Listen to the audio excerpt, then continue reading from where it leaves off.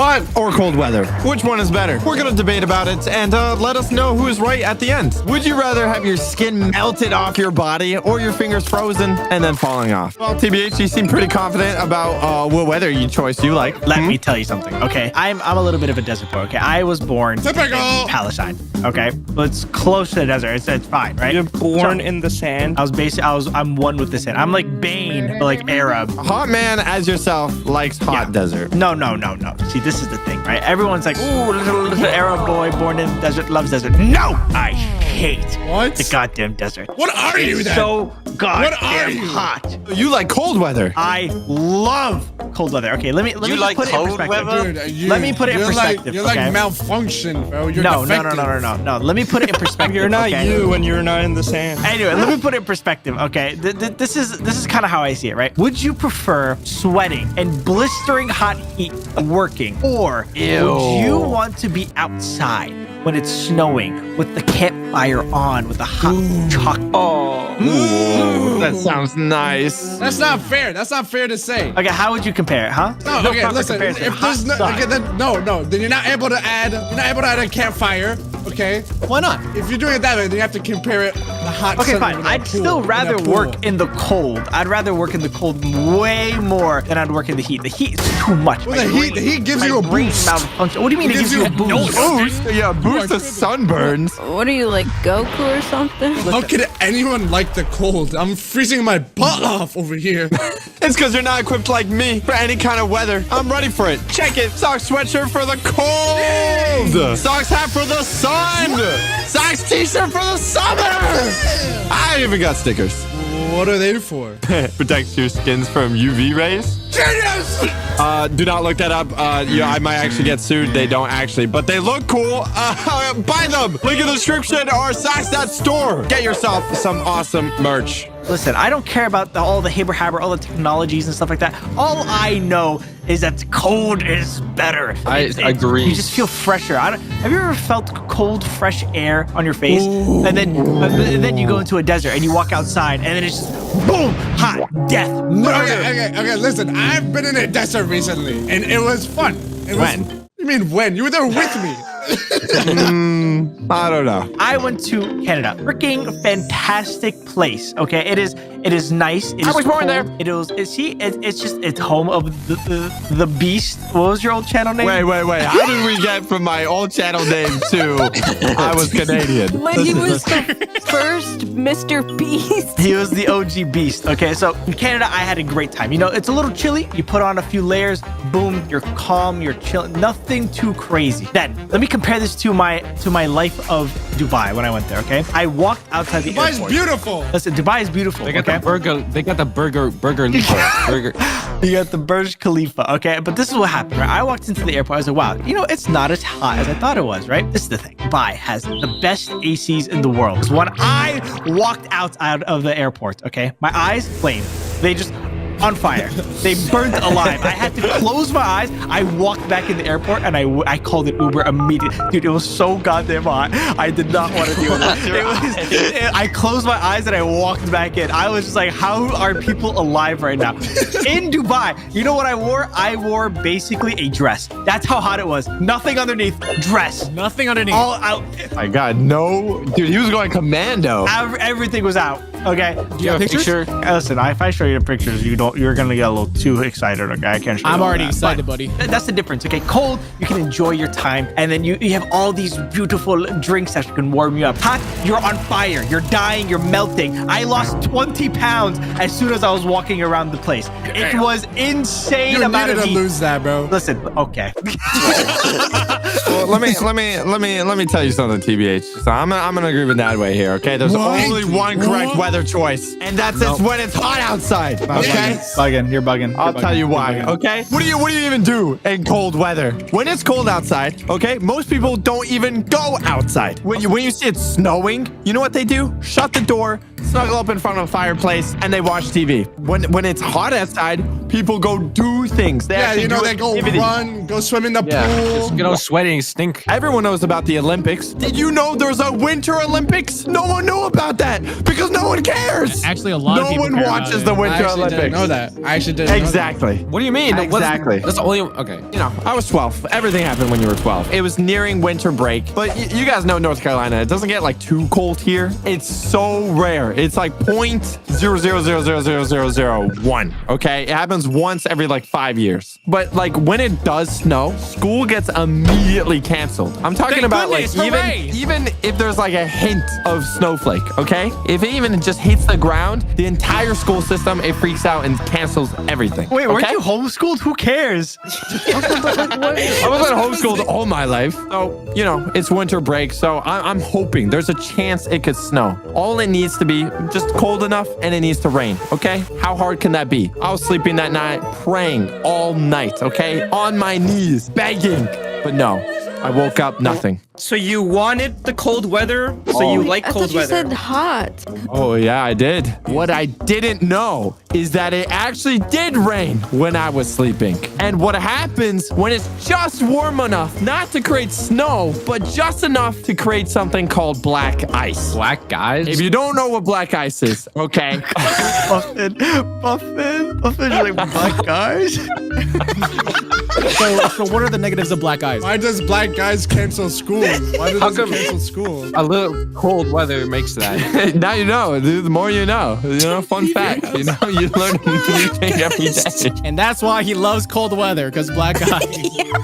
That's a good story. I like It's it. basically ice that's completely invisible. Jolly all good old socks, you know, didn't know this, okay? I got prepped for school, nice shower, clothes, food. I was pumped. So the moment I opened that door, you know, you feel that horrible cold air hit you, you know? Why would you even like that, TBH? Cringe. Feels so nice, refreshing.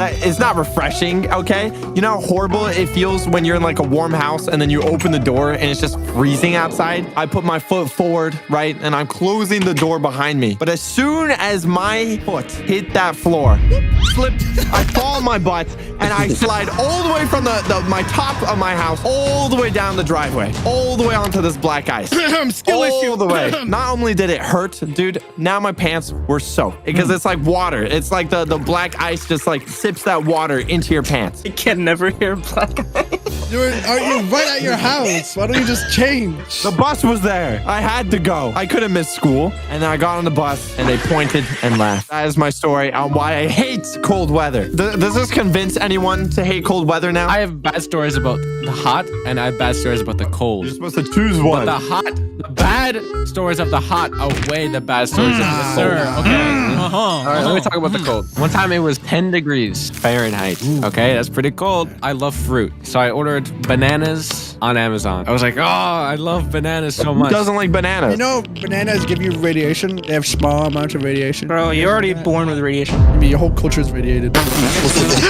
Wow! What? I get a message on my phone saying your bananas were delivered, and it says in the mailbox. Now it was 10 degrees outside, and my bananas were in the mailbox, and they delivered at like 9 p.m. So I go out there. Who orders bananas? Why don't you just go to the store and buy bananas? Too lazy for that, okay? You Amazon bananas? Yeah, okay, shut up. I grabbed my bananas, and then I went back to my room. I was like, okay, let me open these bad boys up, because you know I'm craving potassium. And now, like, okay, before I open them, I actually rattled the box a little bit to see if they're in there, and it was just like Addled bananas? ching ching, like, Whoa, like whoa. Speaking my language? I rattled them, and it was like it sounded like metal. I was like, why this?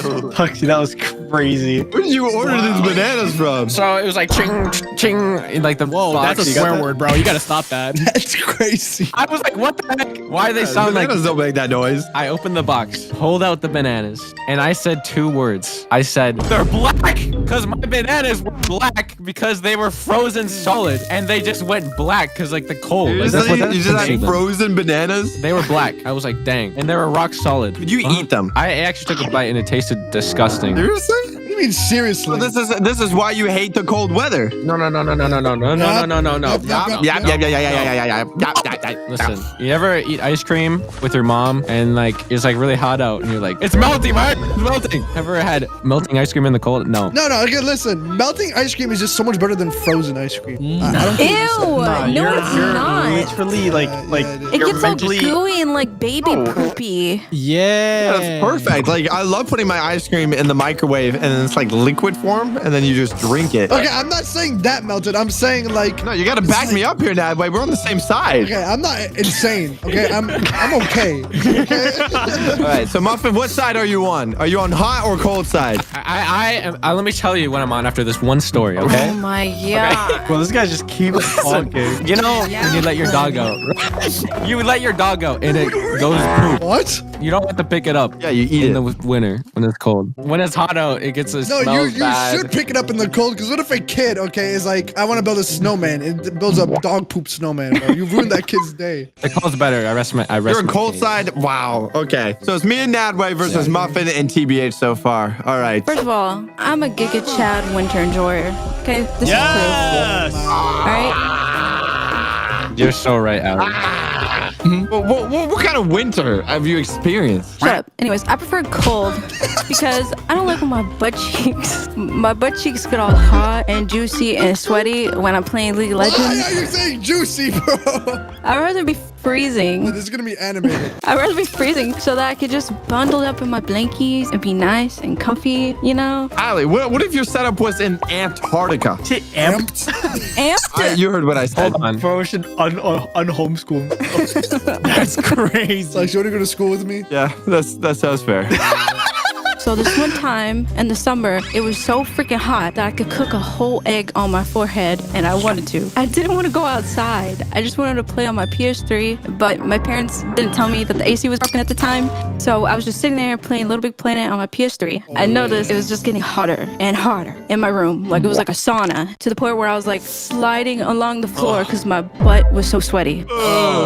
So I went to ask my mom to turn on the AC, right? But I looked around the house and nobody was home. So I panicked, started running He around. left you? Yeah, I'd be like that. It's like leaving a child in like a burning car. Probably to go experience the nice warm weather. So I panicked and I started running around and looked for like everyone, but I was just making me hotter and sweatier running around. So I tried going outside, but my hands were so sweaty, I kept slipping off the door handle and I started crying. And then all of a sudden my mom came in and took me out for ice cream. See? Ice cream on a hot day is nice, right? Wasn't it nice? Yeah. That made you a core memory. That was a core memory right there. Get her, Nadway! Get her, Hot Nadway! for the win. Hot for the win. No. Yeah, that Did just you gave not you a hear core the memory. trauma I went It through? doesn't matter. It's a core memory. You can still switch sides, Ali. Do you prefer hot or cold weather? I'm a winter enjoyer. Oh my. You disgust me. Yes, Ali. You know what? Can we just stop this stupid debate of like hot versus cold? You know, like Tell us why hot's better, Mimi. I loved hot weather. Okay, I loved taking a dip in the pool. You know, going to the beach. Nice. You First know, name got W? First drinking name got mango W? lassi. Summer came, and me and my friend decided we wanted to go ride our bikes. I went to the shed to get my bike because I keep my bike in the shed. I also keep some things in my shed. Like Antarctica. Anyways, I found my bike, right? It was covered with a blanket, right? To prevent dust and stuff. So I took off the blanket and there was my shiny bike. Okay, it still had training wheels because, Wait, how old are you? There's just, listen, it's a choice. Okay. Wait, what do you mean it's a choice? How old are you and on these training wheels? It was a fashion statement, okay? Mimi? Was this a couple years ago, Mimi? Shut up. Mimi! You not ride a bike? Listen, Bro's having every excuse in the book. I got my bike and I was walking out with it, out of the shed, right? And it was hot weather, right? But right before I was about to, exit the door, I heard a psst. Is that your belly deflating? So I heard some wings flutter, like really, really fast, like some sort of, bug. You're that hungry? You heard the wings? You heard the birds flapping for a little snack. I don't even eat meat. Back in his lips. So I heard these. I heard like an insect next to my ear. I turn around and I see a quick like. It was like a brown thing floating by, running, whooshing by. What does that have to do with the weather? Right? I turn around quickly. I'm like, what? I forgot this is weather. There was another brown. And that's when I catch a glimpse of it. Okay, you want to know what it was? What is it? A cockroach. Did you know cockroaches can fly when it's so hot? They have wings and they can fly. I've never seen. Are you kidding me? Yeah, cockroaches can fly. You're telling me if it gets that hot, they can fly? Yeah, cockroaches have wings. I have a counter to that. All right, whenever it's so cold, mice and Shut rats. up! No one cares about your counter. Listen. No, mice and rats are going inside your house and all that because it's so cold. They want somebody to stay. All right, Get 'em that way. It's so cold. All right, and the cockroaches have even a greater chance of going inside your house. All right, would you rather them be outside or in your house? Why would you put an image, Ali? Yeah, look, no. Ali, that's good. That should be like scarred into your head because that thing was flying around in my shed. Right? And I was like, what? Look, it has wings. You know, You can see them. This cockroach was following me around. And that's when I was like, okay, I need to leave. I was running. I was making an exit. Right? Look at the wings! That's disgusting! Disgusting. I'm uncomfortable, and now my body feels all like weird and tingling. I hate this feeling. You feel like it's crawling all over you? Look at that's literally it! That was it! It was flying like that! Dude, this thing was chasing me. I was making an exit. Okay, I was running for the door, right? I was actually running. Surprise. What are you gonna say? A fat joke? Say it. Say it. No, you said it yourself, bro. You got it. I got to the door, right? The freaking door. I accidentally locked it. This door was jammed. Locked in with the roach? Yeah, and the thing is, the shed is like really bad. It doesn't really have a door handle on the inside. It's kind of broken. So I was trying to open this door, right? I was like, help! Let me out! Open the door! I'm stuck in this thing, and then I get cornered by this cockroach, and it's looking at me. And that's when I see like 2 other cockroaches approach from the left and the right. They were like, they're walking, they come to me, and they're like standing still, then they start flying up. It was like some sort of like ritual. Have you seen like cockroach meme where they're spinning around in like the circle? Yeah. Like this thing, they started doing this well, not like that, but like they started going in a circle and then, dancing. We're gonna sacrifice you, me They had God. a ritual. They're stepping closer and closer. I'm like already sweating because it's hot. At this point, I already lost 30 pounds. Thank the heavens. And I have my bike next to me, right? I'm using my bike as a shield to protect me from these cockroaches buzzing around trying to sacrifice me. Well, what I did, I just kept screaming and, trying to open the door until like I smashed my bike into the shed door. And your parents did not save you. So we learned today that they don't love you. Who would love that giant baby, bro? Dude, I was a nice baby. Yeah, I was. I feel bad for your mom pushing you out, bro. It was actually a C-section because I was too fat. That was on you, dude. That's all you. That's not the only time your mom had her guts rearranged. All right, baby God. So I'm hearing that you're on the cold side. You can have him, TBH. And by the way, he's on your side, TBH. I'm just saying. Now the scales really outweighs us. But no, that's a good thing, bro. That counts as like 3 to 5 points. That's Man, we need some people with like heat. You guys can't compete now. I have joined the dark side. We're 50 votes, no 70. I'm growing by the minute. As my subscribers grow, I get bigger. The voices are speaking here. Guys. TBH, you're gonna win. I'm engulfing TBH. He's combining. You're eating him? I just unlocked sand bending. What is this? Yeah, don't even animate this. Don't even animate this. Just have a black screen, bro. Just have You a like black each? screen. What?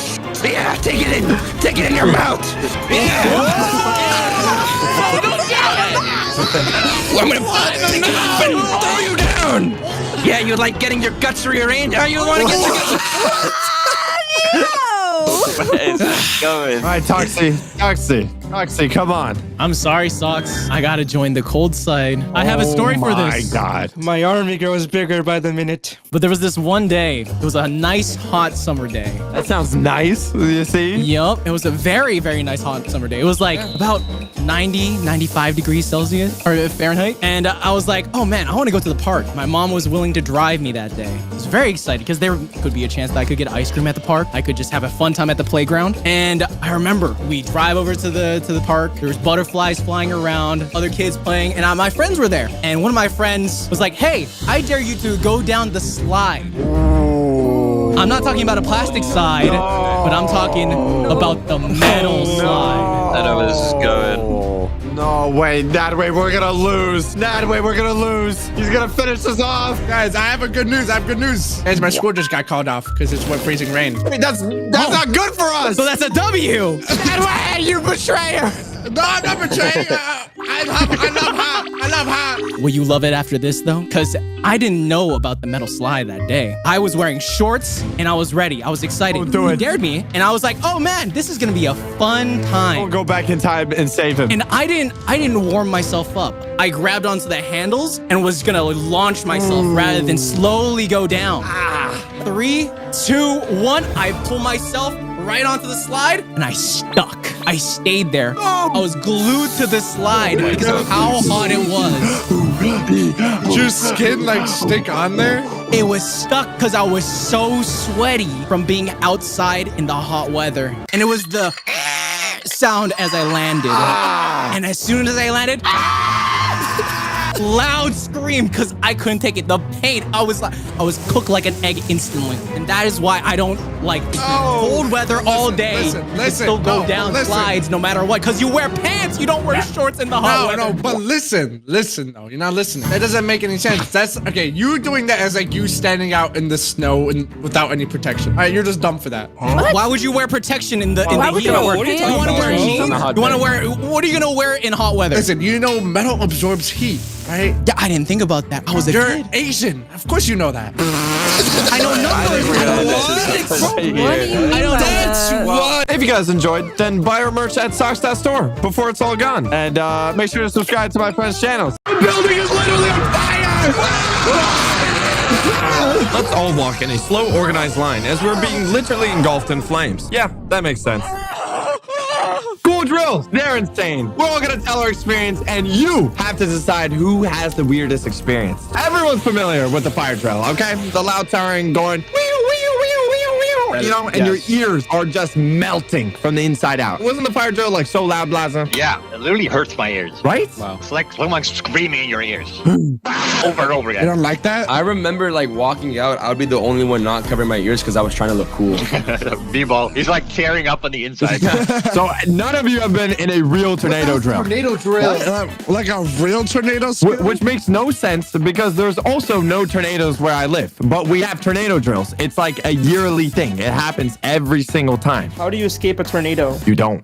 So what? It was another school day, you know, we had the teachers trying to rizz me up, but, I had to respectfully decline them as usual. Is it the male teachers? Of course. Or the female? No, male, of course. All of a sudden, wham, whammo, wham, wham. Just the loudest noise you can imagine. Me and Edward's mom. It's worse than the fire drill, times 10. There's someone on the intercom going wham, wham, wham. Exactly like that. I jumped from my chair because of how loud. Everyone in the room, they start looking around like, huh? It was fear, shocked. Everyone was waiting for the words. This is a practice tornado drill. By the way, subscribe to the channel. But it never came through the speaker, okay? It wasn't a practice drill. It was the real thing. What do you do in that situation? After a couple seconds, the teacher kicked into action and said, everyone in an organized line right outside the door. I think for the first time, people were actually scared this was real. Everyone was just paired up with a bunch of randoms. 2 guys that I don't even know who they are. If a tornado actually hit, the tornado was going to abduct you through the windows. The school was trying to put you out of the range of all the windows. So they put you in the hallways with all the lockers. Also the glass. Yeah, because there's no glass there. But the worst part is the fact that we have to get down on our knees and then you have to put your head on the floor and then you put your hands around the back of your neck. What is the point of that? I hated doing that. Like I felt like my forehead was touching the dirty floor. Like it was so It was disgusting. It was I usually lick it on Saturdays, but this time I wasn't really feeling it. This was our first date. This is not an ideal position, okay? I'm not in Circus Delay. This ain't comfortable, okay? So I'm sitting there surrounded by a bunch of nobodies that I don't know, and the whole school is like this. It's all lined up. Each kid is at a locker. And the teachers, they're flexing on us. They don't have to do this. They're walking around doing handstands, cartwheels. There ain't no beeping no more. No beefing. And you know how I said I was paired up with some random? Yeah. Well, I don't know if he was scared or something, but some sort of smell started emerging from him, okay? Some sort of rotten egg smell, okay?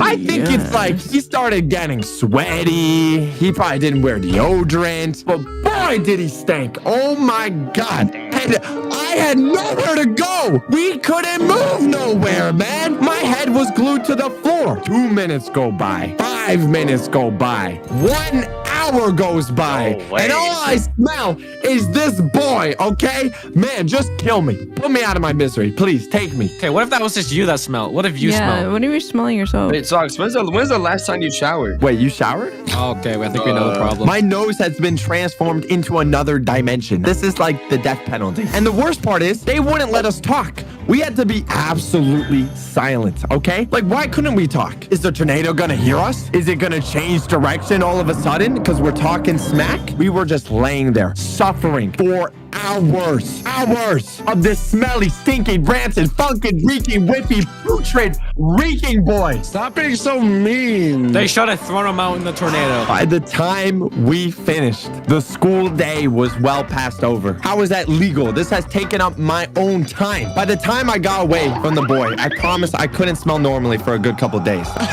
And you know what the funniest part was? There was no tornado. There was nothing. It was just a bit stormy outside. It was a lovely day in Britain outside, and that was my tornado drill experience. Damn, he got you on the floor for hours for nothing. Exactly. My story starts in Europe. The Netherlands to be precise. That's already in. Everyone just clicked off. I was about 15 years old. 50? What are you? 50 years? No, 15. 15. What are you when you're 15? Freshman? No, I think you're a sophomore. I'm on my little bike, cycling.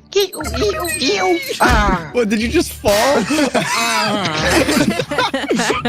Today, another beautiful day.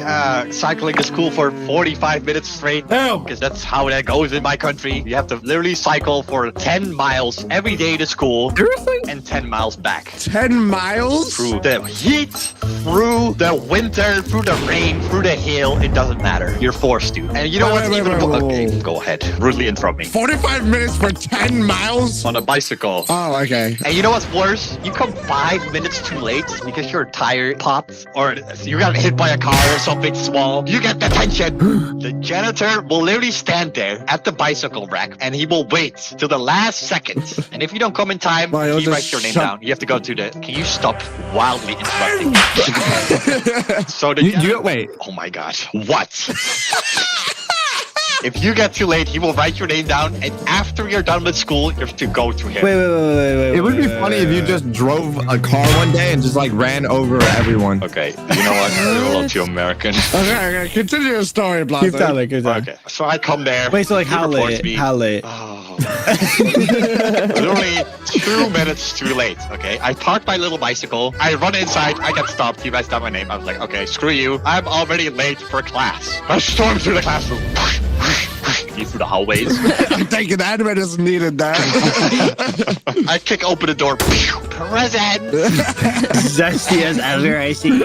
I'm ready to start the day. You know what my first class is? Cooking class. Oh my God. You guys have that in America? No, there's no such thing as cooking I class. have cooking class. I have it. Wait, all the food in America is just thrown in the microwave. Yeah, that's probably why you guys can't cook. All right. I had cooking class. Okay. Okay, here to go. Cooking class starts. Everything is good. We're making macaroni. Oh, yummy. Italian macaroni. I said to the teacher, I don't need that much. Let me cook. I grabbed the macaroni. I grabbed the tomato What does sauce. that have to do with school actual drills. Yeah, seriously. Getting there that way. He's building up the suspense. Jesus Christ. You want this story to be like 20 seconds long? Yes. Shut up. I started cooking, and I had this little lady in front of me cooking as well. Everyone is little to you. Yeah, that's true. My normal height. Yeah, she doesn't speak much. She's like a little bit of a shy guy. You know what I mean, right? She's cooking. I'm cooking. Putting the macaroni in, putting the fire on. I go down to wrap myself up, good old pots, and I hear something like...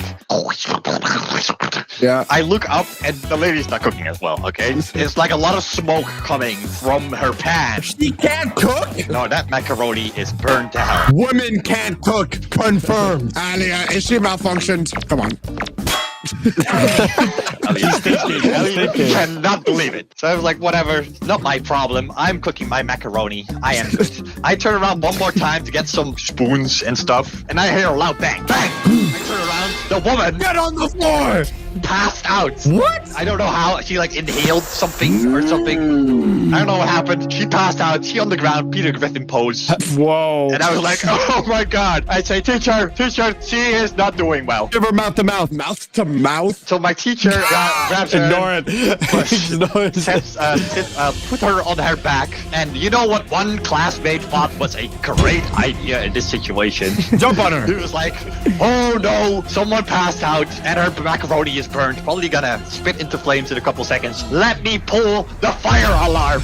And he pulls the fire alarm. I'm like, what are you doing? Woman wakes up like a minute later. Well, the fire alarm was going off. Teacher turned off the stove, threw away the macaroni. Such a shame. Such a good macaroni. I would eat it off the floor.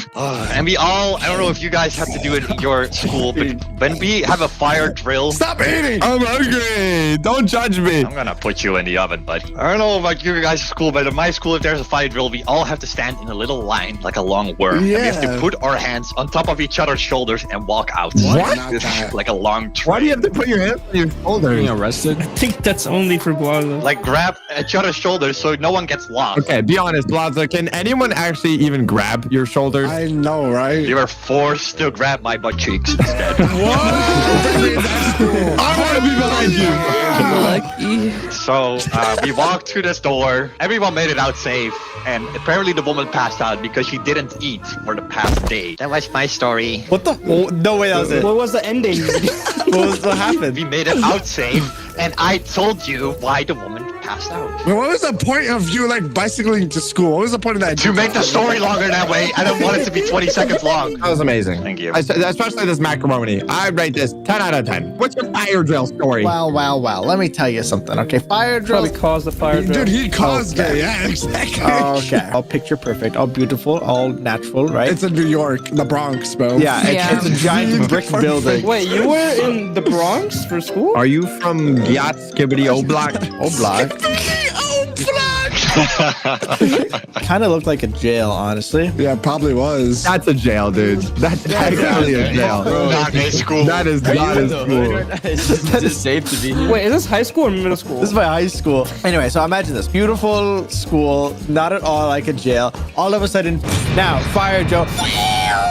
Right? It's all loud in your ear. Didn't you have like TSA in your school? Oh, yeah, I had TSA in my school, too. What? Why? Just for TBA. You had the Transportation Security Administration at your school? Yeah. Dude, my school is basically Oblak. Just put it to one building. My school's burst into flames. Everyone's calmly walking downstairs, ears being blasted by the bell. So I'm walking downstairs, okay? Everyone has the same thought in mind when you walk outside for a school drill. It's like, I should subscribe to the channel. And what if I just leave? Right? So we're walking down the stairs. You know, I'm thinking. I I'm would leave too if contemplating. my school looked like that, bro. There's nothing wrong with my school. It looked beautiful. There's literally everything. I'm walking down the stairs, right? Everyone's being set on fire. Not a problem. I'm not even worried about it. I'm just thinking, what if I just don't come back? What if I run away from school? Now I'm in my head. Right now there's two me's. There's like a good me on my left side and like a bad me on my right side. Just like, yeah, do it, right? And the good side is like all kawaii and cute with his little butt cheeks out. Yeah. It has like a really high pitched voice. No, don't do it. Don't do it. That's not good. You're gonna die in hell. And yeah. So I'm outside at this point, right? And I'm just like, I'm still contemplating. I'm battling. So now I'm talking to my friends like, dude, what if I just like, you know how cool it would be if I just do it? So then he's like, all right,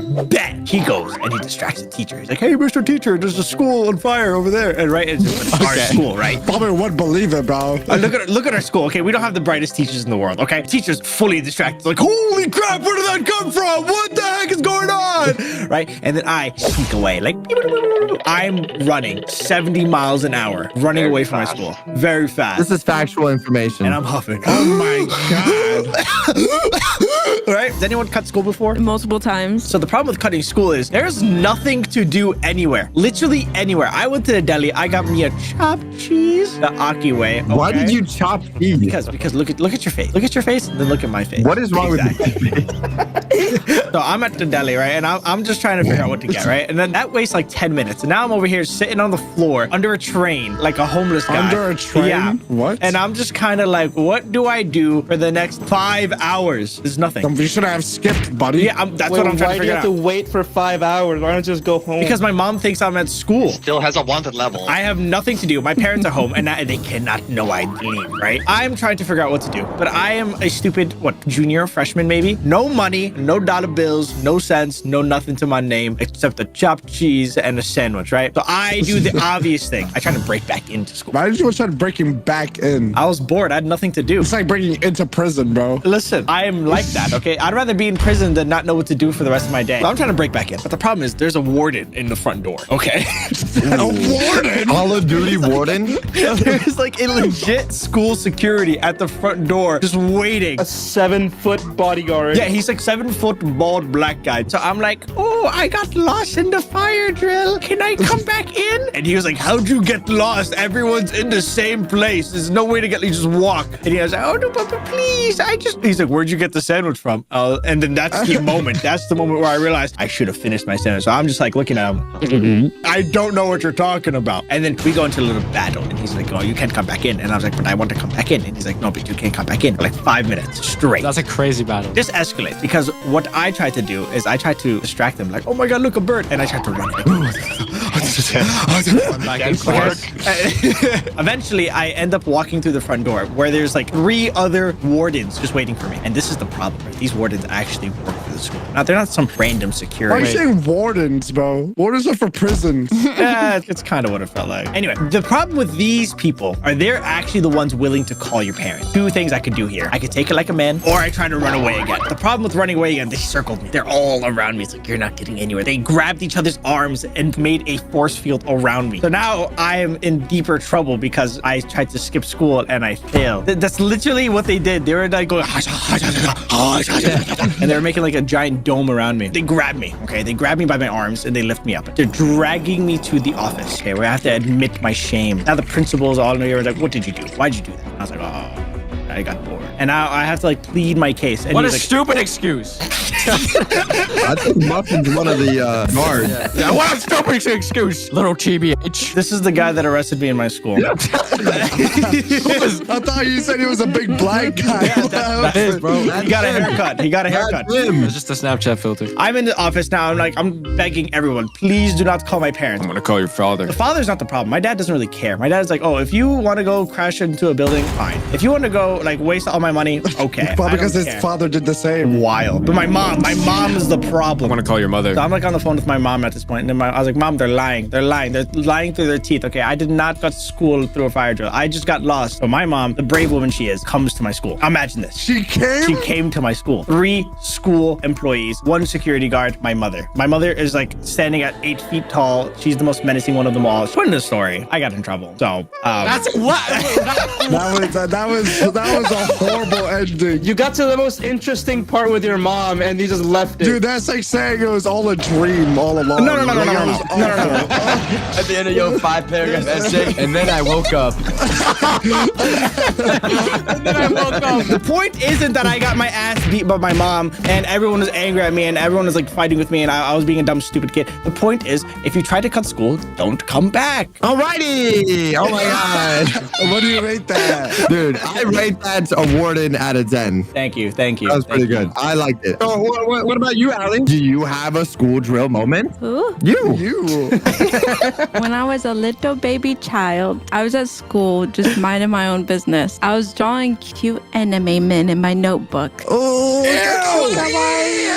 And then all of a sudden, the fire alarm went off. not the anime, man. What a gosh. At first, I didn't really care at first.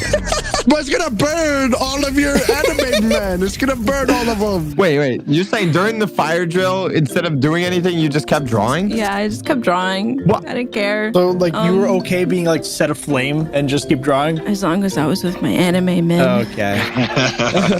But then my teacher, she started freaking out and she started yelling, "Go out the door! Go out the door!" And This is not what we practice. while she was doing that, I just kept drawing my handsome anime men until she finally grabbed her purse and she said, "We need to leave now!" So all the kids around me were like freaking out and running around the classroom, crying and grabbing all their stuff. I was sitting there thinking like, chill, it's just a fire alarm.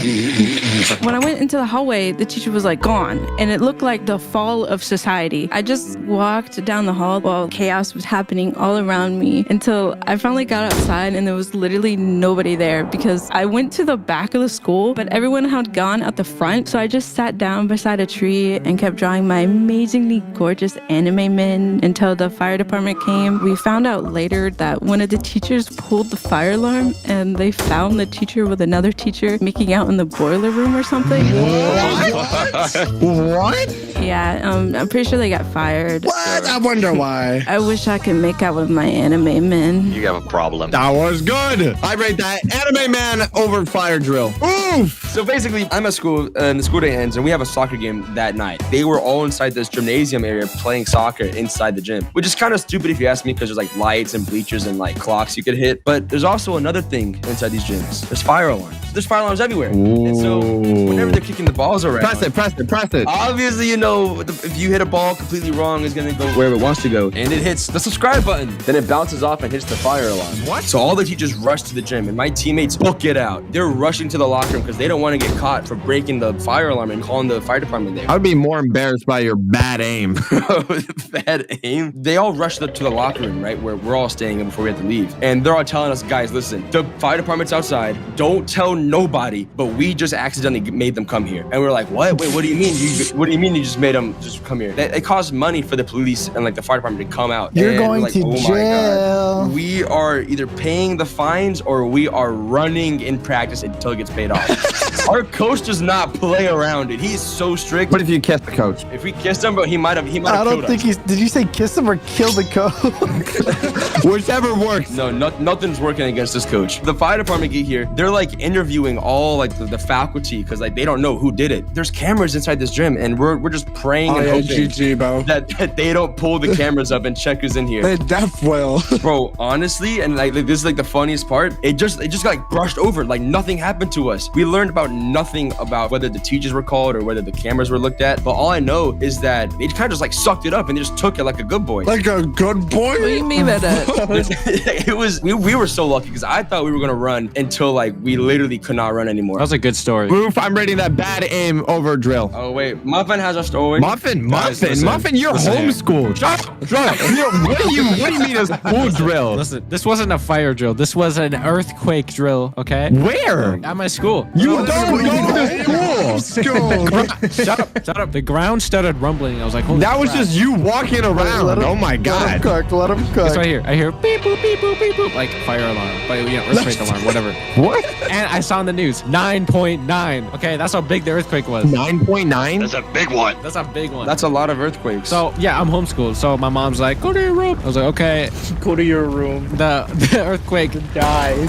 My house got destroyed. The whole city just got destroyed from the earthquake. This is not a real story. And then I woke up. Okay. Wow, that was actually the best story I've heard so far. I don't think that could be topped. Anyone else have a story? All right, it looks like no one else has the story. All right, buddy. My story is honestly the best story. All right, let's hear it then, Nightway. All right. You guys ready? Of course, Nadway has a story about fire drills. What do you What's that supposed to mean? I don't know. I mean, I just think he brings a lot of heat into a room. All right. Shut up, baby. My story begins with school, okay? This actually happened. Every story that starts like that didn't actually happen. No. It actually happened like almost 2 years ago. Okay, this starts with like the last hour of like the day. So I'm chilling like a villain, you know, doing my usual thing. And then all of a sudden, this isn't a fire drill, but it's a weather drill. How's a weather drill? What? I don't know. No, it's just bad weather. We couldn't even leave the room. Okay, we had to be cuddled in like this one corner in the dark. We had to be in like a crybaby position. You mean a fetal position? Yeah, like a fetal position. So you're used to that position. And it was like all dark and everything. I was supposed to leave school like 20 minutes ago, and I was there for at least 3 hours after school. But this isn't even the worst thing. We couldn't leave the classroom. Okay, so you guys know what we had to do? It was literally so awful. You guys don't understand. Like, maybe sometimes you got to use the bathroom, right? You couldn't leave the classroom. The teacher had this one like offset room. You did it right on the floor? No. Somewhat. It was. Listen. Somewhat? Listen. What do you mean somewhat? This teacher had like this one room connected to the classroom that it was just his room. So it was like everyone had to use the bathroom. A lot of people did. So he's like, oh, I have a genius idea. I'm the teacher. You guys. He grabs like a small garbage can. You guys use this to use the bathroom. Are you serious? What? No way no one used that. I swear to God. I'm gonna need a bigger bucket. Listen, I was like too shy to use it because I'm like, okay, I feel like I can handle this. I think I can wait. No, I think like 13 kids used it before I did. No. Oh. I swear to God, I'm like, it's my turn with the toilet and the garbage. I go ahead and take it to the other room, bro. It reeks. I tell you, it reeks. I don't even want to look in there. Why are you in this room with me? Can someone get him out of the room? Yeah, please. Listen, at the end of the day, I don't even use it. I just stare at it. I'm gonna be honest. I'm not using this thing. This is like the human centipede, bro. I don't know. It just reminded me of the human centipede. I don't know. I think the teacher used it at one point too. Oh, yo, so Mr. Teacher, you can't go in there. Listen, at the end of the day, we were there for at least 4 hours. Yo. I left school and I was like, dang, I don't want to come back here. Yo, I bet the janitor got paid double at least. Oh my God. If you guys enjoyed our drills and you want to see more, make sure to hit that subscribe button, and we'll see you some other time. Crushes, we all had them. Girls, boys, animals, robots, cartoons. We're going to be telling our funniest crush stories, and at the end, you're going to know who everyone likes. I have a crush on you. Get away from me. I'm going to tell you guys a true crush story that happened in elementary school, and I still have the evidence to this day for some reason. What do you mean evidence? Bro has been holding on to this for the rest of his life. I've been keeping it a lock. Bro's still waiting for her to say yes, bro. So back in my peak, elementary school, the peak of all peak people, the alpha male I was, okay? Obviously, I received a lot of attention from women and, even some men and, even some teachers. Teachers? What do you mean by that? I had this crush on this girl for a long time. We'll call her Emily. Emily a baddie. Yo, she's in elementary school. Calm down. Elementary school.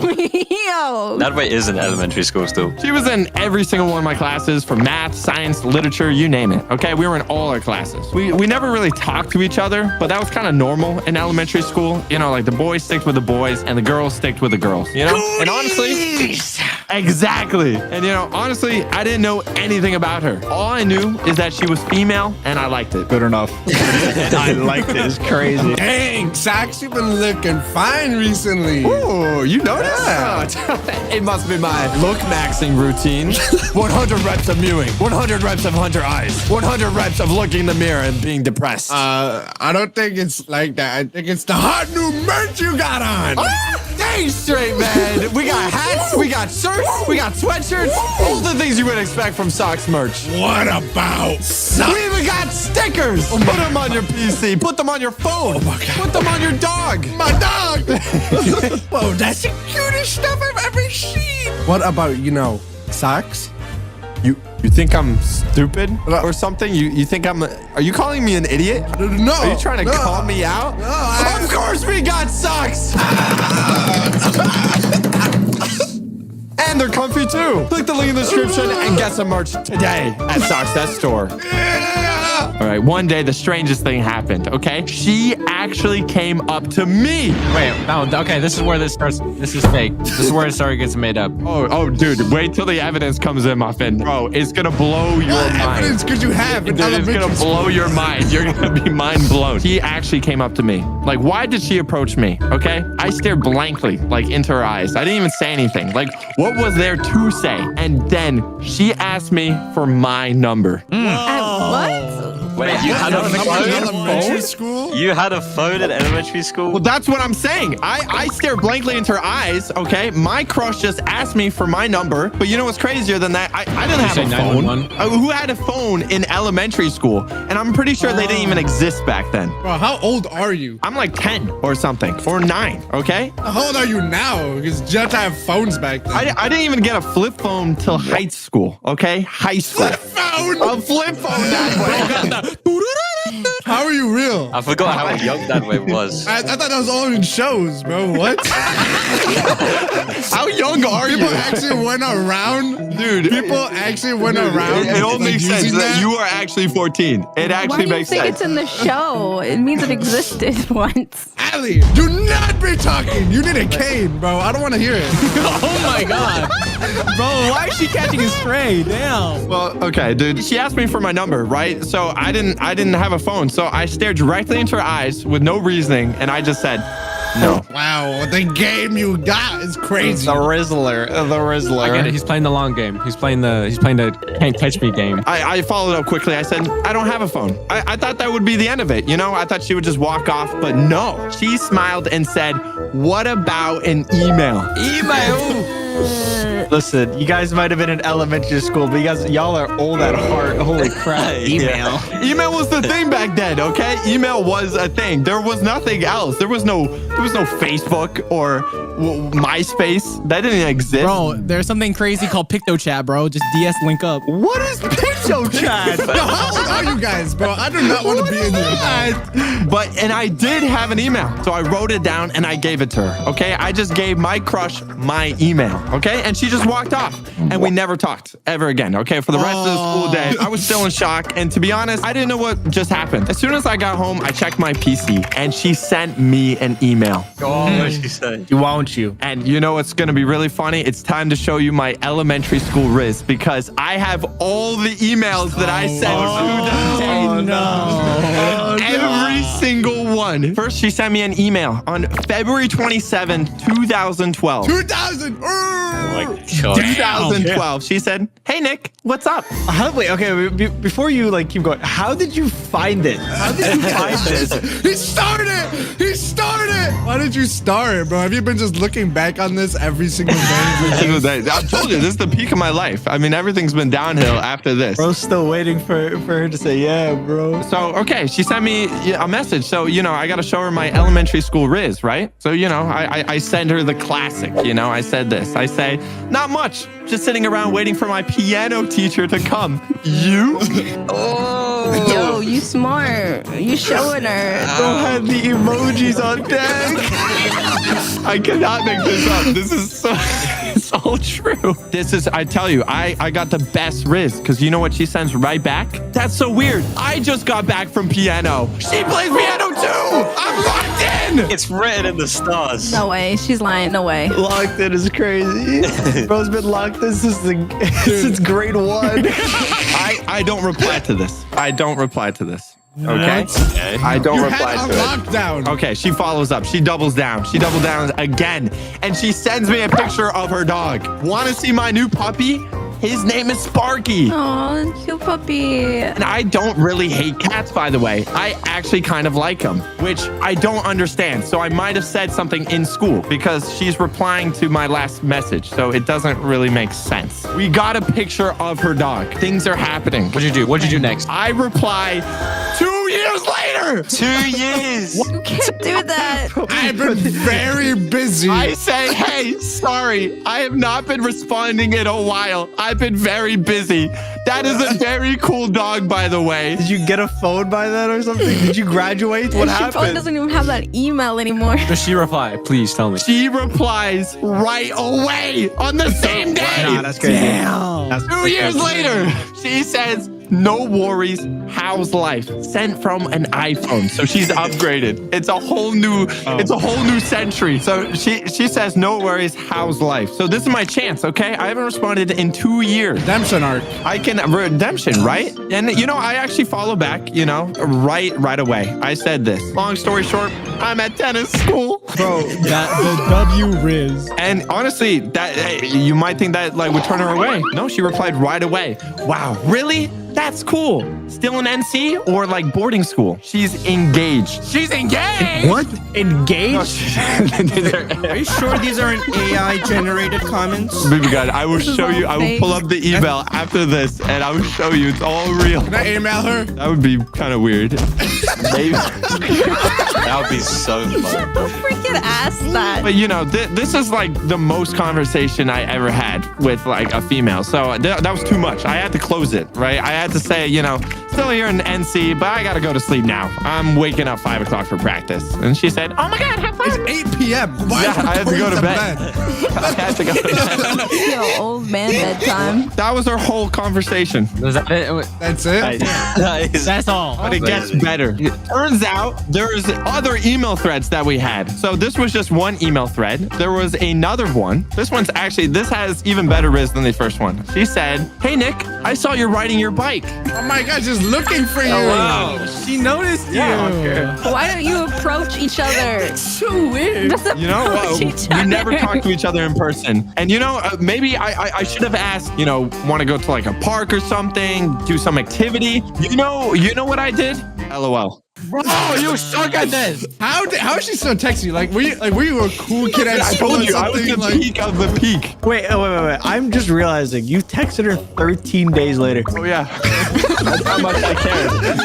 Yo, no, that's the riz. Girls like it when you seem uninterested. sucks, bro. You were making like Minecraft faction videos on tutorials. No, this was before that. I wasn't even, dude, I was 9. Are you sure that this was your first crush? Doesn't seem like you had a crush on her at all. Dude, honestly, I don't even think like you could have a crush that young, to be honest. I don't know. I think female was just like, whoa, females, you know? But yeah, that was my insane elementary school riz. And honestly, I'm pretty proud of myself, you know? And This is not even a crush story then. if you're proud of my riz, you should subscribe. You'll never guess who my first crush was. I actually know the date. January 22nd at 2 p.m. Damn. You know the time? 2024. I just found out about her maybe today. I don't know, but okay, I'm gonna give you a little hint. I'm gonna try to, maybe you guys can figure it out. She has brown hair. Wait, what was the date again? January 22nd, 2024 at 2 p.m. Wait, earlier today at 2 p.m. Okay, let's just ignore. Okay, guys, don't research. Don't go look into it. Okay. Was it Skibbity Toilet? No, Allie. No, please, leave. Beautiful blue eyes. Her name starts with an N. United States Representative. Oh my God. Shut up. Who is this? Nancy Pelosi. Who the isn't she like 100 years old? Let me send an image. Yes, I need the images. I don't know who this is. It's just such a low quality image. Yeah, I got you guys. Look, Muffin, she doesn't have blue eyes. Oh my God. Her skin is like ripe. It's ready to peel off. Don't judge a book by its cover. Okay. Yeah, I'm just gonna say this, bro. I looked up Nancy Pelosi and this popped up. I'm just putting that out there. Like I don't know. Just the way she talks. I just can't. I just makes my heart. How does she talk? She's like, hey, kids, hey. And like the way she talks, it makes my heart just flutter. Hey, you might be into my grandma, bro. Should I put you on? Okay. Is she conservative? I don't really know what she is. Okay, I just love the way she is. I got DMs. You got DMs from her? Nancy Pelosi was DMing a minor.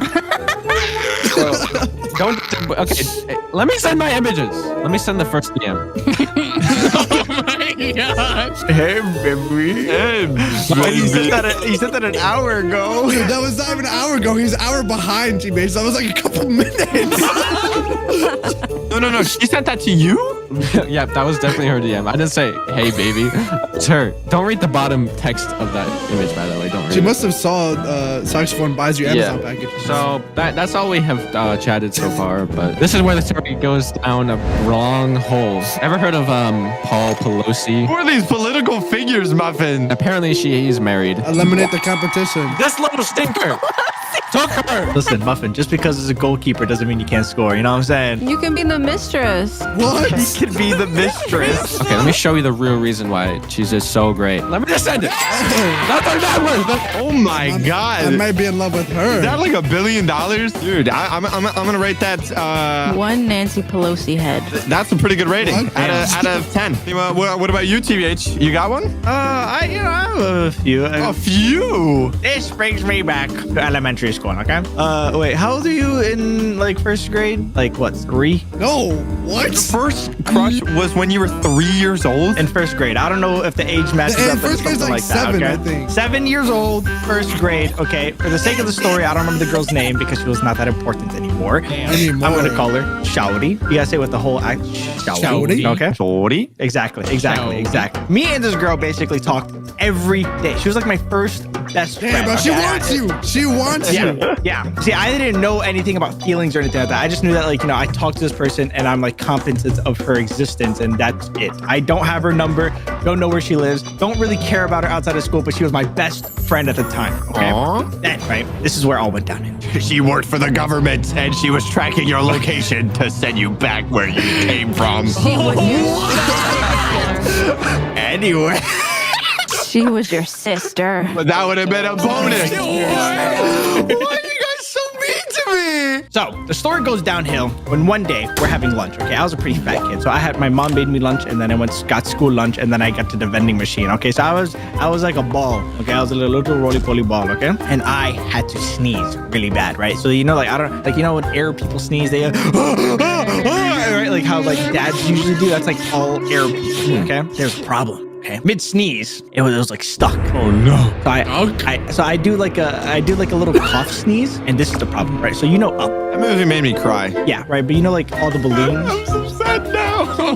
Shut up. This is why you got ghosted. Now imagine all these balloons. Okay, were one big giant bubble that came out of my nose. I was basically levitating. Okay, Did she slurp it up like a snack?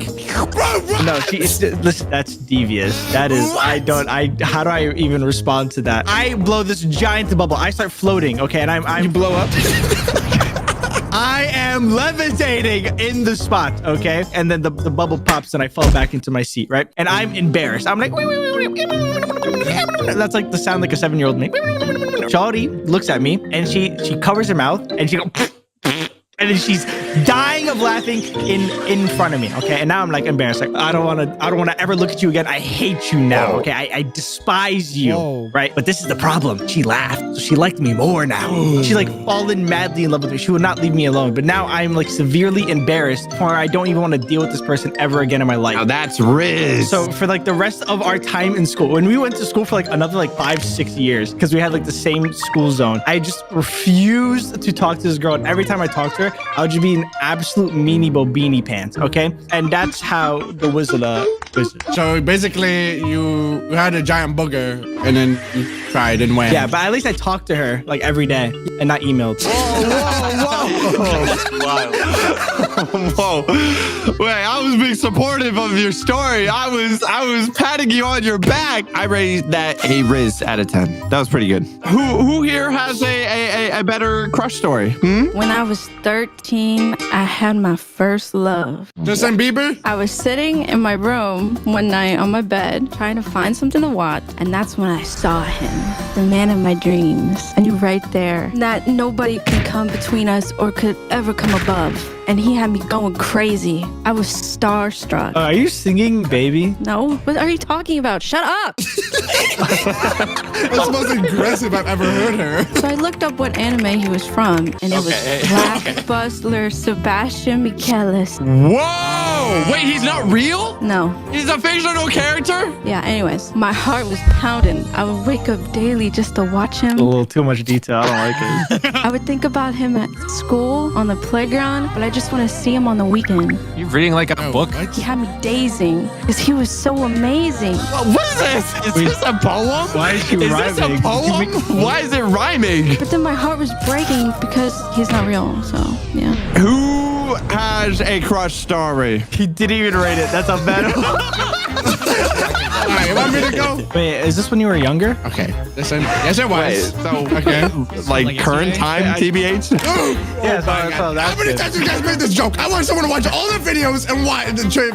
I hate you guys. See, listen, the way I was when I was growing up, I was a little bit shy. You know, I just look at the girls from a distance. I want to go up to them. Stalking them at the dead of night. Aren't you Just still like outside that? their window. I am. I don't look at them at all. Because, bro, they're scary, bro. The girls are actually scary. Agreed. Yeah, I know. The minute you look at us, our mouth unhinges and teeth start coming out. And Oh yeah, I've seen that happen. I saw a girl. I was at the playground. I think this was like 4th grade. I saw a girl and I was like, dang, chowdy. Wow. Nadway's saying that to 4th grade girls. Anyways, her name was Jessica. Jessica is walking around the playground, the recess time with her friends, you know, chilling. And I'm over here on the swing. And I'm like, damn, I gotta impress these girls. You know, like, I wasn't like athletic. I wasn't like that smart. I was like, dang. Well, you know what's impressive? Me swinging on the swing. You know what else is impressive? Me jumping off the swing. And so I thought, you know what? You know what'd be really cool? If I go as high as I can and then jump off and stick the landing. She's walking around and I say, hey, Jessica!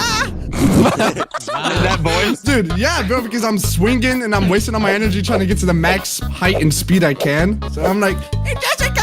She's like, yeah. Right, she's walking with her friend still. Are you sure that's not like a grown man? Listen, anyway, she's still walking with her friend and she's like right in front of me. I'm like, what's this? Right, and then I as soon as I reached my peak on the swing set, I launched my body forward. And you know what happened? You know, she's still walking. You hit it. Why it? When you say it? Oh, you hit it. You did You it. stuck the landing. Oh, yeah. No, I hit something. You know, she's still walking, and I crashed right into her. Bro. I fly right into her. But you made her fall for you. Yeah, you guys think it's like some softball landing? No, I flew into her so hard, I knocked out my tooth. Okay, I want you to know how far I flew into her. You donated your tooth for her. That's so romantic. Yeah. Was your baby tooth or your adult tooth? His adult tooth at elementary. When do you grow adult teeth? Bro, I'm still on my baby teeth. Bro's still waiting. Anyways, I look up at her. I'm like, oh my gosh, Jessica, are you okay? Bro's mesmerized. I look at her. Her nose is smushed in, bro. Her nose is smushed in, and it's kind of dripping. And I feel the top of my head. Actually, I feel a little blood. I'm not gonna lie, I feel a little blood. It's not mine though. So did she like look like Voldemort after? Yeah, bro. Her nose was smushed in. You smashed her nose with your head? Yeah, I've been hitting stuff with my head. Walls, woman. What's next? Babies? So is she like alive? Yeah. You have to think about it. Why'd you have to think about it? But then, you know, after a couple years on my computer, I load up this one game, and then I'm like, dang, this girl's kind of hot. And her name's Monica. Okay, buddy. All right. that's enough. Okay. That's enough. Okay. Bro hit his head a little too hard. All right. I rate that nose out of 10. Who's got a crush story? Oh, I got one. No, you don't. Hillary Clinton. No. You know what? I'll explain my crush stories, okay? Has anyone seen a cartoon called Dora the Explorer? Oh my god, dude. When I was young, when I was a kid, I was like, I cannot wait to see Dora the Explorer. What? And I was like, I used to have a crush on Dora the Explorer. Was this recent? No, this is when I was like 12. Wait, she's like 6, bro. No, this is when I was like a kid. Yeah, bro, like but a kid. 12 But- is a big. Bro, just I met you 4 years later. You had a crush on Dora Explorer 4 years earlier. No, wait. No, maybe when I wasn't 12. Maybe it probably when I was like 8. What did you like about Dora? I don't know. I don't even know. She was just Dora. She was just exploring, you know? You wish you were Boots, huh? Wait, who's Boots? You had a crush on Dora the Explorer and you don't even know who Boots was? I can't remember. This was so long ago. But then I grew older. And you know what? I was like, fictional characters aren't for me. How dare you say that about fictional characters? Seriously, I give that toothpaste on toothbrush. I think there's only one person left. Do you guys actually want to hear my story? I think it's 5 levels ahead of you guys to comprehend. You know, I think it's. I want to hear your crush story. We want to hear it, Meme God. My story happened in 3rd grade. Back when I was in the gifted and talented class, you know, back when my parents were proud of me, my dad would tell all the kids in the neighborhood, my son, very good, gonna be doctor one day, okay? Why'd you destroy his dream? I only had one best friend. His name was Jonathan. I was sitting around with Jonathan one day, and I was like, you know, I was eating my food, my roti, and then I saw someone on the lunch line. And what was his name? No, it was not a him. It was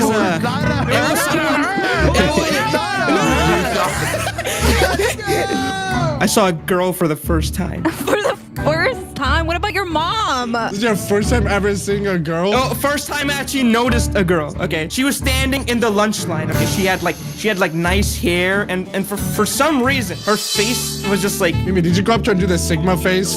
I was sitting in the cafeteria, just like 30 feet away. She didn't know that I exist. Okay, but for some reason, whenever God was doing her a favor. Oh my God. unlike Natalie, I didn't crash into her, okay? At least I had a confrontation with her. I just stood there and just watched her every single day. That's weirder than me, bro. Listen, it starts off, okay, I was planning my riz. And then I went home and I was like, I can't pay attention in school. I don't even eat lunch. I just sit there. Wait. So you can't do anything? You're just completely idolizing this woman. Dude, no, I was just like starstruck, bro. Like, I literally, like, I went to school and I forgot everything, bro. I went home and I was like to my dad, I can't pay attention in school. He took it a little bit too serious. Like, what? You can't pay attention in school, you bloody I spent 50 years coming here to America. You get the He's so angry. He's cutting out. I'm actually scared. But Juicy, I'm putting you in front of me. Keep him away What from am me. I supposed to do? I'm scared. Oh God, he's back. My dad got so furious over that. He went to school, right? He's like, this is not my kid's fault that he can't pay attention in school. It's the teachers, it's the government. Okay, they're all like doing something to my kid. They're brainwashing them with their stupid TikTok and stuff. He went to school, he's like, you bloody teachers, why aren't you teaching my kid? He need to be a doctor. He should be in 12th grade right now. You freaking keeping them back. All these stupid kids. The teacher's is like, you know, for some reason your kid just like isn't paying attention to school. He's like, no, bloody boy, it's your fault. It's your fault. Right? And he would just keep doing that. He did that the whole entire day. Created a whole scene. All of this is because of women. So what you're saying is that we need to eliminate all women. Based. This starts to get a little bit too heated, right? Even like the principal, like my dad went to the principal and he's like, you know, there's something wrong happening. Like, why is my grade starting to go down automatically or something? This is racism. Then the principal and the teachers, they were like, we can't have this on our rep in school. Yeah. So they had a meeting one day. It was all because of you. Yeah, the meeting was about me. Because you can't focus. Are you talking about the meeting where the school's trying to meet with your dad saying you're eating too much lunch? They had to put down the cost. All the tax-paying money is going into it. To keep you satiated, bro. Shut up! Let me finish this. Okay, so they had this meeting. What they decided on was that, Put you on a diet? you know, maybe I don't deserve to be in the gifted and talented class. When they came to my dad and they told him like, hey, we're changing his class to something else, right? I actually saw that as good news. In my head, I was like, maybe I can get transferred into this other girl's class. Why are you whispering it? Your dad's at home.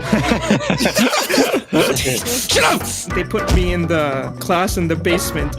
Base? Seriously? Yeah, there was this class in the basement. They put me in there. And this school was so like segregated. It was based on like the higher up it goes, it's like the caste system. It's like the basement is the stupidest class. The fourth floor is the best class. Because of a crush you had? Because of this girl. Wait, she wasn't in the basement. Yeah, she wasn't in the basement. That's what was my surprise because I was excited to go to class. You were surprised that she wasn't stupid? I didn't know this. This was the thing. I didn't know this class was stupid. That's when I first went inside and I was like, yo, bro, what? It's in the basement.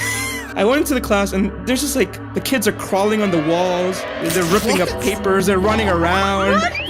The teacher is like taking a ruler and smacking it on the board. Like, pay attention, kids. I feel like everyone there, all the kids over there, like just. Bro, if only that girl, if only you didn't fall for that girl. All this chaos because you were madly in love. I'm telling you, bro. Did you even ask her out? Because this woman. Did you email her? Dude, I don't even know her name to this. I never saw her. I'm like, Respectable. Very respectable. If you guys enjoyed, then buy our merch at socks.store before it's all gone. If you have a crush on Meme God's mom, subscribe. Me. We're going to be yapping about our first consoles, and some of our most unhinged and some of my best memories is about that. That doesn't make much sense. There are hundreds of possibilities, but depending on your age or even when you got into video games, I'm sure you probably got one console that has a special place in your heart forever. Aww. That ways is probably like the Xbox 6 or something.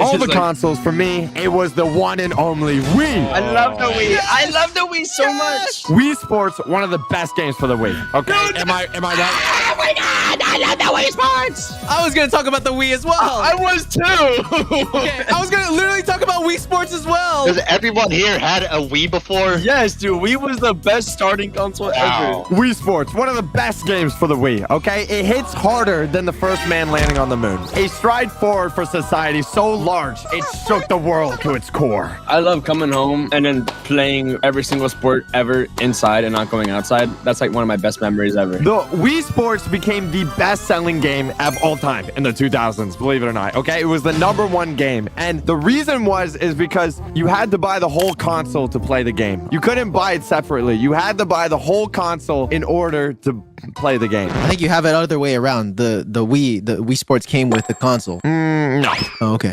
That being said, the Wii was amazing. If you could even get your hands on a Wii. Okay, I remember being as a kid begging my parents to let me spend $4 of my saved pocket money on this extremely expensive and rare console. I had to do so many chores around the house before they let me even think of getting one. How much was a Wii? $300. That was not that expensive. It was not that expensive. Here's the thing: if you got it from Craigslist, it was like $50, man. Just saying. I don't want to know what people did to those Wiis. I don't want to buy a secondhand one. And don't even get me started on the Black Wii. It was just so much better for no reason. Why were the Black Wiis so much more expensive? They were double the amount, okay? I remember a regular Wii was cool, you know, and I looked around, oh my God, the Wii one, so cool. But then I went to my rich friend's house and I saw that cool jet black Wii, and I realized I was just a lowly peasant compared to this man. Dude, I didn't even know the Black Wiis existed. That's how rare they were. This game was so good on the Wii. What is that? Carnival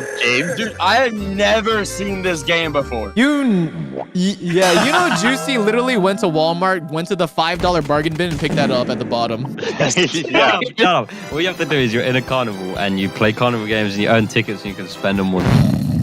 This looks like a bad mobile game. Okay, but finally, after weeks of child labor, I was able to grind up for a solid $7. Whoa. Yeah, and that's minus taxes, minus tip, minus corporate tax, minus country tax. Dad tax. You have a dad tax, of course. And you're left with $2 whole. Here you go, sir. I think you meant 2 cents. I remember first loading up this glorious machine, preparing to make my very own character. I think I spent at least 100 hours trying to make my Wii look like something cool, like Darth Vader or something. But it always ended up being like an absolute monstrosity. It turned out ugly. You're just not very artistic. You're saying that your guys' characters were cool? Dude, my guy's character looks like Peter Griffin from Peter Griffin. I literally recreated God on my me, like with the long gray hair and the beard and everything. After hours of character design, it didn't even matter because I didn't really care much because the theme music went so insanely hard. Yeah.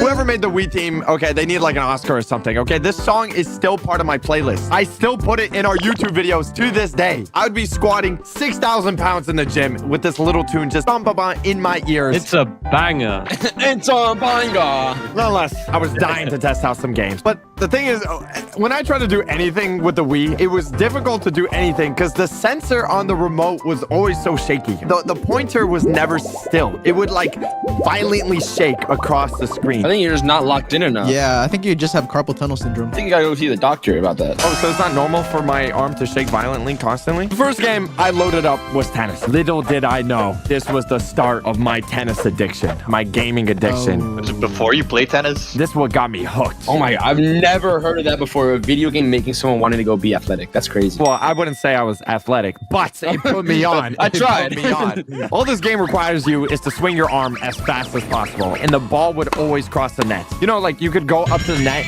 and just swing violently, like left and right, left and right, left and right, and the ball would just go back and forth like a million times. The best part was when they flung themselves all over the court. I must have spent like days straight just spam swinging my little remote like a lunatic, okay? Because my mom felt so proud of me. But she was only going to be happy for a couple of days. Little did I know that one game would end my Wii journey.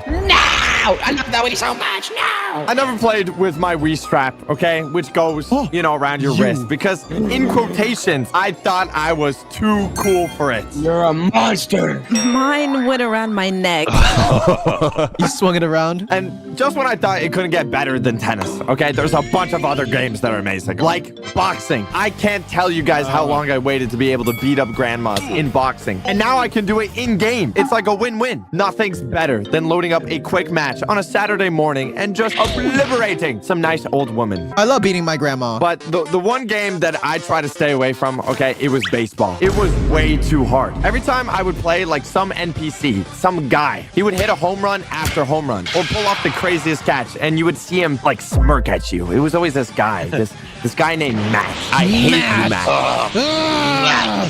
The final boss match. Did the controller ever like slip out your hand and like hit like your mom or your dad in the face or something? Oh wow, it's like you're foreshadowing what's about to happen, Juicy. It's like you're foreshadowing what's about to happen. Oh no, what is happening? The thing was, Matt, he was always the final bosses in these games, and he put some emotional bruises on me, okay? He made me competitive. So he beat me in baseball, he beat me in boxing. Luckily, there was still plenty of grandmas looking for a beating in tennis, so that's where I kept on bouncing back to. About a weekend, you know, I decided to invite one of my friends over to do some doubles in tennis. Wait. You invited your friend to play doubles tennis on the Wii? Yeah. There was no like multiplayer online system? No, there wasn't. Are you serious? You had to be joint, you had to be together, you had to like hold hands and go yippee-ki-yay. That's so cute. Since we were playing against each other, if Wii Sports taught me one thing, it's not about having fun. It's about winning. Okay. Okay? I was like, it's not that deep. Yeah, it's just a game, bro. It's Pixar. It wasn't a game. This was real life. This was happening, okay? Just like in real tennis, the faster you swing, the harder the ball goes. And most people's scenarios, okay, they end up throwing their remote, you know, their Wii remote into the TV. No, I'm a very special child. I have very special thinking. As I'm swinging, my friend is right next to me, okay? I'm swinging violently, left, right, left, right, left, right. And I get like sweaty hands, you know, like when you get like into it, and it's like, I didn't even have the grips for the Wii remote. It was just like that sweaty plastic. All that sweat was on it. As I'm swinging, it doesn't go into the TV. The Wii remote slips out of my hand and flings right into my friend. Boom! Gore. Were you aiming at him? That's what you get for not subscribing to the channel. Moral of the story. Russell is a little snitch because he told my mom and I lost my Wii privileges for a week. Screw you, Russell. This was just the start of my tennis addiction though. So as soon as I dropped out to homeschool, I could play tennis for multiple hours a day. So thank you, Wii Sports. I love Wii Sports, man. I feel like it was such a great game. Other than socks, though, my favorite game was actually bowling. Bowling? This is our basic over here. When I first got the Wii, that was the game I was completely addicted to, actually. It was one of those games where you don't have to be athletic, which I wasn't. I'm a gamer. I play games sitting down. Even while you're playing bowling, you can sit down and you just flick your wrist. How lazy can you be to sit down for bowling? Hey, we'll get there. We'll get to that. I got so into bowling that I started to actually stand up crazy. Oh my god, he's getting into it. When you're a little kid, you really get into the game, especially when there's motion controls. So I started using my whole body when I played bowling. I know, I used my whole body. I pulled my full swing into it, hoping that it would get a strike. Now, I got really good at bowling, so good at bowling that I was one day going for the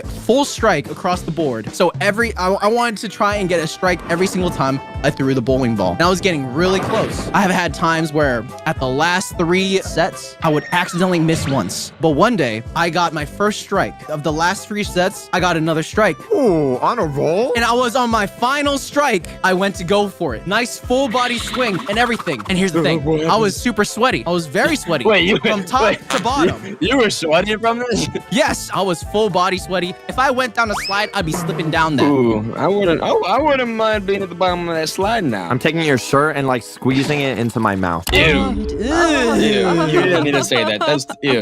Oh, it's too late. It's being animated. Don't animate that. Yeah, please don't. But anyways, I was going for that full swing. As I reached the top, the peak of my throw, my hand slips with the Wii remote and it flings out. Luckily, I'm a good boy. I stay strapped. I always stay strapped. But here's the thing. Again, I'm fully sweaty. My feet slip as the Wii remote flings forward and I fall and land straight on the back of my head. Ouch! And I was like a little bit concussed. I was a little bit dizzy. I had to slowly get up. I look up at the scoreboard. I got the final strike. No way.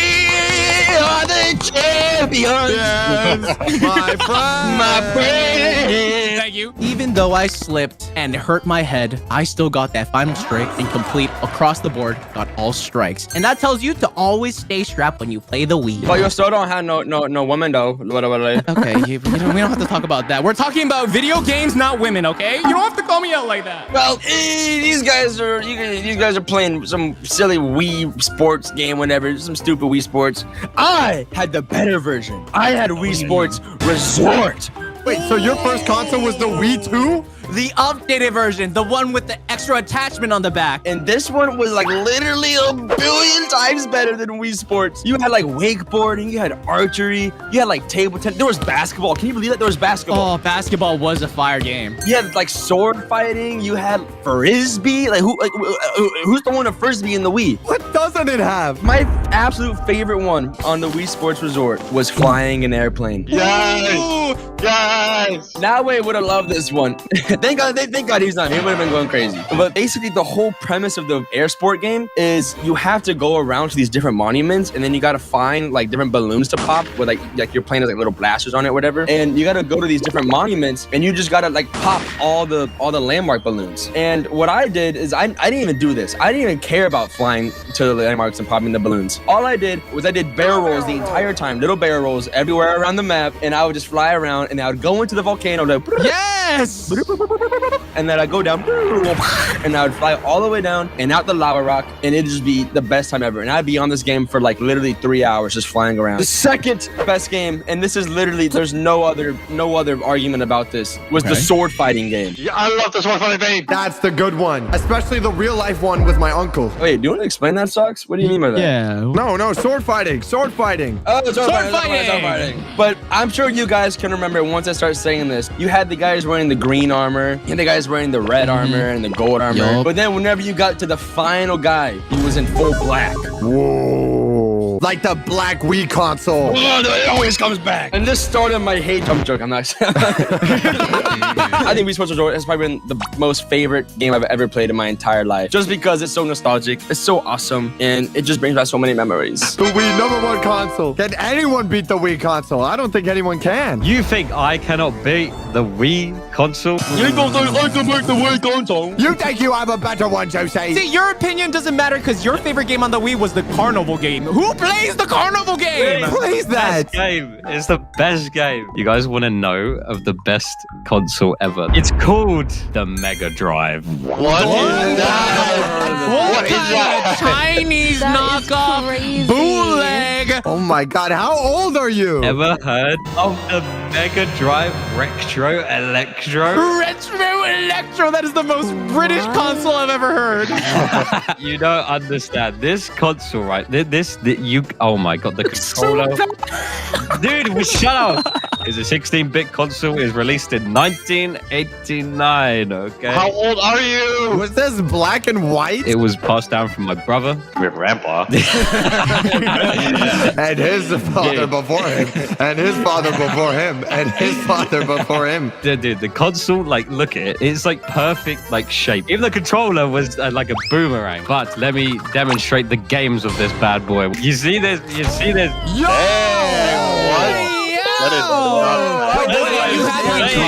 Okay, I kind of like the Retro Electro now. Dude, that's a nice Ferrari. Oh my gosh. Yeah, get this woman off the screen already. Holy crap, I'm trying to see the car. Oh my God, look at all those polygons. I bet this was 2D. No, it's not 3D. This is the game. You're a Dude, that's sick. I was not expecting that. And then when you're driving, right, you have a woman in your passenger seat. Not relatable. So you have your own personal passenger princess. Ooh, I want to be your passenger princess. You would basically have to deliver this woman. She is the most important package you have to deliver, okay? Ah, so she's an object. She's a package. Okay, I see one problem with this image already, Juicy. 250 kilometers! Yeah, what is kilometer? I don't even know what that means. What is a kilometer? But you know what? Also, the Retro Electro could run. You guys are going to see its real power. Sonic the Hedgehog 2. Furry! Sonic the Hedgehog 2 was the best game. And you used to be able to fight Eggman as well. The bald guy. Yeah, the bald guy. You used to have to, like, bounce on top of him and then, like, kill him. Wait, what? Bounce? Wait, bounce on him. Excuse me? But that is my favorite console. Oh, dude, I might be on the Retro Electro guy now. No, so actually, don't fall for this. I had some consoles like the PS1, PS2, right? But my most memorable one was, everyone in the comments can agree, it was the GameCube. Bong. My most favorite game on this was Super Mario Sunshine. Oh, that is a banger. Let me explain to you the lore. First off, you and Princess Peach are flying to Hawaii for a vacation. And oh my god, bro, Princess Peach is bad. But then, as we're flying, once we land, the stupid character gets kidnapped. Does she like getting kidnapped? She disappears every single game. Think about it. I don't think she likes Mario. That's why she keeps on getting kidnapped. Yep. Either way, you gotta start looking for Princess Peach. And luckily, you have a water-powered jetpack. So now you can fly, you can spray water at people, and you can slide. This game, it was fluid. The graphics were ahead of its time. And Princess Peach was I don't know if this is beating the retro electro, bro. Either way, I was addicted to this game, but there was a problem at home. Dad didn't bring back milk? Is that why you were gaming so much? We only had one TV, like the old box ones, like this thing. You would go and like touch it and give it like a static shock. Yes, it was so fuzzy. yes. Wait, did you guys ever just like stick your tongue on the fuzzies and just like felt it on your tongue? No. What? What am I talking about here? What do you mean? Yeah, I would never do that either. What? Anyways, my mom wanted to watch her Indian soap operas all the time, and I wanted to play Super Mario Sunshine. So we would have this like tug of war. She was like, Sasbo! And I was like, Super Mario Sunshine! Sasbo! Sasbo is the name of the TV show. This is Sasbo. This is Sasbo. Yeah, I've seen this a couple times. Yeah, my favorite part was where the thing happened. Yeah, I love that character. Either way, I wasn't gonna give up. And that's when I remembered what Sun Tzu once said. The supreme art of war is to subdue the enemy without fighting. By the way, if you haven't subscribed, you're a piece of shit. They like whispered that in your ear. I had to put my Indian genes to the test and figure out how to play Super Mario Sunshine right now. Every Indian household, by the way, this is a fact for anyone who wants to rob something, has this cabinet of piles of random wires, old electronics, and wedding photos. Wait, wedding photos with the wire? Yeah, that's a weird spot to place everything. And that's when I found this old DVD player. I don't have a photo of it, but it looked something like this. It had like a little laptop screen type thing on it. You played the GameCube on that? Listen, what happened next was actually my first ever YouTube video. This is how I started my channel. What? This is still live? Unfortunately, I got bullied so much because of it, because the video went viral, kind of. No way. And got 4,000 views. And old people commented on it saying you're stupid. And then my friends made fun of me. I deleted it 5 years ago. It's my biggest regret. Oh, no. You know how much ad revenue you could have made? You were from just that? trying to be tech support on YouTube and got shunned for it. No. I was bullying you, Mimi, because I was jealous of you. Instead of playing tug of war with the TV again, I go downstairs. I look at my mom in the eyes. She looks at me. I look at her. And you make out. No. What? I looked at her and I took my GameCube upstairs and I took out my screw and drivers and I cracked my knuckles. 2 why you hours could do later, that. as a 9-year-old idiot, I figured out somehow to play the GameCube on this broken DVD player. Yeah, the bloodline put into use there. The Indian gene activated. Yo, that's crazy. And I was seeing Princess Peach in 560p pristine resolution. Dude, that's pretty good for that time. I'm not gonna lie. Yeah, that's not that bad. I had beaten Browser and whatever his name is, and Princess Peach was all mine! Hooray! Proud of you, man. This What? is a story about true grit, determination, and admiration. The GameCube brought you your first video? Yeah, the GameCube is responsible for everything that I am today. I don't think anyone could top that. That was the best story. So, 2006. That's the PlayStation 1. That's the PlayStation 1. I know. Spoilers! I am a little Plaza, and I don't have any money. Yes. Oh, little plaza, no money. All my friends have the freaking Wii. They got the PlayStation 2 by now. And I went to my mama to the Zeeman. This is the European dollar store. Okay? Nice. By the way, I don't know why, but recently they've been selling like Roblox clothes. Oh, yeah. Like, Are Whoa! those the Zeban Gucci slides? So I was walking in the store with my mommy. We were looking for like clothes or something. I was walking around. I was looking left and right, and then I saw it. I heard like a Fortnite chest sound effect. Okay, and I look at it, and it's like, oh my god, it's the original, the one and only. Is that a Zeeman gaming console for $12.99? Oh my god, 320 by 240 pixels. 2.4 inches? I was like, no way, 150 games. I need to get this. That's so good. This is better than the PS2. Way better. Dude, I pull at my mom's leg. I'm like, Mommy, can I have this, please? Can I have it? And she's like, oh no, that's pretty expensive. I'm like, it's $12.99. She's like, are you really gonna play with it? I'm like, yes, I'm gonna play with it all day and all night. I'm gonna play it in school. Oh, I'm gonna have so much fun. And he's like, okay, but you have to actually make use of it. Otherwise, it's a waste of money. I'm like shaking my head aggressively, yes. And we go check out, and I go drive home with the box on my lap, and I was so excited. He's shaking violently in excitement. And I go home and I rip the box open, and it's like it comes with batteries because that's what they did back in the day. They don't do that no more. Dude, I plug them in and I start it up, and I was like, holy crap. Let me screen share this. This is big. Wait, this is an unboxing video now. This is Blaz's video. Yeah, I was like this super fast. It's color? Oh! That looks so cute. Wait, Blaza, can I get one of these, please? Dude, I was looking at all these games and I was like, what the heck? This is not a PlayStation 2. This is just all like 2D pixel trash. Trash? And it has like these weird knockoff like Mario games. This is a knockoff version of Bomberman, and I don't know what I was doing. And I was expecting like Wii results, like Wii games, like PlayStation 2 games, like Modern Warfare 1. That's what I was expecting. And this is what I got. And it just widescreen. You wanted Elden Ring in 4K. And literally just widescreen in his video. He took out the batteries. He's trying to fix it. It's already broken. It's already broken. No! Wait, it's naked! What is that? What is he doing? So this is basically what happened to me. It like I played 3 games and then it just stopped working, and then I never played it again, and it was so sad. I went to my mommy like, Mommy, it broke. And she said, I told you we shouldn't buy that thing. Go to your room and subscribe to the channel. It was $12.99. And then I haven't had a console in like a couple years after that. Oh, so it actually broke? Like a widescreen for real? Yes. The 115 one was too good to be true.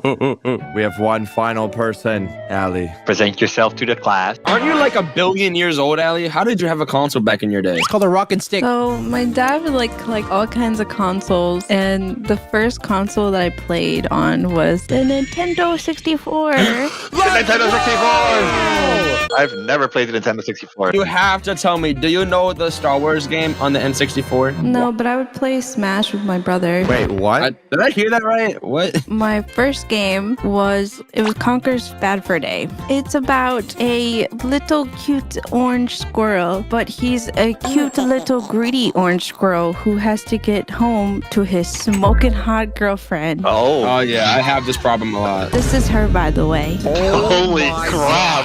What? Is this like Looney Tunes? What is Forget this? all other consoles. This is the console. He has to get home to his smoking hot girlfriend after binge drinking with his friends. Somehow, he has to save the world along the way, and he ends up fighting a lot of funny and vulgar people. Are you reading this? The game is definitely not meant for children. This is one of my favorite parts. I'm just gonna put this here for a sec. What the heck?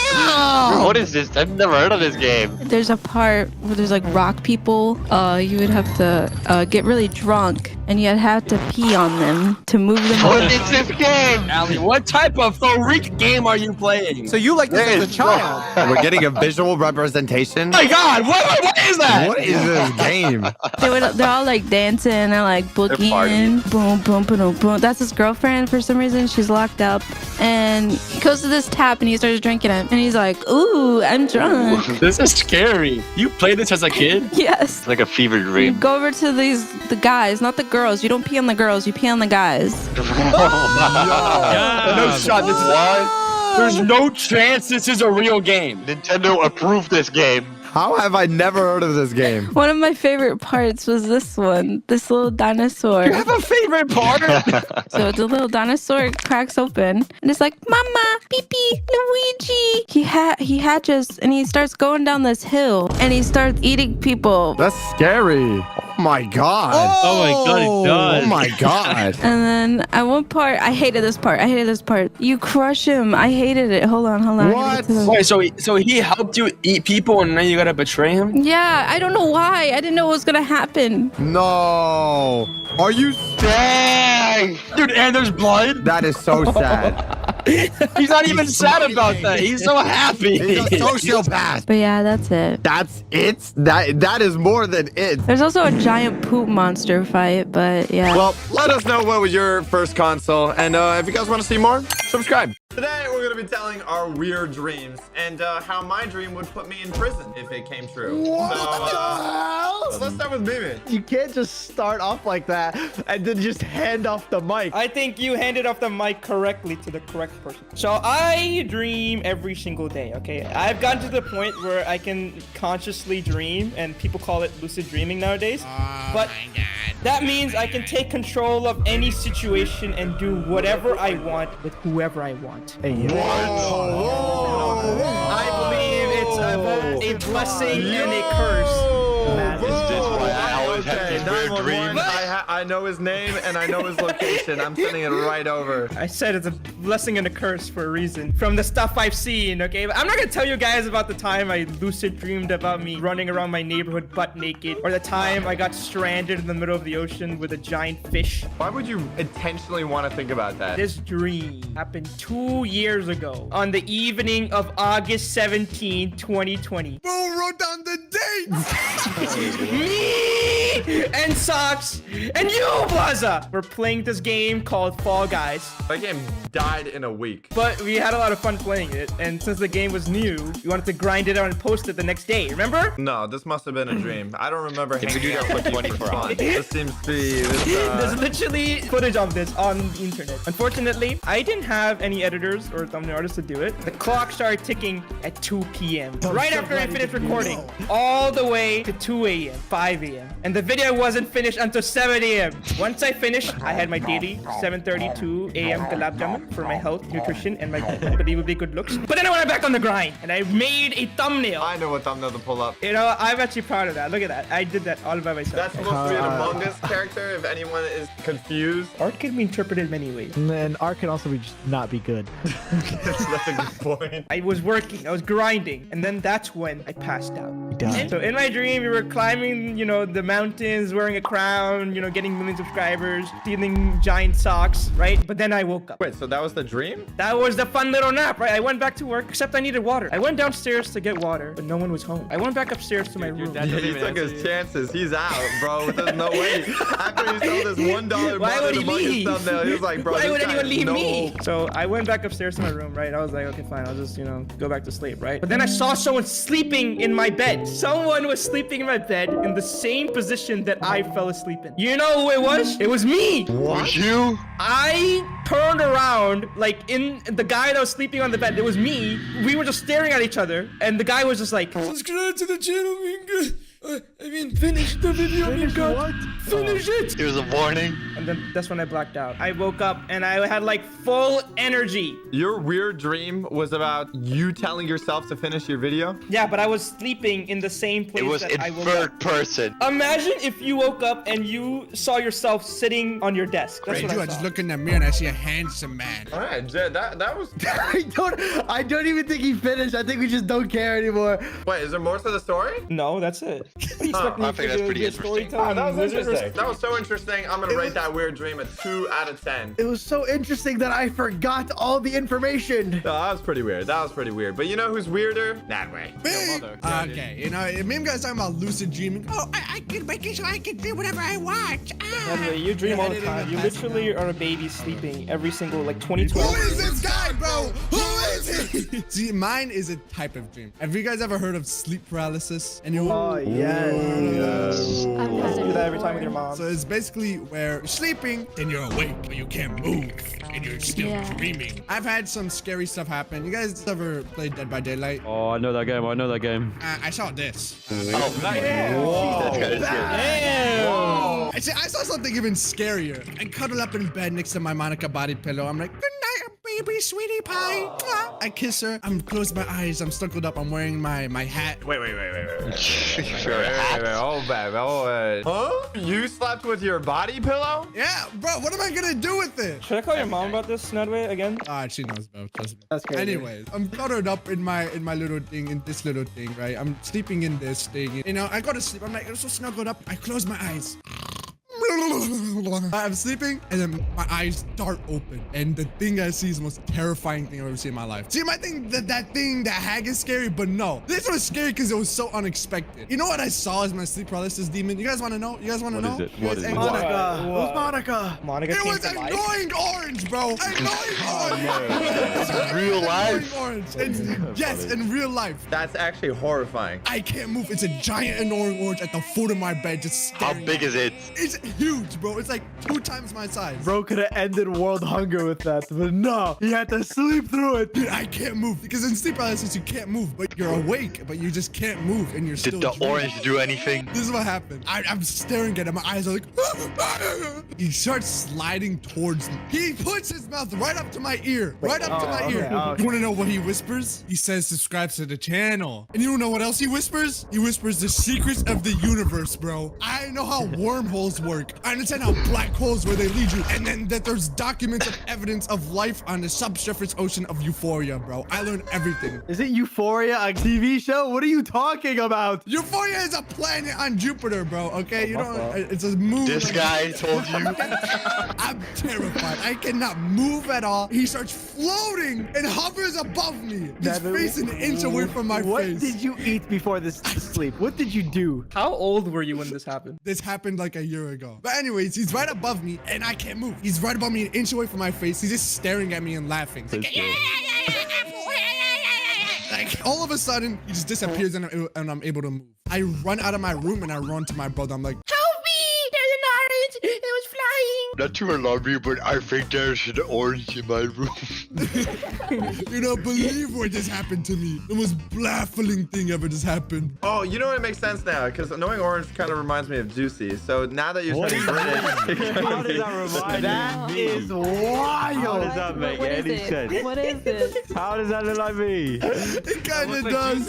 Nadway, you got scared by an orange. That's your dream. Yes, it's a giant orange, bro. So do you have like a phobia of oranges now? Like if you see an orange now, would you like panic? Whenever I see your mom, I panic because I'm Alright. excited. Damn! That's pretty weird. But you know who's even weirder? Which even weirder? Who? Allie. Of course, woman. What is the weirdest dream you had, Allie? One time. Wow, that was weird. All right. Yeah. So, Moving on, my turn. So basically, I had a really weird dream. I went to bed. Here's me going to bed. Guess what happened? what happened? I fell asleep. All of a sudden, I had a dream. You had a dream when you slept? Oh, this is weird. It was a really crazy dream. So basically, then I woke up. Then guess what happened? What? That's not a dream After anymore. I woke up, I was like, that was a weird dream. Then 30 seconds later, I forgot it. Sorry, guys.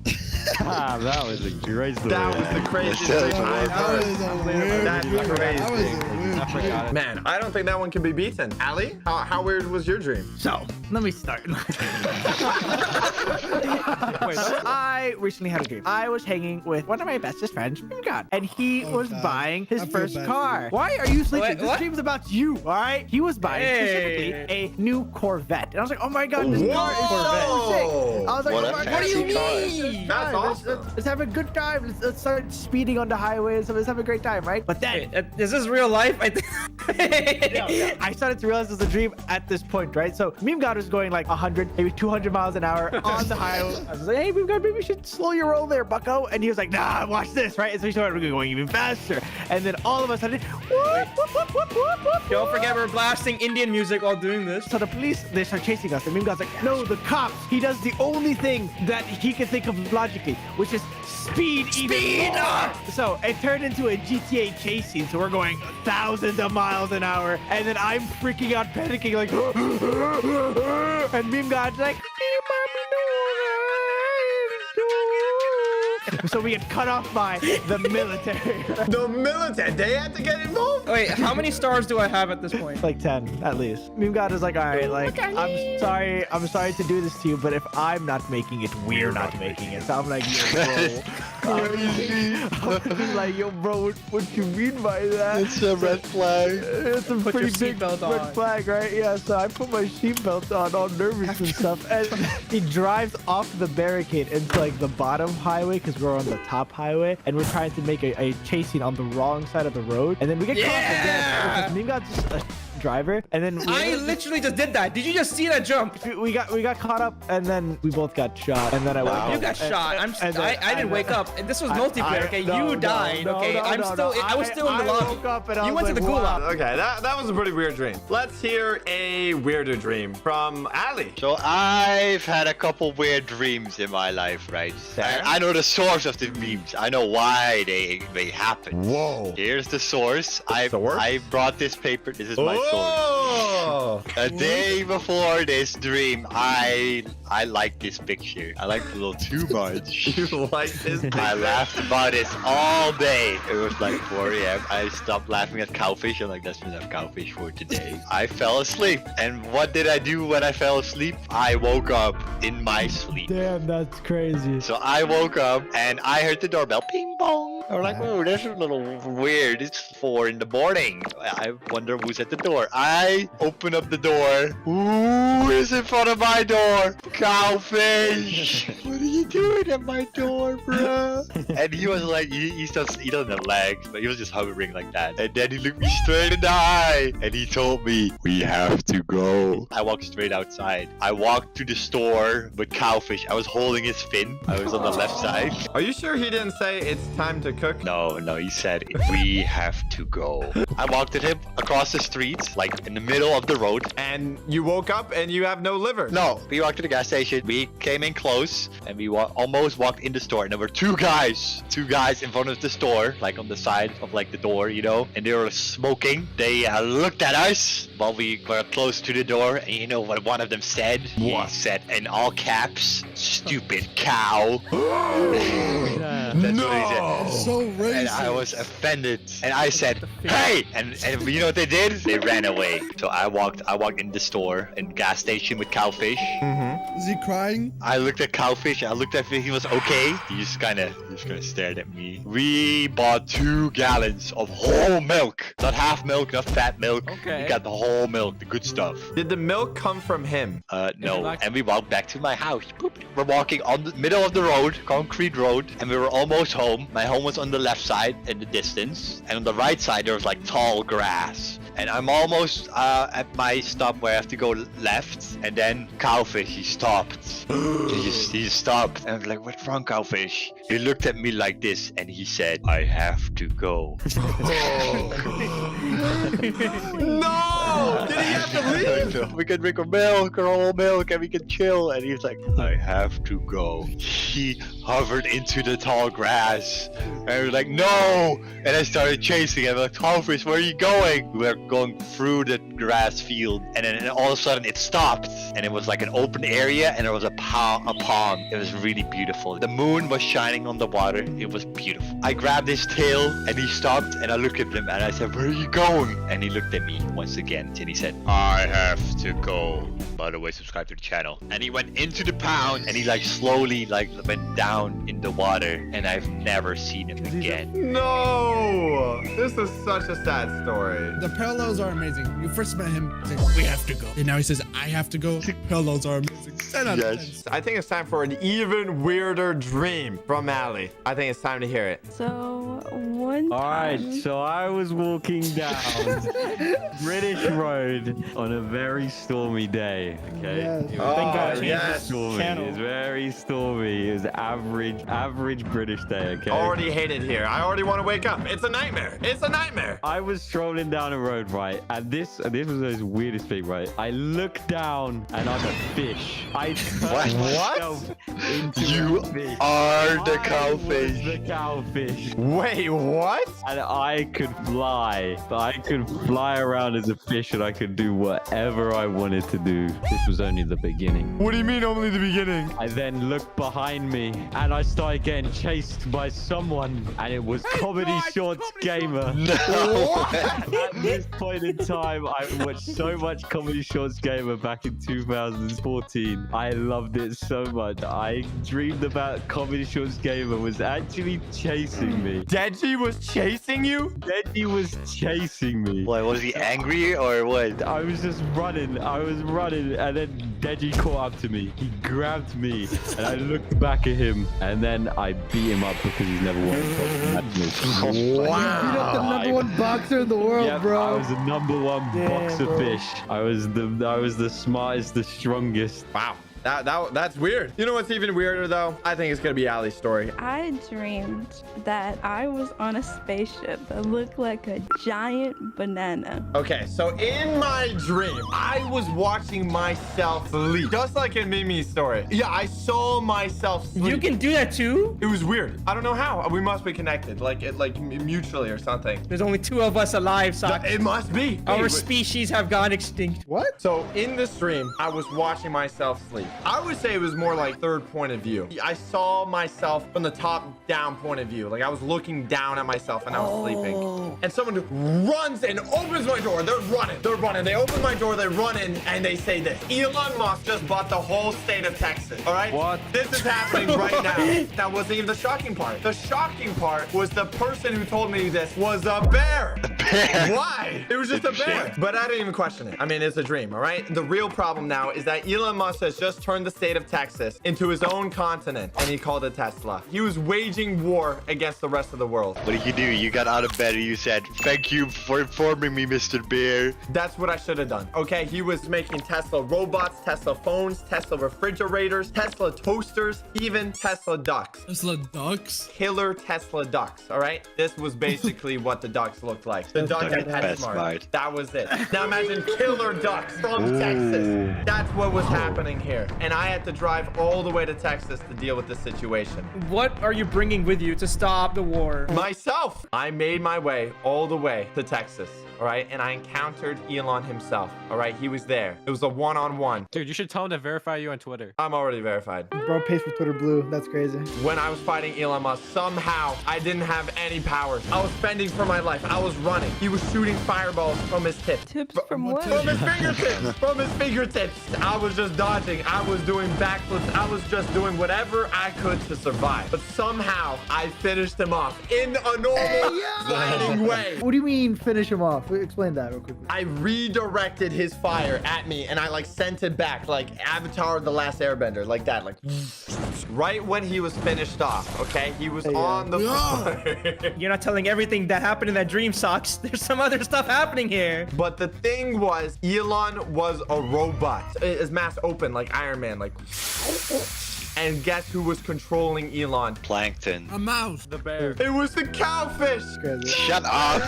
It is not the cowfish. It was actually the bear. The bear controlled Elon and he waged war. Ali, it's your turn. So my dream is obviously way better than everyone else's. That's why I'm last. I dreamed one time I was on a spaceship that looked like a giant banana. And there was also a group of aliens on it wearing sombreros.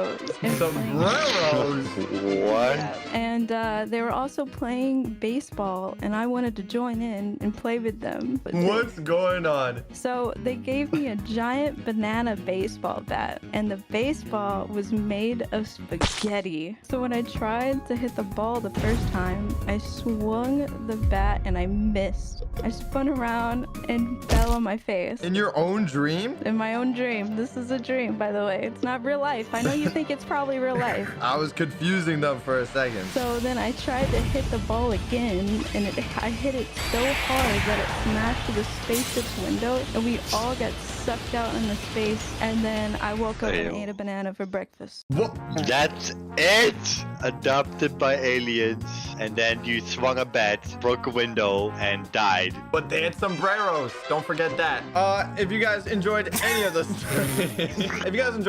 stories, let me know which story you like the most, and make sure to go subscribe down to my friends down below. All their channels are linked down below. Explosion! I will tell you how it is growing up with strict parents. You think your parents are strict? I'm literally Indian, bro. Like, the only reason why I think my parents are strict is when I went over to my friend's house and met their parents. You were allowed to go to your friend's house? Your parents didn't even let you go visit your friends? No, they're like, oh, you're gonna go there, you're gonna start snorting some stuff or something. Yeah, I don't you're know. gonna get stabbed and stuff. Yeah, you're gonna get To be stabbed. fair, my mom thought the same Well, thing. for story purposes, I will call this friend Bob. I love Bob. I would always ask my parents to drive me over to Bob's house to hang out. Everything was normal. We would like hang out. We would play basketball for like 5 minutes, and then we would go inside and play video games for about like 20 hours. Was it Among Us? We usually played so long that like the sun was rising the next day. Like our eyes were literally melting in our skull. What were you playing? Black Ops 2. Fortnite? There was no Fortnite. Bob, GTA you're so 5. young. Bob is like 5 years old. All he knows is Fortnite and Among Us.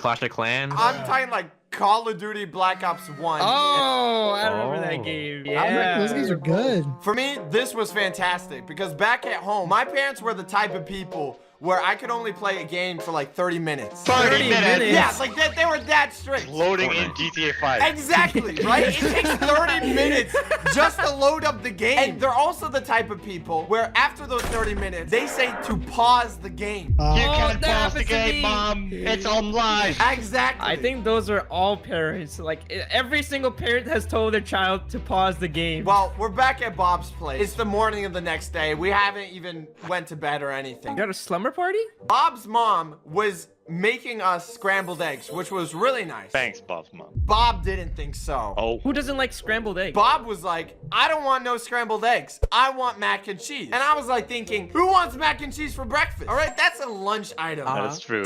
You know what I ate for breakfast, bro? I ate aloo ka paratha, man. You don't even know what that is. I don't even know what that is. You said it too fast. Aloo ka paratha. Say it in parts. Aloo ka paratha. Paparata. Yeah, sounds pretty good. So Bob's mom was like, but I made the eggs. You need it. You need to eat it for your vitamins. And this is where it changed up. Bob raised his voice. He said, I don't want it. Oh, what an annoying little crap. You know how awkward it is for me? I'm just sitting over there, you know? Bob and Bob's mom, they're looking at each other. The tension is rising. I'm like the third wheel here. He's raising his voice to his mom, but if I were to raise my voice to my parents, mom would be with a wooden spoon and be like, I like your cut, G. And wham! It would have been done. My mom did it with a cricket bat. What? Dude, do you need to tell us something? It's nothing bad, okay? I took it like a champ. That was just the beginning. Oh. Bob's mom said this, Bobby, eat your scrambled eggs. I don't want to hear another word from you. And Bob said this, you dumb B-word. Okay. What? He called his own mom the B word. Everyone's mouth drops, all right? My mouth drops, all right? It's hitting the table. Oh my god. Oh. Is the table okay? And here's the thing I didn't understand. She didn't even get angry. Mrs. Bob actually went back to the kitchen and started making something else. What? If I ever said something like that to my parents, I don't even think I could imagine. I wouldn't be here with you guys. I wouldn't be talking to you.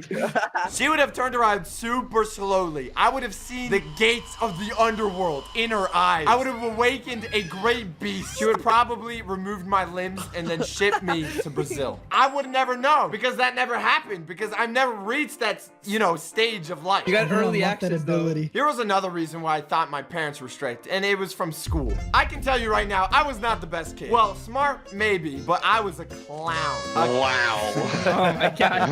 I was the type of guy, when I asked my teacher, can I use the bathroom? The teacher was like, I don't know. Can you? And I was like, I can. Oh, and I would stand up Wait, you and said I that would back? pee in front of everybody. Are you sure you want to put this Dang. information on the internet, bro?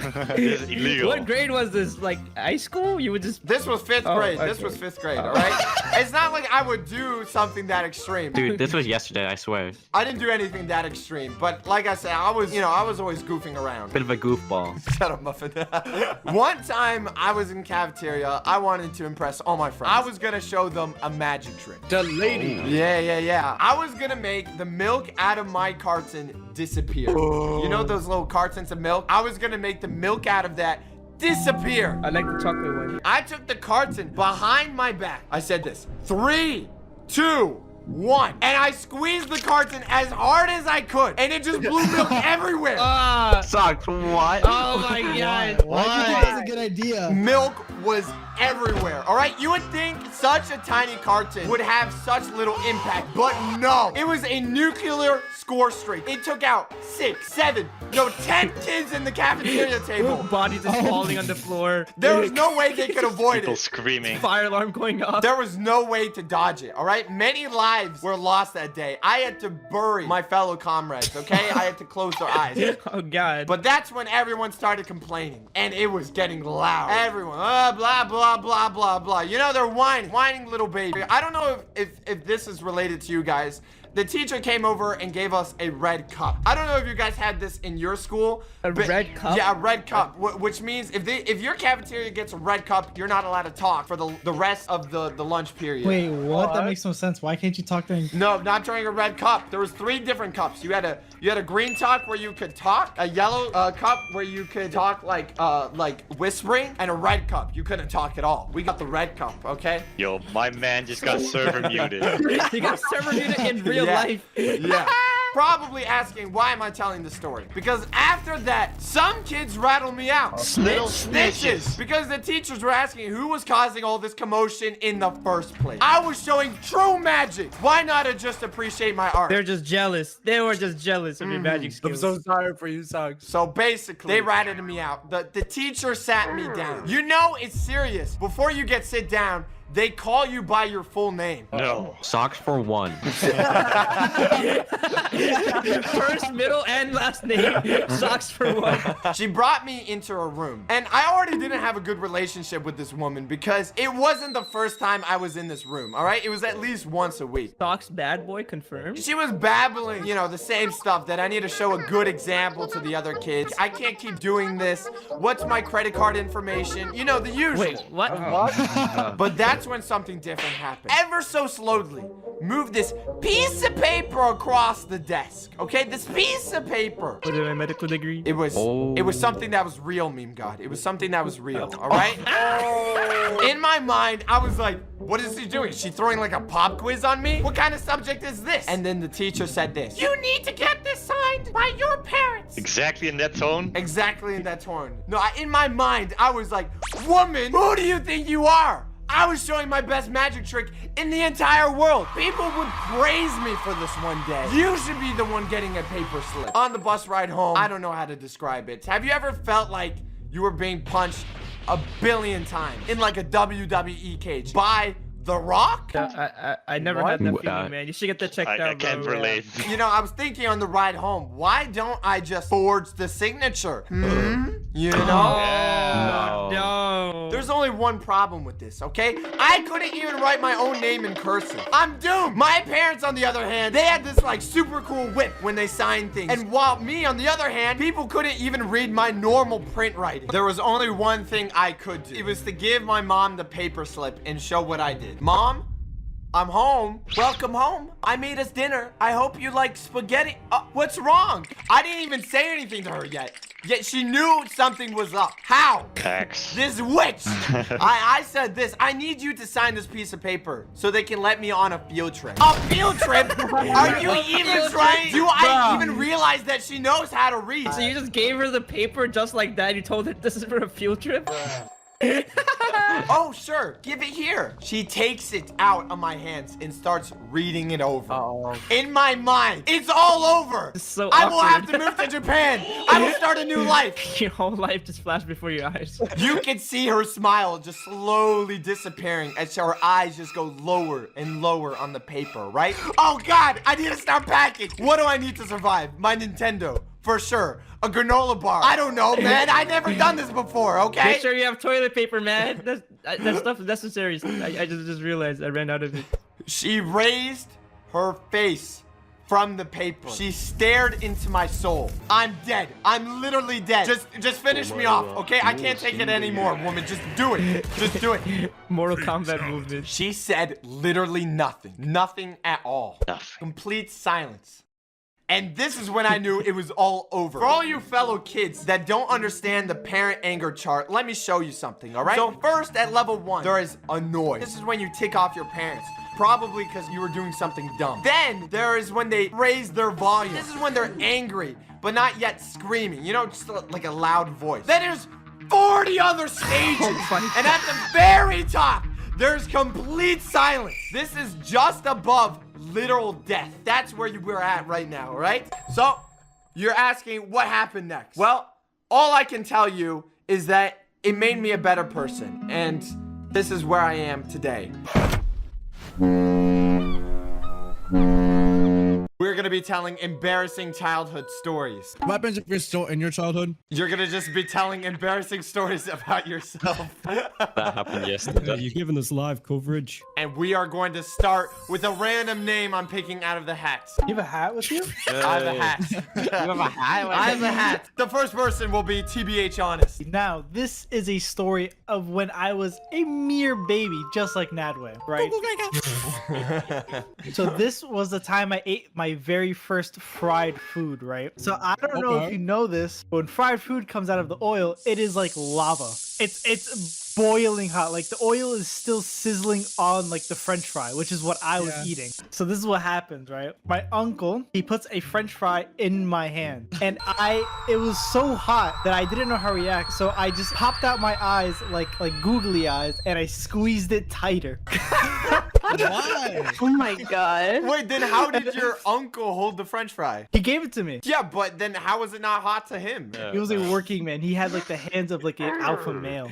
Ah, yes, yes. Right? So I'm squeezing this French fry tighter and tighter as the oil is like burning my hands, and I'm freaking out and I don't know what to do. And everyone's looking at me like, what's wrong with him? Did he like poop himself or something? Because I'm like 3 years old. And I'm like about to like start screaming because there is a burning French fry in my hand and I don't know what to do with it. Because logically I cannot just let go. Yeah, what are you supposed to do now? It's a ticking time bomb. Yeah, so I was holding it for like 5 minutes and eventually I just started crying. Wait, you held a French fry for 5 whole minutes? I cooled it down with my own body temperature. Was that wrong? I rate that at probably a 4 out of 10 out of embarrassment level. That's not that bad. Another name out of the hat. It is Muffin Juice. Muffin. Yeah, Muffin. Dude, my story is like the worst. Like, I couldn't think of anything good. Back in the old days, before Clash of Clans even came out, I was a little toddler. I was like 4. I used to go behind large object in my onesie and just poop my pants. Like, even though there was a toilet right next to me, I would just poop a lot. What? I was a free man. Dude, That's that doesn't even sound embarrassing. I kind of wanted to flex a little bit, but What are you flexing? I don't know. Wait, are you sure this wasn't just last week? No, I could prove that. You could. I don't know why you did that, Muffin, but the next person we're picking out of the hat is gonna be Mr. Blaza himself. Blaza! Oh, is Blaza, this why thing are you working? wearing your headset here? I bring it everywhere. There's no wire.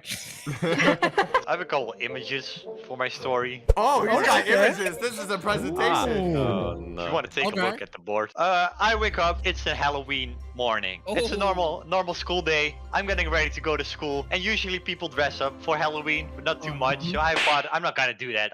That's stupid. I didn't. I just went to school normally, and I finally got there. I casually walked through the front door, and what do I see? Is that an anime cosplay I see there? What? I look left. I look right. Is that a furry cosplay?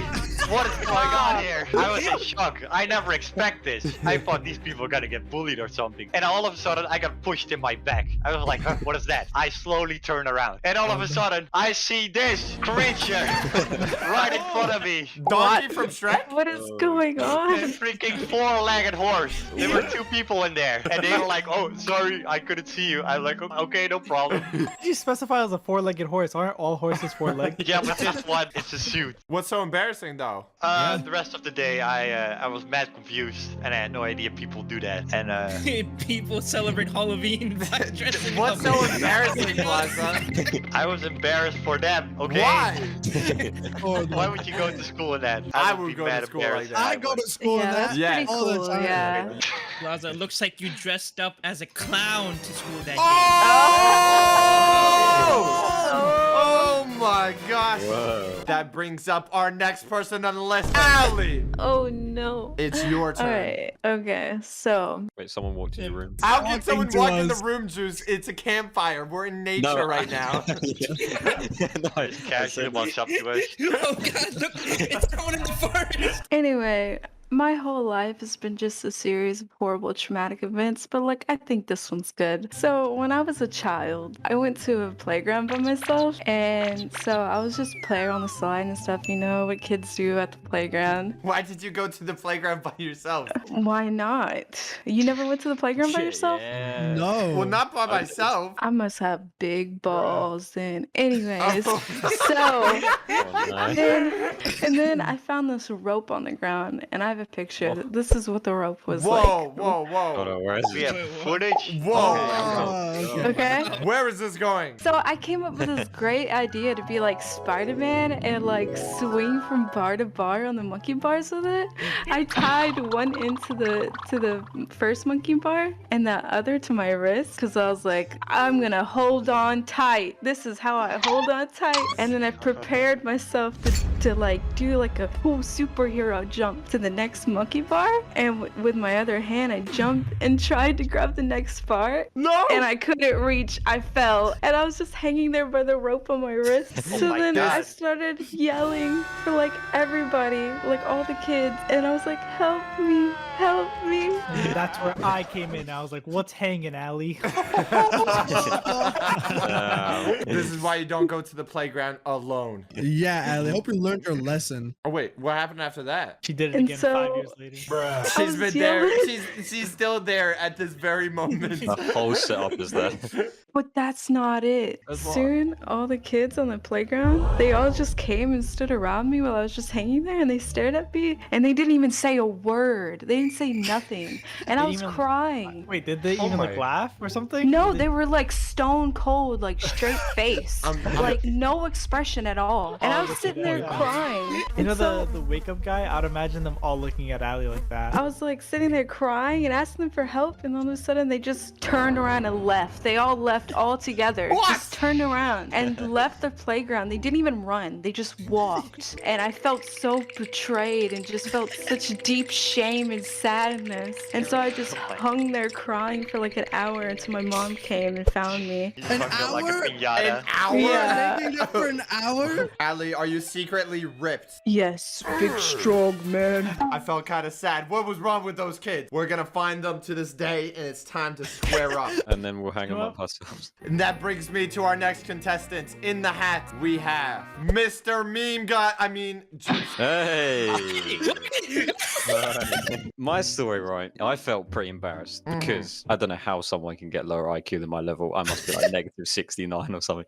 But anyway, I was in school, right? And I went into the school shop, right? So you can buy like snacks and stuff. And I went in there and I brought my one and only famous Kit Kat. Does anyone like Kit Kat? Kit Kat, sir? Oh, Kit Kit Kat, Kat. Hey, yes. Yeah. I thought You you were know gonna what? say some weird British thing. Yeah, Kit Kats. I love Kit Kats. So I was getting ready for my Kit Kat, right? I was looking for it. My mouth was watering and everything. I couldn't wait to nom down on that Kit Kat bar. I undone the wrapper and I was walking down a corridor and there was a bin on my right. And knowing me, instead of actually throwing the wrapper in the bin, I threw the whole chocolate bar in the bin instead. What? And then Why? I was walking down. I threw the whole chocolate bar in the bin. I was walking down. I started eating the wrapper, and then people were just looking at me, and I was eating my the God. wrapper, and people were just looking at me eating a Kit Kat wrapper. You And I didn't just taste? felt- It was just a wrapper? People looked at me like, "What the fuck are you doing?" I'm just sitting there eating a wrapper. You know, that reminds me of when I eat bananas with the shell. I didn't notice until like 2-3 seconds after, and I had to just put it in the bin as well. And I was very sad because I spent 99p on my Kit Kat bar. Juice, I would say that was embarrassing, but you're British, so that's, you know, that's whatever. What do you mean? You guys lost a football match. That's true. And that brings me to the next British man. And that would be Mr. Meme God. I mean, laugh. What? Wait, Yeah. I was about to say. Yeah, Mimi, you sit down, Mimi. You may have wondered why I've stayed away from this fire for so long, because my story involves a fire. Okay, it was when I was a young child, very young, sometime in between the dinosaurs going extinct and Rome falling for the first time. I was a kid, and me and my sister, we were in the living room, and I spilled my drink on the floor. And I was like, I spilled juice on the floor. No, you spilled me. Clean me up right now. I looked at that on the floor and I was like, okay, this needs cleaned up. So I go and get a tea towel from the kitchen. Tea towel? Tea towel, yeah. Do you know what a tea towel You need a is? towel? I got a tea towel. A kitchen towel? That just proves how British you are. It gets more British. I get the tea towel, I come in the room, I wipe up the floor, all good, all done. Any normal child would probably go throw the tea towel back on the kitchen table. Me, on the other hand, I like to do things efficiently. I like to do it fast. And I looked at that wet tea towel. I was like, you know what? That needs drying quick. I had a fireplace in the room. No! Why? No. Oh no! Yeah, so imagine that like guard over the open fire. So I was like, okay, this needs cleaning, this needs sorting out. I hang the tea towel over the fire rack and I walk out the room anyway to go grab another drink, refill my juice, leave my sister on the sofa. She's just sat looking at it. I come back in like a minute later and she's just sort of like, fire, as you walk in, the fire's on the right side of the room so you can't see it. And my sister was like opposite me. And I walk in and she's just like wide-eyed looking towards the fire. And like I walked in, I looked out. What's she looking scary. at? And then I turned. The full towel is on fire. Oh no! Oh And- wait, but you dried it. It was dry. It was dry. You did it. It was dry. It had no fire resistance, unfortunately. That's where the problem lies. So yeah, it was starting to catch on fire. Being the brother, the big leader, I looked at my sister and I said, and threw her in the fire. no, actually, really stupid decision. We went and hid behind the sofa, thinking that. You didn't? No. Yeah. You didn't do anything? Oh god. I was like 6. Your house or is gone. 7. Dude, laugh. I wasn't a smart child. This was yesterday. The house would have burnt down. But my mum came in like 10 seconds later and she picked the tea towel up and threw it in the sink. What a superhero. Oh my god. Can you put Superhero. Laugh's face on this guy real quickly? Because he is suffering from success. Yeah, I tried it. We heard it here first. Women are smarter than men. Laugh, that was a very scary story. I don't know how embarrassing that was. That was near scary. It is on to the best YouTuber of them all. That would be Mr. Nadway. Mr. What is my Shut up, Mimi. I am. So mine is when Such Phone started playing with me. I'm just kidding. Well, hey. As we all know, I'm like the swaggiest person ever, right? Right? Okay, yeah. Shut up, Mimi. And because of that, I joined choir at my school, okay? Choir? Listen. Back then, I didn't know what it was. I tried it out. Before we continue, Nadway, were you a band kid? No, I wasn't. I never joined band. I never joined band. So choir. Well, that's even worse. I mean, it was short-lived. Okay, listen. He died. Dude, the random guy from the campfire took him. Someone get the doctor! Dude, that furry guy, he took Nadway. Don't worry, guys. I got this. I'm a real doctor, okay? I can save his life. You can save him. What is that? Thank you, Mimi. Thank you. You did it. Thank you. Thank you so much, Mimi. No, anyways, go back to sleep. Shut up, Mimi. So I didn't know what choir was, so I just joined it, right? This was back in 6th grade, so like about a week ago, okay? Back then we had a concert we had to go to, and like all of us were in the lunchroom preparing, you know, doing our vocals, like, oh, yo, boy, right? Yeah. And then, you know, there was like a rolled up wrestling mat like this against the wall, like this. Everyone started sliding on it. And, you know, they were like, oh my God, this is so much fun. And since like I'm like the most swaggiest one there, so I was like, I should give this a try. As I slid across it, I noticed that my knee was a little bit too far ahead. So then I slid upon it and then boom, there's a big giant boom. Everyone, I mean everyone started staring at me. Wait, what did they you started hit? To stare. What was the boom? You'll see. You'll Did see. you You'll fart? see. Shut up, Mimi. I put a hole in the wall at my school. I put a giant hole in the wall. Is the wall okay? No, it wasn't, Socks. Oh it no, wasn't. not the wall. Listen, it was even in the cafeteria as well. So everyone would see it whenever they're having like, oh my God, put that hole right there. Everyone was there. And then some Are you kid. sure you want to confess this in front of millions of people? He's gonna come back for you, man. They won't be the ones to snitch on me because someone already did. As soon as it happened, some kid snitched on me. No. As soon they're like, oh my God, it was Nodway that did it. And they said Nodway, by the way. I mean, you did break a hole in the wall. I think that is Nah, dude, snitches get stitches. Throw them in the fire with the people that were in Ali's story, all right? They can join in the fire. Exactly. I mean, if I saw like a Nadway-shaped Kool-Aid man hole in the wall, like I would be terrified. Dude, the choir teacher came up to me. Then she got the principal, and they started yelling at me in the middle of the cafeteria. Oh, that's tough. And then after the performance, I almost felt like crying. And then I told my dad, and like we just left so fast. We left so fast, Yes, dude. never When I go tell back you, to that school again. I think the wall couldn't handle my love for Monica, so it gave up. And then the school collapsed. That was my story of how I put a hole in the Well, wall. that wraps up all the best people in this group that tell their embarrassing childhood stories. No, you're forgetting one person. You're forgetting one person. I have another story. All right, Mr. Meme God, you can go. Is it my time to It's your finally time go? to shine. So one day, me and a couple IRL friends, we went to McDonald's. Okay, You have friends? I've only been to McDonald's 2 times before in my life, okay? And that was to get chocolate ice cream sundae with peanuts. There we were all standing online together, and everyone was in front of me, okay? I was the last person online to get my food. But then I noticed everyone was getting stuff like burgers with 5 patties, or hot dogs, but the wiener is 9 inches long. So I started panicking, okay? I was just there to get an ice cream sundae with peanuts, okay? But if I got that, I wouldn't be able to show my face in school the next day. Wait, why? Because all my friends were getting like crazy stuff, like crazy foods. Wait, are you telling me you more- got embarrassed because you're just gonna get ice cream and they had What? meals? I needed to prove to my friends that I'm the alpha of the group, okay? Yes. But here's another thing about me. I don't eat meat. For religious reasons or because save the animals and stuff. I just don't like eating meat, okay? I grew up with aloo ka paratha. It was finally time for me to order my food, okay? I took a step forward and I saw the cashier. She was staring into my soul and she looked like she was already in a bad mood, okay? Her eyes were twitching. I should also mention at this point that I'm also very shy, like when I go outside and talk to people.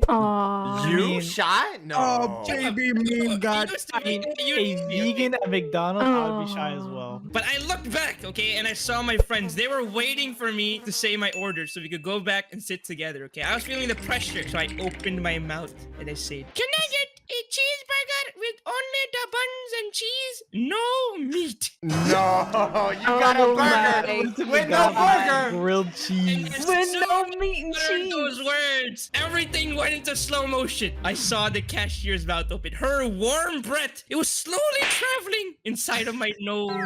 What? You want a burger with no meat? What's the point of the burger? You know, that's exactly what she said. She said it in that accent? Yeah. As soon as she said that, I looked behind me. All my friends, every single person in that restaurant stands up and they're pointing their finger at me. What? What? And then my whole life flashed before my eyes, and I was under pressure. it seem like you're I had about to slowly release some gas. But at the end of the day, I got the burger, and it was just buns with cheese. Was that even good? Bread with cheese. It's like a grilled cheese sandwich. Grilled cheese. It's like a grilled cheese, but it's not grilled, and it's just cheese. Shut up. And TH was there as well because we were eating together. Wait, TBH Mimi in real life friend revealed? Yeah, I was his crush. Well, for the last person of this story reveal, everyone's gone, right? Everyone is gone except for one person, and his name is Saksha1. But you will have to find out next time. So if you want to see more embarrassing stories, hit that like button and subscribe. What a tease. That's right. Dislike. I've done this to expose all of you. Today, we're going to tell a 3-part story on how we broke into a convention, got into a party, and then even hosted our own house party. This was the joint forces of the Rooftop Boys and some weird kid named Socks. Let me lay it out for you guys. It started at VidCon. It's like a convention where creators meet their fans. And we went. Me, Blaza, and Nadway. The three of us. We didn't even know we were going. That's the thing. This was kind of like last minute because we're not actually like featured creators. Like people don't know we were going. We just kind of wanted to see how it was because this was our first, in quotations, meet and greet. But we weren't going for a meet and greet. We were just going to see how it was. See how everything operates. Everything behind the scenes. We honestly thought if we did like a meet and greet, we would be meted by like 2 people, but the opposite happened. Before we're there, us 3, we're on a flight. We're going all the way to California. Since it was last minute, I only had a pass for Blaza and I. This was a pass that allowed us to walk anywhere. So you left Noway out of everything? We were babysitting him. This pass allowed you, there was the convention building and then there was a hotel. So there was a hotel for creators because the thing is they had to split all the fans from going into the hotel. There was no fans allowed to go in this hotel. It was a creator-only hotel. It was lockdown. If you don't have a pass or a wristband and like scanning, you're not even allowed 5 feet within of it. We're not talking about like just a couple security guards. We're talking about one at every single door and then literally just groups of them just walking around. They had the whole place locked down on the outside, inside, everywhere. Even Ubers weren't allowed to get in. Really? Imagine this military fortress of a hotel. And then you have the convention itself, which you also need a pass. And the same deals there. They had literally security guards everywhere. You basically had to go through TSA, get a ticket, and there was like a security guard every couple meters. Was like the president here or something? Why are there so many? No. Even better. Plaza Blocks was there, okay? Oh my goodness. Lay down the red carpet. You can imagine we have the hotel and we have the convention. And we're just flying in and we have our stuff. We're just here in California. Oh my God, California. We're so cool. My first time in California. It was time to go into the hotel. And the thing is, in order to get our first pass, we have to go into the hotel. The creators had to get their pass at the hotel. That way they weren't like swarmed at the convention. We got there. They were already questioning us. We Ubered in, right? We're talking about like security guards all around us, okay? As the Uber was like coming in and stuff. And the Uber like rolled down the window and we were like, we belong here. This is my hood right here. I know this spot. We're invited guests because me and Blaza have the pass, but not yet physically, but like we're about to. They don't know about Nadway. We go in and we're literally escorted from the outside of the hotel. Escorted? Yeah, we have to be escorted where they give out the passes so we don't just go freely walk around the hotel. They make sure. They escorted us all the way to the ticket place and we had to like say who we were and what kind of tickets. So the thing is, I had the tickets for Blaza and then I got a ticket and I was like, oh, look at I. But then I tried the first strategy, gaslighting. This is like Among Us. Gaslighting first? Nice. I like this. I was like, we have a pass for Blaza. We have a pass for Socks. There should be a name, Nadway, somewhere on the list over there. It's right about there. You like write it down yourself. Like, oh, yeah, it's right there. We don't have him on the list, sir. Like, oh, no. You gotta keep looking. You know, it's your problem. You guys are Karens at this place. No. We were shut down by a Karen, okay? The person we were talking to trying to gaslight, but there was a Karen right next to her. And the Karens just have these senses for like shenanigans. It's like a radar. It goes off. We said specifically in the email that you weren't supposed to bring any +1s. I was like, how dare you? Obviously, I did not say that, but it was in my head. They knew that Nadway wasn't on the list. We're like, oh, our bad. You know, we realized we didn't sign him up. It was our fault. We're like, okay, we'll get our pass somewhere else. The thing is, Nadway does have a pass, but he doesn't have the almighty pass that allows him to go anywhere. I have the pass for the convention, not the hotel. The hotel's only for curators. You know, anyone could get the pass that I had if you had the bread. The thing was, it was obviously different. His pass was blue, while Blaza and I's were yellow. So yellow was like the higher up, and then blue was like right under. But the blue wouldn't allow you to go into the hotel. It wouldn't even allow you to go behind the scenes in the convention. It wouldn't allow you to talk to the creators. It was just like the best pass that you could get publicly. That wasn't good enough. It wasn't enough. Because the thing was, we had a hotel and we were staying in a room and we needed Nadway to stay in the room with us in the hotel. We didn't want him to be in some other hotel. Ew. So how do we get Nadway into the hotel? This is Operation 1. This is the test. We got in a circle, the three of us. I don't have the IQ like the rooftop boys, Blaza and Nadway. I felt like a third party in this. They were the experts of sneaking in, right? They formulated a strategy. First, me and Nadway went around the whole palace to see where the security guards are. I gotta get a blueprint out of the hotel, inspecting it. There's a door over here. Go over here. Start writing down like where all the security guards is, and we like pulled on all the doors with no security guards. They were all locked. That's insane. You guys are like James Bond. So we checked that all out, and then we came in a circle and started thinking of a plan. We're like, okay, there's no entrance where there isn't a security guard. We have to sneak through the security guards. We have to figure out a way. I was thinking maybe there's a fire exit, like a fire staircase. We can just pull you up, and then we open it from the other side, because we can go inside.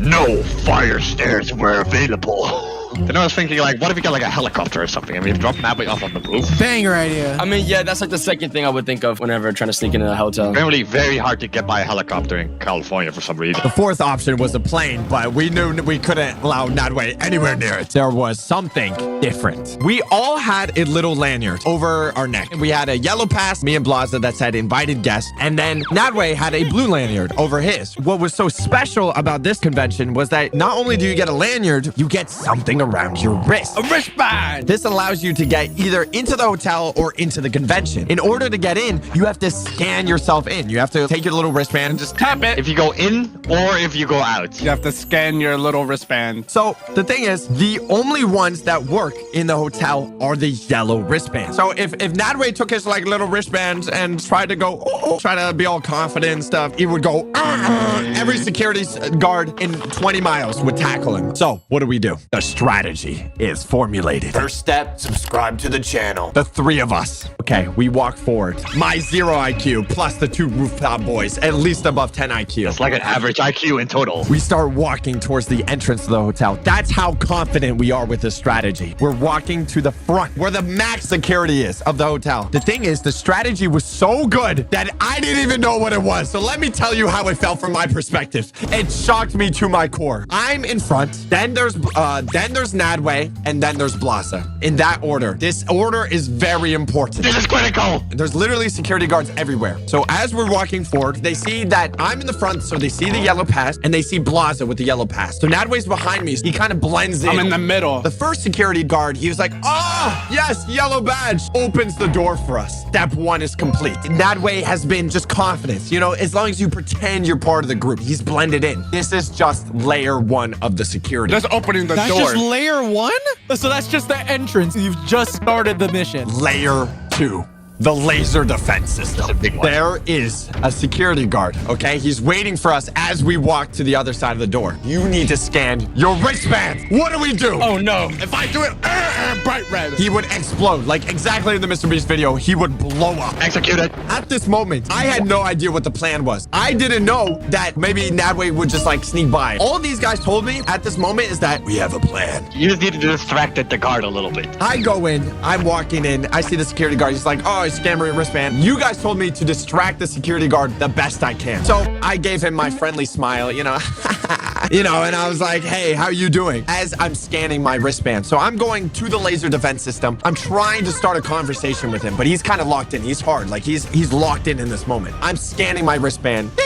We're good. As I am doing that, I'm slowly going past the laser defense system. The security guard is still looking at me at this moment. This is part of the key. He's so handsome. Oh my goodness. Can't take your eyes off of you. Now, this is the secret sauce. Forget about the Krabby Patty formula, okay? Burn it. Now we know Nadway's in the middle. Blaza's right behind. I'm right in between Socks and Blaza. So I'm up next. Me and Blaza. Genius. I don't know how no one has ever thought about this. So I go up and I bring up my hand. But the thing is, Blaza also does it at the exact same time as me. So it seems like we're both scanning. Yeah, so it accepts my wristband, and then the security guard is like, hey, one at a time. And I'm like, oh, sorry, Mr. Security Guard, mine didn't scan. And now he's like, oh yeah, mine already scanned. Oh, mine scanned, and I go up ahead because it was green because he scanned his already. So I acted like it was mine, so I went up ahead. And Bla's like, oh, okay, let me scan again because he scanned his. So I scanned a second time. Boom, green again. And the security guard's like, all right, you're free to go. And here we go.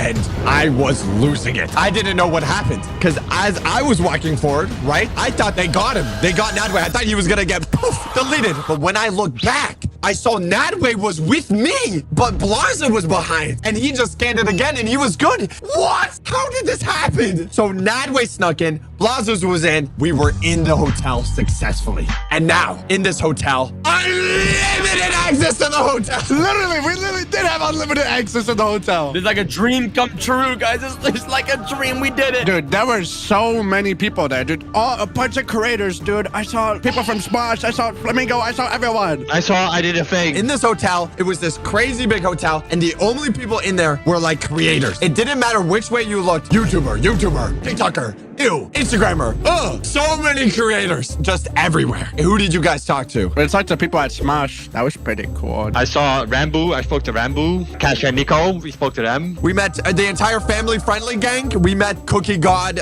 Sand Diction, every Minecraft YouTuber that you think exists. Did you met Steve? Steve himself was there. We have successfully broken into the hotel. We're good. But this is just part one of the story. The thing is about the hotel, we had to do that every time in and out. Every time I needed to go in, every time I needed to go out. We had to do that tactic. For 4 days. The convention hasn't started yet, so you can't go anywhere. There's really nothing to do. I mean, sure, you can walk around and stuff, but like, I mean, come on. We're here with a bunch of creators. We gotta do something. We have to break into a party. We didn't even know if there was a party going on yet. We just knew if there was gonna be one, we had to get in. As we were talking to these YouTubers, we were, the usual, hey, how are you? Oh, I love your content, blah, blah, blah. No one cares about that. What we cared about, we slipped in this little saying. We said, so, what are you doing tonight? You throwing a party or something? Throwing out some keywords here and there. Party. Sometimes we just got nothing. They're like, oh, no, I just got here. I'm tired. Boo, boo. Shut up. Get up. Wham, wham, wham. I want to talk to you. But finally, someone named Cash. Him and his whole kind of Minecraft group. This is redemption. Redemption. He didn't invite us to the last party, but this is redemption. I'm working my magic. I'm talking to this guy. I'm talking to this whole kind of Minecraft group. It wasn't just like Cash. There was like other people around and stuff. And I was like, what are you doing tonight? What are you doing? Like, what's going on? Like,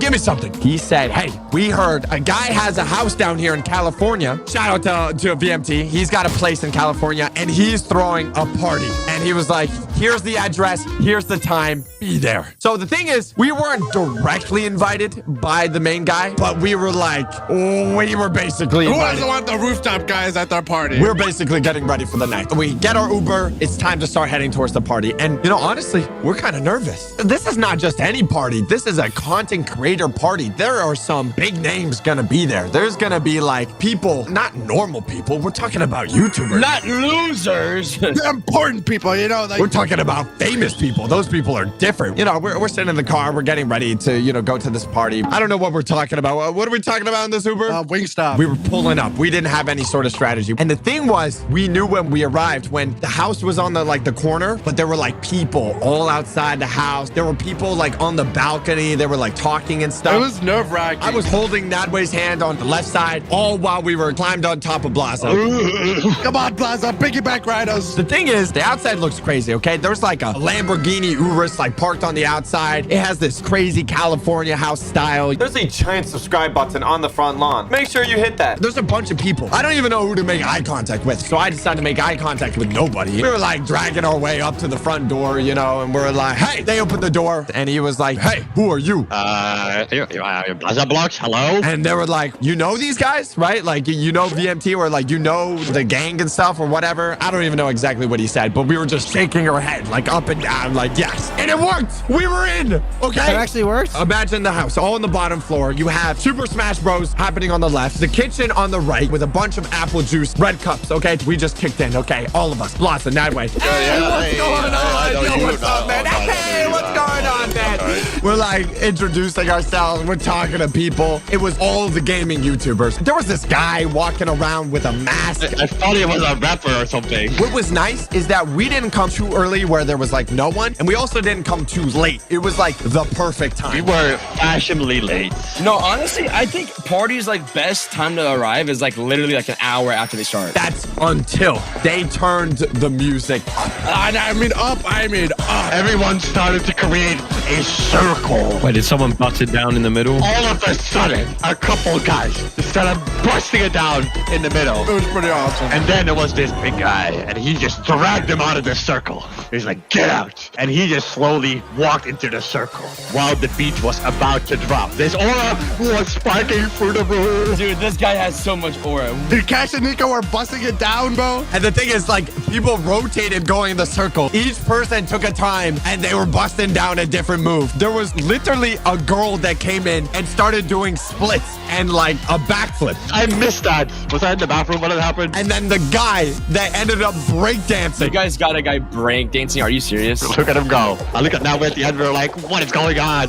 When the party's popping, you know, you're a little hungry, right? Who's open this late? It's like 11. Who's open at like 11 p.m., right? Except for one special tiny little place.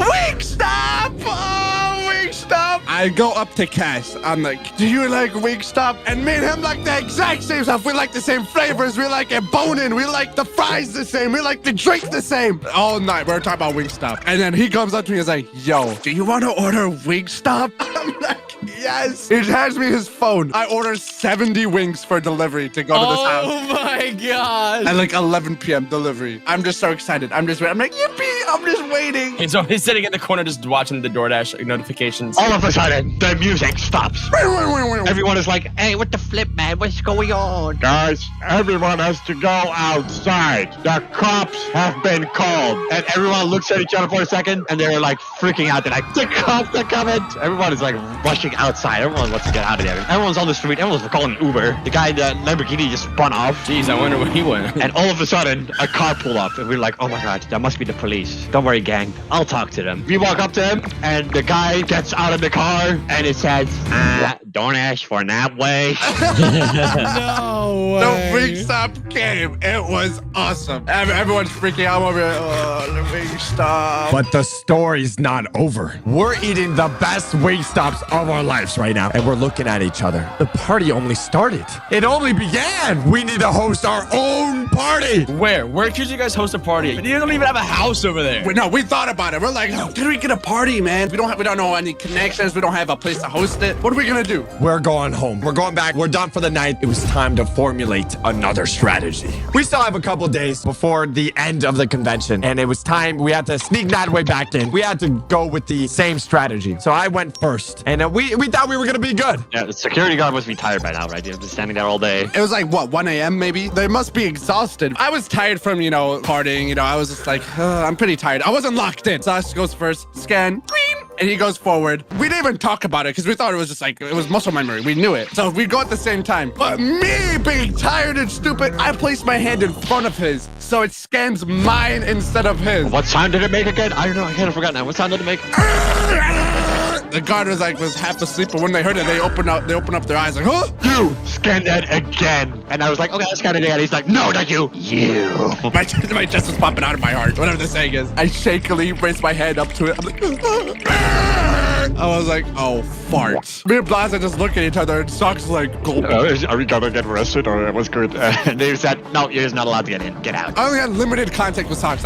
You know what I told Socks? Trust me. And we left. Dude, that's a billion aura right there. I walk outside with Blaza, all right? Socks goes to his room. He's like kicking his feet, texting, I don't know, playing balloons. So me and Blaza, we thought, we have the blueprints to this place. There's another entrance in the back. And there's also another guard. That guard won't be there again, surely, right? The guy that was at the front that denied me won't be at the back. I would hope so. We go towards the back and we see this guard. He's like halfway asleep. And once he sees us, he just gets ready. He just opens the door and gets ready. Me and Blaza, no, I'm locked in this time. Scan, green, right? Blaza does it. We accidentally scan at the same time. Oh, I go on inside. Yeah, Blaza scans again. Boom, I'm in. I'm in again. Within 5 minutes, we went to Sock's room, knock on his door. My mouth on the ground, jaw dropped. Dude, Natalie, you guys are like secret spies. So we all gathered around and we were deciding, how do we host our own party and make it better than the other one? You'll be at another party sometime in the future. Like, oh, I wish I was at the party Nadway, Blaza, and Socks hosted. The next day. It was day one of the actual convention. Our first plan of strategy was we need to get a connection of someone who has a place here in California because we didn't have a place. We started making our way through the convention. We wanted to meet some new people. Maybe there's some people local based in California. What we didn't also realize is that we also get recognized a lot. We're also creators. We were at the convention where creators meet fans, but we forgot that we were also creators. So we kind of just walked in like normal. I kid you not, literally every 10 seconds or so. And we're not just talking about me get recognized. We had people recognize Nadway by the back of his head just from a hiking video. I signed more things that day than I've ever signed in my entire life combined. Yeah, I wrote my name more. It took hours just to walk anywhere in the convention. It was really cool. I mean, honestly, meeting a lot of you people, I don't even know if anyone's watching this video who met you. It was crazy. And the amount of people that roasted Nadway was unbelievable. You guys got beef with me? I realized that all our fans are super funny. How many Skibbity Riz Ohio guests do we have? At least 3%. The thing was, we needed to get another contact. So we needed to get in some other creator like meet and greet. And we were invited to one. We all had like a schedule, right? And when I pulled out my schedule, turns out we were invited to the Roblox party. What makes this official? What, did Roblox himself host this or something? Roblox himself hosted it. Oh, you're serious? We had nothing else to do that evening, right? And we're like, it was cool. It was free food, free drinks, free apple juice. It was gonna be a good time. We all got picked up by a car. They took us to, honestly, like this really cool restaurant. The restaurant was cool. It had like LED ceilings. It had like a really cool vibe to it. It had like a bar on the side. They had a part where you could get free embroidered Roblox jackets that Nadway has. There was free food. It was honestly cool. They even had like a live stream going on while the party was going on. And we started meeting a lot of people. It wasn't just Roblox people. It turns out a lot of people were just showing up. So it was just like a normal kind of meet and greet. And that's where we met him. The guy. Mr. Roblox himself. Whoa! We were vibing. We were having a good time. He was a super nice guy. I asked him, just casually, I'm like, do you have a place down here in California? You know what? I sure do, pal. I got a place here, an Airbnb here in California. And I was like, what? His eyes lit up like stars. And I just slipped in the conversation. I was like, you got any plans? Maybe throw a party perhaps? And he would be like, sure thing, pal. He showed me the pictures of the Airbnb. It was perfect. It had a pool. It had arcade games, mini golf. It was set. We had a location. I told him a set time, and we told him we'll just bring a couple friends. We'll keep it low key. Like 5 people. Now, we just need the victims to join our party. We were still at the Roblox party, so maybe it was time to start spreading the word. We thought we were about to head out from the Roblox party, but then the craziest thing happened before we could even leave. I was having a jolly good time drinking my little apple juice, and then Cash taps my shoulder, and he's like, oh, Blaza, can you go to the bar and get me a little apple juice for myself? You know what? I was gonna get a new apple juice anyways. I got you, my brother. So I walk up to the bar and I said, 1 apple juice and 1 glass of Coke, please. The bartender was like, sure thing. And I walked back proud with my chest out to Cash. Because I was like, I got you, my brother. I gave him the cup of Coke. He said, oh my God, arigato, Blaza, that's so nice. And we were like talking, and all of a sudden, some Karen just came up to us and she was like, hey, you aren't subscribed to the channel and you have a 21 plus wristband, but he doesn't have a 21 plus wristband, so you're not allowed to give him a Coke. And I'm like, does that really matter? And she said, yes, it does. And she walked away. Why it was so crazy? It was just Coke. He just got a drink. That's what I'm saying. We were like, okay, that was weird. He said, oh, sorry, brother, that he treated you like that. I'm like, oh, no problem. We're probably not going to see her anyways. As I say that, this woman approaches us with a scissor.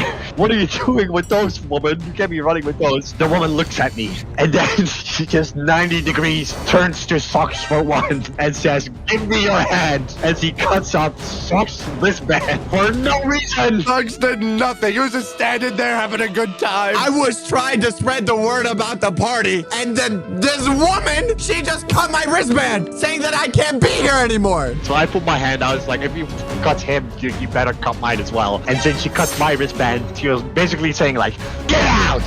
And then Cash was like, oh my God, I'm sorry, guys. You guys, this is my fault. You guys lost your wristbands. And we're like, don't worry about it, Cash.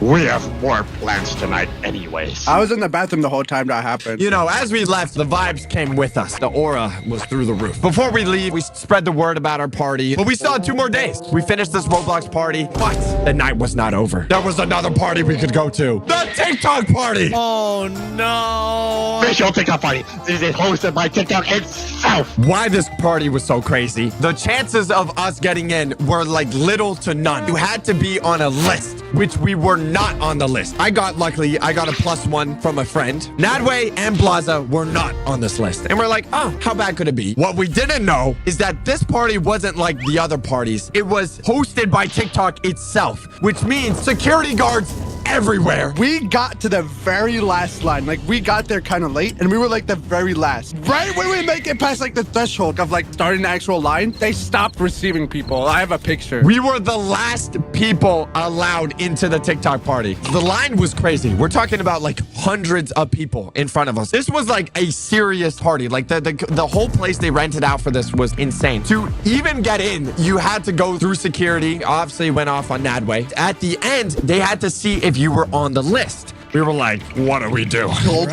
and Blaza were stressing. What do we do? I was on the list, but Nadway and Blaza were not on this list. But we knew we had to get in because we had to spread the word of our party. We had to have everyone know that there was a much better party happening. We were waiting through this line, and eventually we made it to the desk where they had everyone's names just lined up to see if you were on the list or not. And I was like, oh, my name is Socks. And they're like, oh my God, yes, hi, here, how it is. But then Blaza and Nadway. Everyone was at the bay, like putting in their names. He said, just give your name, show you your ID or something, and you get a wristband and you go in. We didn't have a name on the list. So I came up and they said, name. I started looking around and I thought of a random YouTuber called CG5. I was like, you know what? I'm gonna use his full legal name. So I say his full legal name and she on the computer.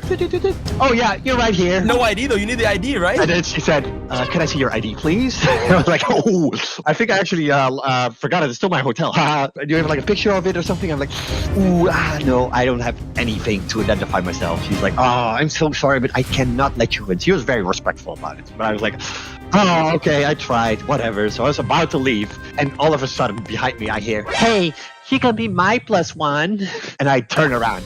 There's this random woman. And she said I could be her +1. So I walked back to the desk. Blaza's aura has just skyrocketed, by the way. He raised up a girl without even looking at her. The desk girl said, yeah, that's fine. I just need your name again and I need your ID. So I said my full legal name and I instantly give her my ID. And she said, I thought you didn't have your ID. And then the guy next to her who was giving out wristbands, I just jabbed my hands in front of him and he put a wristband on and I got in instantly and without looking back. Dude, I would have been so embarrassed if I heard that. I thought you didn't have an ID. I was out of there. I got the wristband and I left. And now it's my turn. Okay, my heart was beating. I'm like, no one's gonna make me their +1. What am I gonna do? There's no way a miracle happens twice in a row like that. So you know what I did? While everyone was getting their wristbands, I like stayed behind them. I was scooching my way through while they were talking to like the woman to check in. I was like just watching them, you know, all behind them. I was like, oh yeah. I was acting like I was part of the group, like I was with them. And then I go up to the guy that was heading out the wristband. He's like, oh, did you check it? I'm like, yeah. I'm this guy's +1. I go to the most random guy ever. They're like, oh, okay,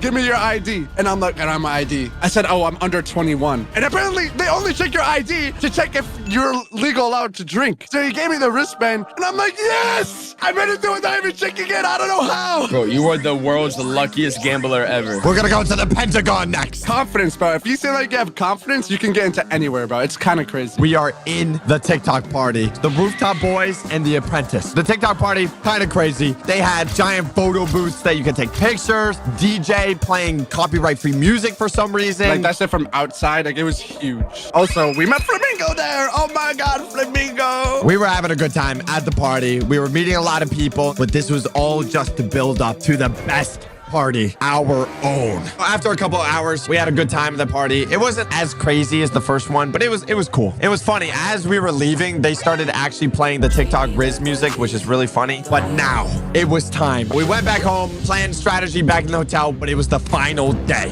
I hit up my contact. I hit Roblox himself. I was like, yo, food and apple juice we got. Buy a lot of snacks. Buy all the apple juice. Just get everything. Everything. We can't mess this up. We even arrived early. We had to prepare and we had to make sure the scene was right. Before we went there, I was in charge of inviting like Cash and all them, right? And I told Socks, if this Airbnb sucks, you're risking my whole aura and reputation with them. My aura will drop and I will don't I'll just block me. They'll block you for having a crappy house party. I told him this Airbnb better be awesome and this party better be lit. It better be risk-tastic. Was it not that way? Okay, I pull up to the house. I was pretty amazed. The house was pretty awesome. I'm not gonna lie, it was pretty awesome. It had everything that you would need. And the thing is, it was big, but not like too big where it would always feel like empty. Each room was small, so it was like each room would always feel packed. And that way, it was lit up nicely from indoors and outdoors. You would feel like you're partying even if you were talking with like 2 people because how each room was split up, if that makes sense. It was time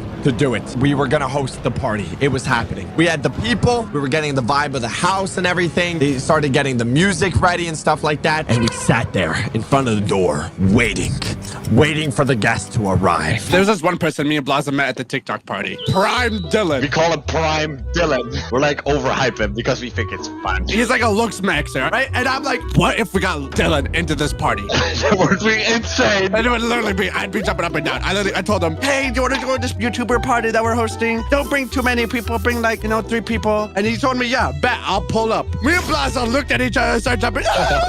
Like 2 little high school girls. I was just waiting at the door the whole day. I'm peeking through the door and I see headlights. I run to Blaza. I'm like, Blaza, I think it's you. I instantly dropped the conversation I was having with someone and I just like running to the door. You gotta go figure out what's happening. Where's he at? He's here. We open the door. We run outside. We see who it is. It's J-Man Curly. That's J-Man Curly. What are you doing here? After we were waiting for people, they started to arrive one by one. Each person brought a +1 or a +2. We had one group arrive, then another group arrived, then another group arrived, then another group arrived, then another group arrived. The party was starting. Okay, but the thing is, we had one obstacle though. Okay, listen, me and Blaza were in charge of the music, and that was kind of a mistake. The music is the most important thing of a party, and you sold it. We were like stressed, like, oh, what do we do? Blaza puts that off Skate 3 soundtrack. I'm like, Blaza, do not put it on. I don't know what to do. I just put on random playlist. Cash and Nico and them pull up, right, with the whole group. And I did not know this, but the DJ at the first party that was pumping and everything pulled up, and it was Shady from the Cash and Nico group. He was the one in charge of the DJ. So he comes up to us, he's like, bro, I will be in charge of the DJ of this party. Me and Blaza felt the sign of relief of a lifetime. So much weight off my shoulders. Thank you, Shady. And Shady started just cooking. Dude, he was like,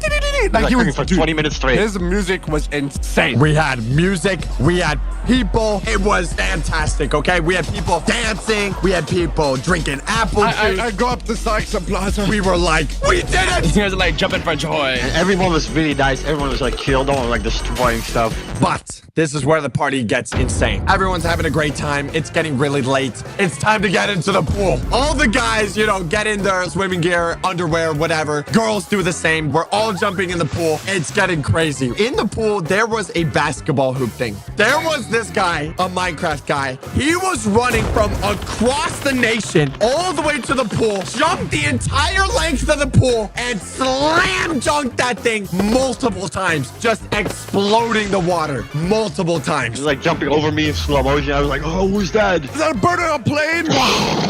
Slam dunk, bro. I was like, dang. So much was happening. It was fantastic. Dylan never came, which was a shame. No, Dylan. But you know what? He missed out. We had all our friends and all our new friends together. Me, Blas, and Adway, we got together and we looked at each other and we were like, we did it. We just hosted the best party ever. We're going to tell their grandchildren about this party. If you guys enjoyed and you want to see more, make sure to subscribe to all my friends and subscribe for more. And check out another video right over here. Superpowers. We're gonna go through an entire list of completely useless superpowers, and we're gonna rate them all. If you disagree with us by the end of this video, we don't care. Detach body parts and control them remotely. I would detach my head and put it inside of closets, okay? Why? You are a freak of nature. Holy, you're trying to traumatize people. This is peak laziness. You sit in front of the TV, you detach your arms, you detach your legs. Okay. I'm just a little chicken nugget sitting in front of the TV. I got my hands in the chip bag. I got my other ham in the donut holes. Dude, nom nom nom nom nom. I'm just eating non-stop. And then I got my legs in the cheesecake. Oh my. In the cheesecake? In the cheesecake, and I'm feeding myself, dude. Dogs, I feel like you do this without the superpower. Don't expose me. You should detach your teeth. No, those are already detachable, Mimi. Mimi, I'm going to detach my teeth. I'm going to put them in your mouth. Dude, that is a nightmare. I'm saying this is an S superpower. This is not an S, it's an F. F. I think it's S. It's a C. I think it's a T. It's B for bouquet. Okay, Bouquet. I locked it in. Okay. Okay. What if you have super speed, but you have to power walk? Why does it make any sense? Yeah, you look goofy while you're doing it, but imagine this. You go to McDonald's and back really quickly. Bro, no one's gonna see me when I'm going super speed. What? That's what I'm saying. Dude, someone's gonna have a slow-mo camera. They're gonna capture you, expose you on the internet. You're a fraud. Hey, guess what? I'm gonna run into them at 300 million miles per hour. Okay. A-train them, yeah. Are you sure you would want super speed if you're gonna look like this guy? This is gonna be your face. Oh no. Look at this. Are you sure? It's kind of cool. I feel like this is awesome, bro. There's no downside to this. We're gonna look like the 80-year-old ladies that are trying to get a workout in the suburbs. That's a you problem. S for speed. I said S. Yes, it is. Able to go on autopilot for any amount of time, but you have no memory of it. Dude, I do this when driving, bro. Yeah, I do this every single day by drinking. So let's say you want to edit a video or something, right? So you just go boom, autopilot, and then the video is finished, and you're like, wait, what? I finished the whole video. But this could also be bad. Dude, that's a superpower. Ooh, that could be bad. In Severance, you have a chip inside of your brain, and whenever you walk into work, you become a different person. So you don't have any memory of what happens at work. But they actually do some really, really bad stuff at work. What do you mean by bad stuff? They avoid taxes. What if your girlfriend breaks up with you? Like, you're always locked in. You never spend time with me. You don't show me emotional value. Okay. Straight up always locked in. This is just a bad thing. I think it's goated. Yeah, I think it's a bad superpower. Every time I try and talk to Blaza, I'm just gonna put on autopilot. What? That way. That's kind of messed up. I'm hearing a pretty low score right now. Whenever water touches any part of you, it becomes Dr. Pepper. So we're living peak life right now. Wait, so if you guys jump into the ocean, it just all turns into Dr. Pepper? All the fish would thank me. And then it'd be a Dr. Pepper fish, and then you eat a Dr. Pepper fish, and the Dr. Pepper fish tastes like Dr. Pepper. Dr. Pepper is scientifically proven to be the only food that everyone can eat in the world. It's not food. That's my Dr. Pepper. Okay, that's fake. It's AI, dude. It's AI. That's Google AI. No, delete that. That's not real. Google AI, bro. I'm saying this as the doctor here. You're on like Google Chrome. You need to go on like Firefox, bro. See, look, Blaza pulled it up. Oh. It makes you feel good. It makes you feel good and like. Yes, Dr. Pepper is generally considered a healthy drink beverage. Drink Dr. P. Okay, so what we're saying is an S. This is amazing. It's Kino. Exactly. Press a button to instantly get $10,000, but a random person dies. Okay, I'm gonna say it straight off the bat. I am spamming that button. So if I press it 1,000 times, yeah, that's probably 8 billion. Dude, it's like this chance that I die. I think that the math completely wrong. No, it's okay. I have a 4.0 GPA. I'm spamming that. You guys are terrible people. Dude, if I'm hungry at midnight and I want Wingstop, what do you want me to do? Not eat? You don't need to press it more than once, though.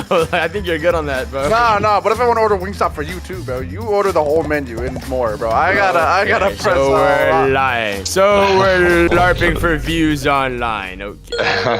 Sucks. What if you press it and I die? $10,000, Nadway. It's only 10,000. Bro, I thought it was $1 million. $1 million for Wingstop? What? 1,000 times. Oh my god, dude, that's rarer than a knife. Gold. Keep pressing it. Gold. One of the 400 chance. Gotta go gold. There's gonna be a chance it's gonna be me. I just know. I'm gonna have terrible What do you luck. mean? Juicy's gonna want to be that unlucky. It's gonna be him on the first try. I actually do believe it'll be Juice one time, though. You know, I would build like a redstone around it and then have it infinitely generate. Invest the $10,000 from the first to build a whole redstone. Okay, you keep doing that. You automate the whole process. Now it's passive income. Ooh. Passive income. This is better than drop shipping. So, Ali, what do you rate this? S. Clone yourself, but your clone has a British accent. Oh no. Ooh, that's pretty bad. That's a superpower. All right, I'm getting out of here. Wait, guys, this might be banger. Wait. If you guys need to release your anger out on something and punch something, then you got the clone. What if for Juicy, there's a dude that if he clones himself, he makes an American accent version of him so we can kill the British version of him and have a proper American one. Oh my god. This is a banger idea. This is a great idea. I like this. You can fix him. Guys, we're gonna eat beans on toast together with your clones. No. My dream. What I'm hearing is an F. What? This is not F. Yeah, that's like the worst superpower. Well, I don't know. You could beat up your clone in, like, in the rage room, your clone. Is it worth it? Yeah, British people don't have rights, so that actually kind of works out. That's the first F. I say F, actually, yeah. Ooh. Every time you die, you come back to life, but you still feel the pain of dying. Imagine getting stabbed and still feeling that, constantly repeating that pain over and over again. That'd be horrible. But you're alive. Yeah, but you know what? If I have to go through the pain, I'd rather die. Pull the plug. I say it is what it is. No, I agree with Tuxie. Why would you want to relive your pain your entire life? You fall off a building, everyone thinks you're dead, flat on the floor, and then you get off. Is your face like still all messed up? You still feel the pain. How is this a superpower? A super curse. All right, wait, what if you die purposefully in like a way that's not so bad? So you drown in like not so cheese. I mean, I can deal with that. So now you come back to life, and now you always taste nacho cheese. Yeah, in your esophagus. And But your yeah, nostrils. yeah. I say B. I'm gonna say A. F. Okay. Let's talk about a real superpower, okay? Creating wheels on the bottom of your feet at any time. Wait. Wheels? Like Heelys? Heelys are W, dude. Moving around wherever you want to, but you're slightly faster than everybody. Oh, I'm walking. Oh, I'm running. I'm on wheels. Oh, snap. It's way better. Are the wheels made out of flesh and bones? Or... No. They're proper wheels. God, that's disgusting. That sounds so gross. And you hear like a every time you roll around. This is not fair, bro. I already have this power. Like, I can already roll around, bro. You're so fat, baby, bro. Oh my god. Don't push me down the freaking hill. Push him down. Push him down. No! No! Oh my god, he just killed the whole village by rolling over it. I'd just like horror farm. I'd just be chilling, like skate, like yo, what's up? What's up? And I just gotta skate past you guys with wheels on my feet, and then the guy be like, hey, you smell my new cologne? You smell my new stuff I put on? So nonchalant. I think it's the S. Right? There's no downsides. It's just awesome. Would you want to imitate any voice perfectly, but you lose your original voice? Like imagine trying to do a British accent and then constantly having a British accent. Amazing. You know what I'm Amazing. saying? That'd be a nightmare. Oh yeah, I'm fine with that. I don't like my voice anyways. I love my voice. This is useless, bro. Like AI exists What? nowadays. I can do this online. Oh my god. No way. He's kind of. This is completely useless. No, but it's not your voice. Yeah, but like I don't. Okay, I like my voice originally, like right now. Mimi, you could just get another Indian person's voice to be your voice. My people have been doing this since the dawn of age. Okay, how do you think we made so much money? Tech support scamming. Okay, we call up. We're like, hello, this is Rakesh from Microsoft support. You know, that's not our real voice, right? That was you? You scammed my grandma, bro. What the heck? No, that was my uncle, Rakesh. If Indians had this power, they'd be unstoppable, bro. They'd just be like, hey, it's Mike from Microsoft here. Exactly, bro. Oh, it's so much more convincing. I need to give you my credit card information. This power is awesome, dude. I could sound like all the famous actors. You can sound like that Juicy guy. I could if I wanted to torture myself, Juicy. Okay, but like, you know how entertaining your conversations would be because you could literally like reenact any viral moment because you could just voice act that. Did you say D's nuts and the D's nuts voice guy? You could, but we're not gonna say that because he's gonna copy strike this video.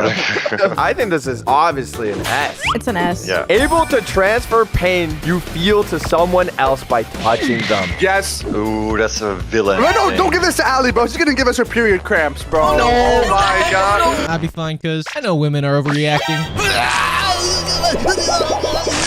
It's not only physical pain, this could be emotional pain. So imagine years of trauma, and then you touch someone and you give them all the trauma. I can transfer all my depression to somebody. I know exactly what I'm going to do. I'm going to stub my pinky toe so hard. I'm going to chase Ox down. I'm going to chase him down. Get away from me. Get over here. Get over here. Get off me. He's going to be dying for 3 days straight. I don't even talk to humans anymore. I just talk to ChatGPT. So I don't need to transfer my feelings. I mean, the only good thing about this is that I get to touch someone as an excuse, right? So That's insane. So we need to kick him out of the call now. Maybe would go up to like a girl at a party like, hey, can I touch you? I want to show you something.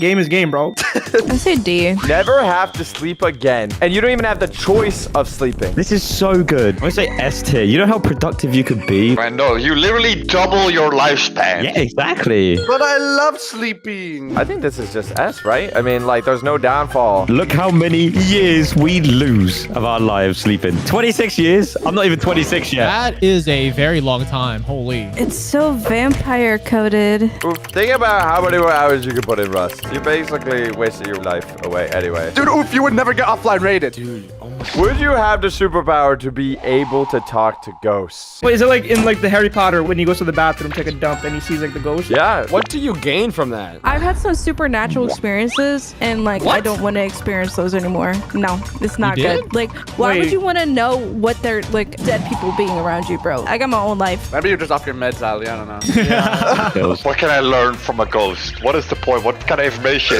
Exactly. All they do is sit in my closet and hide under my bed. They have like no lore. They have so much lore. Have you ever had like an elderly person trauma dump on you? So boring. That's true, honestly. What if I'm in bed, I'm watching Netflix, and I'm alone, right? And I see a ghost baddie, bro, all right? And I'm like, well, what's good? What are you gonna do with a ghost? What are we talking about, bro?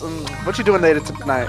Like, bro, I'm like, come on, bro. I'm sending this to your girlfriend, Nadway. No, she is the ghost. What? I don't know, bro. What? I wouldn't want it in general. I don't want to talk to ghosts. Dude, honestly, if I was a ghost, bro, it sucks. I would make your life a living hell. Why? You know that. What did I do? He's just an absolute hater, bro. What the heck? Okay, so to answer that, no, I'm not gonna want to speak to ghosts because that's exactly what's gonna happen. F. I'm saying F. All the history that you could learn. Yeah, and all the bad history you could learn too. I think it's an A, an A, an A. I say it's B then. Able to speak to animals. Well, 100% yes. 100% yes. I tuck my doggy Lulu. Oh! But all he's gonna be saying is food, food, food, outside, outside, outside, food. Dude, Tuxie, do you want to talk to your meals before, bro? You're gonna eat your cat and dog? You want to talk to them? That's crazy. Hey, sometimes you gotta play with your food sometimes, you know what I'm saying? If anything, if I have a good relationship with my food, it tastes even better, dude. But what if you go to a restaurant and you order shrimp and then the shrimp start talking? My family just got butchered. I'm the last one remaining. Yeah. Let's end the family line, you know what I'm saying? I would feel like a giant. It would taste better, you know what I'm saying? I want to speak to animals so I could be like a Disney princess. Be like, ah! And then calm and clean. I want to talk to my cat and be like, meow, meow, meow, meow, meow, meow, meow. Oh no. And I'll be like, meow, meow, meow, meow, meow, meow, meow, meow, meow. Mr. Snuggles, what do you have to say? Oh my god, dude. Better than dogs, 100%. Because dogs are just filthy, nasty. Pick up my poop. That's what they're going to be saying. Okay, now wait. Okay. No, I'm pretty sure that's what the cats are gonna say. I think cats are mean. You know, cats will eat your body if you die. I'd also eat my cat's body if I needed, if they died. Wait, what? No, brother, that way, my man. You're part of the family now. Bro, I would talk to my dog. You know, I have a squirrel pet now. You got a squirrel? What? Yeah, I just like found a random squirrel in my backyard. I fed it, and now it just comes outside and follows me. I'm literally a Disney princess, bro. I got a squirrel, I got a freaking bird, 2 birds, a cardinal, and I also have 5 cats now, and my dog. Where did all this come from? There is one specific animal I would love to know what happens in their brain. I would love to talk to them, and I would know what they want to say, and that is sloths. What? What do they do? Yeah, they would talk to you in slow motion. You just say hi to them, and they're like, "Aww." Like Zootopia. What do they do? I would love to know what they want. Socks, I'm about to give you groundbreaking news, Socks. You could get a bunny and make it into Judy Hopps, bro. Oh. Bro, That's get not out. how Get it out. works. That's, Get out. yeah, that's not. What? Hear him out. Hear him out. I say yes. Yeah. S. Time travel only to moments you've cringed. Okay, this is like a moment, not on someone else, but on you. Okay, you had so much embarrassment on you. Oh, dude, the last and most embarrassing thing was like, I was in front of the class for show and tell. Everybody's on the carpet, you know what I'm saying? This is like elementary school. Someone's up at the front, and I'm sitting down right next to the front, and I went to release a fart, and it became a really loud one, and it rippled on the carpet, and everyone looked at me and started laughing. Test it, bro. You didn't Yeah, test I it? did. I was like, it was grade 3, bro, and I didn't really think about it. I just let one rip, and it just went way louder than I expected. I cried. So why would you want to relive that moment? I don't. That's what I'm saying. I wouldn't use it. Dude, my most recent cringe moment, bro. Oh, you were there, Socks. It was the bell, bro. Oh my goodness. Taco Bell? We're in Antarctica, and we're at the front of the boat, and there's this little bell. I see a bell. I'm like, dude, when Not men true. see button or bell, you have to press or ring it, bro, right? Yep, true. So I go up to it, and I just ring the bell, and then everybody looks at me. Dude, stop. What happened? What happened? Clarify, this is like an emergency bell. Like if someone were to fall over. If someone Oh. We had dinner with the people. This one guy like stared at me. He's like, "Why did you do that?" This is where Dad would teleport back to. Is it that bad?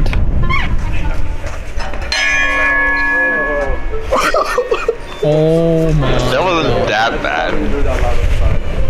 No, that's a really loud gong. Bro, and like everyone turned towards me. It's so much worse in real life, bro. You guys know, like in school, when you have like what do you guys call it? The cabaret, like you know the show. That's not even a real word. Like Cadbury chocolate? Like talent show. Oh, like auditorium. Oh. So we did this music thing, right? Once, me and my friends, like, so we had to perform our song in front of the whole entire school. I was on the glockenspiel, okay? Glockenspiel. What the heck is that? Plaza, I would expect you to know that out of all of us. I have no clue. I was on this thing. How old are you here, dude? I was like 15. 15. You would catch me dead before I played that at 15 years old, bro. I know. This is why it was so cringe. I was like 15 and I was up there and one of my friends was just playing the piano and pressing one note and I was hitting one note over and over again for a solid 10 minutes. Like, I was just standing there. I didn't say anything. I was up on stage. Everybody looking at me. I'm like, ding, ding, ding. And it was the most embarrassing, like, cringiest thing that I've ever done in my entire life. What did the crowd do? They went wild. They went wild. Last time I was cringe, I wasn't sub to the channel. Don't be like me. Sub right now. So, middle school. Oh boy. Before the homeschool. Still in public school. And this was like at the very start of the year, right? So the history teacher thought it was a great idea. Hey, let's have everyone have a presentation to explain who they are as a person. Why do they do that? Oh my gosh. A whole intro? Dude, they're actually race baiting. You know, you can't mess up that bad. I mean, it's 5 minutes, easy peasy. What? Just throw up some, you know, your name, what kind of food you like, what's your favorite Just color, lie. yada, yada, yada. Yeah. You see, I dabbled a little bit in the editing, even that back then. Oh, yeah. Fortnite dang trailer. So I was like, oh my gosh, this was my time to shine. I put together all my best tennis highlights from middle school, okay? Oh, that's beautiful. We need to see this. All the best shots. The host gonna love this. And the thing is, they're not really good. You know, I'm like middle school. This is like, I'm still really below average. So we're talking about like 2-3 minutes of uncut footage. And it's just me hitting the ball, but I'm like missing every third one. You know, it's like well below average games, you know? Oh, you're making it like they're gonna love this. You just hear. Yeah, and it gets better. At this time, what was really popular on YouTube was MLG content, okay? Oh my God. Sucks. Please. This is a perfect MLG green screen. YOLO. We're talking about like the swag, oh my god, XDDD, Snoop Dogg, random people dancing. Every shot I hit in tennis, I would put an MLG effect. I did a 360 no scope. I did like when I won a point, I put like the money rolling down. I had like, wow, and the dog going, oh, cool, you know? Oh, the Doge? Yeah, I had the Doge going on. I had all of these goings on. Time to present. And I was feeling confident, dude. I was like, wow, this is really good. Everyone, all eyes were on me, okay? It was on the smart board, so it was big. And I pressed play. 5 minutes straight. Everyone was just watching my horrible tennis highlights and MLG sound effects for 5 minutes. Oh my god. So it was peak for 5 minutes straight. I mean, the retention must have been amazing. They were forced to watch against their will, basically. I'm standing up there with the video next to me, so I'm looking at all the reactions.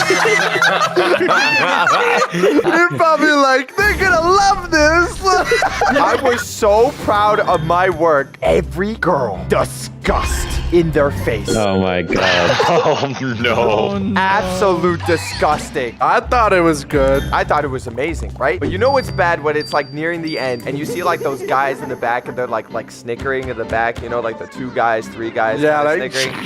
Yeah, they're like laughing, right? I knew it was over. Oh no. It's Jover. I thought I was gaming, right? And I still thought I was good for weeks, but this is something that just lives on from memory to memory forever and ever. Dude, okay, but like, where are they in life? You know, you're in a Discord call alone for a bunch of other losers. Like, where are they in life? Yeah. They probably have like a wife and kids. Ew. After telling that story, no, I would never time travel back to that because that would be horrible. I don't care if I had to relive everything there. With that being said, I'm putting this in F, dude. F, dude. Nobody wants that. Gain the abilities from the game you have the most hours in. Okay. Oh my god. So the game I have the most amount of hours in is we all know it's the best game ever created. It's Rust. I have 8,900 hours in the game. No, you just rounded up, bro. Bring it up to 9,000 already. Bro, that's 375 days. It's more than a year. There's not really like a superpower in this game. You wake up with a rock and a torch, and basically all you do in the game is you go run around and you go kill people. It's just literally like it's not good. It's not a good superpower. You don't get any superpower from this game. I mean, you can survive in the wild all alone. I think my top played game is Counter-Strike. Ooh, it is. 1,000 hours. Really? Yeah. You can be up in real life? Yeah, I'd be able to be up in real life, dude. And so you got to strafe left and strafe right while you're jumping in the air. And as you keep doing that, you start building momentum and move faster and faster and faster until you're moving at the speed of light. So technically, I have a speed glitch, bro. Oh, I'd be so fast. My most played game, it's a game called Doki. Listen. Have you ever played it? I have. Yes. How does that give you superpower? Since Monica can change the game files and do whatever she wants, she could do anything. Zax, I can make your head full of hair. Okay, well, I don't think she could do the impossible. She can do the impossible. My most played game is your fault, Sox. What? Among Us. We played a lot of Among Us. We played hundreds of hours. So, Mimi, what's your superpower? I can vent. Okay. You can get voted out. I can appear in your hotel room right now. Oh my god, there is a vent right there. Wait a second, that's kind of scary. I see your eyes just looking at me as I'm recording this video. My most played game, guys, is World of Warcraft. You have to pay monthly to play? Are you serious, you see? I could be a healer, I could be a tank, I could be damage, I could do everything. I could deal damage, I could heal you guys, I could curse a spell on you guys. I could call in my dragon whenever I want and fly away. You're losing credibility so quick here. You're losing aura right now. What do you mean? I can fly my dragon. My special spell. My favorite game is probably smashing that subscribe button, and I'm addicted. My most played game, I think it must be Skate 3. Whoa. Oh my god. Oh my god. The amount of superpowers I'd have. You can break all your bones and then regenerate. Exactly. Ooh, infinite respawning. Teleportation, speed glitch. I can punch people with my board. That's pretty broken. I was gonna say World of Warcraft. You gonna join in? What about League of Legends? League of Legends might be my second. Ali, why do you play all the worst games? Oh my god, what's your superpower like thinking? If mine was League of Legends, I would basically have all the superpowers from League of Legends. Like being a disappointed. Stuck in bronze constantly, getting ulted from across the map and then dying. Yup. Viva Pinata. No. It's me. Wait, what? Emergency meeting now!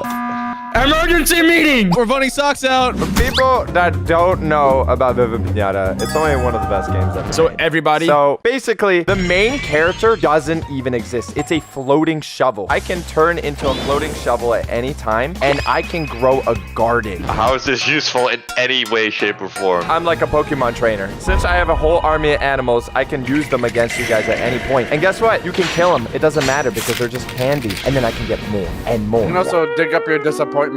I think we all give each other an S for our amazing superpowers. I agree. That's pretty banger. Well, this is our superpower tier list. If you guys disagree with us, you're wrong. And subscribe, check out my friends below, and click out another video right here. Today, we're going to be telling the most spooky stories, and the last story will literally get this video age restricted because that's what it did. Let's start with Blaza. Long before time. It was like 5 years ago. Before Nadway. Yeah, it was before Nably. I was at a sleepover. Very scary. Or someone was at my place, you know? Did you know this person? Or was this just a random stranger in your house? That is on Sundays. This was a Saturday. It was the weekend, okay? No school day. We could stay up as long as we wanted. So, my friend bought a bunch of spooky movies. How long has he been your friend for? That doesn't matter. Don't worry about that. All right. So you know you're going to a sleepover and you're not allowed to have too much sweets or 18+ movies or video games that are graphic. But my friend's genius idea. He duct taped videotapes around his chest. Wait, what? So his mom wouldn't see. Oh, it's like sneaking in candy into the movie theater. Exactly. He had a couple discs in front of his chest, a couple bags of candy on the back that didn't make no noise. His mom didn't know. My mom didn't know. It's all right. Your mom's gonna know after this video. Don't worry about it. So, we had a wonderful night. We ate snacks. We watched the spooky movies. I was kind of spooked. At like age 2, what is spooky for you? Yeah, like how spooky are we talking about? So in the movie, there was a girl, you know? Oh no! Exactly. That's where it started to go wrong. So this girl was a demon. She had like black hair and it was like covering her face. Very spooky. I don't even want to talk about it. That's how spooky it was. After we did all of that, it was like 2 a.m. So I started to go to sleep. I started to fall asleep. Beep, beep, beep, beep, beep. Beep, beep, beep, beep, beep. Until it was like 5 a.m. I woke up. I don't know why. I kind of like slowly opened my eyes. Eyes opening sound effect. Yes, I looked to my left because I was sleeping on my left side. And what do I see? A little girl. And I opened my eyes fully extended. And there she was next to my bed, staring at me in her black dress and her hair over her eyes. Why is little girls in your room? Don't worry about it. It was long before time. How old are you? So I forgot. It was like 5 years ago. So what do normal people do in situations? They freeze up. They start shaking. They want to go back to bed. No. I stood up. I said, "What are you doing in my room?" And you know what happened? Demon just stands. Yes. 8 foot tall. I stood up. I'm a solid 6'4" tall. I stood up. "What are you doing in my room?" And she didn't say a word. She turned around and she started running. And I was like, "Not on my watch." So I started chasing her. And I was running. And I was huffing. And I was puffing. You ran after the monster? Don't screw with me, Shucks. Don't you do it. It's a little girl. You ran after the monster? Why? We were running down the hallway. She jumps into another room. I pulled the door open. She was gone. There was no one there. There was no one in that room. And I thought, wow, I really showed her. I went back to bed. I slept like an angel. And I never had a nightmare again. Aren't you supposed to run away from the scary monsters? Wait, what happened to your friend? He was asleep. You have no idea. Nah, he was dressed up as the woman. He was dressed up as the woman. It was your friend. Did you ever see this guy ever again? Don't worry about that. Don't worry about that. That was my spooky story. What is 8 out of 10? 9 out of 10? Maybe even a 10 out of 10? That was a 5 out of 10. A 5 out of 10. I had spookiness. I had storyline. I had a whole lore. I had different character pulled up. And you give me a 5? But you weren't scared. You ran after the woman. You literally traumatized a little girl. What if that little girl was that guy's sister? Like little sister. And you just, she's like, "Oh, go see what my brother's doing." And you just traumatized her for life. Alpha male right here. Yeah, usually I run away from women. In real life, too. What do you mean, in real life, too? What? You just run away from women, period. Yeah, run away. Just in general. Anytime I see a woman, I just run. So anyways, that was my story. So I know you...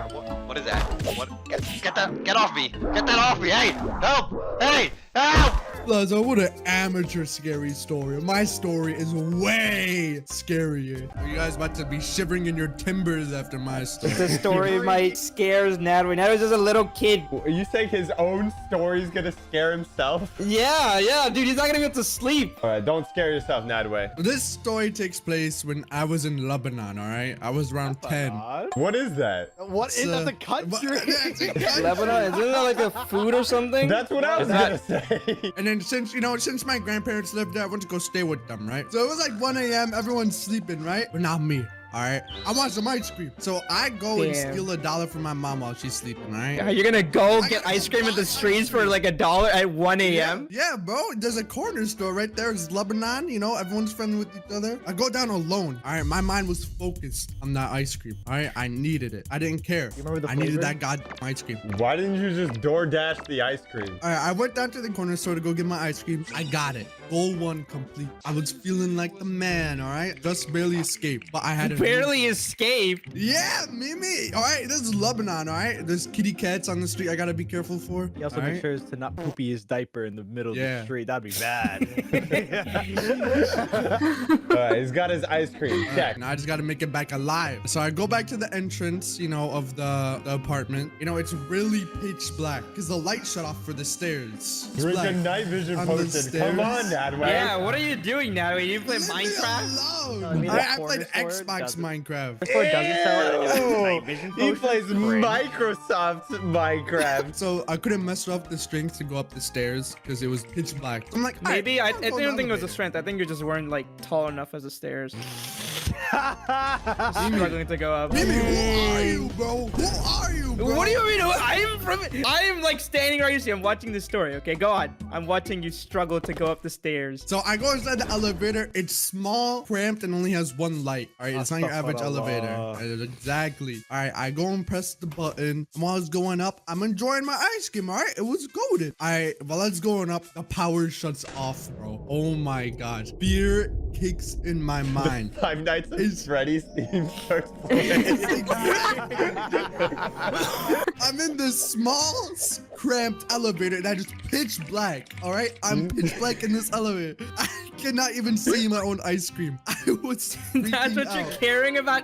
Ice cream? You're literally about like locked in an elevator. Maybe this is my only form of entertainment is the ice cream. Okay, it's 1 a.m. and I'm stuck in there alone. I didn't have a phone and I had to be stuck there until the power turns back on. And it can take up to hours. I just realized you're getting ice cream at 1 a.m.? Yeah! Crazy? Yes! You're not gonna be able to go to sleep now when you're like 10 years old. Listen, I was a quirky kid. What can I say about it? I'm so quirky. There's gonna be a giant nerd emoji on you. Alright, I'm scared out of my mind, right? And then I was stuck in there for 20 minutes, alright? And my ice cream melted. I couldn't even eat it. No! How do you melt your... You could literally just eat the... It's in front of your face, even if it's dark. What's so hard about eating ice cream? I'm freaking out. I won't even tell you how hot it was in there. It was so You have hot in ice there. cream, though. Melted ice cream. Mimi, go sit on the other side of the campfire. All right? No, I'm not sitting on the campfire. I'm bringing logic and reasoning. Go sit on the other side of the campfire. What if you just needed to calculate the Pythagorean theorem of the ice cream? Go on with your stupid Mimi, story. you literally do not even wear deodorant. Get away from them. All right, continue that way. That's the end of my story, though. That was the I told you. What? Dude, imagine how you feel. You're cramped in the elevator, pitch black. You cared about the elevator. You cared about the ice cream. Oh, Wait. Yeah. How did you get out of the elevator? Nad, wait, did you even get out? Are you still in there? I'm still in there. 4 out of 10 on the scary scale. That was supposed to be scary. I told you. Mimi, your face is scary, bro. Big Shut up. pop What do you for mean? Meme God. Let's pick another random baby out of the hat. Yeah. Pick someone who's actually suffered, like me. Is this guy a jar of peanut butter? What is he doing? What is that? The next person to tell their spooky story is TBH Otis. I think Meme God should go. All right, baby, you go. Oh, yeah. Is it my turn? Yeah, it's your turn. So my story happens all the way in I don't care. Halloween. In Halloween 2012, when I was just a 10-year-old little boy, there was something called Hurricane Sandy happening, okay? Ooh, I remember that And one. I was SpongeBob? near the danger zone. SpongeBob? Yeah, like, wait, no.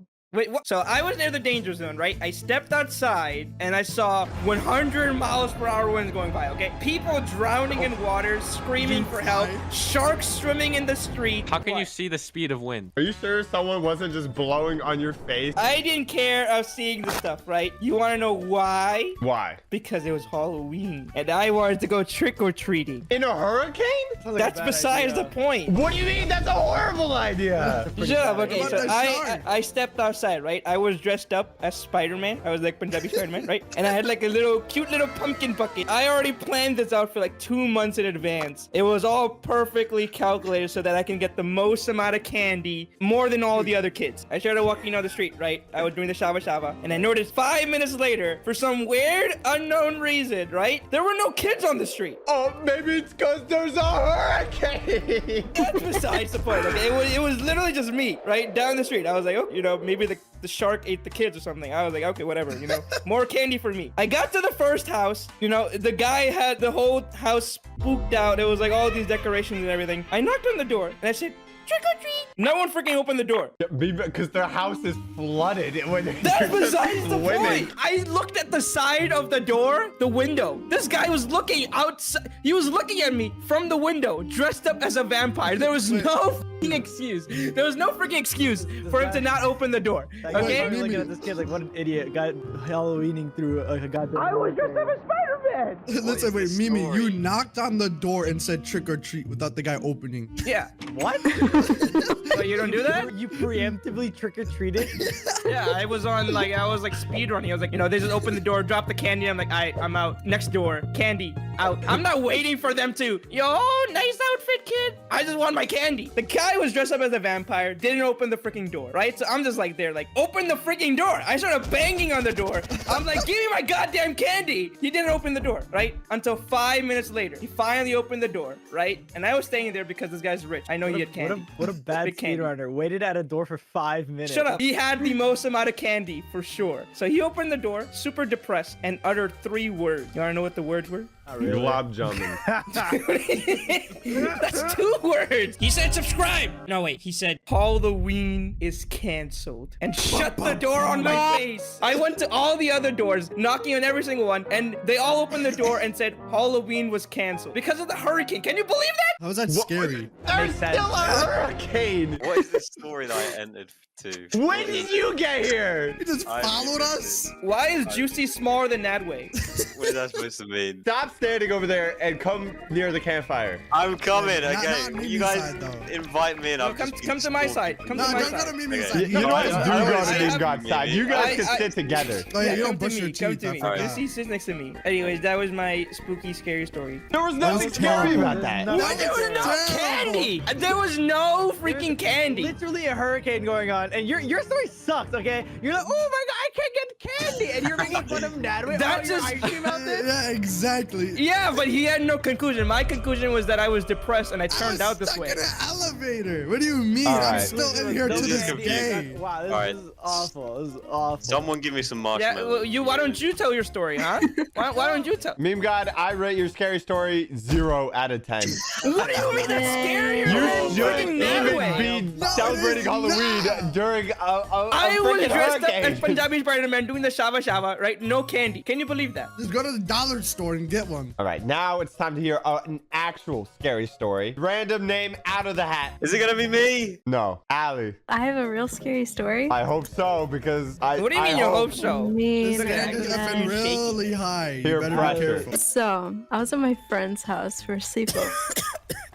No coughing. Okay. I don't even know coughing. I'm sick. Shut up. I'm sitting right next to you, Mimi. You better not give me your virus. Okay. Go ahead. So I was at my friend's house for a sleepover, and at one point she went downstairs to get some snacks. And while she was gone, I was just sitting there like on my really poopy school laptop, and I was really edgy About this. What's so scary about this? Sorry. Wait, what? I'm not done. I was really edgy as a kid, so I was on Tumblr, like looking at dark, edgy stuff. Tumblr. Yeah, How old are Tumblr. you? God, she's like 35. How do you not know this? So I was like looking at dark, edgy stuff, like true crime documentaries and stuff, and I had on all the lights, like, cause I was scared of the dark. I Are still you am. edgy but scared of the dark? That doesn't make any sense. I'm still scared of the dark. Woman, am I right? No. No, that's not it. Scary? No, it's not it. It's not it. I won. I win. Hey, baby. No. You do not have the talking pillow. Talking pillow nuts. I don't know. I just watched Breaking Bad with Juicy. Okay, so they have this How does that talking have pillow. anything to do with anything? It has everything to do with everything. It gives you the priorities to speak. You can't say anything, Mimi. I'm sorry. Yeah, you don't have it either. Juicy, I can literally just throw you into the bush and no one would notice. You're so tiny. Why are you saying he's tiny? Because I want him to be tiny in the animation. Why am I gonna be I don't tiny? know, No, I'm just gonna you're be taller bigger than than you Mean now. God now. Just you're taller Yeah, than I'm Mean taller God. than you, Mimi. While I was watching a clip, I know of like true crime documentaries. I was watching a clip, and I noticed from the corner of my eye what looked like a pale, light gray hand reach up on the bed and grab it, and then pull the blanket and disappear back under the bed. At first, I thought I was like seeing things. But then it happened. It happened again. But then the blanket moved. Like, I swear, I felt it like move from under me. So I looked under the bed because I thought it was my friend just messing with me. But there was like, wait, what's this? Anyway, there was like nothing there. So I kept looking at like weird edgy stuff. And then it happened a third time. And then I like ran downstairs and I found my friend in the kitchen. And I asked her if she was like messing with me. And she seemed like really confused. So I told her everything that happened, and she was like, that's really creepy because somebody in the next house died while being trapped under a bed. Died? Why didn't she move? I would have left that area immediately. But did you get candy? Shut up, you guys. Did you get candy? Wait, why did someone die? Is that it? That's it. Died. That was it. This is so disappointing. Did you know if it was That was not scary. I saw kinda a edgy. gray hand. Someone died next door. That's it. Wow. Yeah. What if it's just like an innocent person hiding for their life? Like, save me. Don't call the cops. I'm gonna have to rate that a 2 out of 10 on the scary scale. Why are you the one rating, huh? Why are you rating? Still scarier than Meme God's Halloween story. But What do you mean? Not as scary as being alone in an elevator. Yeah, That on is top, pretty baby. The next person to tell their story is gonna be Muffin Juice. What? Never me. Hello? Hello? Hello, you better have a good scary story. This is the realest story you'll ever hear in your life, and the scariest story you'll ever hear in your life. Guys, this is real. This happened. Okay. Guys, I was shopping at Costco. I was getting tortellini. Oh my god! I was shopping at Costco, getting tortellini or something, when I saw this tall, shiny, bald head down the dog food aisle. I was like, holy crap, that guy's bald. This is the scary part. I said that out loud. I heard stomping. The ground was shaking. I was literally pooping my pants. And then I see him. It's Dwayne. It's Dwayne! Dwayne, I was pooping even more. I was pooping. This is real, guys. Okay, Dwayne, he grabbed me by like the neck, and he's like, can I get a photo with you? I was like, bro, what? My pants soaked. I was like, okay. So I'm gonna send the photo. This is real, guys. Here, this is the photo. This is the photo. One more time. Is it? Did you say it was real? Oh yeah, definitely real. Yeah. Look at this. Oh my god, that's Now the scary thing. Okay, the scary thing is I'm actually taller than Dwayne Johnson. That's pretty crazy. That's your scary story? crazy. Meeting Yeah, Dwayne The Rock? Dude, I thought he was gonna kill me. I thought he was gonna kill me. All right, we're gonna have to give that a 10 out of 10 on Yes! the scary scale. Yes! That was horrifying. I don't know if Better you than can top that, gods. TBH, because you're going next. You guys want to hear a real scary story? Okay, does nightmares actually count for a scary story? Okay. No. Okay. Shut up, Allie. No one asked. Okay. Nothing about goddamn ice cream. Not about candy. Not about The Rock. Okay. I don't care about any of them. Meme God, stay on your side of the bench. I don't care. Okay. What? This is my time. Okay. One day. Okay. I was like 8 years old. Okay. And I went to like a Macy's. And I saw a bear mannequin for the first time. And ever since I saw that mannequin that day, it just freaked me out. I don't know what it was about a mannequin. It was just lifeless human body. I didn't like it at all. What if it wasn't lifeless? Listen, all I know is it was a plastic human, completely naked. I like the man version better, okay? And it was awful. Amen. I hated the way it looked. You know, amen. That's what I'm saying. Right? Something about it just freaked me out so much, okay? So that night, I was going to sleep, and I made sure every light was on. Flicked the main light, the lamp light. I even turned on my phone and never let it turn off with the flashlight blazing my eyeballs, okay? I did not like the dark that night, okay? I didn't like it, okay? So eventually, I was able to actually go to sleep, and I had a dream that I was in my living room, and there was 6 mannequins around me, just doing normal human activities, you know? One of them was just sitting on the couch, you know, chilling, watching TV. The other one was laying down, chilling with the other one. The other one was watching popcorn, etc., etc. Whilst I was in a very small couch by myself and just was frozen. I couldn't move at all. But even if I tried, listen, Natalie, it gets worse than that, okay? Even if I tried to make the smallest movements, in my dream, all the mannequins would just snap their necks towards me. Okay. What? You know how terrifying that is? Lifeless humans. They don't even have eyes. How do they know where I am? This I is don't like like it. Doctor Who episode. Lift up your armpit. Your armpit odor just travels What? to their I'm not like nose. Meme. Gotta use deodorant. I don't need deodorant because I have can't. What do you mean? No, this is why I'm sitting on this side with all these girls. What? You're sitting next to Still me. no What do you one's mean? there.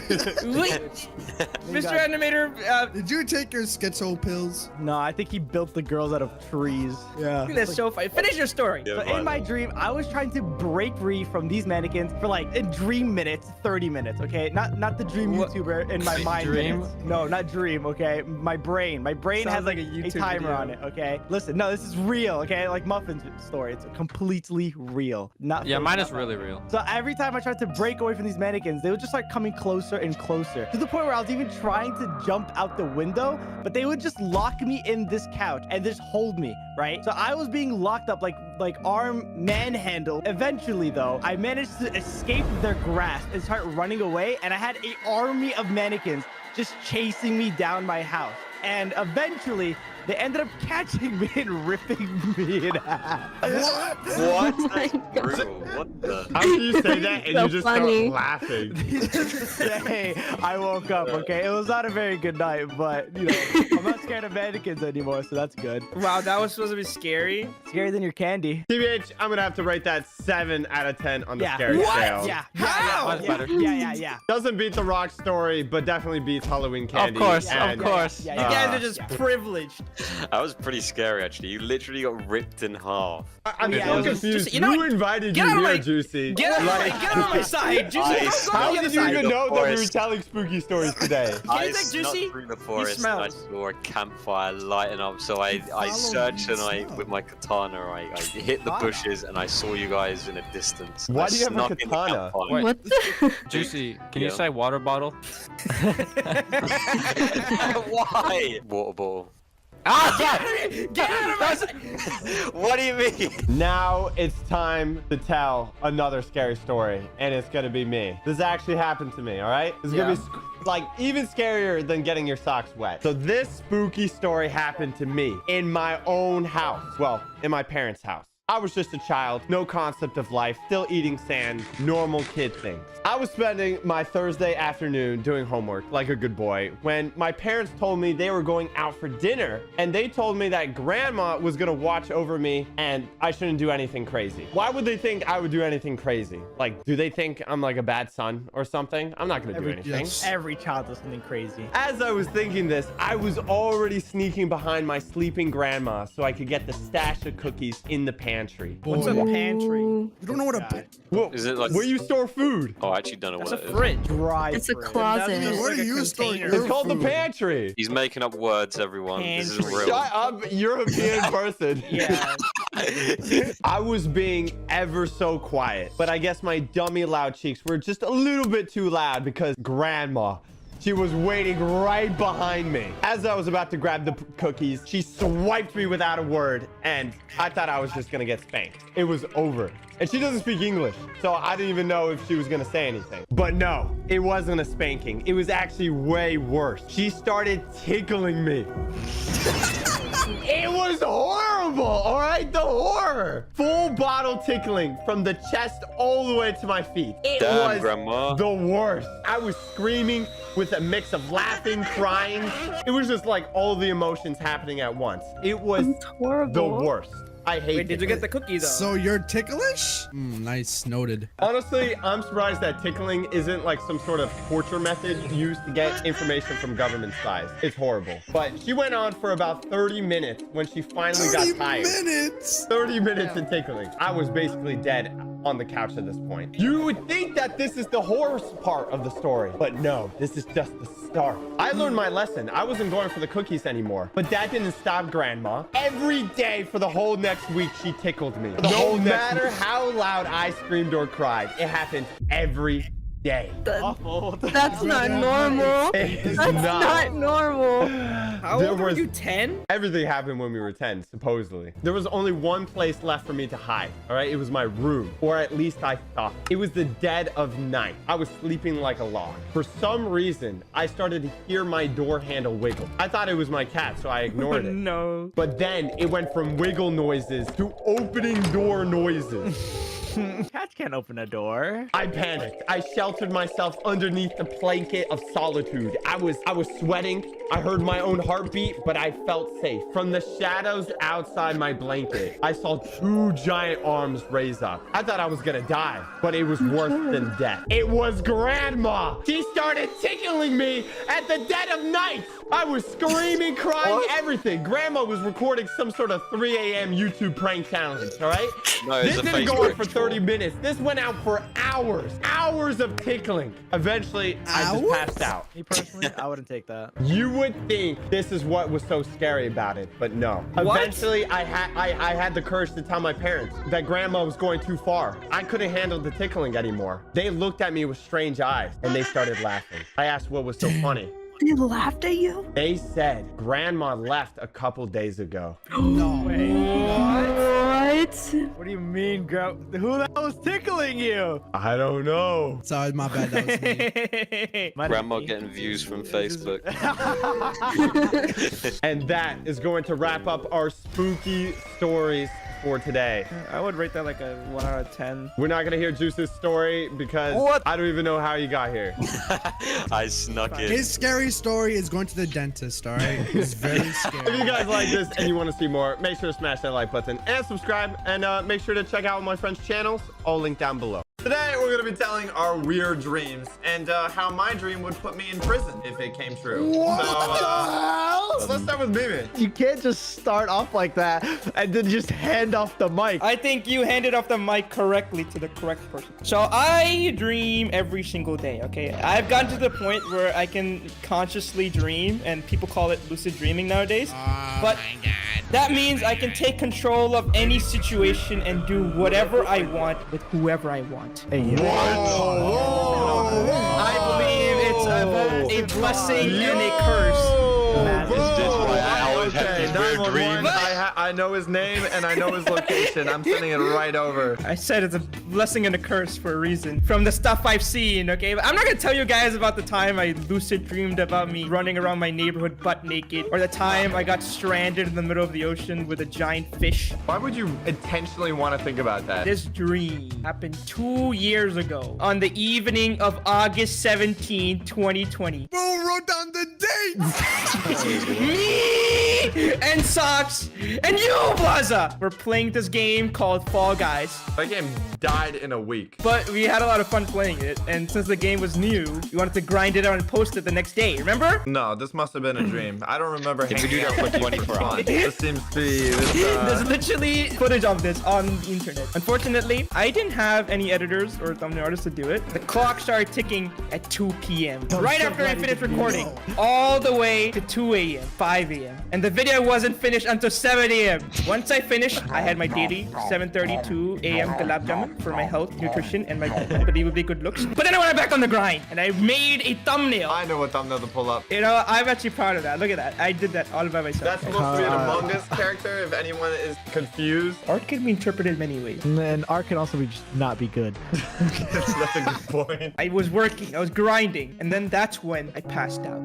So in my dream, we were climbing, you know, the mountains, wearing a crown, you know, getting million subscribers, stealing giant socks, right? But then I woke up. Wait, so that was the dream? That was the fun little nap, right? I went back to work, except I needed water. I went downstairs to get water, but no one was home. I went back upstairs to my room. Yeah, he took his chances. He's out, bro. There's no way. After he saw this $1 Why would he Among Us leave? thumbnail, he was like, bro, Why this would guy anyone has leave no me? hope. So I went back upstairs to my room, right? I was like, okay, fine. I'll just, you know, go back to sleep, right? But then I saw someone sleeping in my bed. Someone was sleeping in my bed in the same position that I fell asleep in. You know who it was? It was me. Was you? I turned around, like in the guy that was sleeping on the bed. It was me. We were just staring at each other, and the guy was just like, subscribe to the channel, Minga. I mean, finish the video, Minga. What? Finish it. Here's a warning. And then that's when I blacked out. I woke up and I had like full energy. Your weird dream was about you telling yourself to finish your video? Yeah, but I was sleeping in the same place It was that in I woke third up. person. Imagine if you woke up and you saw yourself sitting on your desk. That's what You I are just saw. looking in the mirror and I see a handsome man. All right, that was...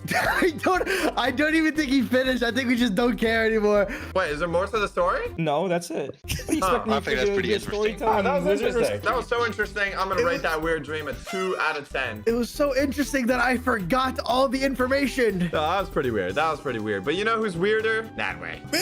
Okay, you know, meme guys talking about lucid dreaming. Oh, I can make it so I can do whatever I want. By the way, you dream all the time. You literally are a baby sleeping every single like 2012. Who is this guy, bro? Who is he? See, mine is a type of dream. Have you guys ever heard of sleep paralysis? Anyone? Oh, yes. You do that every time with your mom. So it's basically where you're sleeping and you're awake, but you can't move and you're still dreaming. I've had some scary stuff happen. You guys ever played Dead by Daylight? Oh, I know that game. I know that game. I saw this. Oh, nice.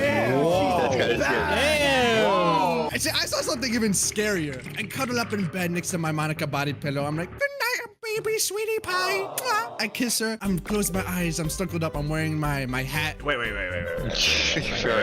Oh, babe. Oh, huh? You slept with your body pillow? Yeah, bro. What am I gonna do with it? Should I call your mom about this, Snudway, again?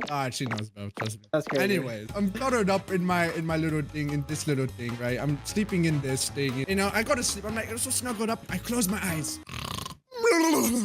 I'm sleeping, and then my eyes dart open, and the thing I see is the most terrifying thing I've ever seen in my life. See, you might think that hag is scary, but no. This was scary because it was so unexpected. You know what I saw as my sleep paralysis demon? You guys want to know? You guys want to know? What is it? What is it? Monica. Who's Monica? Monica It came was to life. annoying orange, bro. Annoying orange. It's real life. Annoying orange. Yes, in real life. That's actually horrifying. I can't move. It's a giant annoying orange at the foot of my bed, just How staring. big is it? It's huge, bro. It's like 2 times my size. Bro could have ended world hunger with that, but no, he had to sleep through it. Dude, I can't move because in sleep paralysis you can't move, but you're awake, but you just can't move, and you're still. Did the dreaming. orange do anything? This is what happened. I'm staring at him. My eyes are like. He starts sliding towards me. He puts his mouth right up to my ear. Right up to my ear. You want to know what he whispers? He says, subscribe to the channel. And you don't know what else he whispers? He whispers the secrets of the universe, bro. I know how wormholes work. I understand how black holes where they lead you. And then that there's documents of evidence of life on the subsurface ocean of Euphoria, bro. I learned everything. Is it Euphoria, a TV show? What are you talking about? Euphoria is a planet on Jupiter, bro. Okay, you don't. It's a moon. This guy told you. I'm terrified. I cannot move at all. He starts floating and hovers above me. His face an inch away from my What face. did you eat before this sleep? What did you do? How old were you when this happened? This happened like a year ago. But anyways, he's right above me and I can't move. He's right above me an inch away from my face. He's just staring at me and laughing. He's like, like, all of a sudden, he just disappears and I'm able to move. I run out of my room and I run to my brother. I'm like, Help me! There's an orange! It was flying! Not to alarm you, but I think there's an orange in my room. you don't believe what just happened to me. The most baffling thing ever just happened. Oh, you know what? It makes sense now because annoying orange kind of reminds me of Juicy. So now that you're studying British, How does that remind That me? is wild. How does that make any sense? What is it? How does that look like me? It kind of does. That way, you got scared by an orange. That's your dream. Yes, it's a giant orange, bro. So do you have like a phobia of oranges now? Like if you see an orange now, would you like panic? Whenever I see your mom, I panic because I'm Alright. excited. Damn! That's pretty weird. But you know who's even weirder? Which even weirder? Who? Allie. Of course, woman. What is the weirdest dream you had, Allie? One time. Wow, that was weird. All right. Yeah. Next one. Moving on, my turn. So basically, I had a really weird dream. I went to bed. Here's me going to bed. Guess what happened? What happened? I fell asleep. All of a sudden, I had a dream. You had a dream when you slept? Oh, this is weird. It was a really crazy dream. So basically, then I woke up. Then guess what happened? What? That's not a dream After anymore. I woke up. I was like, that was a weird dream. Then 30 seconds later, I forgot it. Sorry, guys. That was a great story. That was the craziest dream I've heard. That's crazy. That was a weird I forgot it. Man, I don't think that one can be beaten. Allie, how weird was your dream? So, let me start. I recently had a dream. I was hanging with one of my bestest friends, God, and he was buying his I feel first bad car. Why are you sleeping? Wait, This what? dream's about you, all right? He was buying specifically a new Corvette. And I was like, oh my God, this car is so sick. I was like, What oh a my God, fancy what do you car. mean? That's awesome. Let's have a good time. Let's start speeding on the highways. Let's have a great time, right? But then Is this real life? I think. I started to realize it was a dream at this point, right? So Meme God was going like 100, maybe 200 miles an hour on the highway. I was like, hey, Meme God, maybe we should slow your roll there, bucko. And he was like, nah, watch this, right? And so we started going even faster. And then all of a sudden, whoop, whoop, whoop, whoop, whoop, whoop. Don't forget we're blasting Indian music while doing this. So the police, they start chasing us. And Meme God's like, no, the cops. He does the only thing that he can think of logically, which is speed up. So it turned into a GTA chase scene. So we're going thousands of miles an hour. And then I'm freaking out, panicking, like, and Meme God's like, so we get cut off by the military. The military, they had to get involved? Wait, how many stars do I have at this point? Like 10 at least. Meme God is like, all right, like, I'm sorry to do this to you, but if I'm not making it, we're not making it. So I'm like, yo, bro. I'm like, yo, bro, what you mean by that? It's a red flag. It's a Put your pretty big seatbelt red on. flag, right? Yeah, so I put my seatbelt on, all nervous and stuff, and he drives off the barricade into like the bottom highway because we're on the top highway, and we're trying to make a chase scene on the wrong side of the road, and then we get caught again because Meme God's just driver, and then I literally just did that. Did you just see that jump? we got caught up, and then we both got shot, and then I woke up. You got shot. I didn't wake up. And this was multiplayer. Okay, you died. Okay, I was still in the lobby. Woke up and I You was went to like, the wow. gulag. Okay, that was a pretty weird dream. Let's hear a weirder dream from Ali. So I've had a couple weird dreams in my life, right? And I know the source of the dreams. I know why they happen. Whoa. Here's the source. I brought this paper. This is my source. A day before this dream, I like this picture. I like it a little too much. You like this picture? I laughed about this all day. It was like 4 a.m. I stopped laughing at cowfish. I'm like, that's enough cowfish for today. I fell asleep. And what did I do when I fell asleep? I woke up in my sleep. Damn, that's crazy. So I woke up and I heard the doorbell. Ping pong. I was like, oh, that's a little weird. It's 4 in the morning. I wonder who's at the door. I open up the door. Who is in front of my door? Cowfish. What are you doing at my door, bro?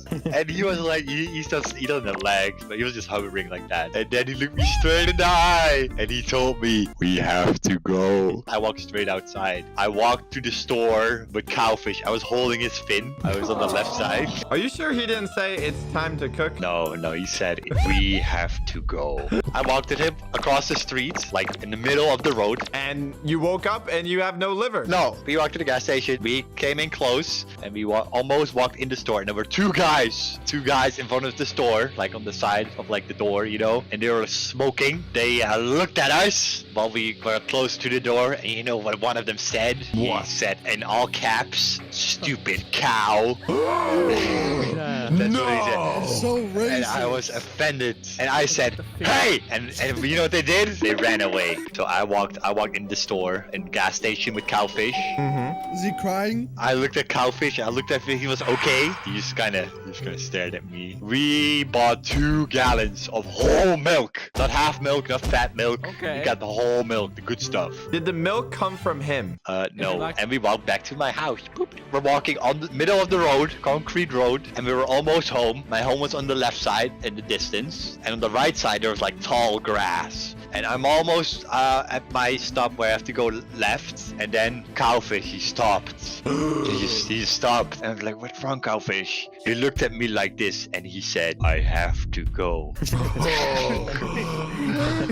No! Did he have to leave? We can drink a milk or whole milk, and we can chill. And he was like, I have to go. He hovered into the tall grass, and I was like, no! And I started chasing him. I'm like, Cowfish, where are you going? We were going through the grass field, and then all of a sudden it stopped, and it was like an open area, and there was a pond. It was really beautiful. The moon was shining on the water. It was beautiful. I grabbed his tail, and he stopped, and I looked at him, and I said, where are you going? And he looked at me once again, and he said, I have to go. By the way, subscribe to the channel. And he went into the pond, and he like slowly like went down in the water, and I've never seen him again. No! This is such a sad story. The parallels are amazing. You first met him, said, we have to go. And now he says, I have to go. Parallels are amazing. 10 out of 10. I think it's time for an even weirder dream from Ali. I think it's time to hear it. So one All right, time. so I was walking down British Road on a very stormy day. Okay, Yes. It was Thank God I very changed this stormy. channel. It was very stormy. It was average British day. Okay. Already hate it here. I already want to wake up. It's a nightmare. It's a nightmare. I was strolling down a road, right, and this was the weirdest thing, right? I looked down and I'm a fish. I turned myself into You a fish. are the I cowfish. was the cowfish. Wait, what? And I could fly. I could fly around as a fish, and I could do whatever I wanted to do. This was only the beginning. What do you mean only the beginning? I then looked behind me, and I started getting chased by someone, and it was Comedy Shorts Gamer. At this point in time, I watched so much Comedy Shorts Gamer back in 2014. I loved it so much. I dreamed about Comedy Shorts Gamer was actually chasing me. Deji was chasing you? Deji was chasing me. Why, was he angry or or what? I was just running. I was running, and then Deji caught up to me. He grabbed me, and I looked back at him, and then I beat him up because he's never won. Wow. Beat up the #1 boxer in the world, Yep, bro. I was the #1 boxer bro. fish. I was the smartest, the strongest. Wow. That's weird. You know what's even weirder though? I think it's gonna be Ali's story. I dreamed that I was on a spaceship that looked like a giant banana. Okay, so in my dream, I was watching myself sleep, just like in Mimi's story. Yeah, I saw myself sleep. You can do that too? It was weird. I don't know how. We must be connected, like mutually or something. There's only 2 of us alive, Sock. It must be. Our species have gone extinct. What? So in this dream, I was watching myself sleep. I would say it was more like third point of view. I saw myself from the top down point of view. Like I was looking down at myself and I was sleeping. And someone runs and opens my door. They're running. They're running. They open my door. They run in and they say this. Elon Musk just bought the whole state of Texas. All right? What? This is happening right now. That wasn't even the shocking part. The shocking part was the person who told me this was a bear.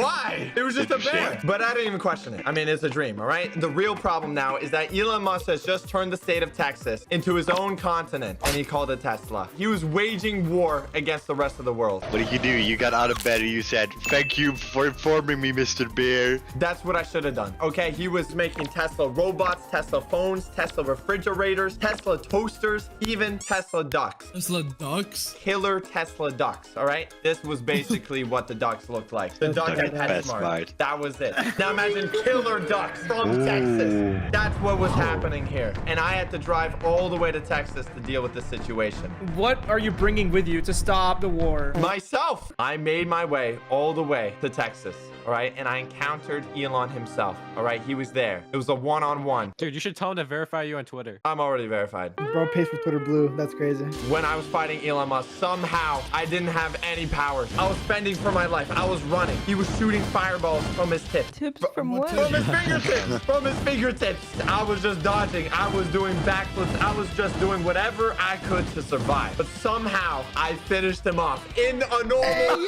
fighting way. What do you mean finish him off? Explain that real quickly. I redirected his fire at me and I like sent it back like Avatar The Last Airbender, like that, like right when he was finished off, okay? He was on the floor. You're not telling everything that happened in that dream, Socks. There's some other stuff happening here. But the thing was, Elon was a robot. His mask open like Iron Man, like. And guess who was controlling Elon? Plankton. A mouse. The bear. It was the cowfish. Shut up. It is not the cowfish. It was actually the bear. The bear controlled Elon and he waged war. Ali, it's your turn. So my dream is obviously way better than everyone else's. That's why I'm last. I dreamed one time I was on a spaceship that looked like a giant banana. And there was also a group of aliens on it wearing sombreros. Sombreros? What? And they were also playing baseball, and I wanted to join in and play with them. But What's going on? So they gave me a giant banana baseball bat, and the baseball was made of spaghetti. So when I tried to hit the ball the first time, I swung the bat and I missed. I spun around and fell on my face. In your own dream? In my own dream. This is a dream, by the way. It's not real life. I know you think it's probably real life. I was confusing them for a second. So then I tried to hit the ball again, and I hit it so hard that it smashed through the spaceship's window, and we all got sucked out into space. And then I woke up and ate a banana for breakfast. What? That's it. Adopted by aliens, and then you swung a bat, broke a window, and died. But they had sombreros. Don't forget that. If you guys enjoyed any of those stories, let me know which story you like the most, and make sure to go subscribe down to my friends down below. All their channels are linked down below. Explosion! Mobile games. We're gonna be rating all of them, all the OG ones, and seeing which ones are good and which ones are bad. Let's start with a high note, okay? Let's start with Jetpack Joyride. I have to have put like 100 hours into that game. Put all 3 of them S tier. Wait, there's more than one? No, there's 3 icons. Wait, there's 2 Jetpack Joyride images. Okay, there's 3. No, okay, let me dumb this down, okay? 3 Jetpack Joyride 1 profile are on this tier list. Where are we waiting for? Put it in S. Put all 3 in S. Wait, what was your furthest distance? Easily like over 100,000. Are you kidding me? Is there like an end? No, the end is when you die. It's very philosophical. Wow, that's like, okay, game equals life. What about Cookie Clicker? I used to love Cookie Clicker. Oh my god. Cookie Clicker needs to be a S tier too. You're just clicking. It's not just clicking. Cookie Clicker at first is just a game about clicking a cookie. But then slowly you start creating factories. You trap grandmas in basements to make cookies for you. And then you ruin the world economy with cookies. Why do you know so much about Cookie Clicker? Played it for hours and hours. But after you spend hours in the game, you start to understand that there's no winning Cookie Clicker. You just stop making cookies until you die. I'm still not getting the cookie lore. So basically, you start making so many cookies that you open up parallel dimensions to suck their cookies. What are you saying? And then you create time machines. That's exactly. There's infinite dimensions for cookies? People start worshipping cookies. There's a cookie universe. But then the grandmas get upset. They start protesting. They start fighting back. And they evolve into mutants to ruin your cookie company. It's like a pandemic. The rich only get richer. So it's a Cookie Clicker is another word for capitalism. Yes. Yeah. I'm feeling an S then. I feel like we're gonna put a lot of games in S tier. Is everyone shout what they think? S. S. I think Blaza said I A. think he just screamed something. I don't think he said a letter. Hey.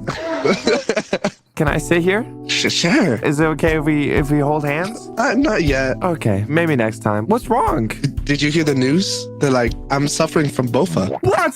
That's terrible. You know, one day you're just living your life and then you just get smacked in the face with BOFA. I know. You know what always cheers me up when I'm having a bad day? Wendy's? Wendy's? Nah, not Wendy's, okay? What cheers me up is getting this sick new merch. Like this hat. Comes in all sizes, you know? And it will fit. Fit this. Or these expertly crafted shirts and sweatshirts so you know it won't tug. Tug on this. Or these socks and stickers. Get it while you can. Can this. All this available at Socks.store.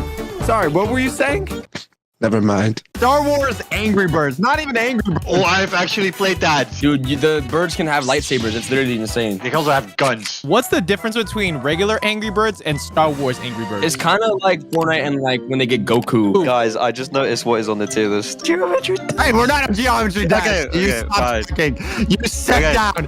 You sit down. Someone grab his mobile device away from him, okay? Someone grab it. No. Don't you dare let him have that phone. Turn that off, Juicy! How does he have another phone? How did he get it? He had a second phone up his butt. Oh my god, he's gaming. I'm gaming.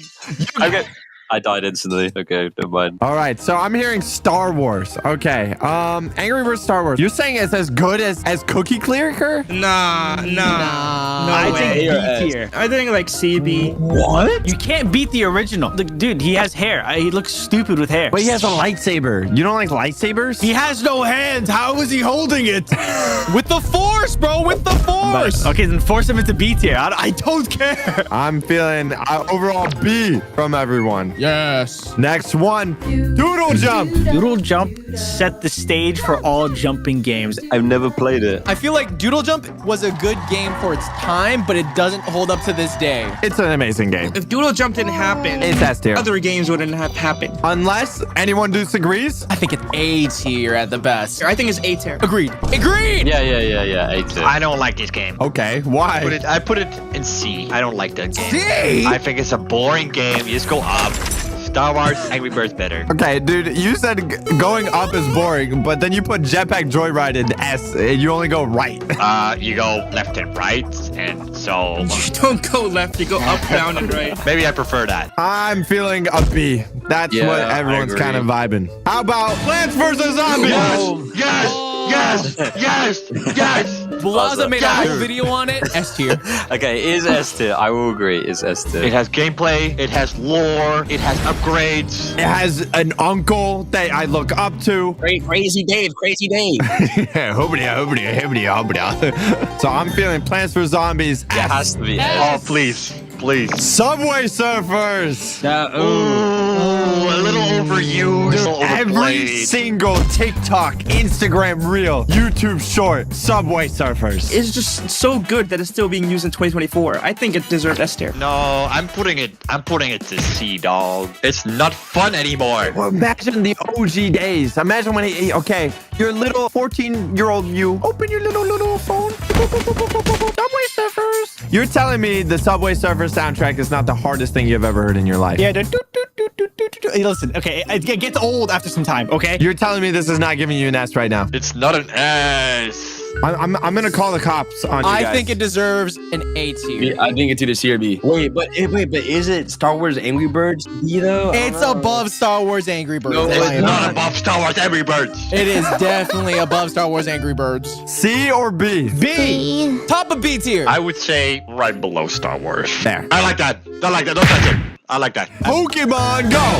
F. Dude, when this came out, it was the first time gamers saw sunlight. They were going out. They were doing things. They were capturing Pokemons. Then they were getting abducted from walking into strangers' houses to get the legendary Mewtwo. I'm pretty sure many kids died with this app. Think about this. I don't go outside. I didn't even go to a Pokestop, bro. I just stayed at home and tried to catch something. If there was nothing there, there was nothing there. I just use a VPN. Yeah, I use the VPN. I traveled the world. I was in China. I traveled the world from the comforts of my bedroom. Okay, the game sucked. Y'all are hating on Pokemon Go right now? I hate Pokemon. Think about who still plays Pokemon. My mom still plays Pokemon Go. Your mom's hot, probably. Your mom plays What? Wow. You know Napway still plays Pokemon Go? We should ask Exactly him. why it's a horrible game. He doesn't just use one phone. He plays Pokemon Go on 4 phones at once. Why does he have 4 phones? He's swiping multiple Pokeballs to capture multiple different Pokemon. What's the goal? What's the goal? It should be the very best. Dude, they have like 60 other games where you can do the same thing in. Like, I don't see the point. I can't believe you guys hate Pokemon Go. I think it peaked and then it fell. So. All right, everyone scream out what they think. D. C! C! C! C! No, I say D because of that stupid ass song that came out with it. I play Pokemon. Like, shut the hell up. Yo, that kid got talent. What happened to that kid? Yeah, he like sings or raps or something. Pokemon Go kid found dead in O Block. Oh. Flappy Bird. I remember when that game got banned. The most frustrating game possible. I love Flappy Bird though. The owner received so many death threats from this game that he literally took it off the store. Speaking of death threats, I really think you should subscribe to the channel. What was the lore about? Like, why did he take it down? He was literally receiving so many emails and hate messages because this game was so frustrating that he took it off, even though he was making $50,000 every hour. What? Is that real? But it doesn't exist anymore. He couldn't take it. I'll say A. I know B tier. I'm actually okay with B tier. Do you guys actually enjoy the game? Like, when I played it, I didn't. No one enjoyed that game. My high score was like 12. That's higher than mine. I think that everyone that played it at the time was just like, yeah, I got a higher score than my friends. That's it. Exactly. It's just pure It was competition. the original Battle Royale. This game started all the rivals. Everyone. What are we rated? D for death threats, yes. All right. Since Ali likes this game so much, singing monsters. Wait. Let me just say something. Let me say something that makes everything just make sense. Okay, you ready? Let me quote something that the tree monster sang. Okay. Bum. That's all I know. But it's S tier easily. S tier. Wait, what is this? What is this game? I've never heard of it. Y'all don't know about singing monsters? There's monsters that sing. Oh, here it is. I have never played this in my life. What is this? This trailer was dope. Okay, this has creativity. That rock hitting his head. That's pretty Look, good. and then after time, you would have so many monsters. You would have an entire orchestra. Wait, they have an actual singer for this? No, they actually captured life monsters and they made those noises. Wow, look at that. No way. Motion captain. Why did he have to do this? Dude, lifelike motion capture. You want to know my singing monster? Let's hear it. Slur. Whoa. She really just said. What if we all, okay, everyone think of your own unique sound right now, okay? And then we just put it all together. Toxie, what is your sound? Boots and cats and boots and cats. No. That sucks. Jump off. Oh my God. Okay, TBH? Wait, come back to me. I'm thinking. What do you mean? We're just thinking. Just do it. Just go. Kaboom. Kaboom. Wow. Okay, Oof, what about you? My singing monster's voice is gonna be like. Yeah, was that good, guys? Is that banger? That's pretty banger. That's banger. What about you, Juicy? Ooh, okay. Mimi, we already know what you would do. What? What about you, Blaza? Let me make a sound I've never made before. That was good. I think that would add to the orchestra. What about you, Ali? Slur, slur. Oh my Slur, god. slur. And I'll just go like. I love the box. Wow, that one's so Guys. hard. Wow, so original. All right, I got my idea. I can add on to Blaza's. You ready?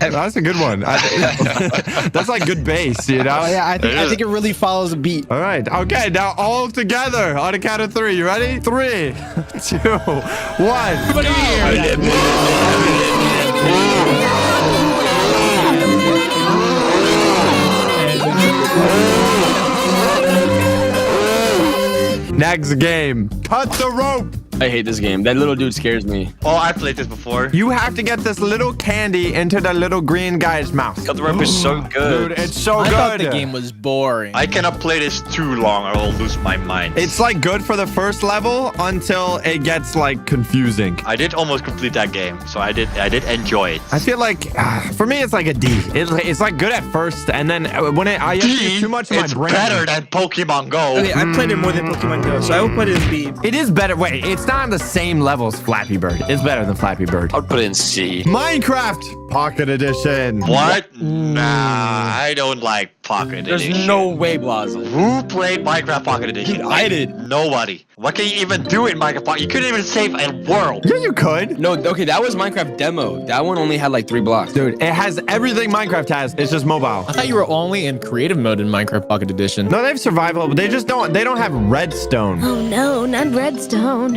I'm gonna make my automatic cow farm. I need redstone when I play Minecraft, okay? I need to make my 3x3 piston doors and 2x2s, okay? I don't really care for Minecraft Pocket Edition. But it's like Minecraft on the PC is better than playing it on mobile. Yes. But you have like a $100 iPhone versus a $2,000 computer. Yo, iPhones aren't $100. Okay, what do we like $500? Yeah, iPhones aren't $500, man. Back in the day, they were for sure. In this economy. In this economy, bro. Luckily, subscribing to the channel is completely free, but come on, bro. I'm defending my Minecraft PE with a gun. Whoa, okay, hey, that's all yours. Whoa. You can build things, but it's just like, okay, the controls are wanky though. It's like, it's a good game because it's Minecraft, but it's like hard to move and do things. I would put this one in A. I don't think this is above Star Wars Angry Birds. I'm gonna put A. It's A. Dude, it's Minecraft. It's Minecraft. Ooh, above Angry Birds Star Wars. Definitely above Star Wars. Scribblenauts. Ooh, I loved Scribblenauts. Scribblenauts was the best game. Oh my god. I think I played that on the Nintendo. Yeah. Yeah, I played on the DS. Yeah, the DS. I Yup. played it on the DS. Dude, so basically Scribblenauts is you have this little guy, right? And you can type in anything you can imagine, and that would appear in the world. So if you typed in metal bat, it would give your character a metal bat, so you could use that to beat the level. So anything. I mean, for what was in the code. Oh, if it was in the code? But most of the things were in the code. Like you can write jetpack and jetpack would come. Oh my god, PewDiePie played it 11 years ago. He did? It's 11 years old? Oh my god, it's older than some kids. Look, you type oil. Look at this. You got oil to Oil fix your come. T-Rex. Boom, you fix it. Bearded Mermaid. You had it. Anything. Benjamin Franklin. It was in it. This game sucks. What? This game Scribblenauts sucks. is number 1, Nadway. I'm saying Scribblenauts. I'm holding it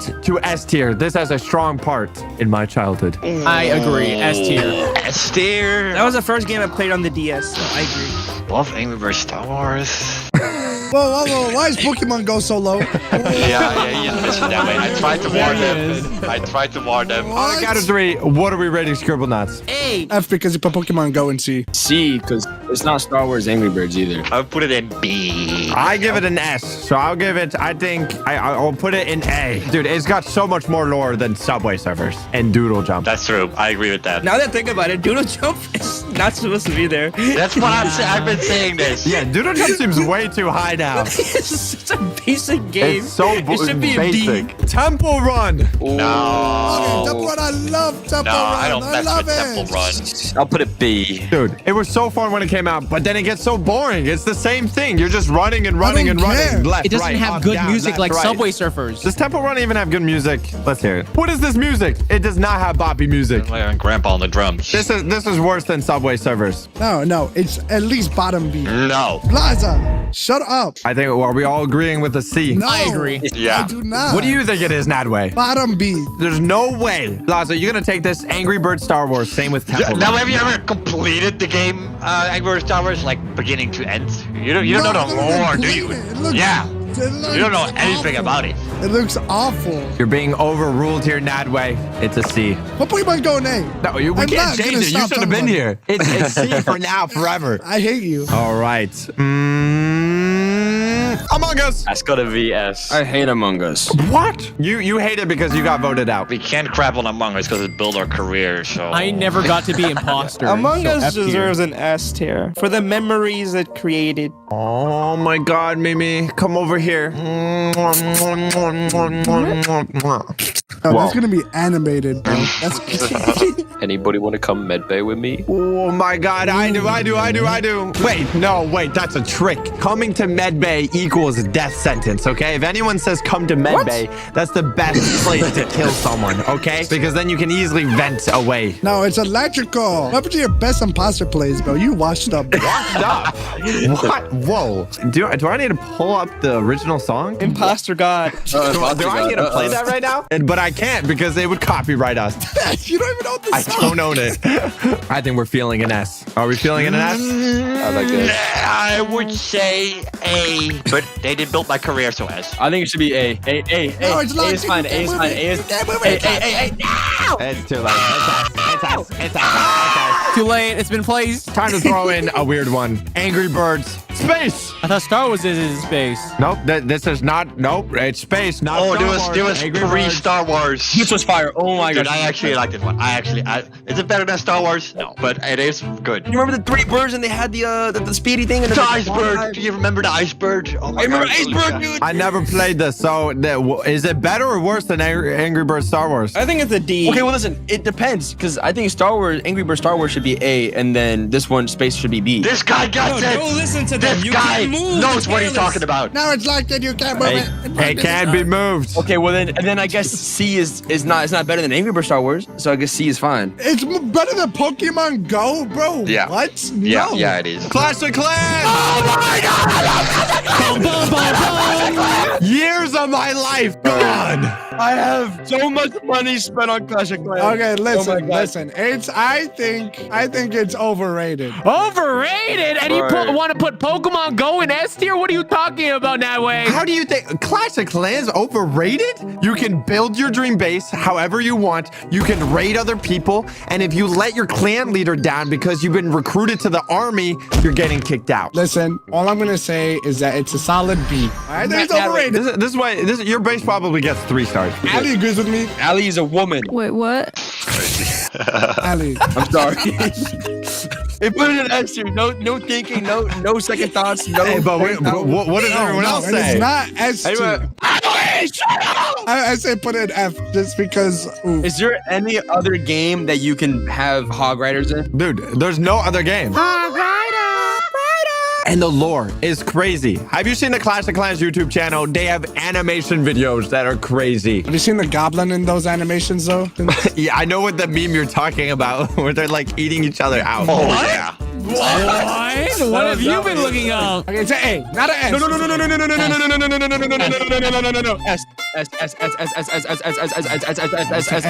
It's better than the monster singing. Put it down! That's too many S's. It's too Oh, nah, you can't do that. You can't do that. Put Pokemon Go there now. Put Pokemon Go That there way, now. we dedicated years of our life that we could never get back, okay? We put Clash We're of still Clans in grinding town halls to this day. Goat Simulator! On the phone? Yes. I didn't know this was on mobile. So you're a goat and you can do anything. You can eat people and you can get a jetpack as a goat. How is that not the best thing you've ever heard? It gets pretty boring pretty fast. No, it is not. Yeah, you just don't know how to explore. You can do things. You can talk to people, kind of. Can the goat get pregnant? It can. Yes. It actually can. It can also be sacrificed. How do you know that the goat can get pregnant? So we're rating goats. No. You're not gonna get away from this one. I honestly think it's like a D. Okay, it does get very boring. It's fun for like 30 minutes. I agree. Yeah. No, it's an A. You're Sucks. the only person saying A, Nadway. Give it to me, please. It's my childhood game. It should be C along with Pokemon Go. It's a walking simulator. This game is older than you, Natalie. D. It sucks. Why? Why would you do this? I hate you, bro. I hate you. I'm showing you the reality of things. Bad piggies. What? You guys don't know about bad piggies? Oh, bad piggies. You're like a little green pig, and you can make these little vehicles to like go through levels, and it's so crazy. That's actually an F. And the song goes so hard. I've never heard of this. This is an F. No. This is No. Okay, listen to this and tell me what you think now. Okay? Oh, okay. I did not know this was the song was from this game. Okay, but what's the gameplay? This You is don't the need gameplay. You just need the music. Look, you make like little vehicles and you try to beat the levels. No way this is better than Pokemon Go. You guys are letting nostalgia blind y'all. Y'all are letting nostalgia blind y'all, bro. What? I actually agree with Natalie for this. This is an F. Yeah. This is not an F. This goes hand in hand with Star Wars Angry Birds. It's a ripoff of Potty Racers. What is that? What? What do you mean, What do you mean, what? You played that game, Sox. Yeah, I know what it is, but it's nothing like Body Racers. Yes, it is. You build your thing and you fly. Dude, okay. On a count of 3, 2, 1, go.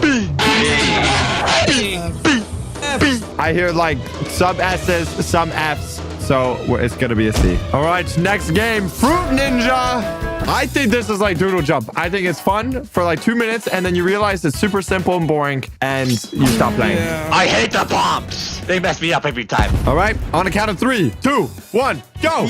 A. Only 2 people are saying things. B. A.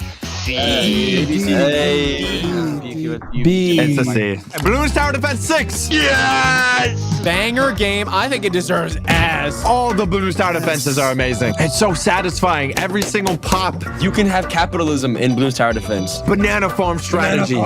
I love risking my winning by getting as many banana farms down as soon as possible. And then you just have so much money, the game becomes so easy. S. Done. Okay. What about Balloons Tower Defense battles? This is when you're basically going head to head against someone else. They're sending balloons. You're sending balloons. Is it like Clash Royale? It's really good until it gets very sweaty and there's like a lot of strats that you need to know. I think it's S tier as well. Because like, there was so much strategy involved. There was so much strategy involved for like winning and like late game strategy and early game strategies. Oh my god, you're such a nerd. Dude, what are you saying? Nadway, are you angry that Pokemon Go is at C? Yes. All right. Anyone disagreeing with an S? Whoa, chill. Not S, maybe an A. Okay, yeah. S has gone a little bit crowded. We're kind of giving it to everybody. So A. Yeah. Better than Star Wars Angry Birds? Wait. Whoa. Wait. Oh, don't push your like that, buddy. We might need to move Star Wars Angry Birds. I'm not gonna lie.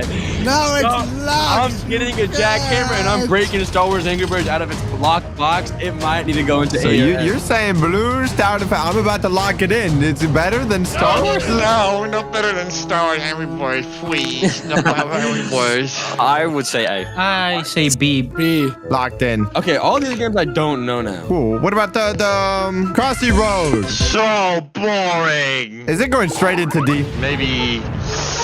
I don't know. I would say F. Like, I do not enjoy this game. Wow. The moment I downloaded it. No, I don't think it's that bad. I think it's D. I think it's D as well. It's like the same level as Flappy Bird, I think. You're just crossing the road. There's nothing else to it. All right, we're gonna do 3 more from this list, okay? First, we gotta do Clash Royale. Oh. Dude, this is like Clash of Clans, but even better. I never played it. This is out of my time. You're head to head. You're placing in your favorite towers. There's strategies. There's laughing guy memes from it. Can I ask something? What is Clash of Clans? You don't know what Clash Clans is? Can you explain it to me too? I don't know what it is. The only thing that's close, I played Boom Beach. You played Boom Beach, but not Clash of Clans? Clash of Clans is the original Boom Beach, and they're made by the same company. So Clash Royale. It's pay to win now. I don't don't know if I think C or D is fair. Any objections? No, I don't like it. You don't like? Never played it. Well, then that doesn't mean that you don't like it. It's literally with it's like Dungeons and Dragons. What are you, a nerd? Overall C, we're gonna do one last one. You're at your dash. S is the top of everything. All you gotta do is press on and this it go list. boop. Because Juicy loves this game, let's put it in F tier. I played it on the airplane for 5 hours. Oh my gosh. You have an addiction. Dude, you're a little cube thing and you press a button and you bounce, but the songs are fire. S. Does anyone disagree? I'm feeling like an A. I don't think it's like an S, but... What? You guys know that funny guy that does the keyboard smack and he's like, oh, go to the end. This is where that clip comes from. This is Juicy on the plane. Yeah, that's me on the plane. Gonna get kicked out of the plane. It's either A or B. Sykes, what about you? I think it's an A. Yeah, it's A. It looks like it's an A. Well, if you guys disagree with our list, you're wrong, and we don't care. This is a story about how I gained 30 pounds and then decided to change my life. So if you want to support my journey, make sure to subscribe. As a first college student, everyone tells you about the freshman 15, where you gain 15 pounds from the dining hall food and all the fast food you'll be consuming on campus. And I thought to myself, that would never happen to me. I've been fit my whole life playing sports and eating whatever I want. I wasn't eating healthily, but well enough to not have a ton of fat and be considered fat. And I told myself I would never be fat. There's absolutely no way. You thought that you wouldn't get fat by the way that you eat? Okay, dude, well, like, I don't eat a ton. 3 entrees, Okay, 4 bro. appetizers. Oh, okay. My metabolism was so quick in high school, I'd be perfectly fine. And I literally have to walk everywhere to my classes in college, at least 5 miles every day. 5 miles? How big is your campus? Yeah, let me explain to you. My entire campus is the entirety of my downtown city. What? That's a whole hike. The classes are in different buildings, literally 2 miles away from each other. It is impossible to get to your class on time. 2 miles? Yes, 2 miles. But that's literally why I thought I could not gain weight. I would be walking 5 miles every day, burning at least 1,000 calories. But I was completely wrong. My dorm was right outside of a dining hall, serving the most succulent breakfast, lunch, and dinner with desserts and ice cream. And it was free? Ice cream? Oh, I see now. You had to pay for it. Oh, you would pay for that, wouldn't you? I did. I bought the most expensive meal plan. Oh, yeah, you did. So how much did you have to pay for it every time or just one time per time? No, so I paid $2,800 at the beginning of the semester for unlimited food, though. Unlimited food and 7 fast food meals every week. So it was worth it. It was worth it. 2,000? Yeah, but it's over 4 months. So you do the math, it's like less than $7 a meal. So it works out completely fine. So you did the math, about food. You bring out the math. I didn't even think about the calories. All I could think about was eating my favorite food, recording with my friends, and enjoying my time. But it all caught up too quickly. About 2 months in, I started noticing my face was getting a bit chubbier. Clothes started to feel tight on me. Shorts I used to wear regularly were now starting to feel like a skin suit on me. I thought maybe the washer and my dryer were shrinking my clothes, and so I decided to switch how I would wash them. That's massive cope. I'm so No, sorry, it is bro. massive cope. It is massive That cope. is a huge cope. It is the biggest cope ever. I would change how I would wash them, so I would tumble them on the lowest heat setting so they wouldn't quote unquote shrink. And I thought I fixed the issue, but it was so much deeper than that. 3 months in, constantly eating Chick-fil-A for lunch, drinking Starbucks coffee in the morning, eating breakfast bagels loaded with cream cheese, bacon, eggs,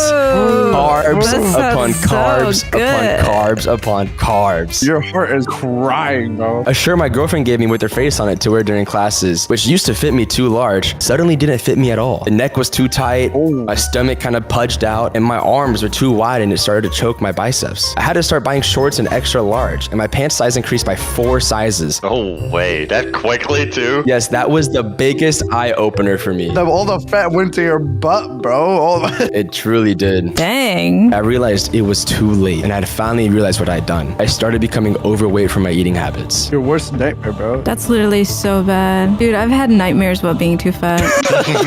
Like, I've had like dreams where like I look at my fingers and they're massive. The little sausage fingers? Oh my god. Yeah, and then I look at my stomach and I'm screaming and crying. Yeah, I had that would make me lock in so quick. But once I started noticing what had happened, I finally decided I needed to make a change. I told my girlfriend I would go to the gym, and I told her I needed to go. And she always believed I would. could, but I never did. The gym was only a 5-minute walk away, and I passed it on my way to classes almost every single day. So why did I not just go in the first place like I always used to? Oh my God, so you just lied? What do you mean lied? What do you mean lied? You lied to your girlfriend, so I'm gonna go to the gym. I did lie to my girlfriend. I did. Ooh. But did I change? Am I not the same person I used to be? Always so fit and active playing sports and trying to look my best? It finally hit me when I saw a photo of myself when I visited my girlfriend. My face was almost unrecognizable. I had gained over 30 pounds of fat. I lost all my muscle and strength, and I was severely embarrassed and ashamed of myself. Did you never look in the mirror? Did you never? You never really notice it until you have a direct comparison. Because I looked at myself every day, I didn't notice the change. You gotta cope, Ali, somehow. I was coping hard. I didn't know how I could do this at all. I didn't know how I allowed myself to be like this. I walked to my classes every day and walked everywhere, anywhere I went. How did it not cancel each other out? How was the calories in more than the calories out? How did I cancel it out? Yeah, like how was that not possible? I don't know how that was possible. Dude, you drank 2 Cokes, 2 Dr. Peppers each meal. Yeah, how? Like, how do you not realize that, actually? I bet it's so good, though. It's so good. Oh my God, it was peak. I felt so happy. It was so good. You're never gonna be that happy again. Never. Yeah. Let that sink No, in. whenever I'm on the beach flexing ripped, I think I'll be more happy then. I knew I needed to make a change, but I wasn't disciplined enough yet. Family photos showed my face completely swollen, bloated, just an overall an unappealing version of myself, almost trying to appear fat on purpose. Oh my God. I had no visible jaw, just a merged neck and chin, and I felt disgusting. I knew this isn't how I wanted to look. This isn't how I wanted to feel or be seen. I wanted to hide and never show my face. I just wasn't myself. And so at my peak, I weighed 213 pounds. 213. I'm so sorry, bro. And I wanted to transform myself because I was at my lowest. No matter what happened, I was never feeling happy about myself. Nothing I did, no amount of food could ever replace the feeling of me liking my image. But no matter what happened on from this day forward, I would be as disciplined and as strict and as cautious as I could be. I was going to change my entire body. But from the beginning of my journey, which started the second I got back home from my family trip, I cut out all sugary drinks I used to consume. No more Gatorades, Dr. Pepper.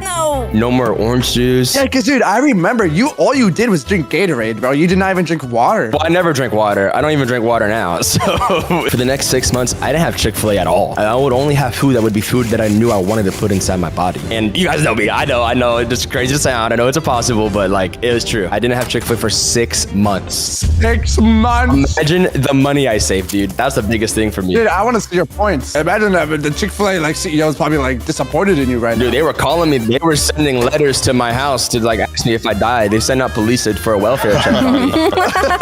And with all that saved money, I bought this giant pile of Socks comics. What? Wait, these are all the same comic? Why'd you buy so many? Well, I mean, like, what if I lose one? Get your pile at Socks.store. But now, for the first week of January, my college classes weren't in session. So I would be staying at my house, which means I decided what I ate and what I didn't. I didn't have the fast food at my disposal like I did when I was at college. And so I turned to TikTok, and I had been influenced by various TikToks explaining people getting ready to cut for summer. And I didn't know what that meant. Ooh, the summer lock-in. This is exactly what I needed, though. I needed to know how to get cut. And so I plan to come into pool parties looking like Terry Crews, but like buffer. A little buffer than that. And a little bit darker, too. I learned about aggressive cutting and intermittent fasting, the keto diet, carnivore diet, and the list goes on. It goes on forever. And I was intrigued, but also confused, but I knew I just needed to start. And so my first method of losing weight was intermittent fasting, which is basically having one big meal a day and then no food for the next day until the next big meal comes around. So there's one meal a day. One big meal a day. A big meal for you, that is like 6 meals at once. He's just doing Ramadan. I'm doing the Ramadan challenge. The Ramadan challenge for white people is intermittent fasting. But this is when I realized I didn't want to just lose fat. I wanted to gain muscle as well. I needed to go to the gym and work out and eat enough protein for my muscles to recover and grow. And also I needed to take supplements as well. And it's not new to me at all. I mean, I've been to the gym before. I used to be pretty strong and muscular. I used to play football and soccer, and I used to look good. And I wasn't afraid of the gym. I was afraid of the new environment there. These guys were doing backflips in the gym, and I was doing push-ups still. I didn't know what was happening, but my given metabolic rate was about 2,800 calories a day. And I thought that was insane. That's 2 Chick-fil-A meals. Can you believe that? Can you believe that? That's pain. Yeah, it's really, really tough on me. A singular meal from Chick-fil-A I would order. A 12-count large fry, Dr. Pepper, 8 ketchups. 3 ketchups? No, 6 ketchups, but that is 1,600 calories. Dude, hang on. What are you doing with the ketchup? I mean, I love ketchup. Oh my god, dude. There was one time we went to Chick-fil-A, right? Literally recently, a couple of months ago. Oof! Over here goes, I need like 30 ketchup packets. What do you mean? Dude, oh, I love ketchup. It's my favorite condiment. You're gonna have 30. Like what? Listen, but let me explain. me explain. Like, I eat my Chick-fil-A in a special method, a special way. What I do is I take a fry and I layer like a line of ketchup, almost like you're like doing cement work. I do a layer of ketchup and then I plop a nugget up, and then I plop a nugget on top, and then I fold it up like a taco, and then I eat it. Ew, what? That's why I need so much ketchup. No wonder why you put on so much weight. I told my girlfriend about my new diet, and she called it dangerous. I've seen people do this, and I've seen them get the results they want, and I didn't care if it was healthy or not. I just wanted it to work, and so I did. I continued to only eat one meal a day. Sometimes it'd be grilled chicken, just literally plain chicken, but sometimes I'd even splurge and eat some chicken from Panda Express, as they had the nutritional value online. And all my homies love Panda Express, so subscribe if you like Panda Express. And it actually had worked. I lost about 5 pounds in my first month, but then I had another realization. I could never know if the amount of food I was eating was actually the amount of calories for the correct amount of servings. So I decided to have a huge change in my life once again, which would be dependent on a single piece of technology, the digital food scale. Scale? The little scale that you weigh food on, like you could weigh grams, ounces, fluid ounces. You measured every food. This is where the eating disorder happens. I'd asked my dad if he had one, and he said, I have no idea. We don't weigh food in this house. We just eat. I was like, yeah, true. Like, I've never seen us use one. So valid. But I wanted to know every single nutritional value fact of the food I was eating. And if I wanted to do this successfully, I would have to cook every single meal myself, weighing out every single ingredient to a T to understand what I'm eating and how my diet is going to look like. This would revolutionize the next 6 months of my life. Every single time I ate something, it was always put on a piece of paper that was placed on a digital scale. So wait, is that how you learned how to weigh the cheesecake to see which one weighed more, so you could pick that one that weighed Oh my heavier? God. I forgot about that one. Remember that? Oh my God. A little side note. Me and Natalie got Cheesecake Factory one time, and this was, I think I was like giving myself a little treat during my cut. And so me and Natalie both got a piece of cheesecake. And Natalie went to go, we both got a slice, and each slice is like 1,300 calories. And Natalie went to go use the bathroom, and while he was in there, I took out a food scale and I weighed which cheesecake weighed more, and I gave myself the heavier one. I didn't tell him until after we both ate it, so he couldn't do anything. I got scammed. Yeah.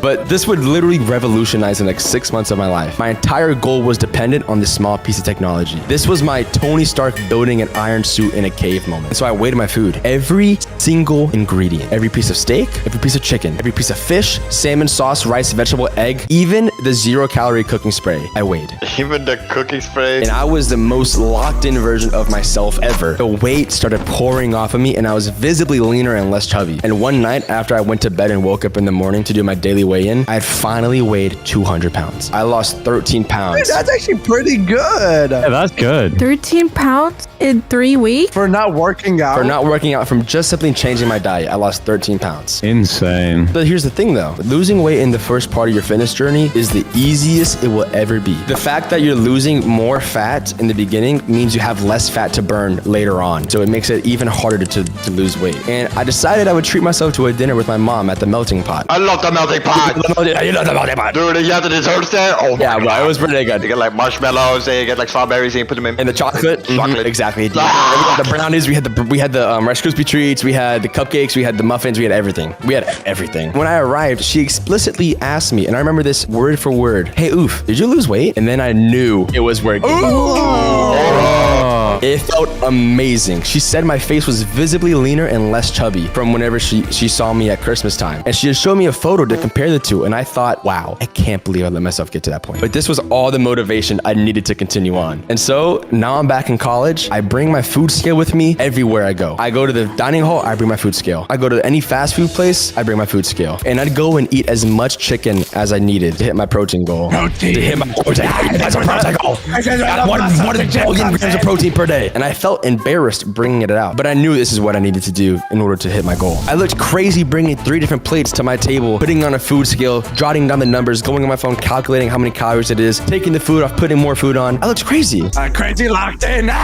You need to be crazy to make this big of a change in your life. But listen though, a diet can only do so much. I decided I would finally be courageous and try out the gym. And since Monday, February 10th, I've gone to the gym 3 times a week, training chest and tries on Monday, back and buys on Tuesday, and shoulders and forearms on Wednesday. And I didn't have a leg day, obviously, because Doritos are my favorite chip. But don't worry, this would soon change. But you wanted to look like one? I wanted to look like a Dorito and have a big, big back. I wanted to have wings. Honestly, that was my whole goal. I just want wings. But 18 days of going to the gym, which would be about 6 weeks in, the scientific lifting trend was booming on TikTok. I learned about optimization and rest, and everything under the sun about being the most optimal in the gym. And the workout split that caught my eye was full body every other day. And this allowed me to be the most optimal way for me to gain muscle and lose fat, along with my diet and supplement cardio. I put Natalie on. I'm putting more people on every day. Buy my coaching in the link in the bio. I don't have coaching. Let me get on. But this was the most optimal way for me to gain muscle and lose my fat. So I continued to do it for the entirety of my time in college. And later on, about 2 to 3 months in, I'd throw in some cardio by walking around for no reason. And I'd walk on the treadmill. I'd work progressively harder on my lifts. And I would actually try and overload my lifts to see if I could progressively overload my strength and also my muscles. I saw my strength skyrocket, and my muscles grew back twice the time it took for me to originally gain them, which is due to muscle memory, essentially. Oh, your muscles are locked in. They're like, oh, I remember this. So my muscles, they remembered that, oh, we're not small. You know, what are we doing small? We can be big again. I was now on 1,500 calories a day. A day? Oh, wow, that's low. That is one Chick-fil-A meal. Dude, you used to eat double that. Yeah, I used to eat triple that. And yeah, maybe I developed an eating disorder at this time, but I didn't care. I really didn't care. I didn't think of it as an eating disorder. It's locked in. I'm locked in. It doesn't matter what it is. It doesn't matter. I thought of it as disciplined eating and like strict dieting. Like it worked. So it doesn't matter what it is. I don't care if it's an eating disorder. But at the end of the day, I knew I wanted my weight off. So I'm going to continue it. And now it's about March. 3 months in, I'm weighing at about 193 to 197 pounds, fluctuating between these two weights. And it's odd. I noticed I'd only go down in weight on random days. I could weigh 195, 193, 194, 196, but then randomly drop to 191. And this was a time. How? I don't know. This is exactly what. This is so confusing. I knew I looked forward to these days every single time it happened, as it was basically the drop off of when I would fluctuate around that weight. And so I continued going to the gym. I continued working on cardio and improving my diet. I added vegetables, but I mean, I had to. And it's now April, and this is a huge month for me because this is the month of the Minecraft in real life video shoot. Oh. I was told I'd be a part of it, and I was eager to be able to participate in a video this huge with the work of everyone. But I was nervous though. I was still 15 pounds heavier than what I was in the last video. Granted, I had some muscle back, but my face was still chubby, my stomach still pudged out, and I wasn't at my best, but I knew ultimately it was okay. There was a comment I explicitly remember that helped me really with my my self-confidence. It was during the pickaxe time at the beginning of the challenge. Someone commented and said, "Oof, looks buff here." And I was like, hey, that's all right. Why are you on all No. My alt accounts are all banned. My alt accounts are all banned. Yeah, some moments where I thought I looked amazing and not like I was 4 months ago. And by the time the video shoot was over, I weighed in at about 190 to about 192 pounds by the day. But I haven't broken sub 190 yet. And I knew I just wanted to see 189.9. Even if it was just 0.1 pound under, I wanted to see that 9 turn to an 8. And so I continued my harsh diet. I continued working out, hitting my protein goals every day, and making sure my muscles were growing as well. Which is honestly unfortunate because putting on more muscle means I will weigh more. But it's not fat though.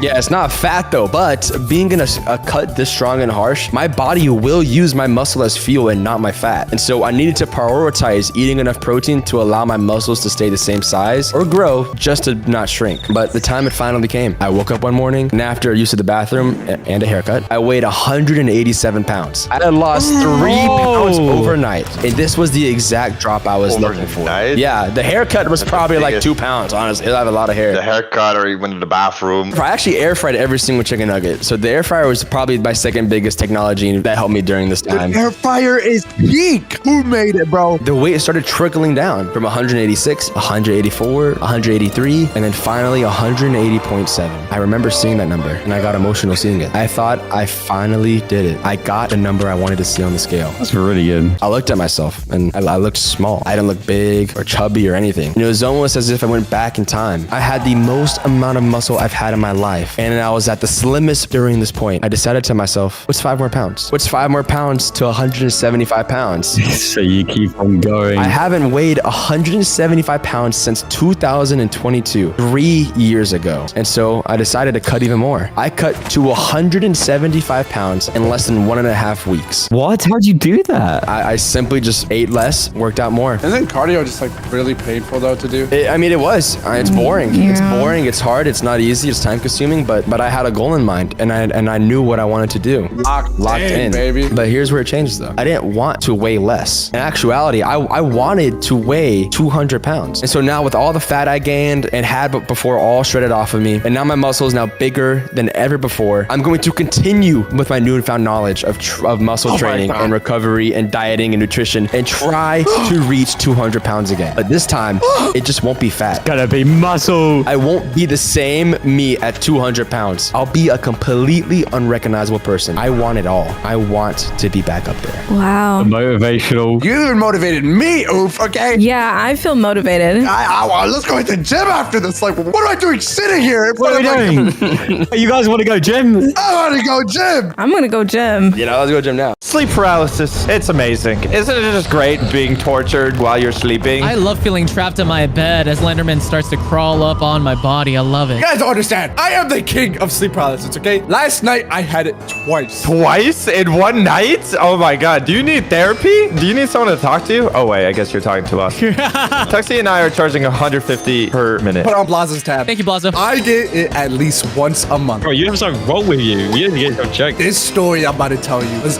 unlike anything I've ever encountered. Nadway, what is sleep paralysis, though? Oh, you don't know what sleep paralysis is? You're sleeping. You wake up. You can't move. You can't open your eyes. Or maybe your eyes are open. It doesn't matter. So your body's asleep, but your mind's awake. Yeah, but your mind is also like half awake. So you're like, why is this stupid? And also, your dreams come to real life. They come into your room. They come into your life. Oh no! Socks is crawling on top of me! Get him off! I can't move! That's not a dream. That's he's just doing that. What? No. Oh, what? Oh, that's weird. Oh, sorry. I got a dentist appointment. A dentist appointment? Yeah, I'll see you next Tuesday. It all started. It was the day after Thanksgiving. I went home. But then, I was like, oh, it's time for me to fly back to Socks' house. Just to meet my buddy, old pal Socks. And then someone decided to book my flight at 5 a.m. It was the only thing available. Do I look like the CEO of planes? He just wanted you to leave. It was too early, and I decided, you know what? I'm just not going to sleep. 5 a.m. is too early for me. I stay up the whole time. I land. Now it's time for me to Uber to Socks' house. I didn't even pick him up. You didn't pick him up?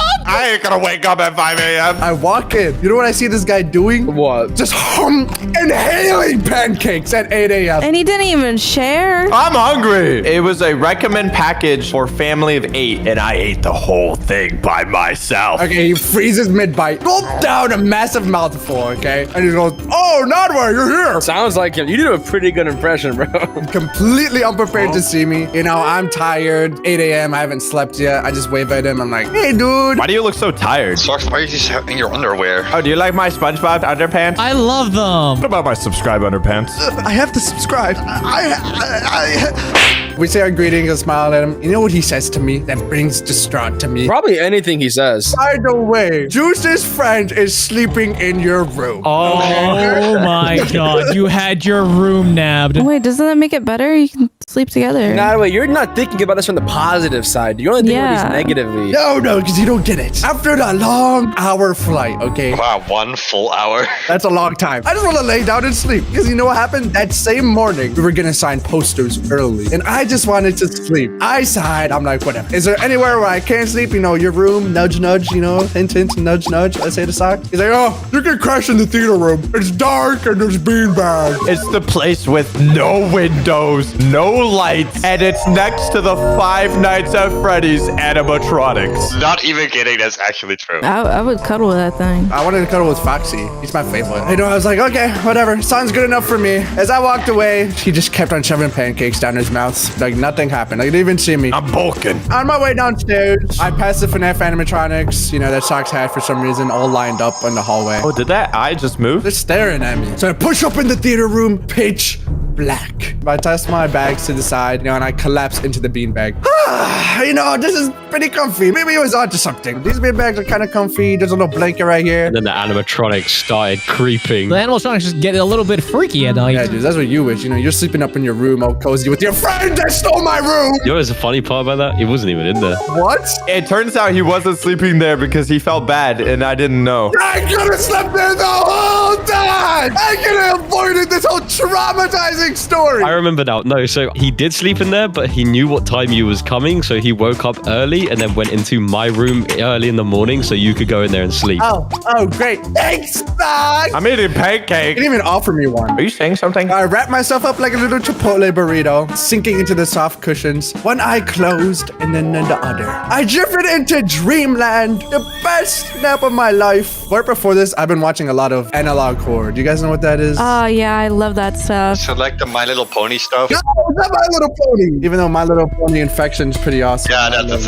what I mean. That's what I mean. I think the real problem here, Nadway, is you have to survive the night shift. So analog horror is just some YouTube videos some random loser made. Like, it's just some scary stuff that someone makes. This one video always burned itself into my mind. I don't know if you guys know. It's called The Boiled One. You guys know what that is? The boiled one, yes. Can you give some lore to the boiled one? He's kind of a nice fellow. The thing is, if you see it in your dream, he paralyzes you for life. It like breaks your back. He literally just stares at you, and you're the only one that can see him, and he just stares at you forever. And this is one creepy audio. Oh my god, you guys want to hear it? Wait, are you trying to give all of us sleep paralysis? Not right. I'm not trying to turn it into you, dude. Why can't I just grab my skinny little neck and like? You can't, because you have sleep paralysis. He's built like a sock puppet, though. You could literally just choke him out. He just want to watch over you. This is not kawaii, Ali. It was pretty cute. While I was sleeping, I was awake. When I wasn't awake, I had sleep paralysis. I knew it. I knew the second it hit me, all right? I was too tired to care. I couldn't move. I could hear little whispers. You know, that's the minor stuff that happens to me a lot. What do you mean normal? That's normal for me now. I don't know. I just hear whispers sometimes. Write this down, Tuxie. Write this down. Writing it down. I couldn't move and I couldn't see, but I could hear. I heard one of the most terrifying things you could hear whenever you're in a dark room. What'd you hear? What'd you hear? I heard my own voice whispering in my ear. It's insane. I think dude was conscious the whole time. In my ear, my left ear. I remember the exact ear because I was sleeping on my right side. And then on top of my voice, I heard a little girl voice whispering. Terrified! When I tell you terrified, my eyes are closed. I can't move. I'm frozen. Those are ghosts, bro. I couldn't make anything out of it. Well, I could hear one thing. I heard my own voice say this, and it was because it was the Boiled One speech. I know it by heart. He said, the very memory of my face will cause a manifestation of my being in the future. That is by heart. You weren't kidding.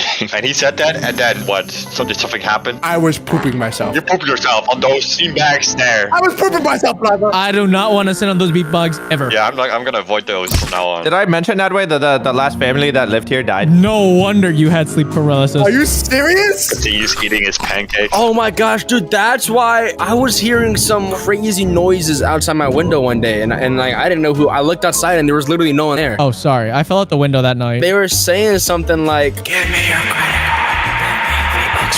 No, that was just me. I think I actually did hear that. They said, go to socks.store. The brand new comics are live right now. You guys are using my pain as promotion? What is wrong with you? This is why I don't watch any horror movies, because there's only bad things happening after that. Dude, I agree with Blaza, dude. Yeah, you don't get any positivity out of watching horror movies. I watch cooking videos going to bed. But then you get hungry when you're going to bed. I literally did a social experiment on myself and I watched a bunch of horror movies and I only had nightmares and I watched cartoons and I didn't have any nightmares anymore. This is exactly what I mean. Thank you, Professor Ali. Okay, but be honest, nightmares just make life interesting. No, that way. So I looked up what the Boiled One is. He's half cooked, half human, and he's forever trapped in agonizing loop of pain. He took a relaxing soak with a bath bomb. That ruined him for me. You ruined him for me. I thought it was cool. That's just lame. Bro uses bath bombs. And I knew this was sleep paralysis, right? But that didn't make it any less scary. I wanted out. I needed out. I decided I'm gonna fight back. Let me awaken my body. You're fighting back against the bath bomb guy. Gotcha. That's my boy. Let me start showing them this fade, all right? That's what I'm thinking. I can't move. Anything to break free, I can't. Raw willpower was not working. I have a cheat code for you, dude. What if instead of having a sleep paralysis demon, what if you just like woke up? Okay, Oof. You know what, Oof? I hope you have the worst sleep paralysis of your life. You are mean, dude. You are. That's not funny, dude. You're gonna witness it. I think everyone in their lives have to witness it at least once. No, what you're saying is horrible. No. I'm not even finished yet. My head starts to shake uncontrollably. I start like. Oh no, he's having a seizure. Like in real life or in the dream? In real life. This isn't dream. No dream, but this is real life. I hear a deep, distorted sound like a portal glitching in my like right next to me. You open a portal in Sock's basement? And you didn't tell me? He's been playing too much Marvel Rivals. He's playing Doctor Strange. It's like, yeah, I don't know. It sounded so weird, like fleshy, but like mysterious and magical. Oh, your brain was factory resetting. And then just silence, right? Nothing. I stop hearing the voices. The portal sound stops. Dude, and then I just lose control. I can't move. My head stops moving, and I'm finally able to open my eyes. Oh my god, that's the worst part we can see. I see a figure. What? I see something in the darkness just standing over me. You know, I thought maybe, oh, is it Socks? Was he waking me up? No, it was too distorted even for Socks. Even for his big back. You know, even how fat he is, it still looked weird. Well, you did pancakes there, man. It was subscribe button. Oh, hit that subscribe button. But behind it was the boiled one. It was a boiled one. It was a boiled one. Why did you make a picture? I can only open my eyes. That's it. I can't move. All my eyes are just open now. You guys don't understand how terrifying that was for me. The guy that boiled himself with bat bombs. I didn't know that before. He sounds pretty lame. But if you didn't know that, he's still scary. He's very creepy. The way that like the lore that he's supposed to lock you in that state forever. Like I was living in the real life lore at that point. I was paralyzed with him staring at me. I thought I was cooked. My body was getting pushed deeper into like that beanbag and his eyes are just staring at me. My mind couldn't even handle this. I honestly should have gotten insane at this point. You know what even happened? He opened his mouth. Nah. What? Now, wait, are you LARPing right now? No, oof, I'm being dead serious. This is all real. Jeez, I'm sorry. We should be more supportive of Nawe. Thank you. I'm joking, Nawe. You're a freaking schizo, dude. Okay. These pancakes are still really good. I'll be with you, Dadway. Any second, I'll be. You could have woken me up any moment. Maybe 20 more pancakes, then I'll come back. It's okay, Nedway. I'm coming to help you. Seeing Allie just in the middle of the night just doing that in front of Nawe will be way more scary. When he opened his mouth, he started giving out his speech. Oh, when you wake up, you won't be able to move any part of you. I will be there. Right? That's what he started saying to me. Pure adrenaline. That's when the moment I was able to actually move. My body awakened. But he was still there while your body awakened? Within a second, I jumped out of there. My head snapped up and I dashed out of the room. I thought the door was closed. What? Go straight through the door. Oh, wait. What time was this at approximately? Like probably 9 a.m. This is all happening in the morning, dude. Yes. I heard like some screaming downstairs. I mean, that's fine. Sometimes the editors do that, but it's like, you know, whatever at this point. And this whole time your bedroom was free. So when I dashed out of that room, I was gasping for air, okay? Not even because I was tired, because I was terrified. Not even for the Wingstop. All of this happened in a span of 20 minutes. Just 20 minutes ago, I was upstairs laughing with Socks in his little SpongeBob underpants. I stared into the deep,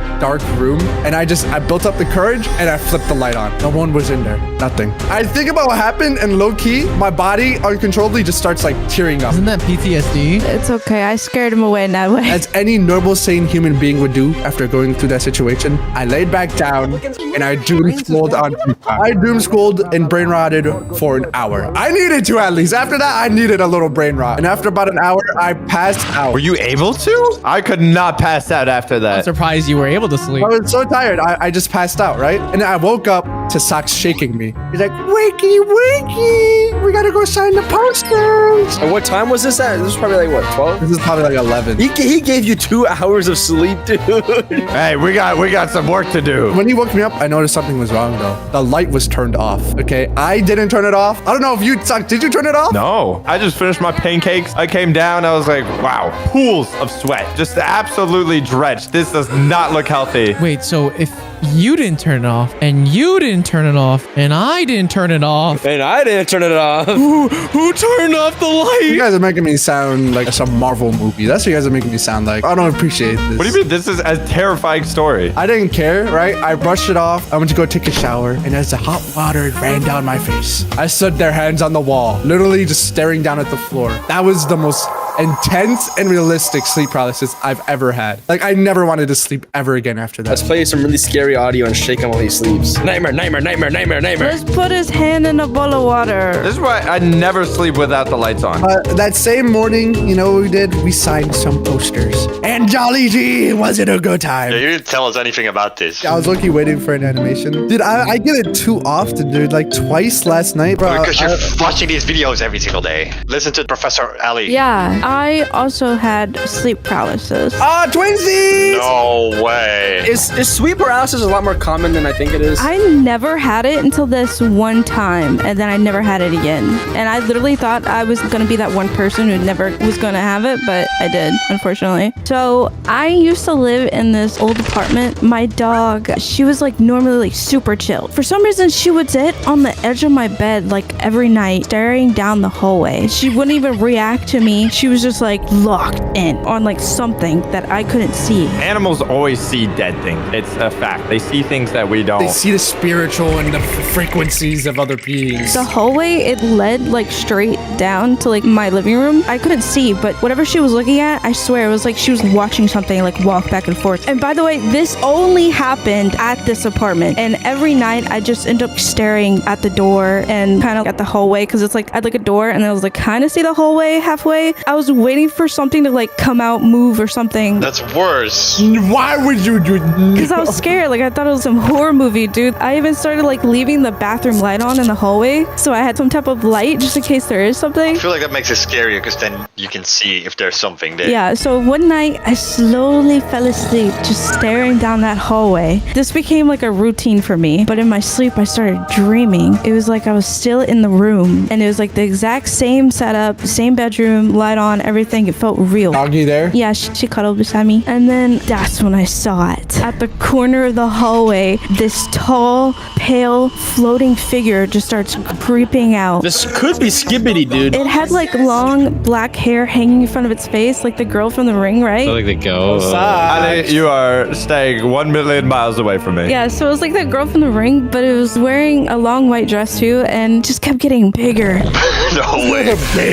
Bigger. And bigger. Like it started small, but every time it got closer, it got taller and taller and stretching. And the whole time I just couldn't move or scream or anything. I was stuck. And then right as it was about to touch me, I snapped out of it. I woke up and my heart was pounding and I was covered in sweat. Everything was the exact same. The bathroom light was still on. My dog was still with me. Is your dog like alert? Yeah, she was alert. She was on the edge of my bed just staring. And I didn't sleep for weeks after that. Weeks? Did you get out of that apartment? Yeah, I got out of that apartment. I don't even want to go back to Sox's house after what happened. I mean, people did die at Sox's house. It was a couple of years ago. I have had a long day. I think it was after like a dirt bike race, so I was pretty tired. But do we know you at this point? Yeah, no, it was like early. This was like mid Among Us days. Ooh, this was peak depression. What? I was pretty tired. I was gonna go to bed. I had my little milk. Chocolate milk? No, chocolate milk gives you acne. Oh my god, you're not on look max. I'm Asian. I have clean skin no matter what. He's got overpowered genetics. No BO, no acne. I put on my pajamas. I put on my little sleeping hat. I grabbed my candle. I'm ready for bed. Straight into bed. Under the blankets. On my 4 pillows. Don't lie, Blaza. You don't fit on no bed, okay? This guy, when he sleeps, his toes out, his feet out. Blaza, are you vulnerable at night, Blaza? Oh yeah, the monster under the bed constantly gets a free show. So I was getting quite comfortable. I'm starting to close my eyes. It's been a rough day. Rough day?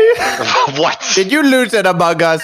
Shut up. After the 200th time you played Among Us with me, this is like 199, he heard this. Ah, what another perfect imposter play. And he was sick and tired of it. Yup, he was Arthur fisting under the table, getting ready to smash his monitor. We were playing like 2 years straight Among Us. And you know how many times I got imposter? Like only like 6 times in those 2 years, okay? And every time I got imposter, someone ruins it. It's not wrong. I rip off my socks. I crawl under the blankets. I'm ready to sleep. And I fell asleep so quickly. I start dreaming about like, I don't know, rainbows and unicorns and stuff. Did you dream about like Netherland things like the Nether? And I slowly open my eyes. I see something standing right next to me. Hi, Plaza. Now I get out of my dream. I open my eyes, and I kid you not, there's just this little girl standing there. Whoa. No, dude, no, that's weird, dude. That's weird. Wait, was she in like the white dress with the long black hair? No, it was kind of like, you know, this girl from The Ring? Yeah. Sadako? No way! She did have the hair like that, but it was a little shorter hair, and she was in a black dress. It was kind of like Wednesday a little bit, but scary. I was in exactly what Nabwe said, in the sleep paralysis move, and I couldn't move. Oh, no. I was thinking like, okay, this kind of strange. You don't know who you warm and I'll be made up in bed. Most people would be scared. You're like, oh, I'm gonna crawl under the blankets. Oh, please go away. Wait, this sounds like someone we know. Wow. Why are you looking at me? Why are you looking at me? You know what I'm actually so proud of? I don't know. I was stuck in sleep paralysis, but I just kind of just broke out of it. I just swooped the blankets off of me, and I stood up. That's 6'5" tall, next to this little girl, and I told her dead in the eyes. I said, "Who are you?" Oh my god. And you know what she did? She started running. She ran right out of my room. I am not kidding. And instead of going under my blankets, I'm like, oh, thank God she's gone. Oh, I'm so scared. No, I started running after her. I was not done with her. You're crazy. Dude, you are the protagonist of the movie, bro. She went through like a little gap of my door, so I kick open the door. I started running after her. And then she went to the room next to me, and there's like a little slit. She slipped through, and I go up to that door, and I kick it open. I'm like, where is she? And I started looking left and right. Nowhere to be seen. Are you sure you're still dreaming? Like, is this real life? Are you sure you didn't have like a ghost or actual girl inside your house? No, I'm telling you, I was looking left and right, and she was nowhere to be seen. I opened my eyes, and all of a sudden, I was back in my bed, and I was like, holy crap. I get up, I sit up, I was like, holy crap, that was very realistic. And I actually just did that. That's insane. I'm so proud of myself for that. So what you're telling me is that to fight against sleep paralysis, all you did was wake up. You gotta wake up, bro. Nadway, why don't you just do that, bro? What the heck? I couldn't. Ever since that day, I never had a nightmare again. Dude, he fought against his own sleep paralysis. That's crazy. They're scared of me now. Now, every time I'm in bed and I hear something, I don't go like, oh, that's scary. What is that? I instantly get up and I check. Bro, Blaza, you flipped the script, bro. Nothing ever has happened to me after that. And that is the advice I will give to all of you guys. You got too much aura. Except if you're in the hood, that might not be a good idea. Maybe just stay. Okay. What about for me, Blaza? What's my advice? You should have fight back. I couldn't. I promise you, I couldn't move. Yeah, I'm not like you, Blaza. I'm the opposite. I'm a sissy. Yeah, we know. Whoa. What do you want? Oh, yeah. Everyone just jumped on the bandwagon right there real quick. What do you mean? Yeah, you know. Hey, if the shoe fits, man. Everyone point and laugh. Dude is a little sissy. So think of a little oof guy back in like middle school. We were going out to eat at this pizza shop, and I ate some pizza. Okay, what kind of pizza? Probably like pepperoni and cheese, you know. You got any more pancake stocks? Hey guys, this is not a food video. What are we doing here?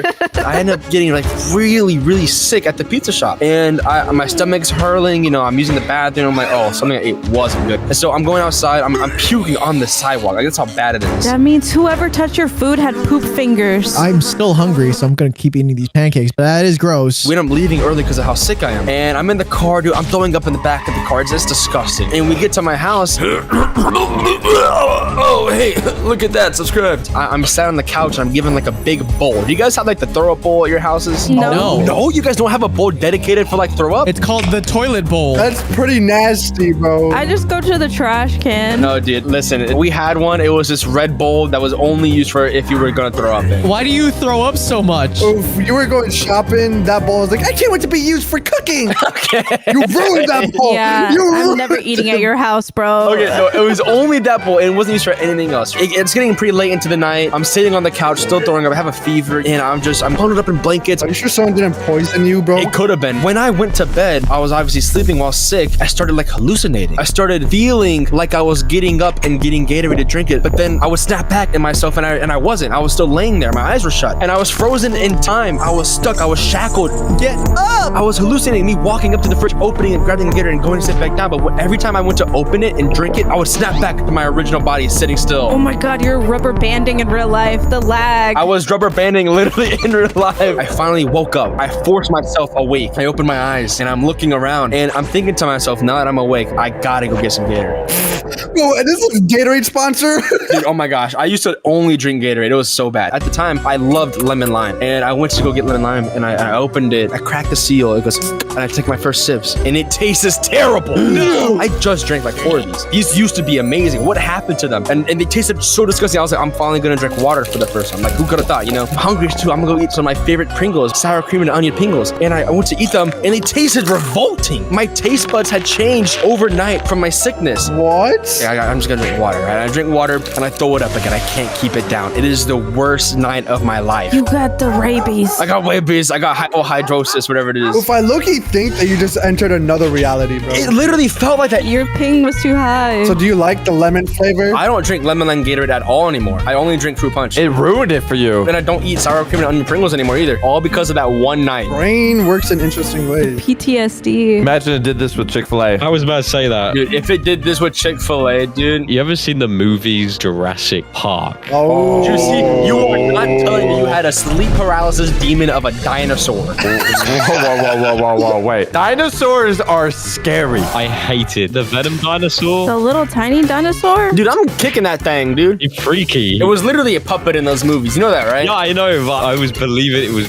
real. I remember after watching the Jurassic Park, and I was like, you know, I mean, like, it's scary, but I didn't think it was going to affect me. Then, you know, I make myself a British cup of tea before I'm going to bed. It's time to go to sleep, turn my nightlight off. And then I spawned in the middle of a jungle, and I was like, I know what this is. Oh, no. You got deja vu, dude. And I had my little safari hat on, you know, I looked like the part. Hey, Jumanji. There was some guy, random guy that was with me. Hi, Juicy. Oh, it sucks. It sucks. Why are you here? I'm in all your dreams. So this is a nightmare somehow if Zox is there? Juice, remember that one dream you had when you were 13 and there was a girl and you got really excited? That was sucks. I can play multiple roles. It was like pitch black as well. It was raining. It was disgusting. And I was here in the middle of the jungle, basically on my own with this guy, some random bloke. Juicy, we have to explore the jungle. I don't want to explore the jungle with you. Why are you here? You tell me. And then I heard that noise.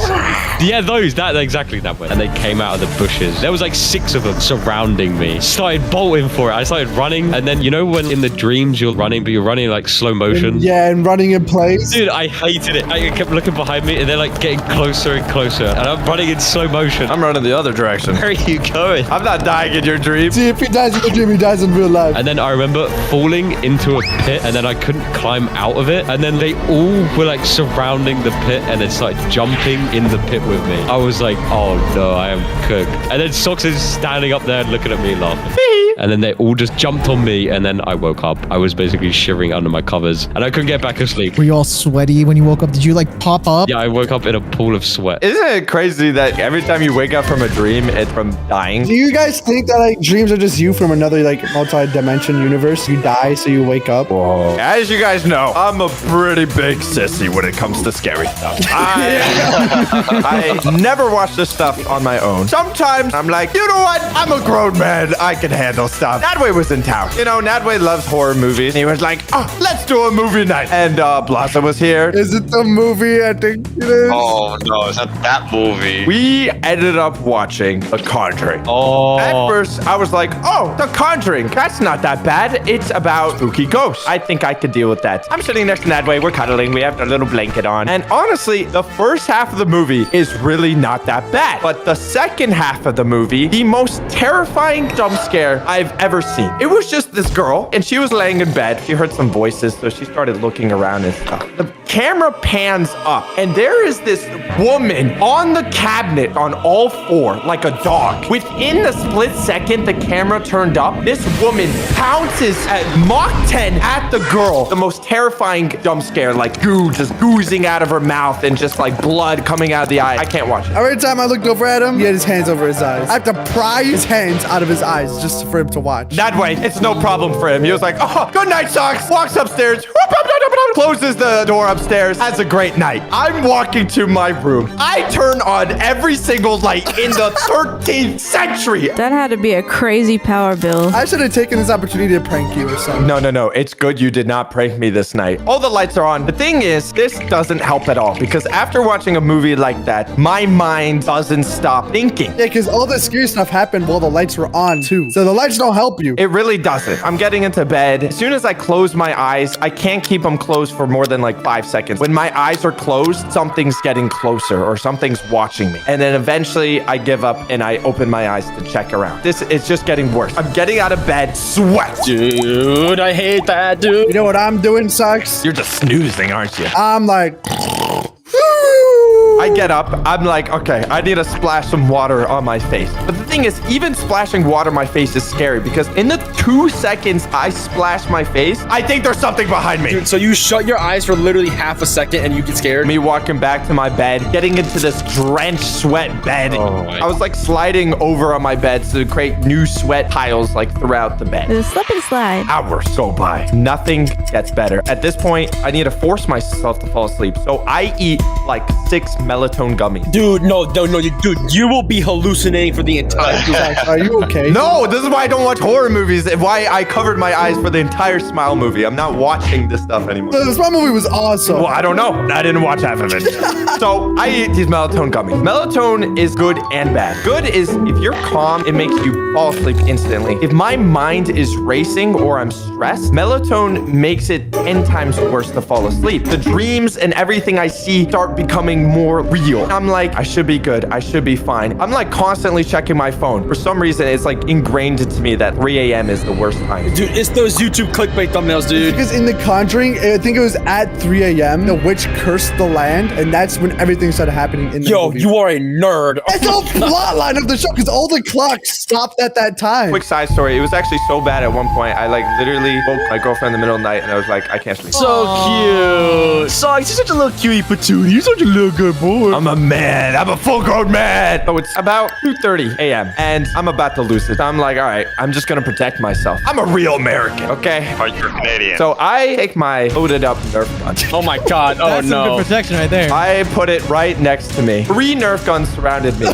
3? Even has no chance. 4th one is in my hand as I'm sleeping. I like this story. I like where it's going, dude. It's good that you did no pranks on me in that way. Yeah. Oh my god, bro. Honestly. He was strapped. So it sucks. The whole premise of that movie is that, the person gets possessed. So if I got possessed, you would have loaded me with Nerf bullets. No one would have been making it out of that house that day. He would have blasted you. Wouldn't that be kind of concerning to your girlfriend at the time? Like, I don't watch no movies like that no more. Don't give this guy any more melatonin gummies, dude. Take them away from him, dude. The thing is, I had everything on. The power in my room went out. Oh my God. Wait, I think I remember this. I wasn't sleeping. I was gaming. I remember now.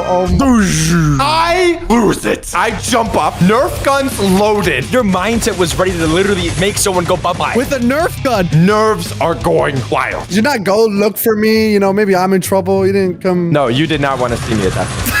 As soon as I open the door, my life flashes before my eyes. These stupid 4'8" Danny DeVito posters, these little cardboard cutouts are everywhere in the house. Cutouts? It doesn't look like a Danny DeVito to me. It's a ghost loaded Nerf gun pointed at this Danny DeVito. Losing my mind. They're like on every single corner as well, actually, in the house. if I saw that, I would just punch it every time. I am making my way to this poster, and it takes me like 5 seconds. I realize, okay, it's just a cardboard cutout. You see like the laser on the cutout? I need to make my way downstairs to the breaker. On the bottom floor is the stupidest purchase I've ever made in my entire life. Are these 5 FNAF animatronics. So I'm walking down these stairs, sweat. I'm actually sweating right now from this story. I could fill up water cups with the amount of sweat I was producing from my shirt. And like Tuxie said, these cardboard cutouts are everywhere. There was another Danny DeVito one. This one was like waving outside the window. Scared me, okay? Boom! Locked and loaded right at it as I was walking down the stairs. The final step.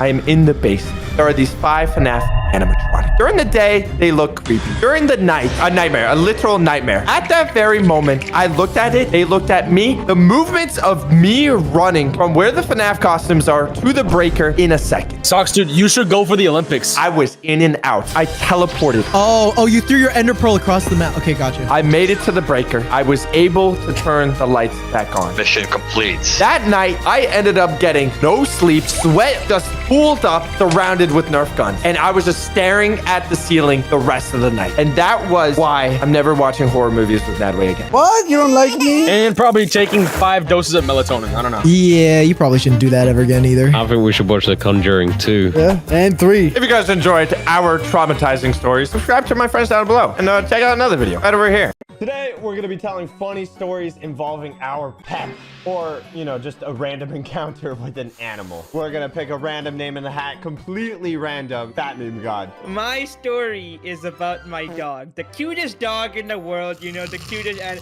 Shut up! Okay, my dog, his name is Maku. Okay? You wanna see a photo of Maku? This is Oh, look at that what dog. do you mean?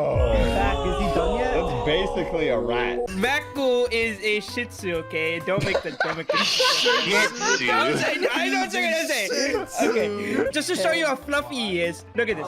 Why? I would punch that across the football That's field. pretty cute. Look at that little fella. Look at his little hat. Since my dog is so adorable, I am like very attached to him. He's like my best friend. So one day, my cousin from India comes to visit my family, right, in America. And the nicest way to describe my cousin is that she is the epitome of the B word. Can I say the B word? Whoa. This is some serious allegations. You calling out someone, yeah. maybe? You trying to start They think they are so entitled and cool, they can get away with anything, okay? They're the type of person to wash their hands and then just leave the sink on for no reason. I mean, you can't run out of water, right? Water's infinite. My cousin sees my dog, and just like all the people do when they see my dog, they get very fond of my dog at first sight. It's like love at first sight. But knowing that my cousin probably has some like brain deficiency or something, I was always cautious, and I had to supervise whenever she played with my dog. I wanted to make sure she wouldn't do anything stupid. But of course,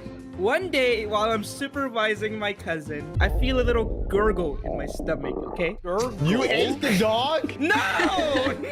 What the gurgle? I realized I ate too many gulab jamuns, you know, and I need to go to You the ate too many bathroom. balls? You eat balls? Man, you don't suck them on first? They taste better when they're wet. Hey, I'm the gulab jamun. Yo. Okay. Anyways, I ate too many gulab jamuns, you know, I need to go to the bathroom. And my parents were gonna come home in 15 minutes. So, you know, my cousin was still playing with the dog. I was like, if I just look away for 30 minutes, nothing horrible can possibly go wrong in 30 minutes. So I tell my cousin, don't leave the house and don't do anything stupid, right? I will be right back. I will go to the bathroom. I went to the bathroom and, you know, I was quick. Only 30 minutes. That's quick. I walked out of my bathroom to see my cousin isn't there. And more importantly, my dog is not there. I look all over the house, upstairs, downstairs, backyard. Nowhere is my cousin until she finally comes back home and tells me my dog ran away. No. Why were you like, do you know the range of emotions that were going inside my head? I was furious, sad, losing brain cells. I was like, you stupid B word. How can you possibly lose my dog in 30 minutes? He did you a favor. Like, who would want this dog anyway? What is Look he at it. doing? Look at he's doing a little thing on his head. You want to see? We actually celebrate his birthday as well.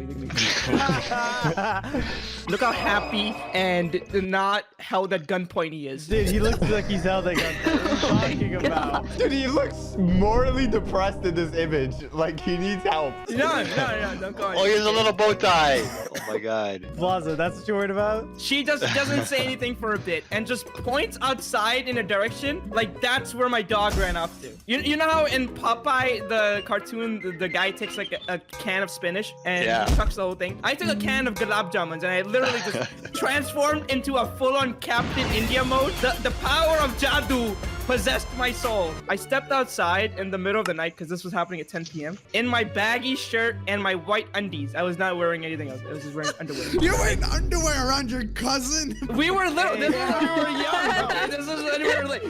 Anyway, shut up. I went for a run in the neighborhood to find my dog because I know for a fact that my cousin, my fat cousin, can't do that. Okay, so here I am running in my neighborhood, going full circles, uphill, downhill in the trees. I do this for 10-20 minutes and I don't find my dog. I literally just start crying. I'm like extremely depressed and I just start bawling out loud and like, you know, I just lost my best friend, like my only friend at the time. I was like so sad. Aww. That dog took his chances. He saw an opening and he went for it. He was not trying to escape. He was perfectly happy with me, okay? After searching a bit more, you know, left being defeated, I returned home in tears and opened the door where I was greeted by my dog. Wait, what? Oh my god! What? He was in your house? He kicked you out of the house? It's even worse than that. You know, this entire time, he didn't run away. It turns out my parents came home while I was taking a dump and took my dog on a walk. And then my cousin lied to me about the whole thing. Oh my god. You're so gullible, you guys. So gullible. What do you mean? You didn't hear your parents come in or anything? You didn't see their car? I was on the toilet watching something, you know? So, what were you watching? Jadu. Yeah, okay. Okay. So yeah, I was pretty mad. I called her every single bad word in Hindi in front of my parents and her parents, and then took my dog to my room and basically cried myself to sleep because I was traumatized. Is there a relationship between you and this dog that we should know about? This is him totally not screaming for help. Okay. Well, Mimi, I'm gonna have to rate that story 1 out of 10. What? That was the best story. That was deep, emotional, made people cry. I'm gonna pick a random name out of the hat now. Who can beat Meme God Story? It won't take much. Ali. Me? Did you get your notes, Ali? Don't forget your notes. Yeah, I got my notes. Wait, I just realized you're going in order of the Discord. You're not, Yeah, you're that's what I not was whipping up saying. anything from a hat. What Discord? We're sitting around a campfire. Well, what happened to the hat? Why are we in a campfire? We're in the house. Wait, we are? Yeah, why are we in a campfire? I fucked me mad hero top of the freaking Eiffel Tower. Get me out from here. So when I was a kid, me and my friends were playing at a playground, and I had my cat with me. On the playground? What? What kind of cat Yeah, is this? I don't know why I brought my cat. I just did. We were all wearing white shirts because I think we were like doing like tie-dye shirts or something. We all started like playing with my cat and passing it around and like hugging it and squeezing it. The cat? Bro, what is like a pillow or something? Yeah, we were like loving the cat. Did We you were guys squeezing it. tie-dye the cat? We were hugging and squeezing it. We didn't realize that the whole time the cat was just pooping all over us. So our white shirts were just covered in cat poo. How did you not know this? How is that even possible? I don't know. We were kids. Smell it? This might be a British moment. It might be worse than a British moment. It's an alley moment. I have another story about the same cat though. That was Okay. the story. I have another one. So another time I was watching my favorite movie, which is Over the Hedge. Is this like a British movie or something? How dare you say that? You don't know about the Terminator? British. What are you talking about? And then I decided to lay down on my back with my cat and like play with my cat. And I was laying on the bed and I was holding the cat above me. And then all of a sudden, the cat decided to like stick its claws like deep into my nose. And it Your would- nose? Yeah. This is Yeah. supposed to be there. Their arms were dangling above my nose, and then Did that the not claws hurt? came out. Yeah, it hurt really bad, and it would not let go. And I was just screaming and crying for someone to help me for so long. I don't know how long. And the cat was just like looking at me like, "Bruh, what's going on, bruh?" Like, and it did not let go for like so long. I was just screaming the entire time. Why did you pull it off? I was too like it hurt so bad. Like I just couldn't move. At least I got a free nose hair thing. Is that the story? That's it. Oh my goodness. No, there's no way you're gonna That come was for that. way better than Meme God What do you Story. mean? Way better. I literally lost my Way dog better. and cried. I'm gonna have to rate that a 5 out of 10. Way better than Meme's story.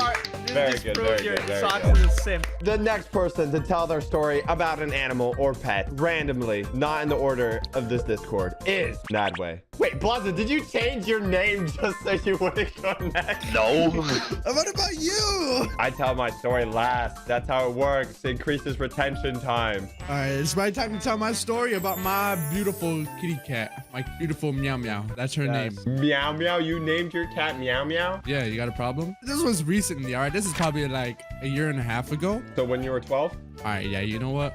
All right, Socks. When I see you, it's raps, Socks. When I see you, it's raps. It's around 1 a.m. and I'm chilling in my family room, all right? I'm watching some TV, eating snacks, chilling. All right, I see my cat chilling in the corner or watching some, I don't know, Amazing World of Gumball or something. I don't Okay, good taste, good taste. Yeah, Culture. best show. Your all right? cat is watching Amazing World of Gumballs? All right, my cat doesn't want to run away all the time. My cat actually likes spending time with me. All right. All right. So, and then I see her stand up and she walks away. I'm like, okay, bye, meow, meow. All right. She left. After an hour, I turn off the TV. I'm about to head to bed. I don't see her or hear from her while I'm going upstairs. I go upstairs and I see my door is unlocked. And bro, I tell you, my cat is a skinwalker. She can open doors, bro. She can open doors. What is that? She is a skinwalker, What bro. does that even mean? Bro, Sound like a it is.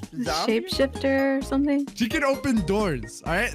I find that scary. And I see my window. All right, my window was already open, but I go to see the screen to my window leading outside, and I see that it's open. My heart drops, bro. I go and wake up my brother, and I'm like, I think the cat's on the roof. It just walked itself to the roof? Yes, I thought it was bro. opening your door. How did it get to the roof? I opened the window screen. I don't know, bro. My window was open, and it opened the screen and went on the roof. I don't know how. I don't think your cat's a real cat, dude. I go to my brother, and like, I tell him the cat's on the roof. I wake him up at literally 2 a.m. now. He has to go on the roof at 2 a.m. in his boxers because the cat was running around the roof. Was the cat actually up there? Yeah, she was up on the roof. Are you sure this is not just a person in like a cat costume that's like... I checked for the zipper. I don't see one, bro. I don't know what to say. So you're telling me my dog wanted to run away, but your cat wanted to jump off your house? Oh no. What is worse? You guys just all sound like horrible pet owners. Oh my goodness. What do you mean? Look at how happy and cute my dog is, like in this picture. That's the same image. It looks in pain. Look at how happy and totally not like depressed. Literally the aftermath of you shutting up your dog. Well, Nadway, I'm going to have to rate that story. I don't think you actually have a real cat. Let's just say, I'm going to say 4 out of 10. The next person, randomly out of the hat, totally not the next person in Discord, Blazaby. Yes, I had a couple cats in my life, right? I don't think that's something good. Make that from what you will. I might not be the best owner, but I had a couple cats, like 3, I think, and a couple that got lost, but I don't count those. I don't count those. My cats are a little bit of a weird goobers. One of my first cats, he liked to eat a lot. And when I say a lot, I mean like not a lot, but like some weird things. Yes, I was behind my little computer, right? What was I playing? I was on Hives. You know what Hives is? That's the Hive. Okay, well, it's like Facebook. It's Facebook for like 2012. Like MySpace? What is that? Hives? Can you follow me on Hives, please? Yes, it was very cool, actually. My mom helped me set up the account. Yeah. Oh, Made it up pretty It's and getting stuff. worse and worse. And on my left, there was like this big door that you can like scoot open, like, and it was made out of glass. We can look outside. And I saw my cat playing outside. We had like a little fountain shooting water. And my cat was like, yippee, yippee. I appreciate the sound effects, by the way, Blaza. No problem. So he added it up next to it. So I saw him play. I thought, oh, that's cute. Let him play for a while. I finished creating my character on Hive, and I looked to my left. Stop laughing about me! I'm trying to tell a story. I hear a little meow to my left, but not a normal meow. It wasn't like a meow. It's more like a meow. Balls drop or Dude, what is going on? I'm like, what the heck is that? I looked to my left. It's my cat saying that. What's going on? Bloopy? That's his name. Bloopy? What is going on? I'm so confused. He shut the heck up. I'm trying to tell my story. So I look him straight in the eye. I said, what's up, Bloopy? He looks weird. Looks like he's something in his mouth. What do you got there? And I try to force it. I grab his jaw and I try to force it open. You know, like you do. And I was like, what the heck is that? And all of a sudden he puked it out. And I was like, oh wait, what is that? Let me get that out of the way. It was just a paste of like brown. I was like, what the did you just throw up on my floor for? And all of a sudden it started moving. I was like, what is that? Is this something from Alien? And I looked closely and the thing started hopping. I was like, bro, that's a whole frog. How do you swallow a whole frog? And I had to pick it up and in like a little toilet paper and I just yeeted it outside back to the river. Your cat Bloopy swallowed a whole frog and ate it. Yes, and I was so worried. I was like, why does it happen? I started Googling, and apparently your cat starts catching things if it's like you. I guess it's for like a little present. I was like, that is so cute. But I don't accept frogs for payment. That was pretty funny. Out of 10, I'm gonna have to rate that 7. Oh shit! Yes! That is 7 more than Mimi. Not last, but certainly not least, Mr. TBH Honest. Not last, but what? Okay, whatever. You know what? Fine. Skip over him. No, screw Meme God. I'm gonna come up with a better story than Meme God ever will. Okay. I always wanted to go horseback riding because who doesn't want to go horseback riding? Okay. Isn't that haram? Why would it be haram? Or no, you said it was like or something. You said when riding a horse. What? Hey, can someone push him off the Eiffel Tower quickly? do with me up. Please, I'll do anything. I'll subscribe to what is the channel? Socks for. Oh, he flew back. It's okay. It's fine. He started levitating. Went into creative mode. All right. I wanted to go horseback riding more than anything in the world. Okay. So me, my sister, and my oldest brother wanted to go, and they all pretty much look exactly like me, just like different variations of tallness. Okay. Okay. Like my brother's like really tall, like he's double my size. My sister's like half TBH. my size, but you know, like they all look pretty much exactly like me, just with different kind of hair as well. Okay. Aren't you afraid to go horseback riding? Like, won't your balls get crushed? Even better. Oh. That's my favorite part, honestly. That's the Aram part. Why are you still here? Get him out of here. So we all got the horse. I got Betsy because that's the one I wanted. I really like Betsy. She's really cool, right? My sister got like a zebra-looking thing. You know, that probably zebra. It looked illegal, okay, but it's fine. You know, it should be. It's okay. You know, the more questions you ask, the worse it gets. Okay. And then my brother got the big, rotten, basically half dead horse. Okay.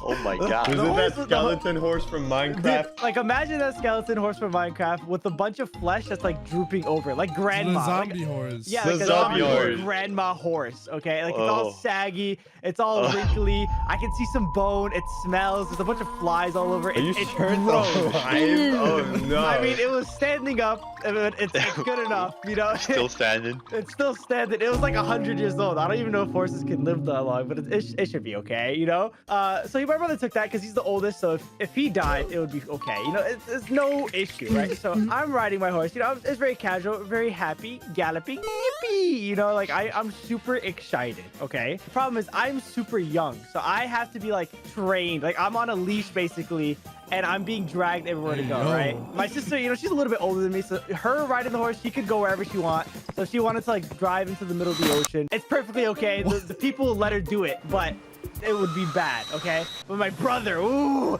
he was terrified of riding this horse, okay? It was like a snail. Every time that the horse moved a single limb, all you hear is like bones cracking. Everything is, it's just basically dying right on the spot. He's literally crushing it.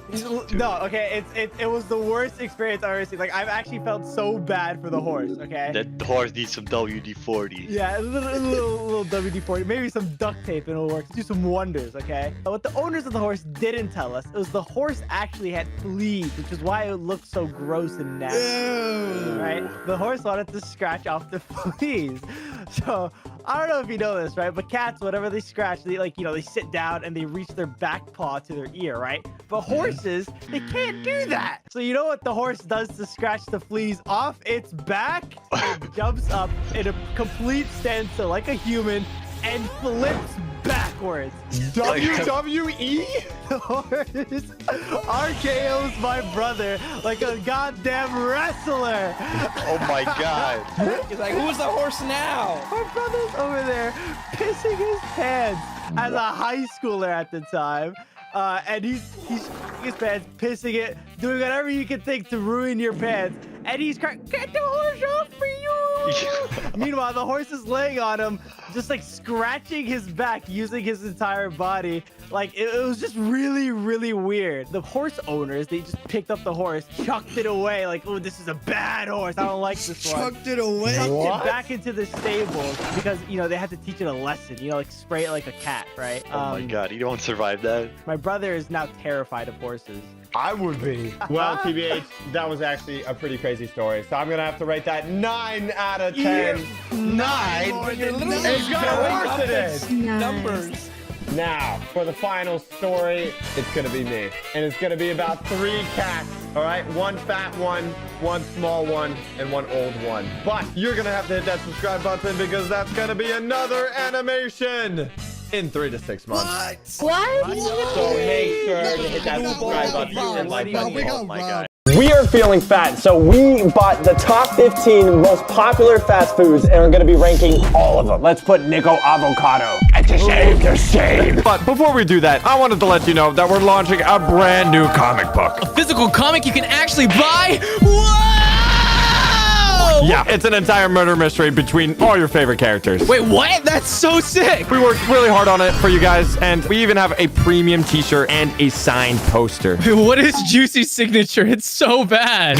Like, what is this? What did he do? He just squiggled it. So check out Stocks.store and get yours for limited time only. It's a great gift for the holidays, so get it before it's gone. All right, starting at 15, Domino's. Domino's. Imagine amazing transition slides. It looks banger, actually. You can't go wrong with pizza. Smell good? Yes. Pretty good. It smells really garlicky. Okay, let me eat. I'm hungry now. Everyone take a slice, take a slice. Oh, can you not eat this? Look at this. Hey, we put it when we all mutually agree what the ranking is. All right, let's see. Cheers. You gotta let the favorite taste. See, you guys eat pizza wrong. You guys know what You eat it. does? You eat it sideways. What does she do? Why are you bringing up Pokemon? She eats pizza upside down so the cheese and the flavors go on her tongue. That's weird. Well, you guys are all wrong. What you have to do is first bite it on the side, and then you wrap it up like this. What? No. Nuh-uh. Burrito pizza! This crust is pretty good, actually. I'm not gonna lie. It's a little spicy. I don't know why. What do you mean it's spicy, dude? It's pizza. There's no spice on the pizza. It's black pepper. That's what it's spicy. All right, the crust is like just right. It's not like too hard and it's not too soft. It's seasoned. Oh, that's so good. I want to eat more, but there's so much more fast food to eat. S. I'd say S. I think A. Are we basing it off how hungry you are? Because right now you're choosing S right away. No, but I love Domino's. Like whenever I order pizza, I only get Domino's. Okay, I see what you mean. There's two. Okay, so B. So it's B tier. We just No, you did not decide nothing. You put it B. I will kill you. You can't move it. No. It's locked. How is it B? This is rigged. I'm not uploading this video. What? Next fast food. We have McDonald's. We have one burger and fries and a Coke. All right, let everyone start with the fries, okay? I'm very picky with fries, okay? It has to be right. If it's too big, not good. If it's like too crispy, not good. It needs to be like chewy and also a little bit crispy. That is low-key mid. This is what I'm eating has like no taste. It needs salt. Yeah, that's what it's missing. McDonald's fries, I wouldn't say the best. But now, the almighty. Hamburger. Ooh, this is like, it's got 2 patties, cheese, lettuce. No, we're all gonna take a bite. Can we take off the pickle? I don't play with no pickle. I don't need a pause. They take it off. It's a group decision. What? No, what do you mean? It's 3 versus 2. I say take it off. Are you serious? They put Domino's in B and they take out the pickles? These guys are weird. What do you mean, ew? That's like the best part. Take it off. Chill. What is wrong with you? What did the pickle do to you? Can we eat this now? I'm hungry, dude. First goes oof. I agreed. Now it could be first. What? No, he's not in the first. Okay, we're going this way now. Wait, no, why am I second to that? Oh, that's a big bite. Oh, that's pretty good. Why did you do this to me? Why would we split it? But it's like 4 pieces. No, a sane person would go all the way around. But no, I want to have my mouth touch both Blazas and Tuxties. So I'm going right in the middle there.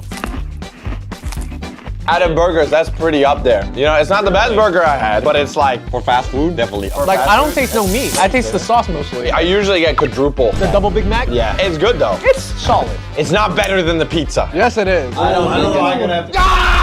don't think it's better than pizza. Wait, oof. If this was your first burger, what do you rate it? So honestly, I don't like the sauce that much. I'm not a mayonnaise guy. I'm not a mayonnaise guy. That's definitely a mayonnaise. If it was just beef and maybe patty and like cheese and Not pickle. no pickle, no pickles. I think it might be good. Okay, what do we rate it? I think it's like a I think C. it's B. B or C. If you guys put it above or on the same league as pizza, I swear to God. I said C. I said C is fair. C is fair. C is fair. See, it should have more beef.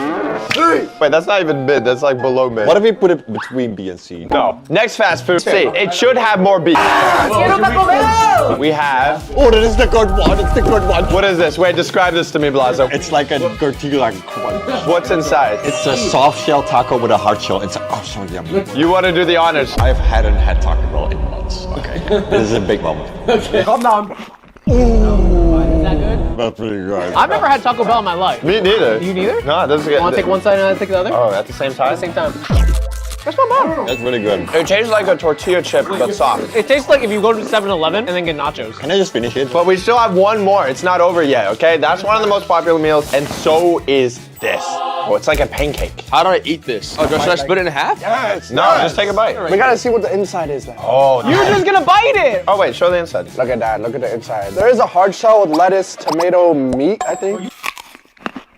Yeah, there's no meat. I don't taste meat. There's no meat in this? What am I? That's not bad. No. Dude, this is like tortilla wrapped in lettuce. What is this? It's actually pretty good. There's so many better options. This is good. Hey, settle down, big boy. You got 13 more meals to go. I'm gonna say B. I'll say A. That's fair. That's fair. What do you mean it's fair? There's no way you guys put Domino's at B, bro. What do you mean? It's so much better. I think Taco Bell is B. S tier Taco Bell. Wait, so that means it's A because we say B, you guys say S, and that means it's a pizza. What? It's A. Next food, Dunkin' Donuts. Dunkin' these nuts in your mouth. You don't get donuts. You don't get donuts. Okay, let's see. Let's see. Okay, we got a little bit of everything. Everybody take a bite of one donut. I think that's fair. Let's start with the pink. That's not bad. We continue the line. It's so sugary. Whoa. That was interesting. I actually like that one. Chocolatey. Oh, no. Oh, you don't like blueberries? I think it's okay. Not the best. I think it's pretty good. I like it. This is the best? This is a banger? Wait, is this just the original glaze? Yeah. The original. The original. This is one of the OG. So, I think it's very sweet, but comparing to other fast foods, there's so much better other fast foods. Which one is your favorite donut? I would eat donuts if I was forced against my will. You don't like Krispy Kreme donuts like freshly made out of the Disgusting. Donuts are like, What is wrong with you? I don't trust any of you guys who puts Domino's in B. You are a liar. Oh, this might be really good. Wait, what is this? Okay, this might be actually really good. Bacon, egg, and cheese. That's a good bite. That right there's a banger. That's saving Dunkin' Donuts right now. I would eat that all the time. That's like a perfect breakfast meal. It's got egg, it's got bacon, oh my God. And it doesn't feel too greasy, you know? I'm saving your crispy Dunkin' garbage, okay? All right. Did you try the coffee? The coffee's good. No, that's not good. So we gotta take all of this into account for our rating. Okay, the donuts are obviously F. What? Whoa, And the bagel is like A. The coffee is like a D. There's no D on the board. We had to make a whole new list for how bad the coffee is. I think the coffee's good. Listen, donuts are good. Donuts are good, yeah. But you guys also agree the donuts are good? Yeah, I agree. Yeah. Wait, this seems to be a controversial opinion. No, it's just you. It's just you. No. A, B. What do you say? In total, B. That's good. That's fair. That's fair. No one's gonna say anything about this. You made it touch it. You exactly where it's supposed to be. No. It should be like this. No. Yes, you're right. Wait. I lied. Next fast food, Five Guys. So this is gonna be a step up from McDonald's burger. It is. It's just better. Let's start with the fries. Let's all get a fry. Yeah. I don't want no limp one. Why is this so long? It's good. Those are good fries. These are much better than the McDonald's fries already. It actually tastes like potatoes. When you go into a Five Guys, they have those stacks of potatoes. That's when you know they're legit. All right, burger. Whoa. So what's on this burger? It looks like beef. We got bacon. We got cheese. We got a lot of meats, okay? They put Five Guys in this burger. Turn it around so the camera can see, bro. What happened? What happened to that? Where should I bite? Anywhere your heart desires. Banger? A low-key mid. Really? Okay, let's see. No.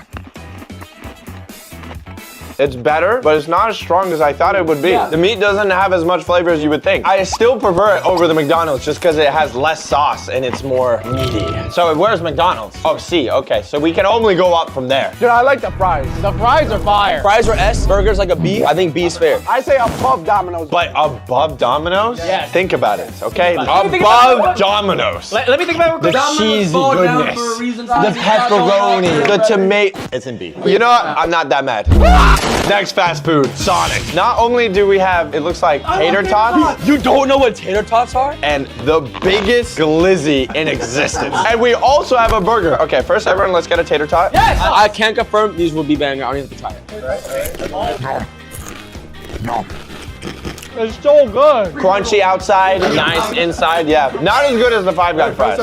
Honestly, it needs more salt. Before we devour the glizzy, let's take a look at this burger. The fact that it's not like just smashed with a bunch of crap might make it look good. Beef, we got tomato, we got lettuce. Take that tomato off. You don't like pickles or tomatoes? No. Do you eat anything healthy? Do we have to? I'm so sad. If we take off the pickles and the tomatoes, the only thing that is left is the burger. Okay, that's how it is. I'll eat it, fine. Oh, it's a little floppy. What is that?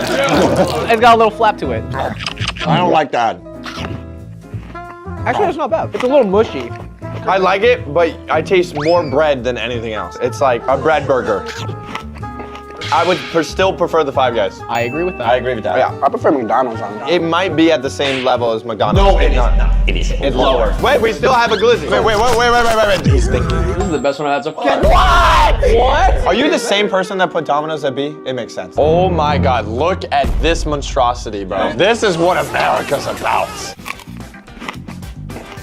All right, I'm actually a master food critic. Hear me out, okay? You see how it's like all burnt on the outside, right? And it looks like it's cooked. Now look what's on the inside. It's raw. It's raw. This looks like it's gonna be a crispy, nice sausage. No, I take a bite, it's like raw inside. It's like barely cooked. It's like a wiener. I had better hot dogs. Take it away. I kind of like it. It tastes like a corn dog, and I think it's pretty mid. All I hear is a bunch of yapping of mid, this. I think it's just C. C tier? Tier. Don't need to honor with me? Oh, together? 1, Power 2, of friendship. 3. Next fast food, Chipotle. Oh my God. Breakfast, lunch, dinner. Breakfast, lunch, dinner. Breakfast, lunch, dinner. Breakfast, lunch, dinner. Breakfast, lunch. Put this away. What is this? We cut it 4 pieces. Oh, okay. We got chicken. We got corn. We got cheese. We got lettuce. Chipotle is one of the few fast food places that I can eat all the time and not feel sick. It feels amazing. Look at this cross Oh my God. All right, we gotta eat it quick. Okay. That's pretty good. Lola, you always do me good. No, eat this. Don't do my chicken. Plaza, this is what you feel about Taco Bell. This is what I feel about Chipotle. I respect that. The only thing I will accept is an S. I agree. I agree. Chipotle. After feeling complete heaven in Chipotle, let's go back to the lower tiers. Next fast food, Popeyes. I've never had Popeyes. Same. Oh! You smell that? You smell that? It's buttermilk chicken. Well, buttermilk chicken? This looks like a Chick-fil-A sandwich to me. Wait, this actually looks pretty good. What is buttermilk chicken? It's marinated in buttermilk. You know what? I'll go first. You good? Whoa, bro, and it's good. I can taste the chicken. Not too much bread. It's soft. It's tender. I don't think there's a big difference between Chick-fil-A. You don't like the Chick-fil-A sandwich, so that's probably why you don't like it. I do think this is better. I can taste the pickle in the brine, yeah. Wait, what is this? That's mashed potatoes. Oh, mashed potatoes. Not the best sauce on my mashed potatoes. The fact that mashed potatoes comes with fast food is actually kind of crazy. It's kind of nice. I'm feeling some good vibes around this place. I'm feeling good vibes. Yeah, I say B. B? I'm saying an A. I was thinking A. Wait, you guys are B. We're A. Your opinion now matters. I think Chick-fil-A in A and this in B. That seems fair. B is fair. Above Domino's or Below. Oh. Domino's should be an S. What are you doing? You know, honestly, I know where all of you guys live. I know your parents. I know everything about you. Next fast food, Pizza Hut. I think Pizza Hut is worse than Domino's. This pizza box already looks better than Domino's. Let's take it. Let's take a look. That looks pretty good. Okay, I'll give it to them. It does look good. All right, that's a nice pizza. Not overly greasy. It's kind of soft.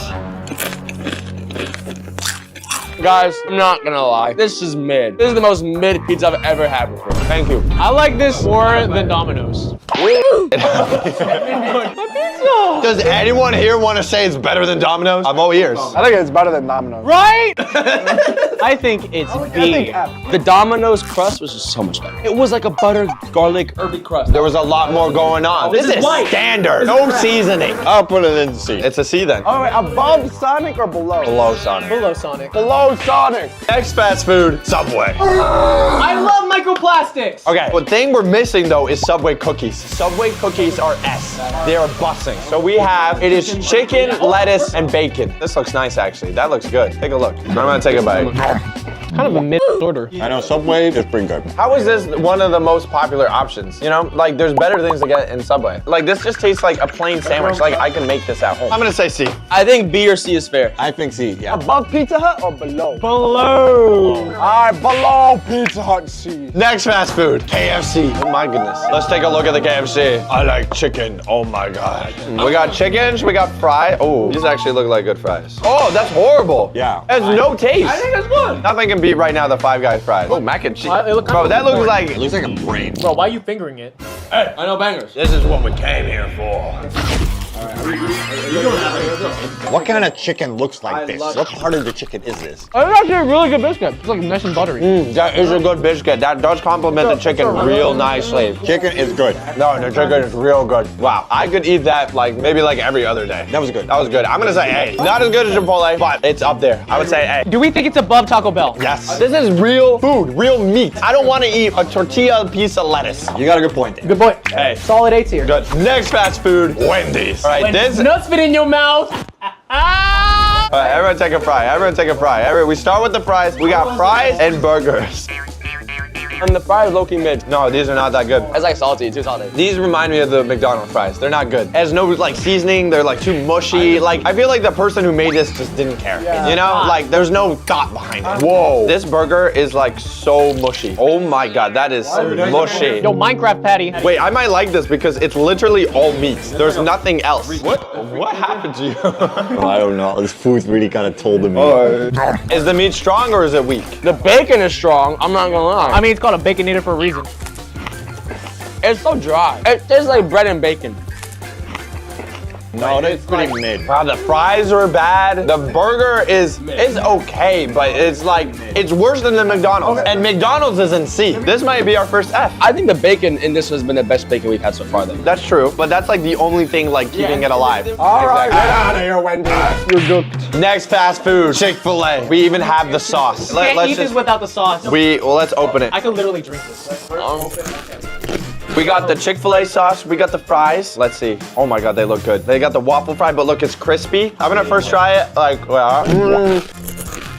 Needs more salt. Still not as good as Five Guys fries, okay? But it gets saved by Chick-fil-A sauce. This sauce, like, saves Chick-fil-A, okay? Chick-fil-A is my baby. Probably the most plain thing you'll ever see, okay? It's literally buns and a chicken. And it's so good. haters. No, I love Chick-fil-A, bro. I gotta diss it before I ride it, you know? Okay? First bite? All right. Oh, hey, share with the class. Yeah, you took a big bite too. Holy. I had Chick-fil-A this morning. Oh, he's going for the dip. You gotta go for the sauce. I got like one little bite left. All the other burgers I was eating barely tasted. When I bite this, I taste it. You can taste the pickle juice. I don't like it. You're a professional hater. Plaza, you gotta get out of here. You're not American, brother. I'm gonna give it an A. I'll give it a B. I can't eat this every day. I'm gonna prove to you guys that this deserves to be an S tier. I want you guys to look at my past orders real quick. I want you to tell me how many days consecutively do you see it, all right? April 27th, 26th, 25, 23, 22, 20, 15, 13, 13, 12, 12, 12, 11, 11, 3 10, times in a 9, day? 30, 29, 29, 29, 28. Show that to the camera. He had it every single day, and some days he had it even 3 times in a row. Brother had to load up on a Saturday because Chick-fil-A is closed on Sundays. That's crazy. It's gonna be an A. It's gonna be an A. Plaza above Taco Bell? Oh, yeah. No, I agree with Plaza. I think it is below Taco Bell. Okay, so above KFC, below Taco Bell. Yeah, it's valid. Next fast food, Burger King. Is it a Whopper? Well, let's eat. Everyone take a fry. I've never had Burger King before. What is this? This looks like a crayon. That's horrible. Oh, this is the worst fry I've ever had. This is huge. Oh my god. We're not taking off anything. All right, Blaza. You gotta eat the Whopper. You hungry, bro? You hungry? It's not that bad. Give me that. I want to try the Whopper. No. What is this garbage? I don't even taste the meat. It's literally a salad. It's not like bad. Like F. Fries were bad. Burger was bad. Nah, get this away from me. I'm saying F. Anyone disagree? Below F. Absolutely. No, put it like there. It isn't really not even on the board. For our final fast food, Arby's. We got curly fries, some sort of drink, and Arby's burger. Wait, is it a burger or a sandwich? I'd call it a sandwich. Is it a sandwich? It's not beef, so it's sandwich. All right. I love curly fries. No, they're pretty plain, but they're better than Burger King's, okay? Oh, why do I get the freaky fries? That's rape. This is actually disgusting. Dude, stop! I'm not eating that. Actually looks disgusting. No, Why does the bun look like that? we have some meat sandwich. Like, who thought this was a good idea? That does not look anything like the commercial. Oh my god, it's literally only meat and bread. Okay. What do you think? No way. It's meat and it's good. No. W or L? It's different because I expect burger taste, but it's not a burger. This tastes like the sandwiches I used to eat in like high school. It's not bad. It's better than Burger King. I would say even potentially even better than Wendy's. This tastes like depression. It tastes like bread and just like a sliver of ham. It might actually be F because I look at C and like I'd rather eat Subway or pizza or Sonic or McDonald's. So it probably, I wouldn't put it in the same category as C. It has to be F. I think right there is good. So right here? I think in front of Wendy's. In front of Wendy's. Okay, no. It is above Wendy's. It's 3-1. Above Wendy's it is. We are now Americans. You're welcome. This is our tier list. If you disagree with us, you're wrong. If you enjoyed our suffering, make sure to go down to Socks.store and get yourself a comic. It's only there for a limited time, and I'm sure you guys will like it.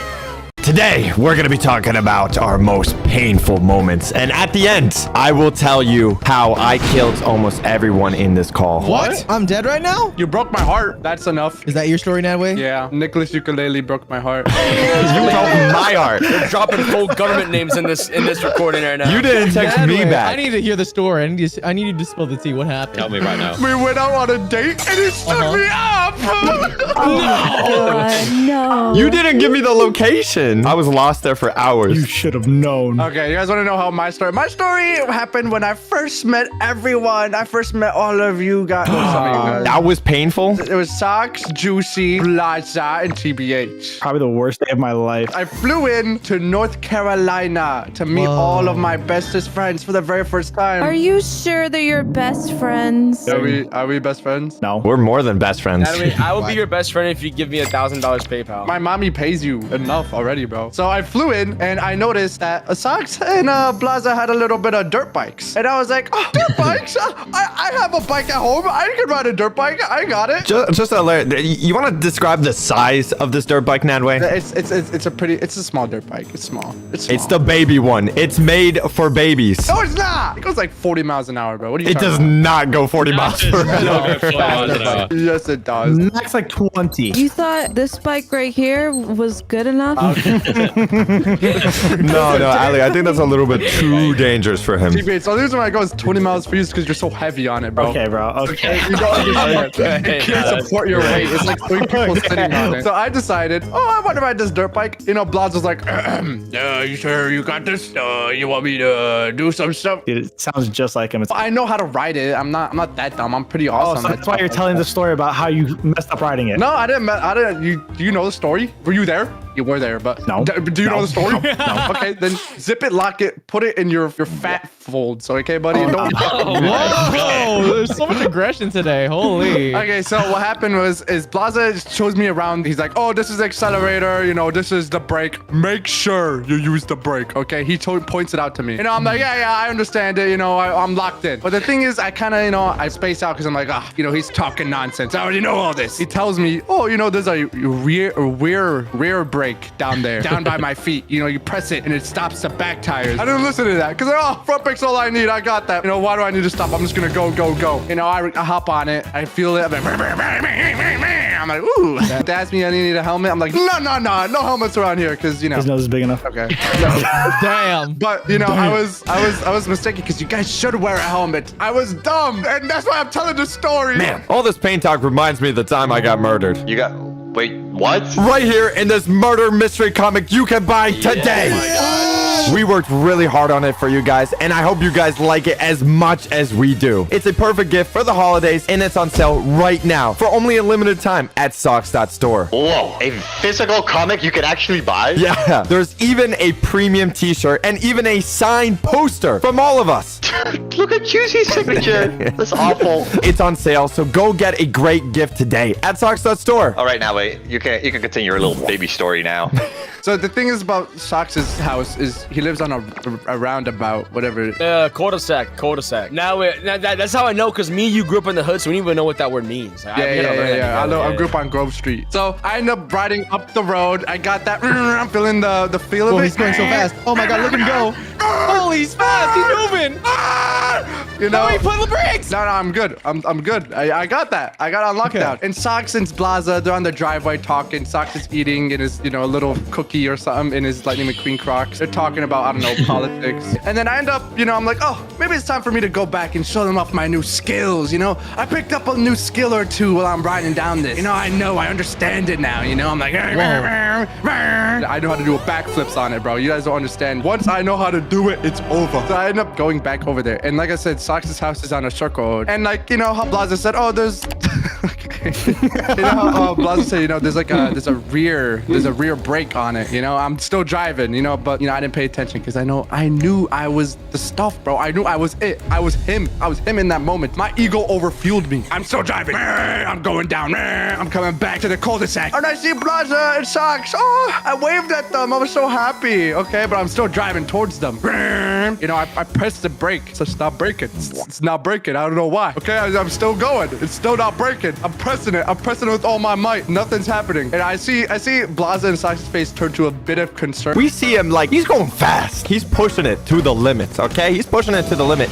And I'm looking at Blaza, right? Looking at Nadway. And at that moment, I literally, I thought it was a bit. Blaza turned his head to me, right? And I looked at him like it was in slow motion. And Blaza said, wouldn't it be kind of funny if he crashed right now? What is wrong with you? I thought you guys were proud of me. And then they started betting against you, bro. That's crazy. Right. Split-second dilemma I had to come up with, okay? So my split-second dilemma was either... So I end up going to the... I'm driving, and I run out of the road. It's not braking it. It's a circle. I end up running almost into the neighbor's house. I'm going into the neighbor's house, and I'm like, okay, either I crash right into their front porch or I hit their mailbox and I stop early. No way you hit their mailbox. Why did this go through your brain? We're up here in the driveway. Okay, we're looking at him. Full speed, he drives straight into their mailbox, okay?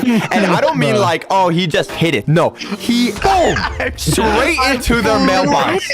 I think the porch would have been more comfy. I'm not gonna lie. No, because I would have broke their door. I would have broke the bike more. It would been. I'm looking out for Socks. Okay. But Nadway, listen. This way you should have braked so you didn't hit the mailbox. That's like a new thing. No. I'll explain later. I know you're new to this, but like they actually made this like millions of years ago. So like, I have a question. Did Nadway hit the mailbox like this? Bro, dude, I honestly, yes. Like full speed, he hit it. Like his whole body and all, right? And it's funny because as he hit it, you know, it took like 3 seconds to register what happened. You think me and Blaza would just like instantly start running to Nadway, you know, to help him? No. We just kind of looked at him for like a good 10 seconds. And then we like slowly turned our heads to each other and we're like, called it. You know what happened? When I hit it, I literally was laying on the ground and I was grasping my chest going, was the wind knocked out of you? Oh my god. Oh, and I was like hoping that they wouldn't come over yet. And then when they came over, I'm like, and then swiping the dust on me. You know how the light work. He played it all cool, you know. He said, oh, that was nothing. It was just a scratch. When we watched with our own eyes, he hit a mailbox at like straight like 30 miles per hour, which is crazy. The mailbox was even damaged. The bike was fine. The mailbox was fine. It was just me. What happened to you? I got my knee was all bloody and my ribs, I'm not even joking. I literally was like, sound like an old man. And while I'm like standing up there, I'm like looking off into the distance, zoning out because of the pain. Blaza's inspecting the bike. He cares about the bike more? No, he's inspecting the bike. He's like, oh, I forgot to tighten the brakes. No way. He didn't tighten the brakes. The brakes were loose. Bro, he was trying to kill you. I swear this was like your first day as well. It was my first day there. It was my first day meeting the Sox and all that. That's crazy. And I'm over here.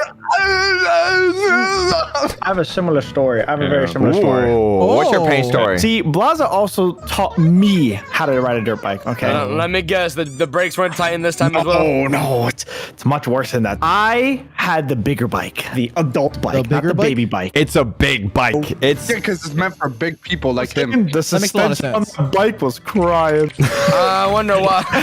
the bike is so big, like you can't even, when you get on it, your like feet don't touch the ground, like you're elevated. And then imagine me, I'm shorter, so like I definitely cannot touch the. Okay, well, like TBH is shorter, like at a 6'4", you know, so like even his legs are not even touching the ground. So Blaza taught me how to ride this bike, but he taught me how to ride it around Sox's house first to just make me comfortable. Okay, in the grass, in the concrete, down a hill, the simple stuff. Okay, I was doing pretty good. Only first gear, cannot shift gears at all. First gear. Oh, keeping it simple. No, being smart about it. First gear is fast. Okay, the first gear of that bike is as fast as your bike. Okay, faster than the baby bike even. Okay. So I get the hang of it eventually, and they're like, you know what? I think I'm ready. I want to race people on a track. I'm prepared for this. You know what, TBH? You want me to hype up your story real quick? Hype it up. Just to show how fast it is. Okay, I tried this bike and I crashed within 3 seconds into the fence. Okay, within 2.3 seconds, okay? It goes 0 to 60 in like 2 to 3 seconds. It's ridiculous. See, but this is the thing. This is the thing, right? Socks didn't just crash. He started going so fast because the bike is only spinning the rear wheel. And immediately, as soon as he hit the gas, he was hitting a wheelie. And he fell on it. Instantly. You guys are making me want to try this bike. I think I should try this bike, guys. No, you're not ready for the update, bro. Stay to the baby lane. Okay, but eventually I got really like comfortable with riding this bike. So we go to a track, and I'm warming up around the track. You know, there's like this giant dirt path that I could just test the waters with. So I'm going around in big circles. Okay, almost ran over a dog or two. Not a big deal. I weaved, dodged. I'm calm. I'm calculated. I'm cool. And cool guys, they sub to the channel. So I get on this bike trail and I'm feeling the vibe. I'm extremely confident. When I get confident, I feel like I can do literally anything, okay? But Blaza told me one tip, okay? Because this track had a hill on it. He's like, whatever you do, do not speed up on this hill. You will jump and you will not land it at all. I was like, blah, blah, blah, yap, yap, yap. Don't even care. That's how I was. You know, Dude, exactly. Literally, while Blaza was telling me, Blaza was telling me all this stuff about the track. Oh, you should do this. You should. In my head, boring. Don't Literally, like, bro, we're him. That's what I'm saying, right? Like, cause dude, I'm a natural. So I get on this track. Okay, I'm revving up the engine. I feel the race in my blood. Whoa, you became a racist. Something like that. I start going, and I'm killing this track. I'm going like left, right. I'm cutting people off. I'm kicking people off their bike because I want to win, and all this stuff. Okay, and eventually I get to this hill, right? So what I do, Blaza told me don't speed up. I go max speed. Let me show you a picture. This is basically what it looked like. I felt the world at my feet. I was crazy airtime. I was in the air for at least like 5 seconds. Okay, it didn't even feel like I was in the air. I just felt like I was like driving on the air. You know what I'm talking about? You him? I was him in that moment. Jeffrey Emerson. Oh my God. Oh, Jeffrey Patterson.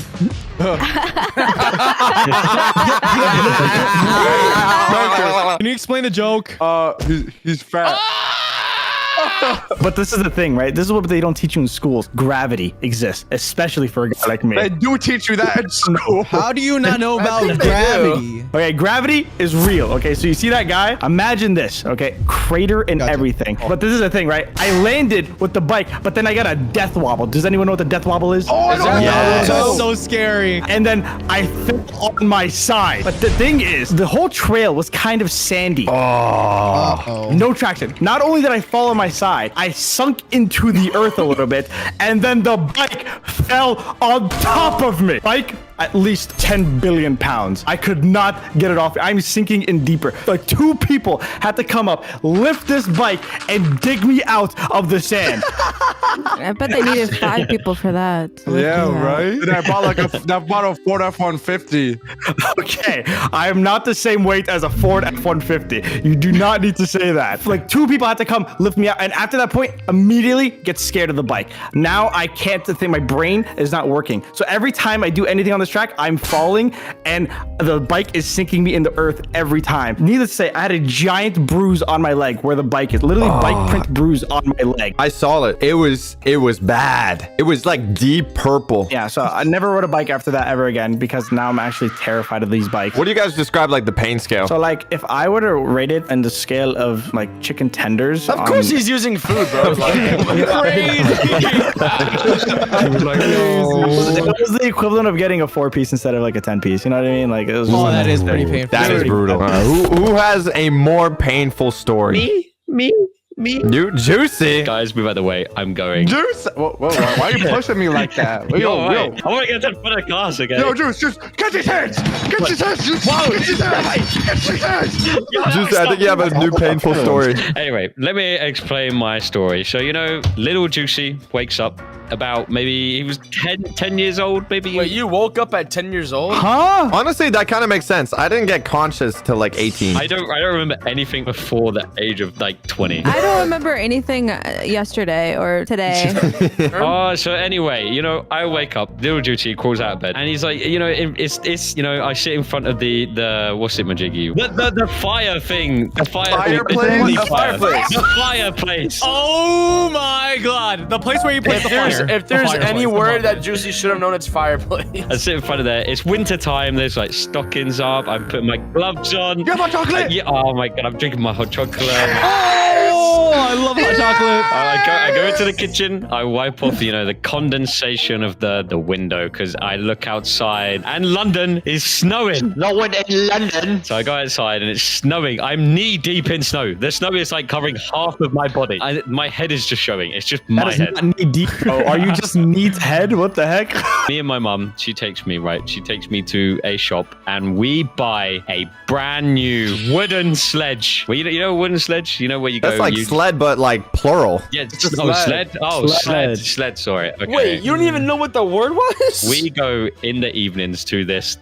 Every single winter, I went to this golf course that was basically a massive, gigantic. It was basically Mount Everest. It might as well have been Mount Everest. And you can imagine me. I kept climbing on top, all the way to the top of the mountain. I hiked on top of the mountain, and I always used to sledge down there. But there was one year they done a sled competition. Oh. And you can have one person with you, right? So I had one of my friends Your mommy. on the back of my sledge. Juicy, I can't take it. You calling it a sledge? Yeah, I don't understand why you keep saying no sledge. one else. I don't know. I keep calling it a sledge. I don't know. Is that a British thing? I think it's just a juicy moment, not a British moment. I think it's not a juicy moment. So they set up this like race course where you could go down this race course, right? I did it a couple of times, but it's quite dangerous because you have to like dodge and weave obstacles. There's like some humps. There's like bumps. There's holes in the ground where can dodge and weave, humps and bumps. Oh my god! Oh my god! We're going down the hill like this. Yes, exactly. That was me and my friend. Don't you see the Olympics over here? With this sled, I started this race. We prepared this race for this moment. I had my scarf on, I had my bobble hat, I had my mittens on. I was subscribed to the channel. I was ready, and I laid back, and we went down this hill at Mark 6, and it was crazy. No, I must have been going like 50 miles an hour, and that is not me exaggerating. That's 50 miles an hour, Mark 6. Yeah, that makes sense. But I was going down, and I saw this tree in front of me. Oh, nah. Move out of the way! What are you doing standing there? You saw this tree before you hit it? I was trying Hold to turn. the brakes! I'm trying to turn. I'm trying to do everything in my power to turn. And guess what? I look behind me and my friend dives off of my sled and leaves me on my own. He leaves you stranded on the sledge. He left me on my own, and I saw this tree approaching my face closer and closer, and I was trying to steer as much as I can. How do you steer on a sled? I don't know. I tried to use my body weight, where you lean left. You should have abandoned ship, man. And dude, I clipped this tree and I flipped upside down, and I was inside the snow. I was drowning. I was in the snow, and I was like, "No, help me!" I was suffocating. I couldn't breathe. I just imagine Juicy just head first and like legs up in the air. So then my mom comes over. She's like, Juicy, so no. And then she comes over and grabs me and then lifts me up and is like, "You're okay. You're fine." And I had like my whole elbow was like grazed, and my face. I hit my face on the side of a tree, and I cut the side of my face, and it was. I was like, no, Juice. Dude, someone planted that tree. It's like, Juicy's gonna hit this tree in a couple years. Yep. They knew. It was all part of the It was me in a plan. tree costume. Why is everyone's story having to do with like crashing and dying? That causes pain. What's your story, Oof? Mine's about Terraria, man. I don't know about physical pain. But is this an emotional story? This is an emotional story, guys. I actually Emotional suffered pain from this. I was in a depressive state for a week. Damn. All right, guys. So listen. Let me set the stage real quick, all right? Think about what? Let's say about like 10 years ago, Does anyone know when Terraria was released even? I don't know. 10 years ago, okay. All right, 2011, Terraria was released, all right? When I was growing up, I was a little kid, I watched all the Minecraft YouTubers, blah, blah, blah. And then I saw Terraria, and I was like, oh, this is... Who'd you watch? This is important. This is a very important question. Very important. It was Sunday. I don't know anyone else, bro. I don't remember. No. I think the best YouTubers back in the day, Minilad, EDP445. Oh, God. Real. Dream. Bro, Sky does Minecraft. Like these are the YouTube Hall of Fame goats. But listen though, it doesn't matter what Minecraft guys I watched. I didn't have a computer at the time. I couldn't play Minecraft, so I got Terraria on my iPod, right? An iPod. iPod? What? Oh my god, I didn't even play games on iPod. And I got Terraria on it, and I was playing it, and I was learning it. I was at my daycare, you know, playing it like behind the person's back, you know, making sure I was sneaky. You didn't see it and took it away. But there's this point in the game where after you beat hardcore, there's this guy you can get, and it's called the Goblin Tinkerer. You could give him your item and you could enchant it basically like Minecraft. Oh. There was another function of this guy, and you could sell your items to him, and he could give you money back. And me being like 12 years old, I barely knew how to read. I was just stuck on Terraria all day. Well, I want to enchant my best item in the game. You know, I had the Drax, the best item in the game for me. And I go to enchant it, and guess what? I accidentally sell the best item in the game for literally 3 gold coins. Literally 3 gold coins. I know why. I think I know why you did it by accident. Because if you're playing on this thing, you're definitely gonna misclick a few buttons. I'm just saying. Yeah, right? I was so confused at first. I was like, I just enchanted it. Why isn't it in my inventory, you know? I was like, why do I have 3 more gold? I don't know where this came from. Oh no. We didn't understand. It was just flabbergasted. I had no idea. I didn't know I accidentally pressed it. What I do is I get home and I ask my dad, and I'm like, Dad, where did my drill go? He doesn't know. Why would you ask your Wait, was your dad a gamer? No, he had no idea what I was talking about. I literally had no idea. And so I did my research, and I finally started learning that I might have sold it. And I was so sad. To reach your sadness, was it like Bart Simpson's sad edit or just Bedrock? Oh, dude, this is Bart Simpson with XXXTentacion sad playing in the back. Oh, that's so sad. Listen, with the wired headphones in with the hoodie on. That's like peak sadness. That's peak sadness. All right, really sad. the final story. Dude, it all started, guess where? The Socks HQ, what? No way. Oh my god, just like the real thing. Dude, wait, who's that at the door? Who's knocking? That's Muffin, bro. What is he doing there? Should I let him in? Oh, wait, who is it? Oh, it's the whole squad. Everyone. We're ready for the sleepover. Should I let them in? I don't know. I'm thinking about it. I don't know. I brought a souvenir for you, Socks. You can cuddle with this. Wait, why does Bozo have no pants on? Don't worry about it. I'm ready for the sleepover. He's getting a little too comfortable with the sleepover. Fine. I guess you can spend the night. I guess so. Yeah. That's fine. That's fine. Come on in, guys. Come on in. Oh my god, look.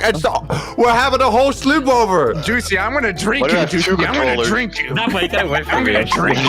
Laza, I'm going to beat you in the tennis. I don't think you understand how good I am at this game. Oh, this pizza's so good and yummy. And oh my god, Muffin's taking a whole slice. Oh wait, now wait, I'm basically asking you where's everyone else? You know, I mean, only half the group is here. I mean, they told me they were on their way. I don't know. We're on the way. You don't know? I don't think you know. Oh, what is that? What is happening? I didn't know your mouth would get that big, Socks. Why are you drinking Juicy's brother?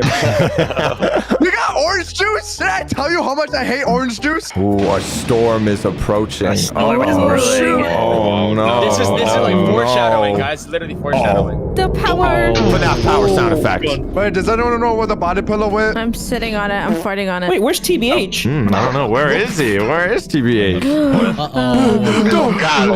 What are you guys afraid of the dark or something? Mimi's face. You guys want to hear a story? Why does Juicy kind of look like Homer Simpson? I actually do. I think you should go fix the power, Mimi. Okay, I think you and Muffin. I think you guys should go figure this out. No, wait, I'm not gonna go fix the power. Wait, why am I fixing the power? Because you're not afraid of the dark. No, this is like You're the side character. You're gonna die right now, or are you? I don't know. You and Muffin. You guys on a little mission. Muffin have to hop every step. Wait, Muffin, can you protect them, please? Let me walk down the stairs. Yeah, I think that was just Mimi taking a step, bro. I'll be honest.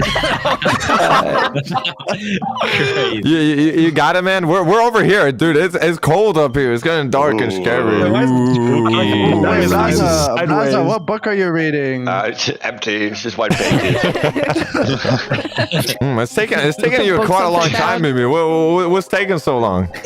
What if they fell down the stairs? Even in animation, bro's arm is balding. What's taking you so long? I think we got to check up on them. Do you think they're down there? Wait a minute. Mimi called it. Mimi's dead. Composed already? What is that face, Juicy? was so funny, bro. I'm so shocked right now. Who did it? Who killed me? Who did it? It wasn't me. No. You're the only Muffin's one. good. Muffin's good. You know, Muffin. He's, you know, he stays in my top head sometimes. He's good. He's good. You guys don't know the full story. I think we just might have a full murder mystery on our hands. Okay, guys. We've been working really hard on this comic. This is just the first 10 pages. There's still almost thousands of pages ahead of you. Not thousands. Just a bit, okay? A lot more characters to introduce, but only for a limited time can you go purchase this great gift. This great gift. This great gift. Great gift. For Christmas or the holidays, okay? We also got premium t-shirts, a signed poster from all of us for you guys down at Socks.store. Wait, when did I sign something? You will. This is ahead of the time. It's against our will. So make sure to go check Socks.store. Get it before it's out. It's only going to be there until the end of the year. Go check it out. Go roast our signatures. It's going to be pretty bad. Chat, lock in. I'm about to tell you a story so insane that people will think it's fake. This is about a story on how my best friend completely disappeared and ghosted everyone for years, and then suddenly reappeared today just for this animation. I cannot even state in words the ups and downs that are going to happen in this story. And there are some questions that I don't even have the answer to till this very recording. So if you haven't already subscribed, subscribe and enjoy probably the most ridiculous conversation ever. No, please. You're being interviewed, interrogated, laugh. Someone tighten those chains. Make sure he doesn't run. I won't go anywhere this time. I promise. We're gonna figure out what's behind that mask, Laugh. To give it some backstory, and trust me, all of this matters. This started so long ago. This was over 5 years ago. During this time, I recently just moved out of my parents, and this was to pursue my life to become a YouTuber. Whoa. I literally dropped out of college in computer science. It was a confirmed good life. This was before all that AI nonsense. You were in computer science. I don't know if I said it to you guys. 4.0 GPA, just saying, 4.0 GPA. We've heard that a couple times. Definitely didn't homeschool through all of it. But now I wanted to make silly videos on the internet. How I convinced my parents to do this, it baffles me. My dad didn't even tell his own colleagues because of how ashamed he was to hear that his son was dropping out of college to do this. How they allowed me to do it, I don't know. I think maybe they didn't care for me anymore at that point. Luckily, I came to a point where I hit 250,000 subscribers. Let's go. And now I got a little bit of money to move out of my parents. I was upstairs and I was screaming on the top of my lungs day in, day out. So it actually felt good to finally move out of my parents' place and have a place where I could record on my own. The thing is, I didn't really own this place. My income was so varied that no bank or anybody would give me a mortgage. So my daddy, he helped me out. Oh, okay. Let's not call him daddy. Let's call him dad. He honestly, at this point, once I hit 250,000 subscribers, he was like, "You're not a disappointment, son. You're just slightly below average." Below average. Hey, that's pretty good still. I'll let you stay at this place so you can just focus on what you're doing. Go to dad now. This was my dream, and it was actually coming true. These years were the best years of my life. No showering. Breakfast, lunch, and dinner.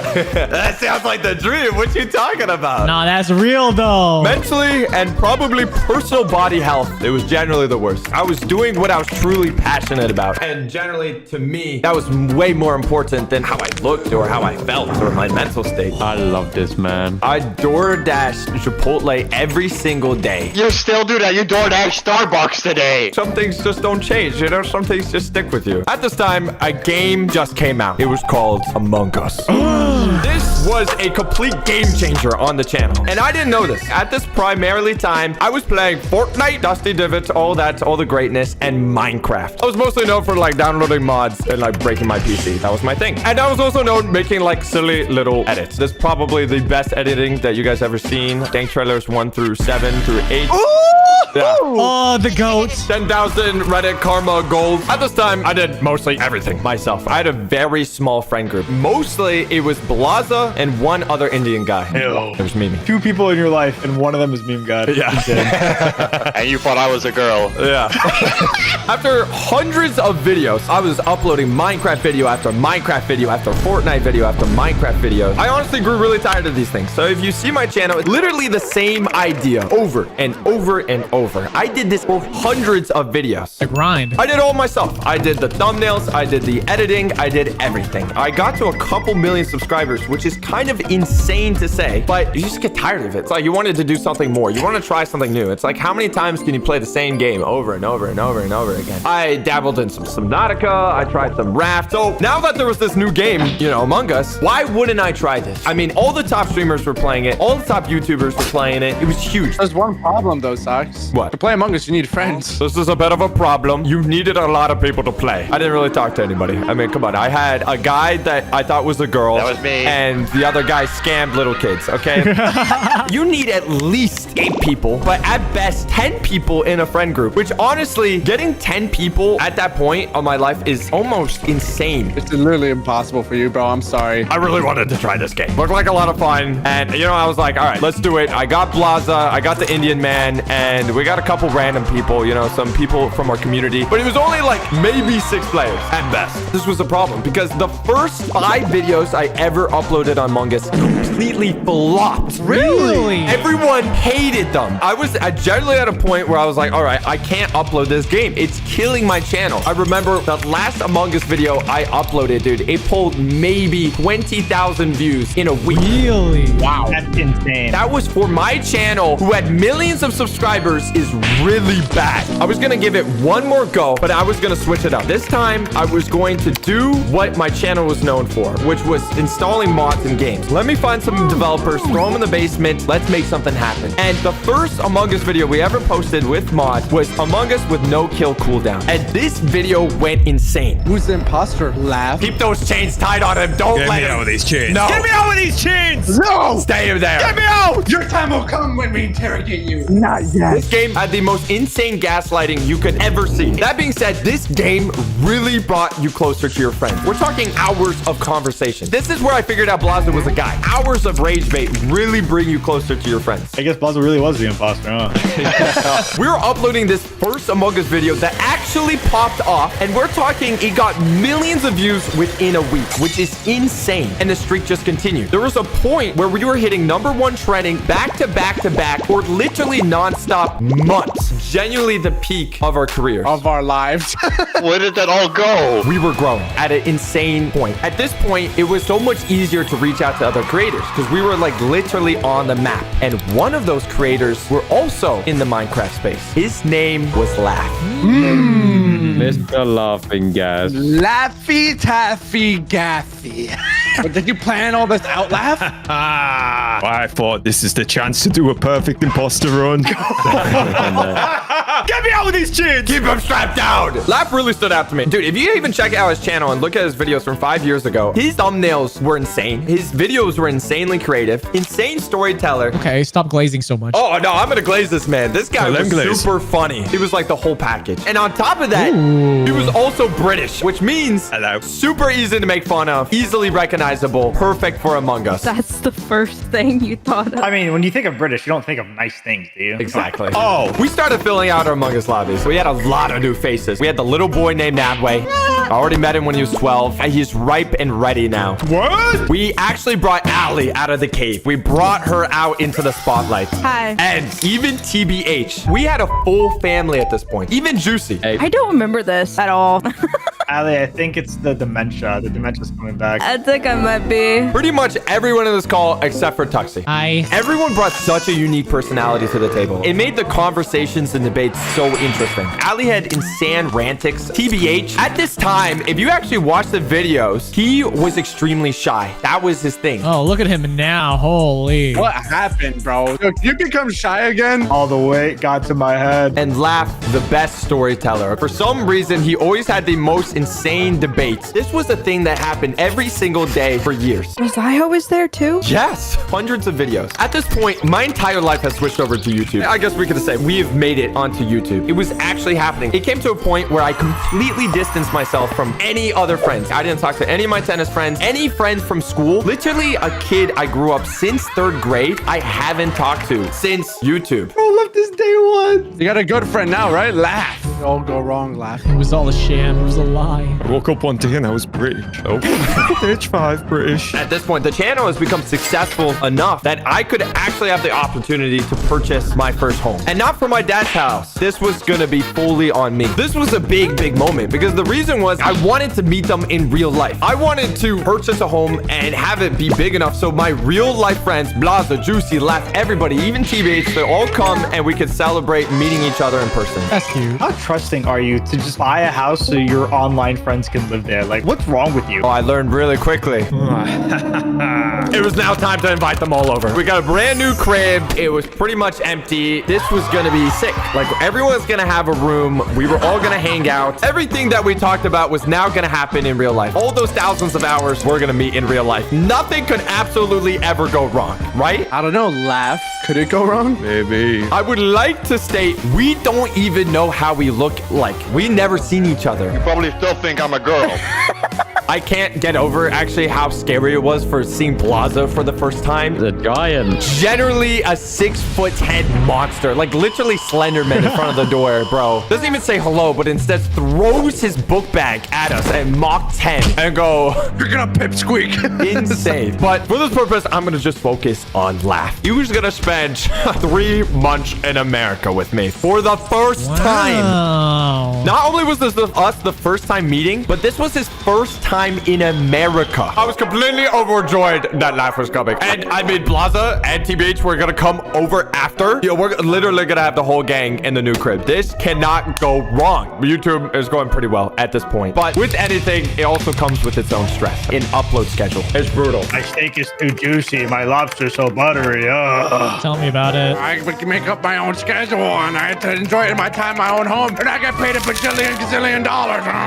Y'all don't understand how hard it is to play video games with your friends every day and then upload that on YouTube, you know? It's like overwhelming. I'm sorry you have to deal with that, man. We were literally uploading daily, and this was all me and one other guy. I made all my thumbnails. I edited about 80% of my videos, and we were recording every day. It was quite a lot. And you could see what it did to me. The images speak for themselves.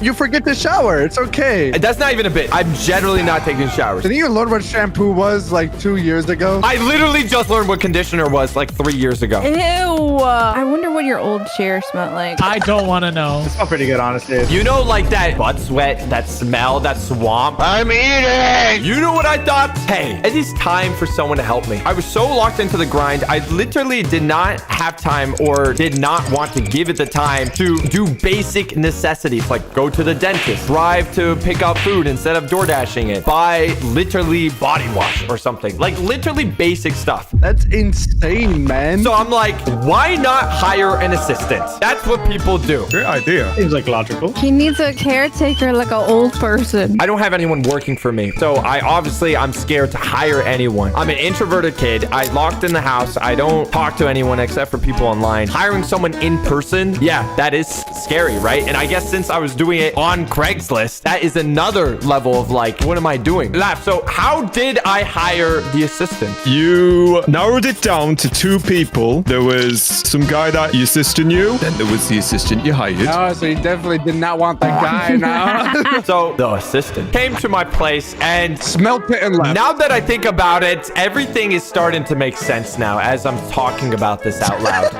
Because I opened the front door for the assistant. I think as she walks in, she looked at me in the eyes and she knew I needed help. Because the first thing she recommended was that I get air fresheners for the house. And now that I think about it, it is all starting to make sense. She was fantastic. She was super sweet and she was super helpful, especially over the first couple of days. We talked a little bit and she started helping things out. She started helping with the house and turning the house to an actual house. But it was now time to move into the new place. This was the moment because my best friend from online were coming and Laugh was coming very soon in a couple days. Let's get the new house situated, you know, actually get it livable. Thanks to the assistant, this all happened. Okay, she was great. She went bam, bam, bam, bam. She actually made the place livable. She definitely went bam, bam, bam for sure. Oh my god. Where did you come from? I'm on my way to pick up Laugh. This is the first time I'm ever gonna meet this man. I was nervous. I was sweating. I don't know how this guy looks like. I'm excited to meet him. You looked at me and it's like, wow, your face is real. It's HD. Yeah, like watching the Mona Lisa jump out the painting and like she's just stood there and it's like, oh, I'm used to seeing you in 2D. So I got Laugh. I brought him in the car, and honestly, I think we hit it off, dude. Because I mean, we have everything in common, from games, from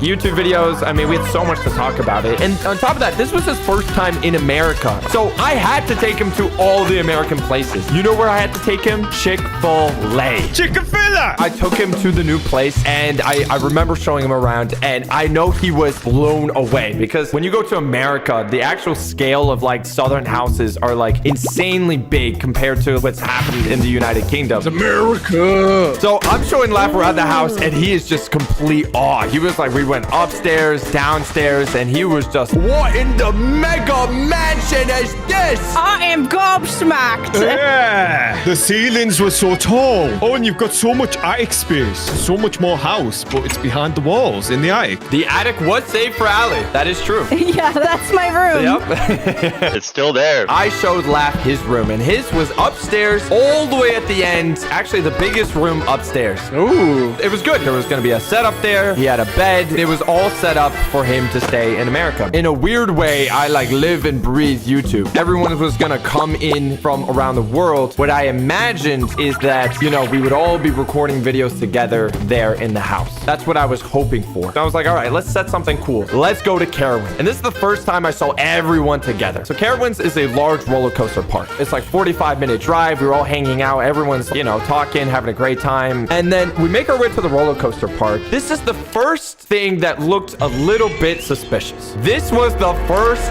sign that I saw something. The first sign of what? And I didn't understand what. We all get out of the car except for two people.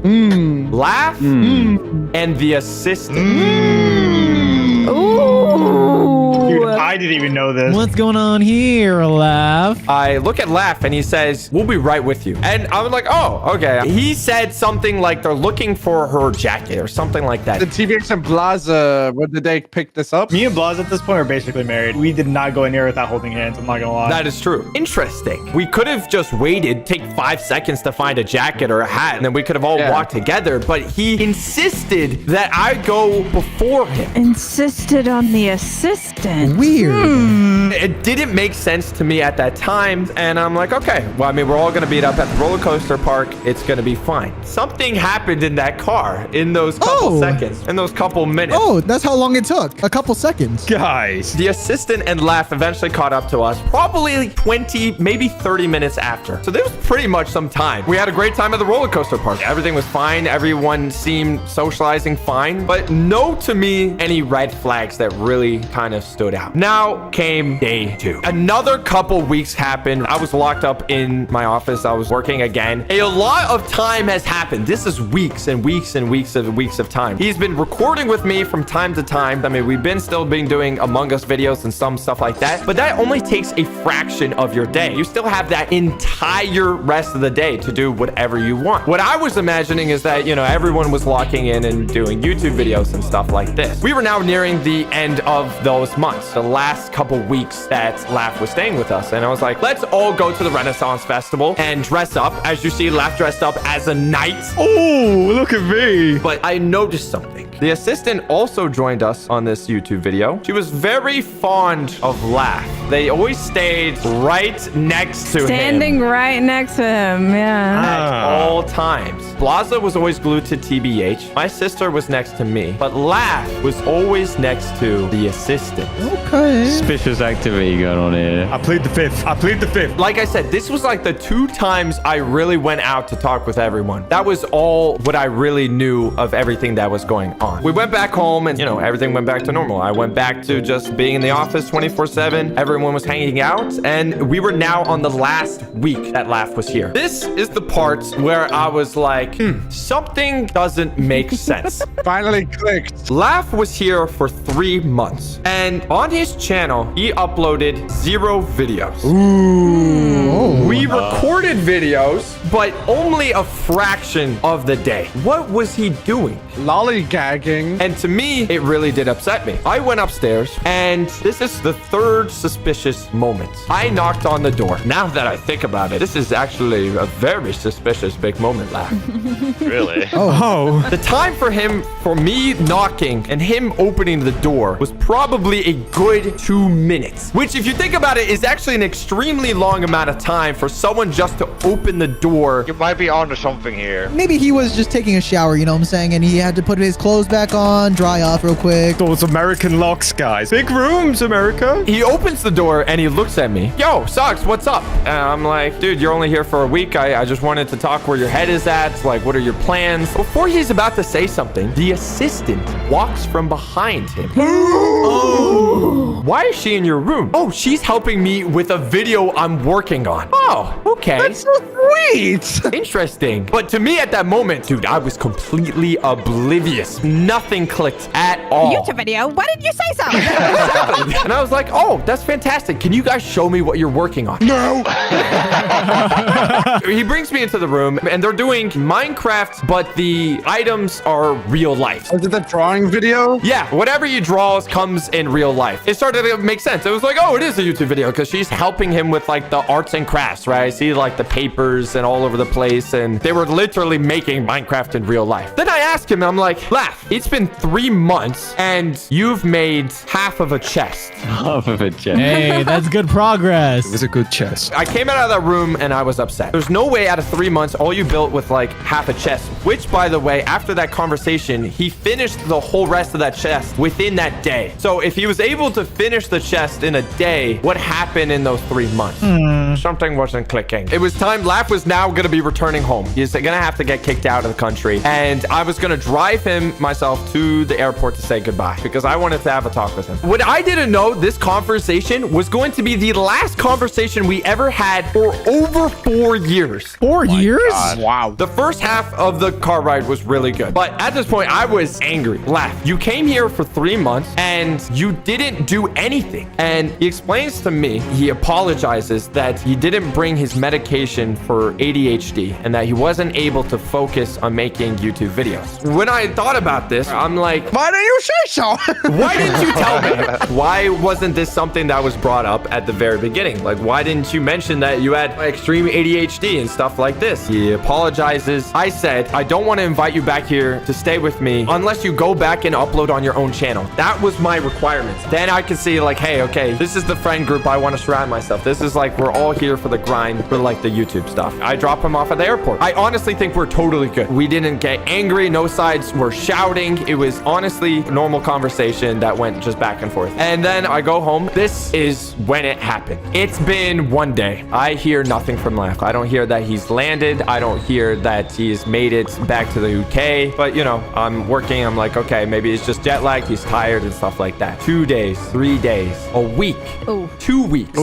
Nothing from Laugh. Literally not a peep, not a word. Month after month after month, nothing. Oh, wow. It seemed like it was all good. And then all of a sudden, everything just vanished. Laugh died? That's what we thought. But then this is where it all came together. Before this entire 3-year gap happened, this is where all those little, like, in quotations, these kind of things that I was seeing during these 3 months, it all started piecing together. Someone told me, my actual new assistant, which is actually kind of funny, she had some very important information for me. She was still in contact with the old assistant. And this new assistant, she tells me this. Laughs well, and I know what he's doing. Laugh is getting married to your assistant. Oh my goodness. I skipped a couple chapters. I don't know what's happening. So I didn't hear from this guy for months. And then the next thing I hear about him is that he's getting married to the assistant that I recently let go. Dude, it's like my mind at that very moment.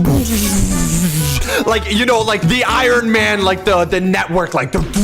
I see it all the pieces of the puzzle. They're all matching up. Wait, that one time. Wait a minute, that time at Carowinds. He was spending extra time with her in the car so they could probably make out. Wait, no.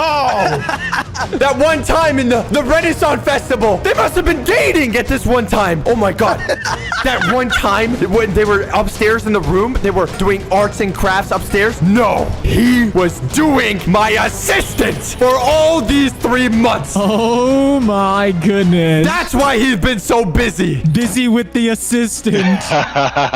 He has come to America and conquered. He's a colonizer. Insane. And that's the first news I ever hear about this. I had to sit down for a moment. Dude, good man. This guy, good job. Like, that's kind of crazy. That's kind of impressive. Good job. Hey, he got married. And before I pass on the torch left so we can find out the truth, I'm going to hit you with a really hard line. Oh, no. My new assistant was friends with your wife at that time. And what your wife, the assistant, told my new assistant on why you completely ghosted everyone in your friend group was because of this one reason, which was that you felt used. What? It hurt me at that moment. And because she said that, that's why we didn't even reach out after that. We just completely were like, okay, good for him. That was the last thing I heard, but we never knew the reality until this call right now. Dun, dun, dun. This is our first time ever hearing this, too. Get the apple out of his mouth. Bang, bang, bang. Speak. Before I went to America for the first time, I met Socks for One, and it starts at a party. A party? Oh, a party. Yeah, it'll all make sense. But I'm at this party. I'm out with my friends. I'm having a good night, and I'm all styled out. I mean, I'm looking more fly than I do right now, and I've got my suit on. Ooh. But it gets to a point where I think to myself, you know what? I've had enough. I'm getting tired, so I decided that it was best that I'd be getting home. I head outside. I try to get a taxi, but I couldn't get one. I guess I'll have to start walking home. It was like a 30-minute walk to get home, but I'd done it countless times before. So off into the night I went. I was walking along for like 5 minutes. I got this like horrible gut feeling that something was wrong. I look around and I remember I saw these two lads in the distance. Uh-oh. The first one was a bit shorter than me, but he was quite stocky, like, you know, muscular, like, you know, he worked out. And then the other lad was taller, but skinnier. They were also dressed like they'd been out having a party. Admittedly, I actually don't remember too much from this point on. The next thing I remembered was the two of them running up on me. Then there was like a scuffle, which I don't remember much of at all, except there was a moment which I remember clearly where like I got hit like round the back of the head with something. Ooh. And like it knocks me over. Oh. I remember getting straight back up, and the taller lad, he was telling the shorter lad, you know, to leave it. And he started to leave, and then the shorter lad, he was all fired up like it was his idea. They're trying to rob you? At this point, I don't know what's going on. Then they both like, you know, ran off. One moment I was watching them leave, and then all of a sudden I was just looking at my bedroom ceiling. Oh. It was so weird. I was in bed and it was morning. The light was coming into my room. I didn't remember how I'd gotten back home, but as far as I could guess, I just kept walking and then went straight to bed. As I began to sit up and like raise my head, I started to feel like my hair clinging onto the pillow, like it was, you know, stuck to it.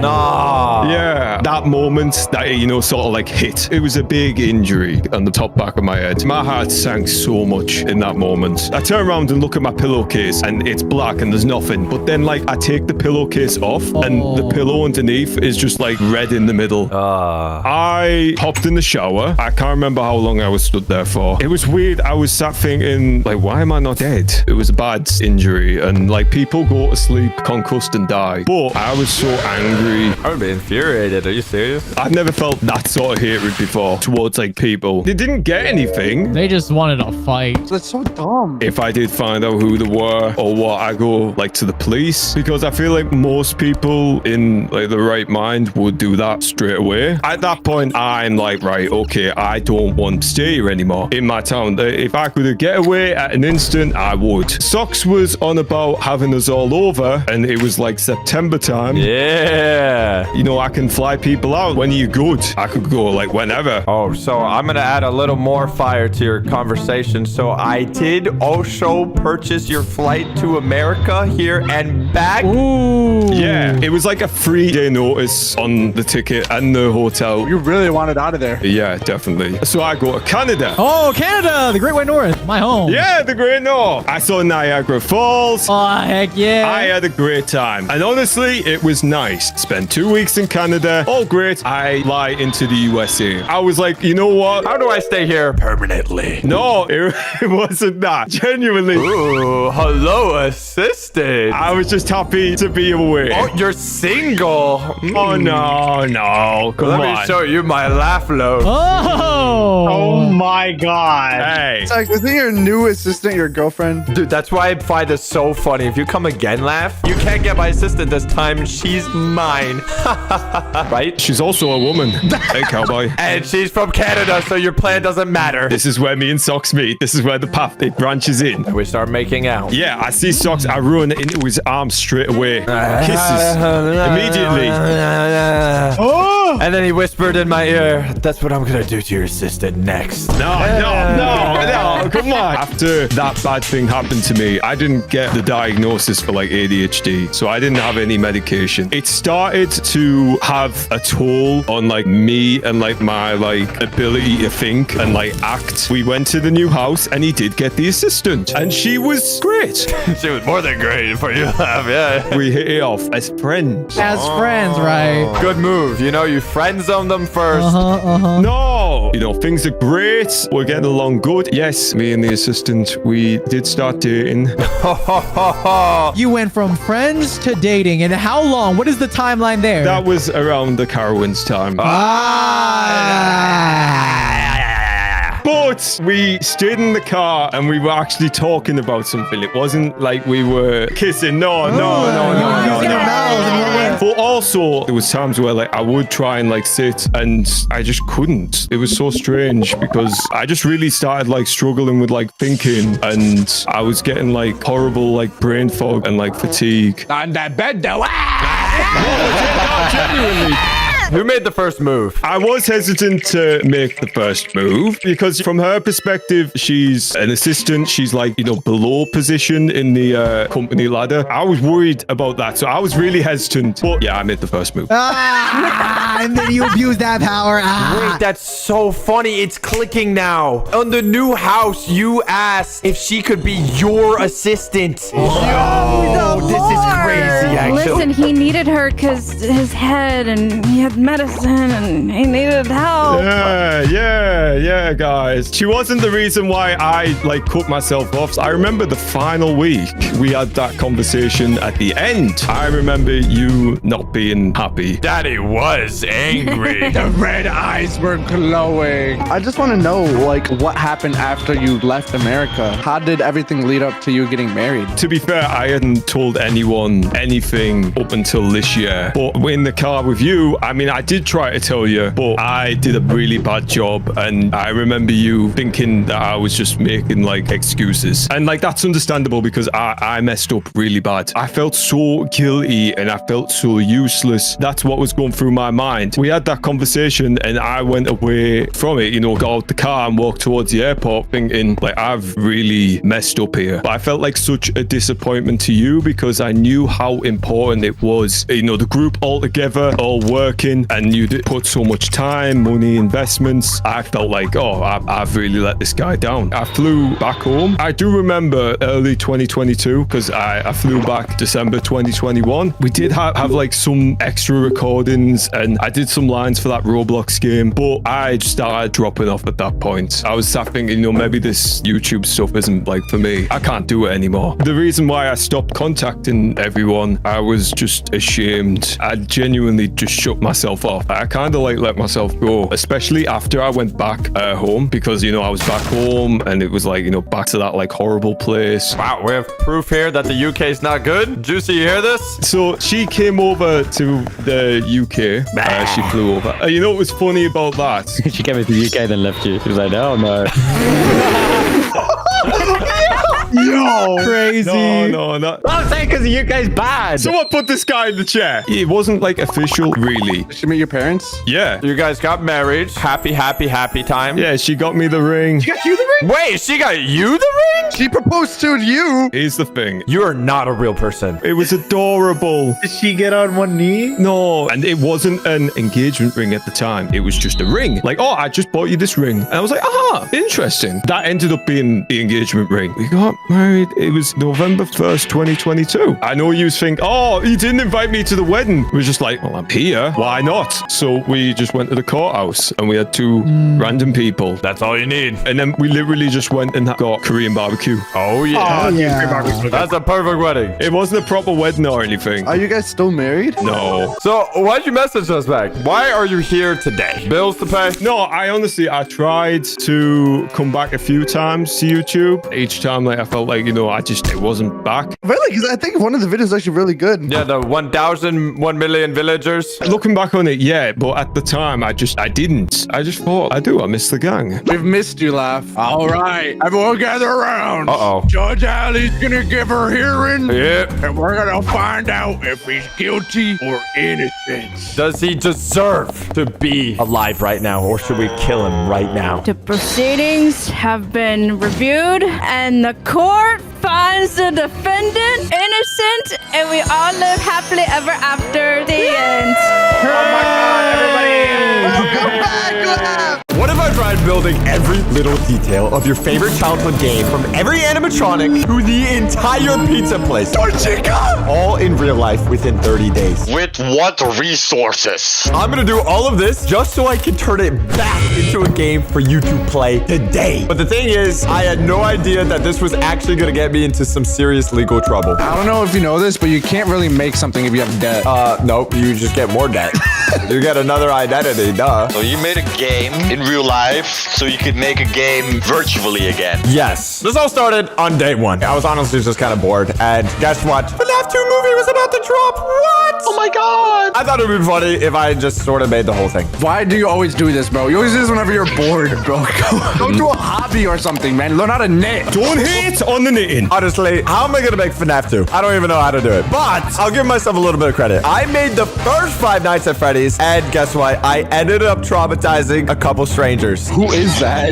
Does she have consent to be shown right now? Oh, yes, she does. She signed a waiver against her will. After she died because she was so scared. If they die, then I don't have to deal with the lawsuits, so it works. The thing is, I made the first one, but now I want to make the second one, which is triple the size of the first one. It's triple the amount of animatronics, and I wanted to get the official Five Nights at Freddy's cast to react to it. And now I have 29 days to do it. Talks to 1 built FNAF 2 in 29 days? Well, not me. I got some illegal workers. But I'm telling you guys now, there is some stuff that you guys didn't even know. We don't even know? Like, genuinely, we were like an hour off from this entire thing failing. I got some stuff to tell you too that I don't know if you're gonna be happy with. Okay, we got 29 days. Where do I build a Five Nights at Freddy's 2 pizza set? I need a warehouse. To put in perspective, here is the FNAF pizza place and side by side of Nadway's house. It is bigger than Nadway's house.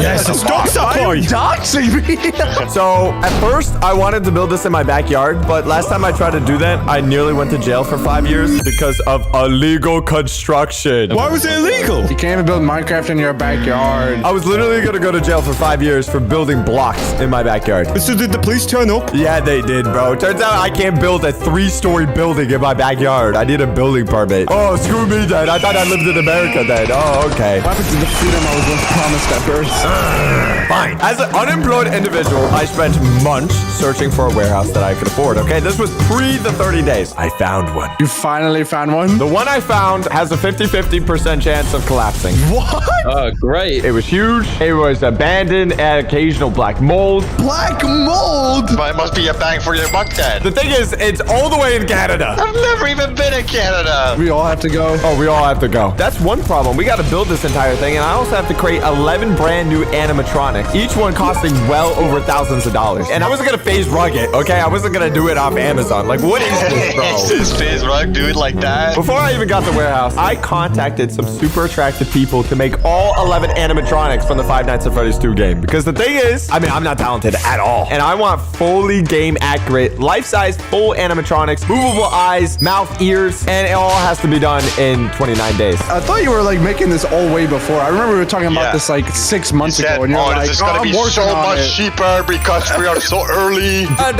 yeah, spoiler alert, I'm homeless. You're homeless? We're even recording this right now. It's not important because thanks to time, it's about to change. Did you know that 82% of Americans didn't have a high yield savings account? No. And if you do have a savings account, it's probably earning peanuts by this year, where it could be earning a lot more. I love peanuts. Chime's high yield savings account earned a 3% APY instead of national average of 0.40. Holy schmoly. That means when you get 7K in your savings, instead of getting a measly $27 a year, you get a whopping $210 a year. You know how many peanuts I can buy with that? And you're gonna see it later in this video. I'm definitely gonna need it. There's no fees or minimum balance. Just start an account, put in whatever you like. Plus, it's got other features like 1.5% cashback on stuff like groceries, or get your paycheck up to 2 days earlier with a direct deposit with no overdraft fees. You know, evading the IRS, that's a lot of work. I would know. Instead, file your federal and state taxes for free through the Chime app. You can get your federal refund up to 5 days earlier when you direct deposit with Chime. So that means I don't have to go to prison? Not yet. Go to chime.com/stocks or scan the QR code right here and sign up and stop leaving free money on the table. Join the millions who are already banking fee-free today. We're going all the way to Canada because guess what? It's so much cheaper there. The whole economy is falling apart. It's fantastic.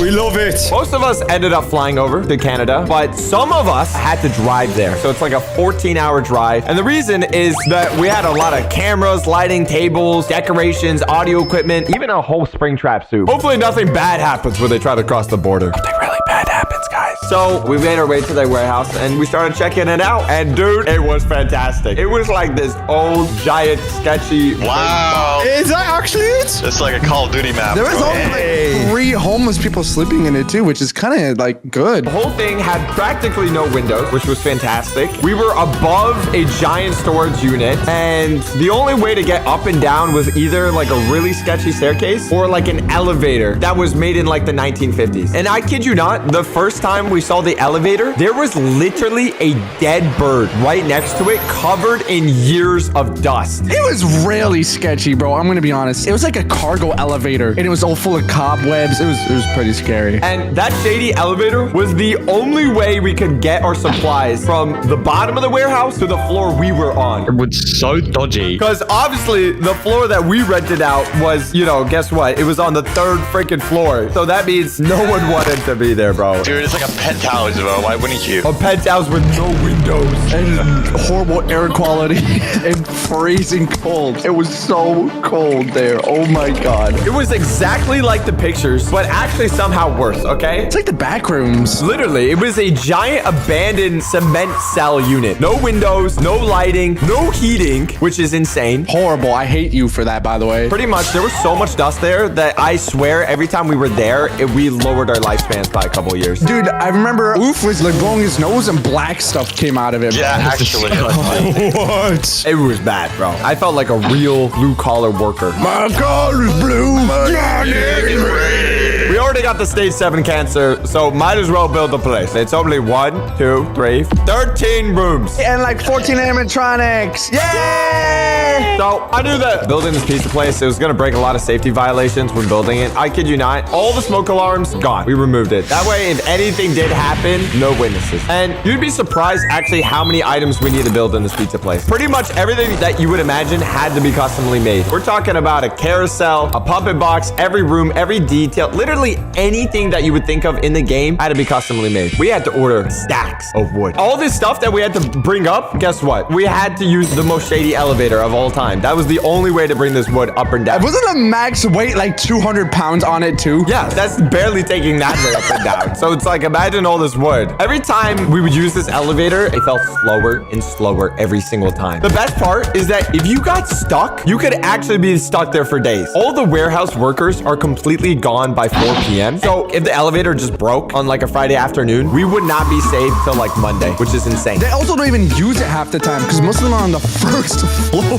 They didn't even know. They just use the stairs, if anything. We have to basically trust our entire life to this elevator, which is crazy. So the wood, this is what most of the time went to, okay? Days turned into weeks, just painting the wood walls to assemble them. Even Nadway was painting door frames at this point. Nope, it happened. What? I'm not a blue collar, bro. What do you want from me? We're just gamers, bro. How do you expect us to do this? We can play the game, but like build it in real life? I mean, come on. But you had me doing free labor, bro. So each of these walls, guess what? About 10 feet tall, bro. The animatronics that we're gonna have, they're gonna be over 8 feet tall. These are 8 feet tall animatronics walking around with giant walls. So painting and assembling all the walls is one thing, but you also have to texture everything. That includes all the like the little triangles that you see, all the little details in the game. Like everything had to be done manually. Look at that.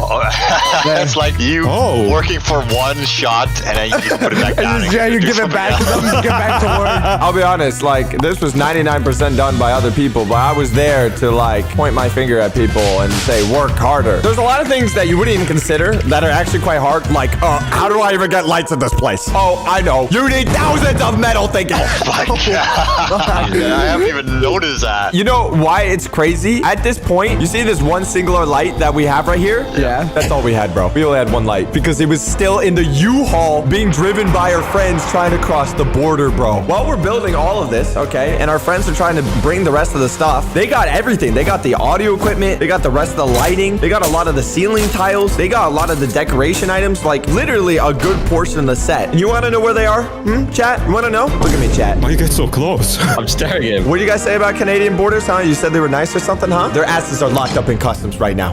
Locks up? They didn't make it across the border. They got denied. Turns out you can't just bring thousands of dollars worth of equipment across the border unless you promise to bring it all back, because then it's called importing. Or they say you'll bring it all back and just don't, bro. They don't know where it is. No, they literally track you. How? I don't know. They throw like a Apple tracker on your U-Haul. That means they had to write down every single item they were bringing in, and that way when they come back, the customs can check to see if everything they brought in is still in the truck when they leave Canada, which is crazy. Pretty much everything that we're bringing in, we have to bring out. If we don't do it, then we have to pay like tens of thousands of dollars of taxes because we're importing goods. It means you have to pay. Not us. Don't drag us into it. You have to pay. If we're already having issues with this, what are the custom officers gonna think about the 11 death robots we're trying to ship across? Yeah, the withered animatronics, bro, with actual kids inside of them, bro. So now I'm stressed out of my mind because we have 10 days left to finish this entire thing, bro. Because in 11 days, right after, I have the opportunity to show this entire thing to the real William Afton. How did you get that opportunity? Real guys. Begging. It's Mr. Business. Okay, I'll be like honest to the audience, like actually how bad stressed out I was. I was so stressed that I kid you not, my peak balding was right now.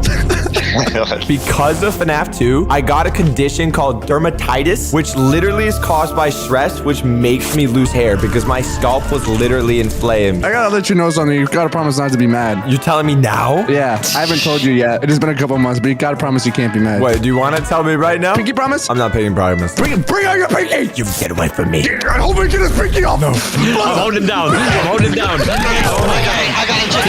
Gentlemen, let's be civil. Gentlemen. I think it's ready. I told you. Oh, Blaza, stop choking him. Oh, I'm sorry. All right, Socks. I'm sorry. But every single meal, I paid for everyone on the Socks for One Company credit card. Wait, seriously? Yeah, I rented a car for about like $600 a day. Wait, that is genuinely insane because that makes so much sense now. And this is why I canceled my credit cards and why I was like, oh my God, because we were going through all our expenses last year. And I was like, I don't remember spending this much on food. Oh, that way. Bro, I was trying to limit everything. That way, confessing the felony. That's not my fault. That's fraud, that way. That's fraud. You're a grown man now. Blaza gave me puppy dog eyes. I've heard enough. You are sentenced to prison, Nadwe. No. Take him away! Drag him by his feet. Take him! I'm going to it! Blaza's coming with me! No, I didn't do anything. We have filming date locked in 10 days, okay? That means people are on payroll. That means each day we're there extra is more mouths to feed. Yeah, even for us. Everything we did rent for the set, guess what? All expires in 10 days. We don't have plan B. We can't film this in 11 days. We can't film this in 12 days. If I didn't film this in 10 days, it would make more sense for me to collapse the whole set and go back home. Thank God this ain't my video. The thing is, we had our hands still full because even though we didn't get our stuff from customs yet, we still had the whole rest of the set to build. We wanted to make it so you could be an actual security guard in the Five Nights at Freddy's 2 place. So you can check where all the animatronics are. That means there's gonna have to be security cameras all over the pizza place, exactly like how there is in the game. Good luck, bro. I don't even know how you begin to do that software-wise. Yeah, you gotta code all of that. There's no software for that. Think about the security cameras. In the game, they're literally just floating Unity cameras. They don't actually exist in a real world sense. Yeah, because it's a game, you know? I didn't think anyone would remake it in real life. Surely not. This camera right here in the hallway is literally just floating in the middle of the hallway in the game. How did you make a camera float? Did you have someone holding the camera all the time? We literally nailed the security camera into the middle of the hallway off a giant piece of wood so we could get this exact camera angle just like in the game. Where the security cameras looked in real life looked really weird, but as long as it matched the camera angles in the game exactly, it would look perfect. The puppet one would always look super weird to me, even in the game. I'm like, bro, where even is this? I was surprised you guys were able to do it even like that good. It's literally its only purpose to be there so you can take a look at the puppet, but just why would you ever have that in a real pizza place? Oh, as you can see from this camera angle, we do have the puppet, and we actually made the giant puppet box. It was actually kind of cool. It is actually big enough to hold a life-size body, which is kind of crazy.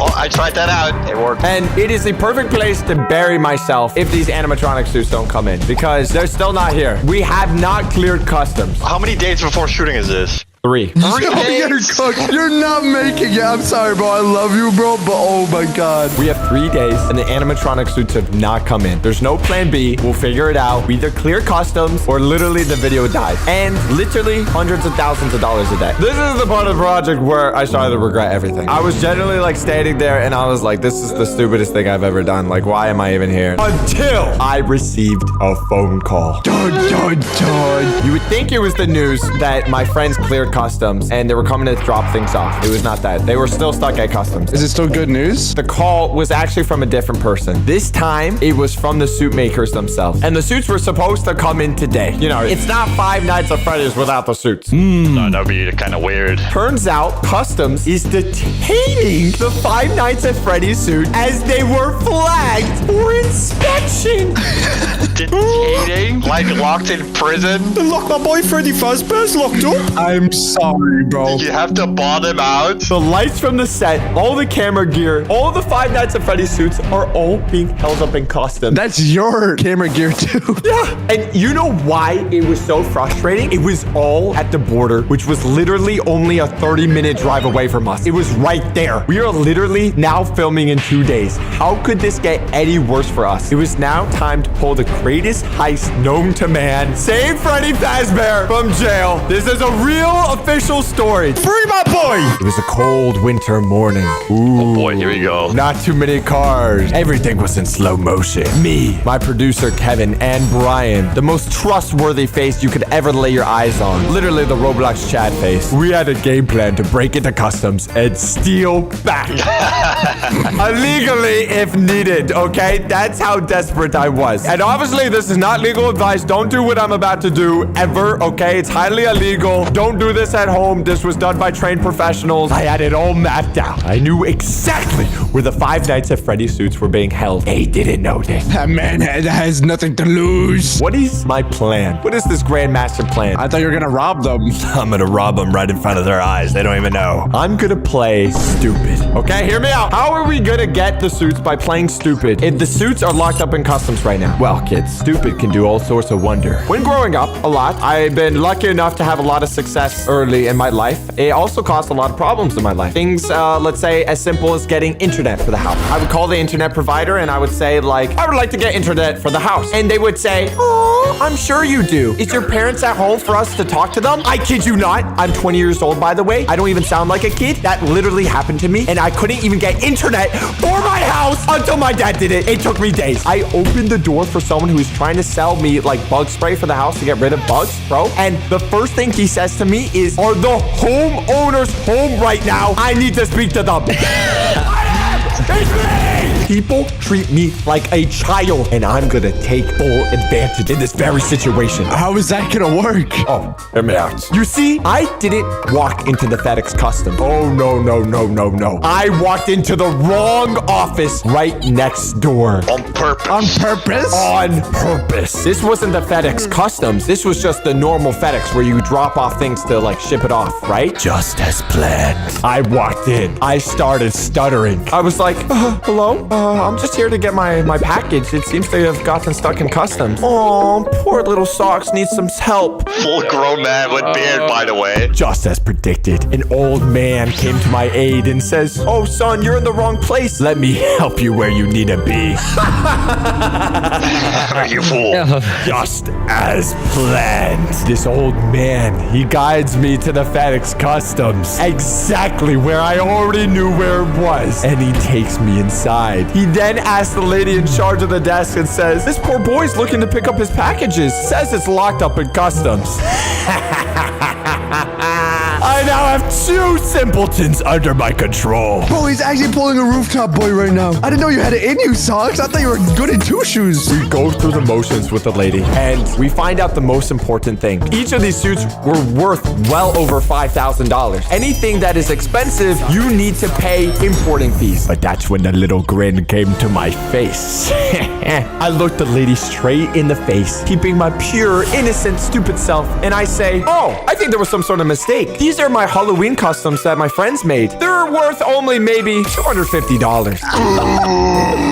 I say this with the dumbest look on my face. The lady looks at me, then back at our computer, then back at me, then back at our computer. The thing is, you can't just go and then devalue your item, because guess what? Wood has a value. PS5 controller has value. A computer has value. But what is the value of a Five Nights at Freddy's suit? It doesn't exist. It has no value. There's nothing they can look up. She says, that's interesting. What is inside the things that you're trying to ship? And I'm like, literally, all they are is just costumes that my friend made for a Halloween party. That's low-key goated. You might be goated, Socks. She looks at the computer, back at me, back at the computer. She says, if you're telling the truth, there's going to be a customs officer that's going to take a look at what your shipment is. It looks like there was an error on your invoice here, and it looks like they added 2 extra zeros. This happens all the time. All part of my plan! Dude, so wait, did you say 250 on purpose? Exactly, because $250 is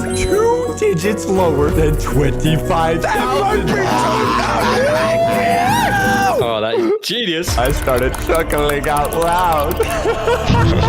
Bro, actually doing the light Yagami laugh. You've been fooled, woman. So, this lady, she changes the invoice and drops the price from $25,000 to $250 for all 5 animatronic suits.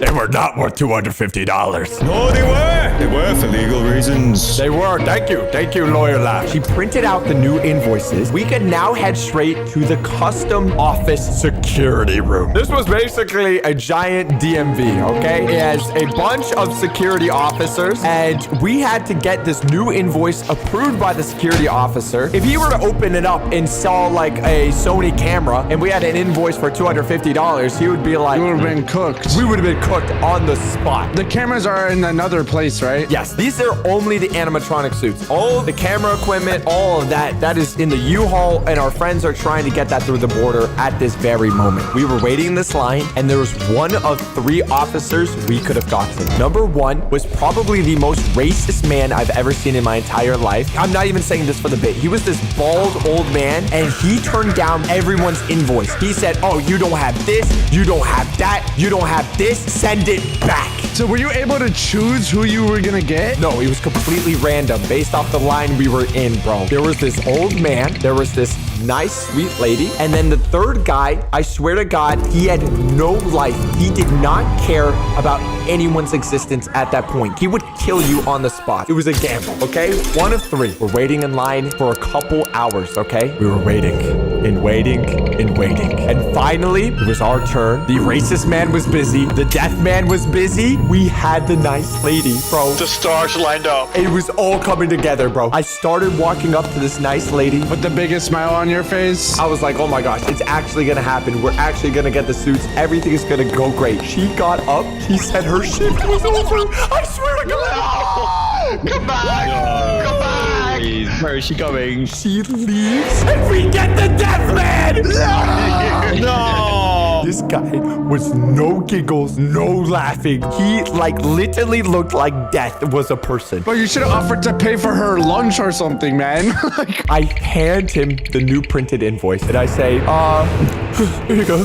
There's a new invoice we're just trying to get Halloween costumes for Halloween party here in Canada. He did not care, bro. He took the paper, he looked at me, he did not say anything. He got up from his chair and he went to the back, and this is probably where he went to go check on the shipment. I wish I could say what his expression was when he opened it up or what he saw, but this death of a man, he had something to see what was inside of these and look at it and go, yeah, these are Halloween costumes. Yeah, he bought that. He must have, because when he came back, he was like, those are some pretty cool Halloween costumes. You actually put a smile on his face, so he was probably like, finally. Yeah. But also, since he said Halloween costume, he bit the bait. We now got the stamp of approval, and we can pick up the animatronics, okay? This was the big moment. But we still had to do the whole recording in one day. And that's assuming the suits are not shattered in a million pieces when we open them. Or even better, we don't even know if the suits will fit the people we made them for, because we haven't tried it. The thing is, as we were driving back to the warehouse to finally unbox all the animatronic suits, which we were so happy about, okay? I also received another phone call that our friends with the U-Haul have also gotten through customs, and we were all meeting up in the warehouse to finish up the set. This means we could finally finish everything, and all we had to do was pray everything was okay. So, started with the toy animatronics. We started opening them, and dude, they looked fantastic, okay? Looks so shiny. Oh, they're so shiny. Withered animatronics, okay, these turned out way more terrifying than I would ever imagine. Dude, okay? Withered Freddy? Yeah. Oh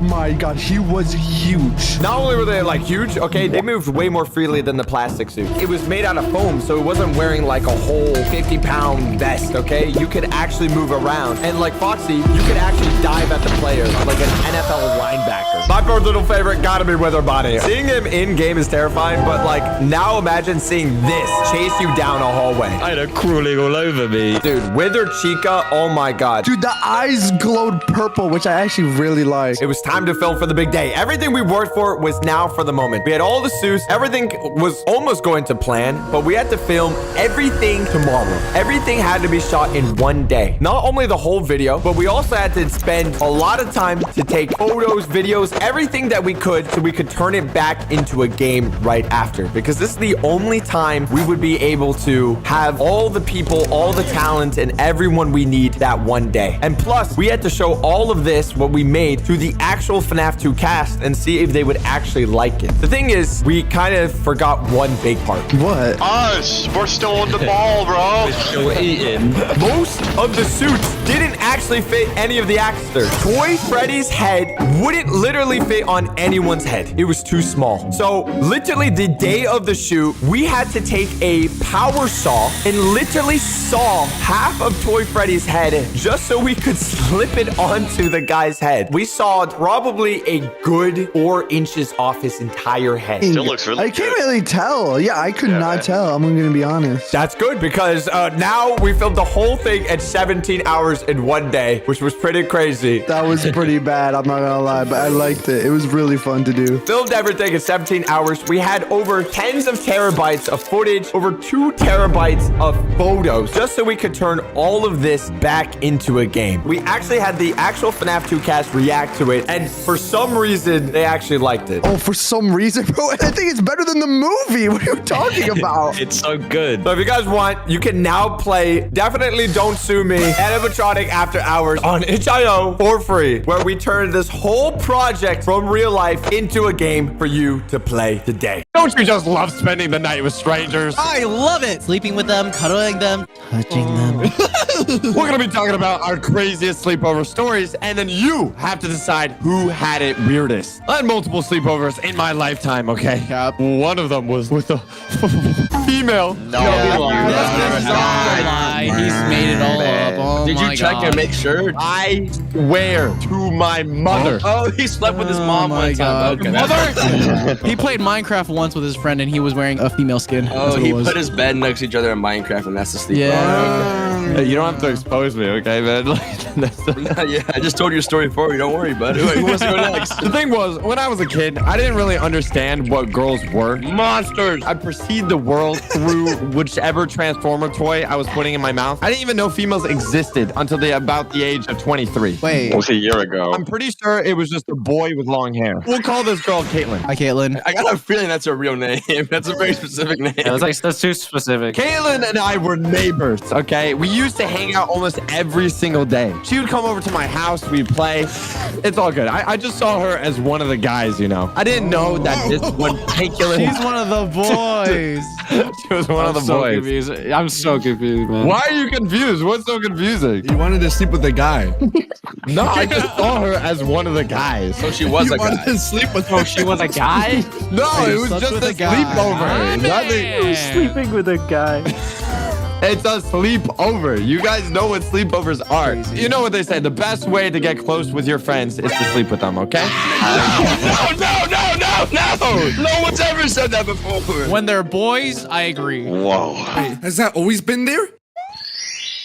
What even are these things? What the? Oh my god! Are you stupid? They are the ethereal from Zenless Zone Zero, a free-to-play action game that you can play soon when released on July 4th. Yeah, this game is flashy. It's got crazy combos. It's got perfect parries. Oh yeah, that's right. That's what Daddy likes. Set in a futuristic, post-apocalyptic urban environment, you can play as Batman. If Batman was an anime kid called the Proxy, you split your time running a video store and exploring the Hollow, an alternate dimension that almost wiped out humanity, filled with dangerous monsters. It's got roguelike elements, so basically each adventure is different. The main reason this game is sick is the characters. Like this dude, a funny robot guy who talks to his gun. Or this guy. He kind of looks like me, right? No. Or this girl. Socks? Are you okay? Did I mention that there's waifus in this game? Oh, she can arrest me. Oh, she can take care of me. Wait, there's a bear in this game? Super unique characters, all with their own playstyle. And you already know it's multi-platform. Play it on your PC, PS5, or even on the go on your mobile device. And by on the go, I mean 10 feet away, in your bed, or even in the bathroom, or even on your Samsung smart fridge. And this music, though. Sign up for pre-registration now at this link right here. Just hit the register button at the bottom and start playing. And stay tuned for the official launch on July 4th. It was the weekend. We didn't have school the next day, so we decided that we wanted to hang out longer. The vibes were just on that day. We turned our couch into this big mega bed. Oh my. Grabbed all the blankets and pillows from around the house. Oh my gosh. We began making this massive pillow fort. I love pillow forts. I still do that to this day. Did you put a blanket over top of it and then put a fan under it so it's nice and ventilated? Yes. We had a blanket on the pillows. We had a blanket inside the pillows. We had pillows outside our pillows. Don't let Natalie get near the fort. Wow, okay. It won't last long. It will not last long. Now, the only thing left was to slip into her pajamas, grab some snacks, and get ready to watch a movie. Slip into her pajamas. You gotta chill, bro. You can't say that. We're putting on our pajamas. You said her pajamas. Her pajamas. Sleepovers are the perfect time to absolutely stuff your face with the most unhealthy Bro, snacks. these describing words, keeps on man. giving. These describing words. Okay, from chips, popcorn, chocolate. Okay, diabetes speedrun. I agree. Plus, it's a perfect time for those deep late night thoughts. Your mind is just elevated to another level. You're 6, buddy. You guys are 6 years old. What are you talking about? We were watching a movie, we were eating snacks, we were chatting. I didn't want to disturb my parents, so, I got up. I wanted to close the door, but that lasted for like 5 seconds. For some reason, my mom insisted the door to stay open. Yeah, what if all the demons walk in? To this day, I still cannot sleep without socks or a blanket over my toes because I think something would grab me. Dude, same. No, keep them socks off. Keep them socks off. Trust me. The monster that's gonna suck off your toes. Exactly. I'm the monster. Socks, didn't you tell me that you slept with a nightlight? Yes. Why are you What's laughing? wrong with that? I did too. You still do? Yes, the dark is scary, okay? Dude, like, I can't, okay, we were snuggling, we were getting ready for a movie, okay? Whoa. It's nothing weird. That's pretty weird. Y'all are weird. It was around the holiday season, so we were gonna go watch the movie Elf. Oh, I love that movie. Banger. Bang. That's a banger. Banger movie. Banger, banger. Now I get why my mom wanted to listen in. It's a banger. That has like a skibbity in it, right? Get out! Back in the Get out of the pillow fortress. You're not allowed. He's banned from the pillow fortress. I'll bring hot chocolate, please. I'll bring hot chocolate, please. Give him one more chance. One more chance. One more chance, please. I want to stay. It's so cozy in No, here. you're out of the pillow fortress. You lost all pillow fortress. Yeah, I'm a fort and I'm a leave. You're banned. Dutch oven. What? The thing is, I couldn't do a horror movie. Especially as a kid, any horror film would automatically scar me for the next couple days. I wouldn't be able to sleep. Now we're saying I still sleep with a nightlight. I have to basically sleep with half the lights on when I was a kid, okay? Night is scary. Anyway, we started watching Elf, and Will Ferrell, you know, he was doing his thing. It was an absolute giggle fest. Oh my God. His British came out. The vibes were at peak, okay? Things were going great until they weren't. What happened? It's a little later in the night now. Mom and Dad, they were wrestling in the room or something. And now it was obviously dark and scary outside. Uh-oh. Okay. I found the dark always scary. To this day, still scary. Yeah, nightlight boy. We're trying to focus on this Christmas movie, but we keep on hearing these horrifying sounds coming from the outside. It sounds just like someone was creeping around the house trying to break in. Oh, wait, what? What? Wait. The first few times I heard just the door shake, and not the door in our room, but like outside, like downstairs. You hear the door like it does that. At all. Sucks. Do you live in the hood? No, I live in a white suburban area. No, he lives in the neighborhood, gang. He lives in O Block. I try to play it cool. Just because Caitlin and I weren't like, I thought she was just a guy and we're not dating, doesn't mean I can look like a wimp, right? I used all the regular excuses. Okay, the wind is just strong. Our door always does that, blah, blah, blah. But truthfully, I was terrified, okay? I made sure I was right in the center of the pillow fort, maximum protection, and I tried my best not to shake. You're gonna be the reason you guys get robbed, and you're just gonna be, oh, it's just a wind. It always does that. Hey, I'd rather get robbed. I'm not going outside my pillow fort, okay? I had my toes tucked under the blanket, multiple layers. I felt like I was bulletproof. That's how many layers of pillows and blankets I had around me. Can you test it? And the thing is, it was way past my bedtime. It was like 7:30. I was tired. That is so late. There was no way I was gonna go out and do anything now. Dang, bro, your bedtime is still the same. Well, no, I do 7:45 now. Ooh, big man, big guy over here. Yeah. I was doing all this, but the longer we were sitting there, the sounds, they were getting worse. Someone was trying to break in. Oh my. It sounds like some sort of demon was scraping their talons down the glass. And I swear I heard something howling, okay? But I was too scared to look. I wasn't going out. It's your furry sister. That's who it was. Caitlin and I were sitting there, frozen, petrified. But then my mom walks back in.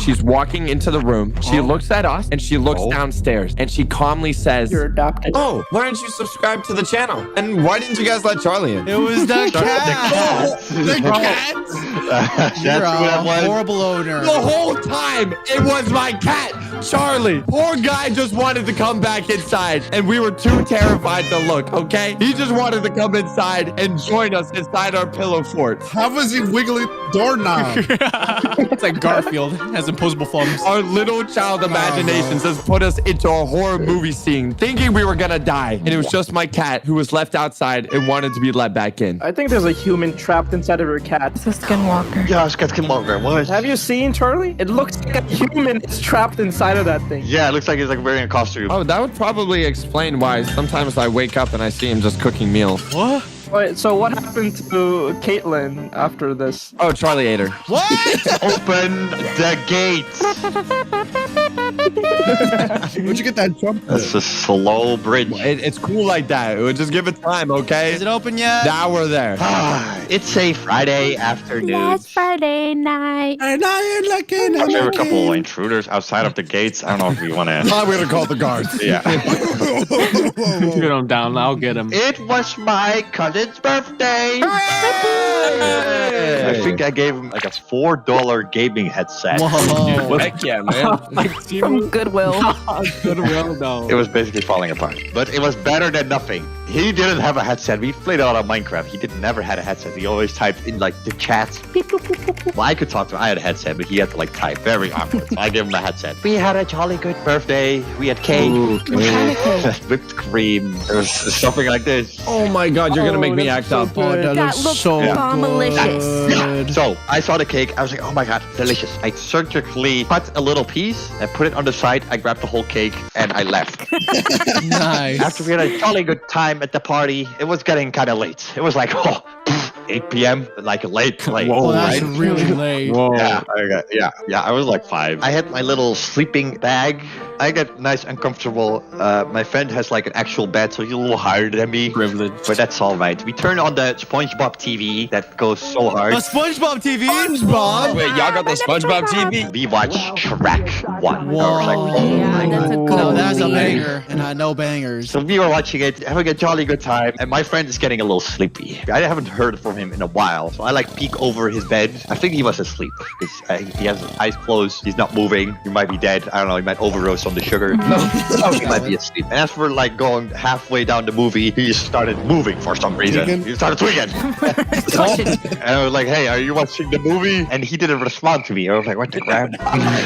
He's gone. No, he's nodding out over sugar. Give him mouth blaster, quick! No, he was fine. All of a sudden, he got up. I was like, "What the sigma?" He got What up. the sigma? I'm scratching my head. And I said, "Hey, what are you doing?" And he didn't respond to me. And he like started walking. I was like, "What the heck is he doing?" And then he walked right towards the wall. And then he stopped. And I was like, "Bro." And then he like stood there for like 10 seconds. And I was like, "Bro, this guy is sleepwalking." No. No, And I was like, I've that's never creepy. seen someone sleepwalk before. And I started snapping my fingers. I was like, "You're in front of the TV." He did not respond. And he like slowly starts moving to the door. And he walked outside. And I was like, "Where the heck did he go?" Outside? Well, not outside, but like outside of the room. And I was like, "What the heck?" Because I didn't know what sleepwalking was. Right? I was like 6 years old. You just thought he was tweaking? Yeah, I didn't have crunchy yet. I don't know. I didn't remember. I got up in my little sleeping bag, started like jumping after him. I was like, "Where are you going?" I swear to God, he just walked to the bathroom, and I started knocking on the door. I'm like, "What are you doing?" And all I can hear is him just blowing up the bathroom. While sleeping? I don't know if he was still sleepwalking. Get me in there. But he just started blowing up the bathroom, and that jump scared me. I was like, "Whoa, that is insane." Man, that's making me hungry. Crazy. Yo, get this guy out of the fort, bro. Who made him the I emperor? built this town. I built this. My fathers before me also built this fort. So I couldn't be bothered, right? I don't want to deal with that. I just go, I hop my way back to bed, and I go to sleep. And then the next morning, I wake up. He magically appears back in his bed, and I talk to him. I'm like, "Hey, do you know what happened yesterday? You went to the bathroom, and you literally just blew it up." And he said, "No, I do not remember." He's trying to deny the allegations. That's crazy. Yeah. And then I'm like, "Damn." And that was my story. He sleepwalked, he took a dump, and then he's over. Damn. Wow. Did he clog the toilet? No, it's okay. I ate it up. What? Whoa. You need to be arrested. Who is the police in this pillow fort? It's okay. I already been arrested twice. They already know me. Can I hit a backflip in the pillow fort? Oh my god. Oh my god. Look at the backflip. Get down from now. Wait, guys, get away, I'm gonna hit a backflip. Oh! Is your neck supposed to look like that? One time I had a sleepover and it was crazy. So I'm No way. Sleepover? My older brother used to host big gaming parties with his friends at our house. Big gaming party. Like a LAN party? And yeah, it's a one game. You know what game it is? Age of Empires 2. Oh. We would Listen, I would play too, so it's fine. We would have like 15 computer setups in the basement. Damn, like they would all 15? bring their, That's a they lot. would bring like laptops, right? It would be full computers. Just to play this game? Dude, it would get really hot. It would get hot and like gross in the basement. Yeah, I bet it would. Gamers. You know what happened? It started snowing. It No. started snowing. It started snowing like crazy. I was like, oh, okay, we'll pass. Then we look at the weather and it's like, oh, we're getting 3 feet of snow tonight. I was like, oh. 3 feet? You know what? You know what time it was? It was like 10 p.m. The roads were icy. It was dark out. And we had 20 sweaty Age of Empires gamers in the basement. They couldn't go anywhere. We had a big sleepover. We had to. So all these gamers slept on the basement floor. I was in my room. I was in the luxury of my room. In the morning, you know what happened in the morning? My mom had to cook them all like Doritos and like Mountain Dew for breakfast. Because we're all sweaty gamers. We had the biggest Age of Empires sleepover in the world. That's crazy. Your mom's kind of goated for making that. Is your mom like single, Muffin? Anyways, what do you guys think? That was the greatest story of your life. Wait, what? So you just had a sweaty LAN party in your house and that's it? I had nothing to talk about. That's all I could think of. Wait, Muffin, I realized this isn't even your sleepover. Have you never been to a sleepover? This is a second perspective. You know what you do when you sleep over? You sleep and nothing happens. You just go to bed. What else was I talking about? Muffin's real. So, like, every single sleepover that I have always starts out with my friends saying, hey, let's all go to Oof's house. Literally every single one. Oh, you're just that guy. You're that dude. Had multiple ones. Man, you're ran through. Okay. Okay. Basically, it's always like, oh, well, let's all go inside. Let's go play FIFA. But whenever everybody's playing FIFA, the people who don't play FIFA, they're always like looking around, like seeing what mischief they could get into. And whenever this happens, I'm always like, what are you guys up to? Because it's your house. I go into my room and I see two of my friends having a towel whipping battle for no reason. What? But I go to my friends like, hey, we also whip each other, and that's what happens. We literally all whip each other. Whipping party. The whipping party evolves into us seeing how much pain we can get into, and so Oh my god, no. This is getting freaky, bro. No, yeah, it does. And so like, you have people putting their hand like the fan, or you have people like jumping up and hitting their head on like the door frame, Or you have people getting squashed by the subscribe button. Wait, what? What I have in my room is I have like a little tower of G Fuel, right? And there's a certain G Fuel flavor that's called a spicy demon laid. What? So it's a lemonade flavored G Fuel, but with cayenne powder in it. And so I shake it up and then I open it. Raw? Yeah, raw. And I take a whiff, and it is like straight Coke hitting your nose. It is insane. It's Oh like my God. How do you know what that smells like? I sent a video of You huffing it? You have a video? So it's literally No, you're inhaling that particles. No. So you're literally inhaling straight cayenne powder. Why are you guys shirtless? Well, this was after. That's part of the towel whipping party. Damn, the guy pulled back so fast. What? No, dude, it was One more time. terrible. Okay, no, stop hitting it. No. Sings down. No, stop sniffing it. No. But whenever you go to sleep at like really late times at night, obviously someone's gonna fall asleep first. Oh, And so, This is devious. with one of my friends falling asleep first, he was already hiding. you can see in the video he has a blanket covering his head. And so, he gets jumped basically. It's so bad. That is so bad. Rule 1: never be the first person to fall asleep in a sleepover. You're right. And he wakes up, and it's just me and him in the room now. And I'm like, bro, you good? And he was like, no. and so he turns his head the other way, and he falls asleep with the G-Fuel on his arm. Most tired man So alive. what you're saying is that if I go to an oof sleepover, I will get hit by a towel by a bunch of men? The shirtless man, yeah. It gets awesome over here. So where can I sign up? Hey, I have an opening on my Google Calendar for Friday. Oh, that's so crazy. I'm totally free that day. Okay, then hooray. He like scratches out every plan he made. All right, I'm totally free right now. Oh my god. Clear the calendar. You are welcome back into the fortress. Oh, thank you so much, guys. Wow. Natalie sleeps a lot. Doesn't he have a story? Whoa. What? Who said you could just sign me up for this?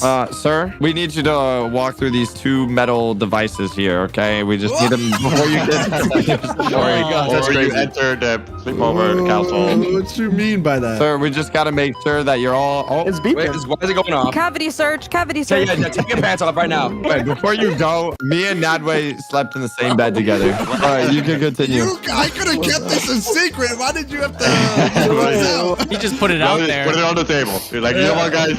I wasn't even gonna bring it up. That's all you, bro. Can't form any allegations against me if it's already out there. I'm in Lebanon at this time. Again, like when I was That's a just little a made-up country. That does not exist. Okay. We're only telling real stories, Nadwe. Texture zone load in there. Only America exists. Wait. I'm sorry to break this immersion story.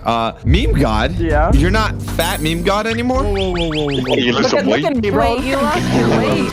You look at this transformation. Look at this guy. No. I refuse. This is some optical illusion, bro. No. found deodorant for the butt. Okay, we gotta go there. That's not where the deodorant goes. Are you using Jean Paul Gaultier? It just don't smell good. You can't do that. They call me Chad Preet. No, I refuse to believe this guy is skinny and smells good. No, that destroys his whole character. Come here, Naruto. Just give me a hug. Sleep with me this time. What? Back away from me, bro. Okay, anyways, listen. I'm in Lebanon and I'm with my cousins in my grandparents' apartment. And we could get a little mischievous whenever, with your cousin and you guys, you can plan with With your cousin. You guys are weirdos. Cousin single?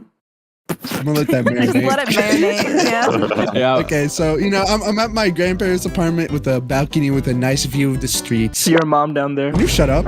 Go on. Why do you start speaking whenever it's my story? Go back to not speaking, bro.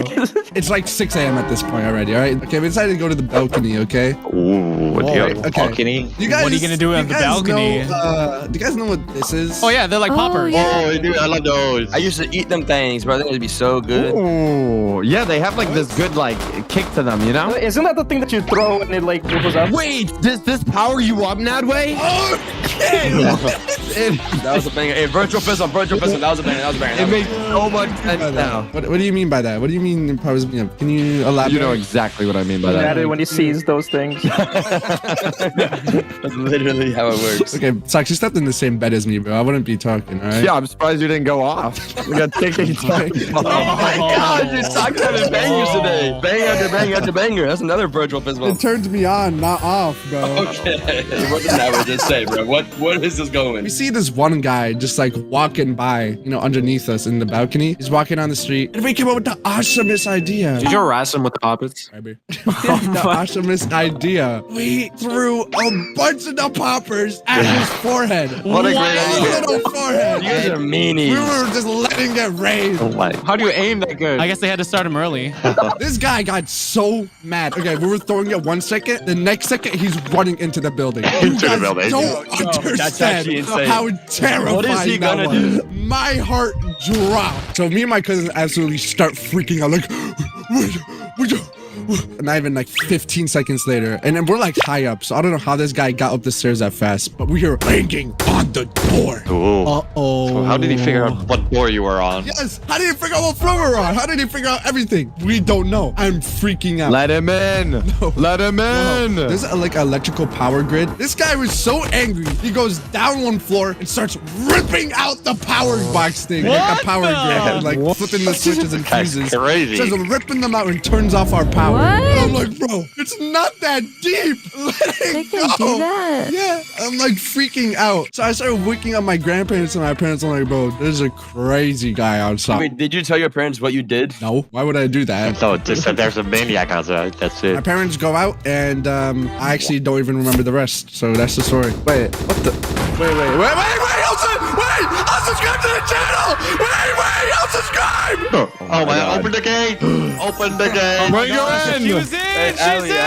There was one time that I was at a friend's house with her and her sister, and we were watching Full Metal Alchemist. W show. I love that show. Yeah, we were watching it on this giant TV in her room. It was massive. It took up the whole wall, and it was loud too. Eventually, it got pretty late. They both fell asleep, but I didn't. I wanted to finish the whole entire series. I had to finish it. I wanted to watch it. Series?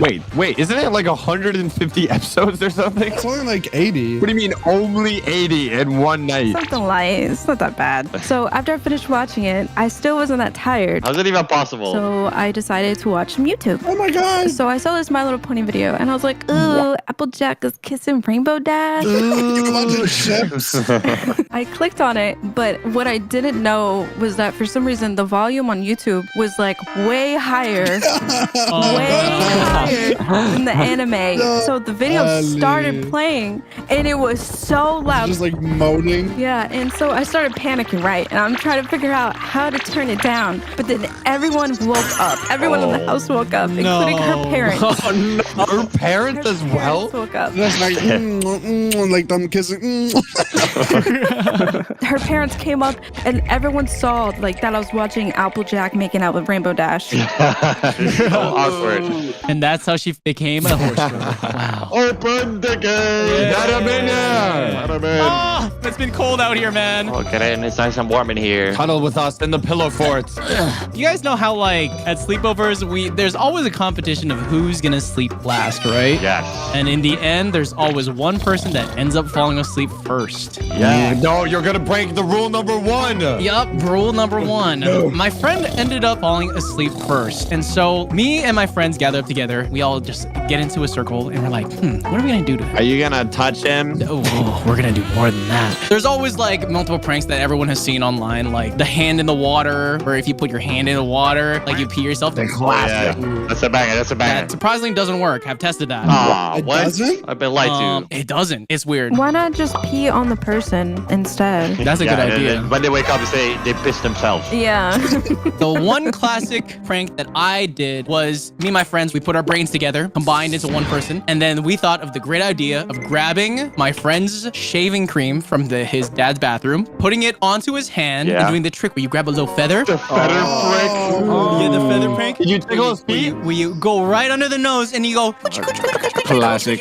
It took a couple tries, a little longer than I expected, but you gotta really get into the nose, almost like you're picking their nose with the feather. But you gotta. And he ended up slapping his face so hard that it sprayed all over us. Dang, bro. Don't take this out of context. Yeah, wait. Yeah, now we're all Santa Claus. And then everyone became Santa Claus. How hard did he slap himself, bro? Like that. Ooh, that's a good slap. It was pretty slap. It was a pretty hard slap. But yeah, we ended up having to wake him up because we had to clean up straight after. This is such a mess. If you also ever had a sleepover, make sure to subscribe, and we'll see you some other time. Red flags. Everyone loves them. They're just such great quality. I actually don't really like them at all. People keying your car, burning down your house, robbing your clothes. We will be rating all the possible red flags, and you have to see how many you get right by the end of this video. Okay, I want you all to name one red flag about me. Red flag is having Wingstop juice all over your fingers when you're like eating Wingstop. Okay. Natalie, I just think you're so perfect. He's such a pure, innocent soul. And that's a red flag. Yeah, honestly, if you're too pure and innocent, that's a red flag. Let's start with anger issues. Is this a red flag? I don't think that's bad. Explain. Not a red flag. Whoa. It's not a red flag, right? And hear me out. If someone like steals some of your popcorn and you get angry, it's not my fault. I'm just protecting what I love. Wait, why is the first choice you make about food, dog? Bro, look at him. Listen, this is real life scenarios. Okay, you're in the movies and someone tries to steal your popcorn. Who does that? Everybody. Everyone trying to steal your popcorn? Huh? I steal popcorn. Do you don't steal popcorn? Okay, me and you are dating, TBH, and I say I'm not hungry, right? You order some fries, you order a burger, but I'm like, I'm good. I'm not hungry. But then when we sit down and I see the fries and the hamburger on the table, I take a fry. My God. Oh my God, he's turned the Hulk. He's turned into the Hulk. Sucks. You don't even need to be dating for that. You do that anyway. That way, order a whole meal and I ate the whole thing. I didn't even like. You're the person who does that. That way, ordered a whole tray of sushi. He ate it all. The waiter came in, right? And I was like, that's mine. And I took the whole thing and he didn't eat anything that night. I say that's a red flag because you didn't give him any. This is an all-you-can-eat place. He could have just ordered it and it would have costed the same. Dude, oh, Mr. Tokyo. He gets like some sort of pleasure of stealing other people's food. Just look at him. I don't know. You sound kind of angry right now. You're kind of being a red flag right now, Nedway. I'm a red flag. This is about anger issues. Is anger issues a red flag? I think it is. It depends on the extent of it. Because like the description that you made, where like if someone steals a fry and then you crash out, I mean, that's a valid crash out. That's what I'm saying. Tuxie, you breathe a little bit too loud and I start screaming at you. Okay, that's where I draw the line where that's kind of anger issues, buddy. I think that's a red I flag. feel like you chew too loud and like, God! What if, hypothetical, you look at me, Tuxio, and it pisses me off so much because like your face just looks like that, right? So I blow up your car. Yeah, I think so. I would say it is. TBH, do you like making eye contact with me when I'm sitting on the toilet? I do, actually. I do. What does that have to do with anger issues, Juicy? What did I just come back to? That came out of nowhere. Just because one time I want to look at him on the toilet. It's already happened. Let's say the red flag is this. You finally got together with that Discord kitten. You guys are married. Married? You're the Discord kitten. You married your your Discord mod, and he comes home every night, you working, Why and does this sound so specific, Ali? and when he comes inside, he's drunk and he beats you. What? I think he's just expressing his love. It's like my dad and my mom anger issues level. Okay. Oh my God. If he didn't love you, he wouldn't beat you. That is true. He wouldn't put his hands on you. Let's just summarize this, okay? It is definitely a good thing. Yeah, that's what I'm hearing. Definitely a good thing. Is this a self-report? The scenario I gave is every girl's dream. It is. Now, Sub, we'll beat you next. Yeah, that's actually anger things are like a good thing because like he can protect you if he gets angry. Why are you jumping up and down talking about anger? It's like he's talking about himself. Why is it always women? Why can't you beat up guys? Because girls are weak. It depends on the guy. Let's say like she's like 200 pounds and he's like 20 pounds and she's 200 pounds, then yeah, I guess the woman would beat up the guy. Next red flag, bad at driving. That's just in my genetics, so I can't really fight TBH, that. can I tell a story that I have with you? Yeah. So we're driving, a lot of traffic, dude. We're going straight, right? But then all these cars are using the left lane, the right lane. They're all just super crowded, right? TBH tells me, listen, Oof, I'm from New York. I know how to drive like we're in New York. Oh, no. What do you mean? Are we gonna survive? He was like, we'll see. We'll see. And what he does, the lights go green, all the cars are going. He gets in the left lane where they're going past us, drives up, cuts a dude off already in the middle of the road, and we're ahead of everybody, and we're free from traffic. I was so scared, dude. It was a rental car, dude. He doesn't have insurance on it, dude. Yeah, but did we make it or not? If there's one person I trust to do the New Yorkian style of driving, is TBH. Ah, thank you. I try my best. Yeah, if you're a man and you don't know how to drive, that's a red flag. Don't you not have your license yet? I'm a woman. I don't need my license. I can have a man drive. So like everybody's an Uber driver to you. Is that what you're trying to say? You gotta drive on the left side of the road. That's how you're gonna drive. All right, you just brought it up to a deal breaker, Juicy. I will never get in the same car as Juicy or Blaza. What? What about me? Blaza's actually even worse. I drive on the right side of the road. You are even worse. Not only do you guys drive on the opposite side of the road, Blaza is blind. He's got contacts, and as soon as it goes nighttime, bro, I'm telling you, they don't see anything. No, you're lying because Blaza's the one good driver. I'll have you know that Blaza is a great driver. Yeah, he's probably the best driver here. I did karting against you. I left you 2 laps in karting. I'll have you know he drive me house to house with his hand on my thigh, making me feel like a passenger princess, and he made me feel comfortable in the car and everything. He's a great driver. There we go. Puxy, you couldn't see anything. How could you know? What? Hey, it's not about what you see. It's about how you feel. And I felt super safe driving with The best driver here? I agree. Blaza is the best driver here. He is. Okay. I don't know what you got. What's in your freaking cereal today? That's not a good thing. And Blaza is the best driver here that we are all equally horrible. Blaza also drove me home once. How did that go? I survived. You know who the most nervous driver, like safe driver is? Meme God. He'd be taking his time. Yeah, he'd be going 10 miles under the speed limit. Oh yeah, I like to follow safety protocols and stop at the red light. I like to put on my seatbelt. I'm such a bad driver.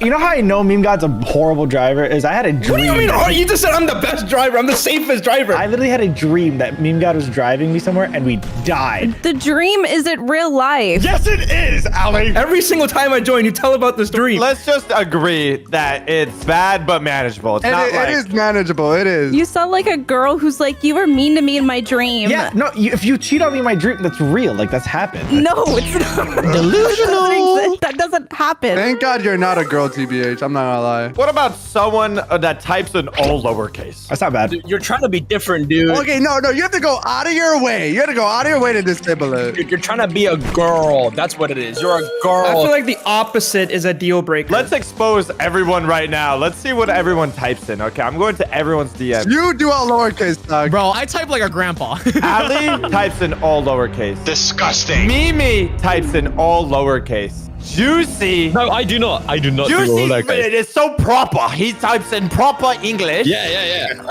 I'm a proper gentleman. Tuxie writes normally. It's not like too proper, but it's like good. What can I say? Oh man. What about me? What about me? He sends bomb emojis. TBH is threatening me in the DM. Threatening. Look, I never paid attention in grammar class because I'm American and I already know English, so I don't need to know grammar. Grammar class? I'm saying it's kind of a good thing. I think it's whatever. It's honestly whatever, yeah. You think one uppercase is gonna change how I feel? You know what I hate? You type on your iPhone OMW on my way, and it automatically on my way. On my way.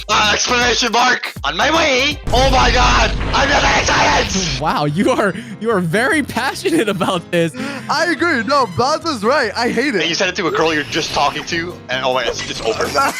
It ruins all your aura. All your aura is gone. Oh, your honor is gone. How low does your aura have to be if On My Way ruins all of it for you? Already low, and that is just destroying it. What about horror movies? Is that a red flag if they're into it? If you like horror movies, then like I like you, right? But if you like those unhinged horror movies or the banned in certain countries, like Ali, I know you watch them, Ali. Like I the know you indie do. horror movies, you know what I'm Weird. saying? No, I think this is a woman thing because I have never met a girl that doesn't like horror movies. No, it's because they like to be like cuddled and stuff like that. Wait, it is a girl thing. You're right. That's why I made my own horror movie that one time. You guys remember that? Face reveal? That's crazy. Wait, Tuxie, you were saying it's a spectrum. Oh, it's 100% a spectrum. At the beginning, it's like the people that just like watching certain horror movies. Ooh, a little jump scare here, a little jump scare here. Ah! That feels nice. But like now we say as well, there's indie horror movies. Indian horror movies? No, that's the worst kind. But like, if we dive into like the super gory, weird, testing out stuff. Ali Mosin definitely watches them. No, I think it's the horror movies that are not in English. You gotta watch it with subtitles. I think that is a red flag. What we're saying, it's not awful. I say it doesn't really matter. We'll move it up then. Not subbing to the channel. Red flag. Oh my God, that's a red flag right there. What about this? Girls who say bruh. Is that a red flag? Oh, dude, that is actually a red flag. Yeah, no, that is a red flag. I do that. If you're talking to a girl and she says, bro, just wrap it up. How is it a red flag? She's chill, like. It's too masculine. I hope you know she has at least 10 guy friends that all want her. Hope you know that. Yeah, but if you're dating her, you win. Yeah, you're gonna have that one guy in her ear. Did he treat you wrong? You didn't succumb to it, did you? No! Madway, you sound like you've done this before. I think we move it to bad but manageable. And hear me out. If a girl says bruh, it unlocks my anger issues, which is definitely a good thing. Ooh. What are you gonna do? I'm saying that's my 2 cents. I say bad but manageable. Yep. I think I'm the exception. Okay. So you're naming yourself the exception. What if I'm absolutely pouring my heart out to a girl? Just tears in my eyes. And she says, bruh. Okay, that's bad. Why would she do that? Is that what you would do, Ali? Is that what you? Sucks the one to see like one girl at like a restaurant be like, I love you. Like, What about playing a battle royale game? Is that a red flag? okay. Are we saying that because we all play battle royale games? No, but which battle royale? Because If it's in Fortnite, I don't care. If it's not Fortnite, I don't care. It has to be Fortnite. yeah, like imagine you go to a girl's house. She's like, "You want to play PUBG Mobile?" No. No! I think it's even lucky. I think it's rare to even find a girl who would want to play that anyways. What about from another perspective? When a girl hears that you play battle royale games? That means I can crack 90s, and doesn't she not want that? It depends how much do you play it. 24/7. I'm exposing Oof's hours right now. I'm exposing Blaza's hours right now. No, oof, it's way worse. If anything, it just means that you're committed. You know what I'm saying? You got commitment. If you're spending all that time playing battle royales and you're not spending enough time with the woman, how is that commitment? Yo, Oof! Oh my god. Yo, Oof, I genuinely think in 2 games you have more hours played than I have on a computer. He has 7,000 hours on Fortnite. How? Oh my god, I'm a loser. Wait, is that hours you've actually played, or have you like left it open? Like 7,200 hours? So if I played 7,000 hours on Fortnite and I have 8,529 hours on Rust, that's 15,782 hours total. So if I divide that by 24, that's 657 days. Divide that by 365, that's 1.8 years I've spent playing games. 1.8 years. Oh my god. That is about 10% of my life spent on my computer. That's not a flex. That is a problem, Oof. I'm saying this is definitely a good thing. Yeah, because if you spend all your money on Fortnite, you can't spend your money on a girlfriend that's gonna leave you. Is this a red flag? Being a pick-me boy or girl? Oh, yes. Yes, 100%. We Yes. can get that out the way easily. I think a pick-me boy would be worse, though. Wait, what does that mean? The pick-me boy, it's a Valorant boy. Pick me boy is like the boy who sits in the Discord call with a bunch of girls and they like try to riz them up all the time. They're like, oh, I don't really care about this game. I don't care about this game. Gosh. And if any other guy comes into the VC, he's like, get out of here. Dude, they are infested in Roblox and Valorant. I said this to Juice. If he wasn't a YouTuber, He'd be a Valorant e-boy. I don't care what you guys say. What are you talking about? He would be. Why? Because look at your voice. Make your voice deep. It's like a Valorant e-boy. Make it. No, I can't. I just, I'm not doing that. No, just you gotta try to resume me up. Hey, you want my? I told you. Oh my goodness, you were right. You were right. You were right. Who has that one picture? Sorry, please. Why? On my way. What about a red flag of them saying, I don't care? That's like their go-to response. What about when you go out to eat? What do you want to go eat? I don't care. Well, you gotta be the man in the relationship. You gotta take her somewhere. Yeah, that's true. Yeah, but then she's like, I don't like this. I don't like this. I don't want this. You're telling me, Blazo, how much you love dirt biking. Hey, you go on and on and on. You're telling about this new race you were just watching. You're like, oh, blah, blah, blah, blah, blah, blah. And I'm like, I don't care. Oh, it's like that. Oh, okay. Now he switches up. No, that would be mean. That would be very mean. Muffin, you just recorded your new spear video, okay? You're making perfect balls. You just created the perfect video, and you're telling all about it. Hours. And I'm just like, I don't care. That would suck because, I put a lot of work and time into that. And a girl's like, oh, I don't care. It's like, shut the crap up. Why are you saying girlfriend? Bro, this is just like, it could be a guy to guy. Guy to guy.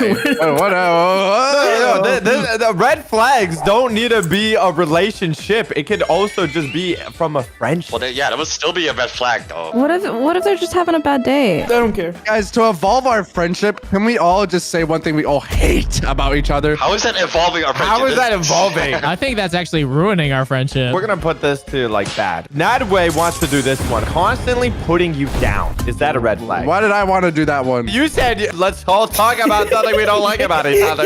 Why did you pin this on Nadway? You never amount to anything, Socks. You're nothing in life. Oh my god. You're nothing without me. If you broke up with me, you'd be homeless on the street, all right? That wasn't very nice. I might have said this already, but if we put this in bad but manageable, it also definitely brings out the anger issues again. And I think it's a good thing. Am I right or am I right? Let's make this a little interesting. Maybe not constantly puts you down, but maybe they're not an optimistic. Maybe they're just not. What about this? They only put you down whenever you're out. But whenever you're alone, they like, oh, I love you so much. But whenever you go out, like they put you down in front of other people to make you like embarrassed. Yeah, in front of other people. Yeah. The other way around would be just as bad. Yeah, right? Or if they put you down when you're like up and you have something good happening to you or like something good happened, they're like, oh, wow, I never expected that to happen for you. That's really weird. No, wait, but hear me out. Lock in, because you're not seeing this the way I'm seeing this, right? She's trying to motivate you by putting you down so you can prove her wrong. You know what I'm saying? Like, you picking up what I'm putting down? I'm not really picking up what you're putting down. You know what, teammates? A green flag about you. You look for the positive in everything. Come on. Well, it's like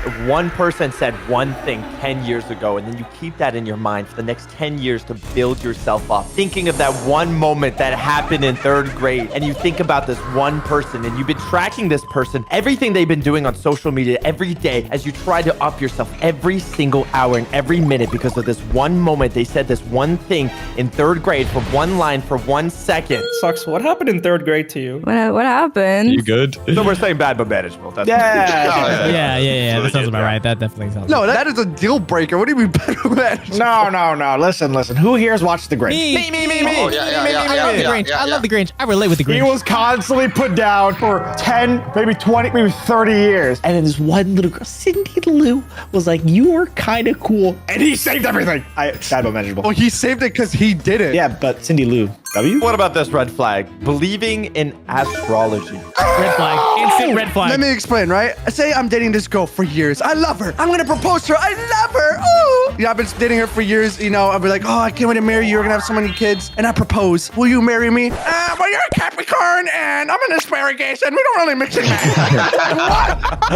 What? My rising moon doesn't match with your setting sun, so it doesn't really align with my chakra. You can gaslight them with their own tricks. So you're manipulative. Yeah, if you message them at 111 or 222, they're like, oh my god, this guy's for me. I need to write this down. There's an emergency. It's like, oh my god, I can't text her right now. It's not 111 yet. And then you could even point to the star. You're like, you see that star right there? You make up some random name. You're like, yeah, that star is made for us. Talking to these girls is dangerous, bro. You break the heart once, they're gonna like name a rock after you, do some like black magic, and you're gonna have bad luck for the rest of your life, bro. Do like voodoo, leave like a voodoo doll on your doorstep. Wait, voodoo doll's kind of dope though, I'm not gonna lie. No. Subscribe or the voodoo doll gets it. You don't know what I'm about to do to this doll. You don't want to know. What I'm hearing is kind of a good thing. No!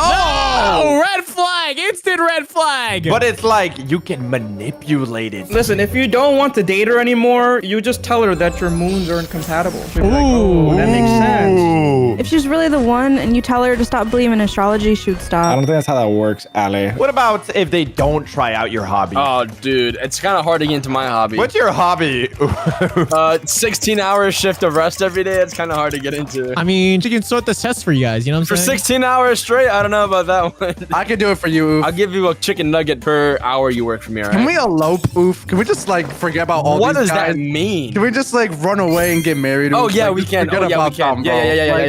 Yeah, we can. 100%. Where is this going? Natalie, I know we've been trying to keep it a secret, guys, but me and Natalie are pregnant with kids. Oh my goodness, that's so cute. It doesn't look like you or Nadway, so what does that mean? Nadway, do you have something to tell me? I'm not gonna lie, Oof. You got kind of fat whenever you gave birth. Red flag. So wait, having matching hobbies, that's not really necessary, is it? It's not necessary, but like if they're not willing It's to try trying, it, that's when yeah. it's like a red flag. I say understanding their hobby and like respecting it. If I want to shotgun 17 Red Bulls in 10 minutes, like you have to try it at least. You don't have to support it, but you gotta at least try it at least once. What if like I offered you a Coke and then like I went upstairs, grabbed a Coke, went all the way back downstairs, and then you were like, nah, I'm good. I don't want a Coke. Shut up. This guy. No. TBH, I just want you to try my hobby of drinking Coke. You were like, hey, TBH, get me a Coke. I want one. And I was like, oh, okay, this guy wants a Coke. We're going to get so lit. It's crazy, okay? And then I go upstairs. I run my little happy fat booty up these staircases, okay? I get 2 Cokes, 2 crispy Cokes for our delicious dinner. And I come down. He cracks it open and says, I don't want it anymore. What do you mean? Oh, there's the anger issues again. We're hearing, won't try your hobby, definitely a good thing. Definitely a good thing. I hate you. What about someone that doesn't understand simple pop culture references? Blaza, you have to tell about the girl you met in California. What? He's airing out his business, dude. Oh, tell us sorry there. Okay, so we were in California. Blaza, he was really into this girl. They were talking, having a great time. And I saw him every 5 minutes or so, and he was boom, bam. They were clicking. On the night we were returning, he looked at me with the most disgusted face, okay? He looked like it was the worst thing happened to him. And he doesn't even say anything. He just pulls out his phone, shows me this horrible meme. And he's like, I've just lost complete interest in this girl. And he never talked to her ever That's again. crazy. And they were talking finally for hours. Oh, dude, I vaguely remember this. It's understandable. Kind of recently with another girl. She like posted something on her story, and it was like some band, like Imaginary Dragons or something. And I was like, oh my god, this is I lost all interest. It's like that. That's a deal breaker. It doesn't matter because you guys can just be living. I don't care, Ali. The pop culture references do not matter as long as we're happy living on a farm with our chickens and kids. Okay, you're gonna say, you see a chicken and you're like, oh, that's kind of skippity. And then she's like, what? That ruins your entire mood. Since she doesn't understand pop culture references, that means she's never watched certain things, like Attack on Titan, so we can get her to Oh, no, Attack on stop. Titan for the first time ever. Fuck, she's right. Dude, I love Attack on Titan. Dude, oof, watch it with me, oof. There's like 1,000 episodes, is there not? It's 80. 80 episodes? Dude, I can barely sit and watch TV for like an hour. What do you want me to You have 8,000 hours on run. Guys, that's different. Guys, come on. So Ali and Tuxie are moving it to not awful. They made it definitely a good thing. What about a car fanatic? Is that a red flag? No, that's awesome. No, I think that's cool. I think that's a benefit because at least they know a lot about cars, and cars are like the most. How do they know about cars? That's the red flag. Oh, because they hang around with guys. Imagine you're talking to a girl, right? And she's like, oh, I gotta go like fix my car, blah, blah, blah, blah, blah, right? And then she's like, oh yeah, this guy charged me $1,000 for premium air. No, it's like bum, bum, bum, bum, bum. Yeah, but guys, I have a Tesla. Guys, that's awesome. Look at that, you stocks. I'm saving the planet. So what I'm hearing, a car fanatic is kind of a good thing. Yeah, it's Kind of a good thing. Kind of a good thing. I could agree with What that. about being a cheerleader? Cheerleader. Ooh. Not like an actual cheerleader. They're always in your corner, supporting you. They're cheering you on. Oh, Yeah, that's the sense of the cheerleader. Yeah. It's just too positive. It's like, oh yeah, your grandma just died. Oh, let me just celebrate. Oh, you're happy. You're positive. Oh my No, god. they're gonna be there supporting you. No. It's the thing is, it's like, what if I just murdered her whole family, right? Yeah. Well, maybe that's a good thing that way because that means she still wants to be with you. What if I'm schizophrenic, huh? Yeah, but that means like all of her compliments are fake. Like she's always happy and positive. Can we just make it like a real cheerleader and say definitely a good thing? Yeah. I agree. That's a good thing. That's a good thing. What about addicted to the gym? No, that is amazing. What do they mean by addicted, dude? Like, are we in there 24/7 or are we there like getting strong and stuff? Let me put it in perspective. I don't think you have the right to talk about the gym team. No. Let me put this out. Okay, imagine. Hear me out. Lock in, twin. Lock in. Okay. Imagine me, a beach ball. Okay. Beach ball. Not hard to imagine. So then I'm rolling around and stuff like that, and then I meet this girl. Boom, chiseled abs and everything. Okay, she's making me look bad. Okay, like literally one like poke of her elbow pops me. Okay, that's I don't like that, but it doesn't really matter. You know what I mean? No. Okay, so is it good or is it bad? Okay, so you're working a 9 to 5, and then instead of going home to like spend time with your friend or loved one, guess what? You're going to the gym, and then by the time you finish the gym, you're tired. You want to go to bed. That's your life. Thing is, what if I want to cuddle with her? She's like, no, right now. I want to go. That's when I get up, stand up, go to the gym with her, and say, "Hey, babe, you want a spot?" And I got her, bro. Listen, look at my arms. I am gonna be the housewife. Look at me. Well, how strong is she? Is she like, does she look like a Titan? Or is she on Titan? On a regular Titan, she's like the attack Titan. No, like the female Titan. That is, I don't see a problem with that. So we're saying definite good thing or kind of a good thing? I say definite. I can live with that. I say I want to be manhandled. Is liking Marvel, is that a red flag? Ooh, well, this is kind of like liking Disney too much, you know? Marvel is so good. Yeah, it depends on how much you like it. Like if you have like merch everywhere in your room and you have Funko Pops of it, like that's cringe. I don't think it's cringe. Like everyone likes things, you know. Okay, Funko Pop enjoyer. Anyways. We got a Marvel fan over here. But if you like enjoy like just watching the shows regularly or the movies, then that's fine. Enjoy something that you're a red flag. If I walk out the house every single time and I go, again, that's a red flag. Nah, that is not an egg. Stop!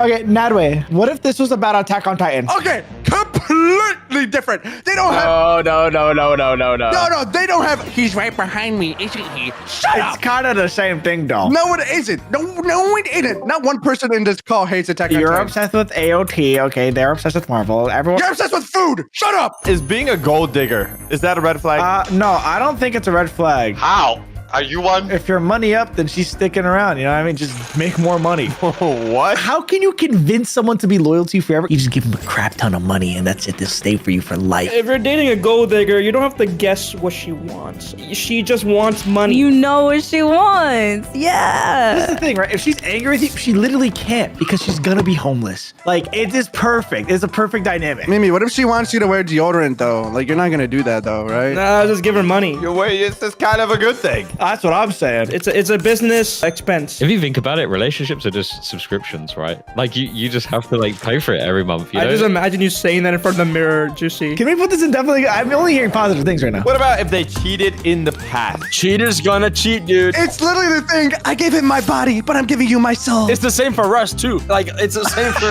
Oh, here we go. Everything comes back to Russ, dude. Every single time. Okay, but who here hasn't cheated on a test? On a test is different from a relationship, dude. If you're making a comparison of the two, It doesn't have to be a relationship. If you're willing to do it there, you can do it anywhere. Everyone here cheated on something. Nadway, I have to tell you something. Don't do this! I went to go to Wingstop without you. Oh my god! Oof, it's okay. What about if they drink too many energy drinks? Is that a red flag? Nah, that's a red flag. Nah, it doesn't really matter. You know that stuff is tasting like battery acid. Oh, wait, everyone doesn't like energy drinks? Even Celsius? Celsius is so good. You said too much. You know what too much is? Wait, why not just drink coffee? Energies don't work for me. They just don't. Yeah, that's true for me too. I don't think it matters. I say bad but manageable. Not after what you said, bro. That doesn't really matter. What? What about being a iFunny user? I used to be an iFunny user. you use iFunny, bro? What is it? What is it? iFunny was Instagram before Instagram. You ever see the ifunny.com watermark? You know you hit a good jackpot. iFunny got replaced by TikTok, okay? Now you only see the TikTok logo at the end of memes, but before that, it was always the iFunny watermark. Dude, if they like Dr. Pepper, is that a red flag? I've never seen a green flag on that. You know what? Let's just add all of these. Dr. Pepper, root beer, or Pepsi. I'm not gonna kiss my girl after she drank some root beer, bro. What I'm hearing is that these are all deal breakers. No, okay, let's actually rank it in terms of like taste, okay? Dr. Pepper, definitely a good thing. Coke, kind of a good thing. Pepsi, doesn't really matter. Root beer, not awful. No, you're wrong. Root beer ain't bad. Being a soccer player, is that a red flag? Or a fan? Fan is kind of weird. I think it's all fine and dandy, you know? I like it. The European sports, soccer, you're saying that's not a red flag? If she likes Jude Bellingham, then that's a red flag. Because, like, why are you that? liking him for? Because he's, like, the most handsome player to ever play soccer. What about if you like anime? Is that a red flag? Yes. No.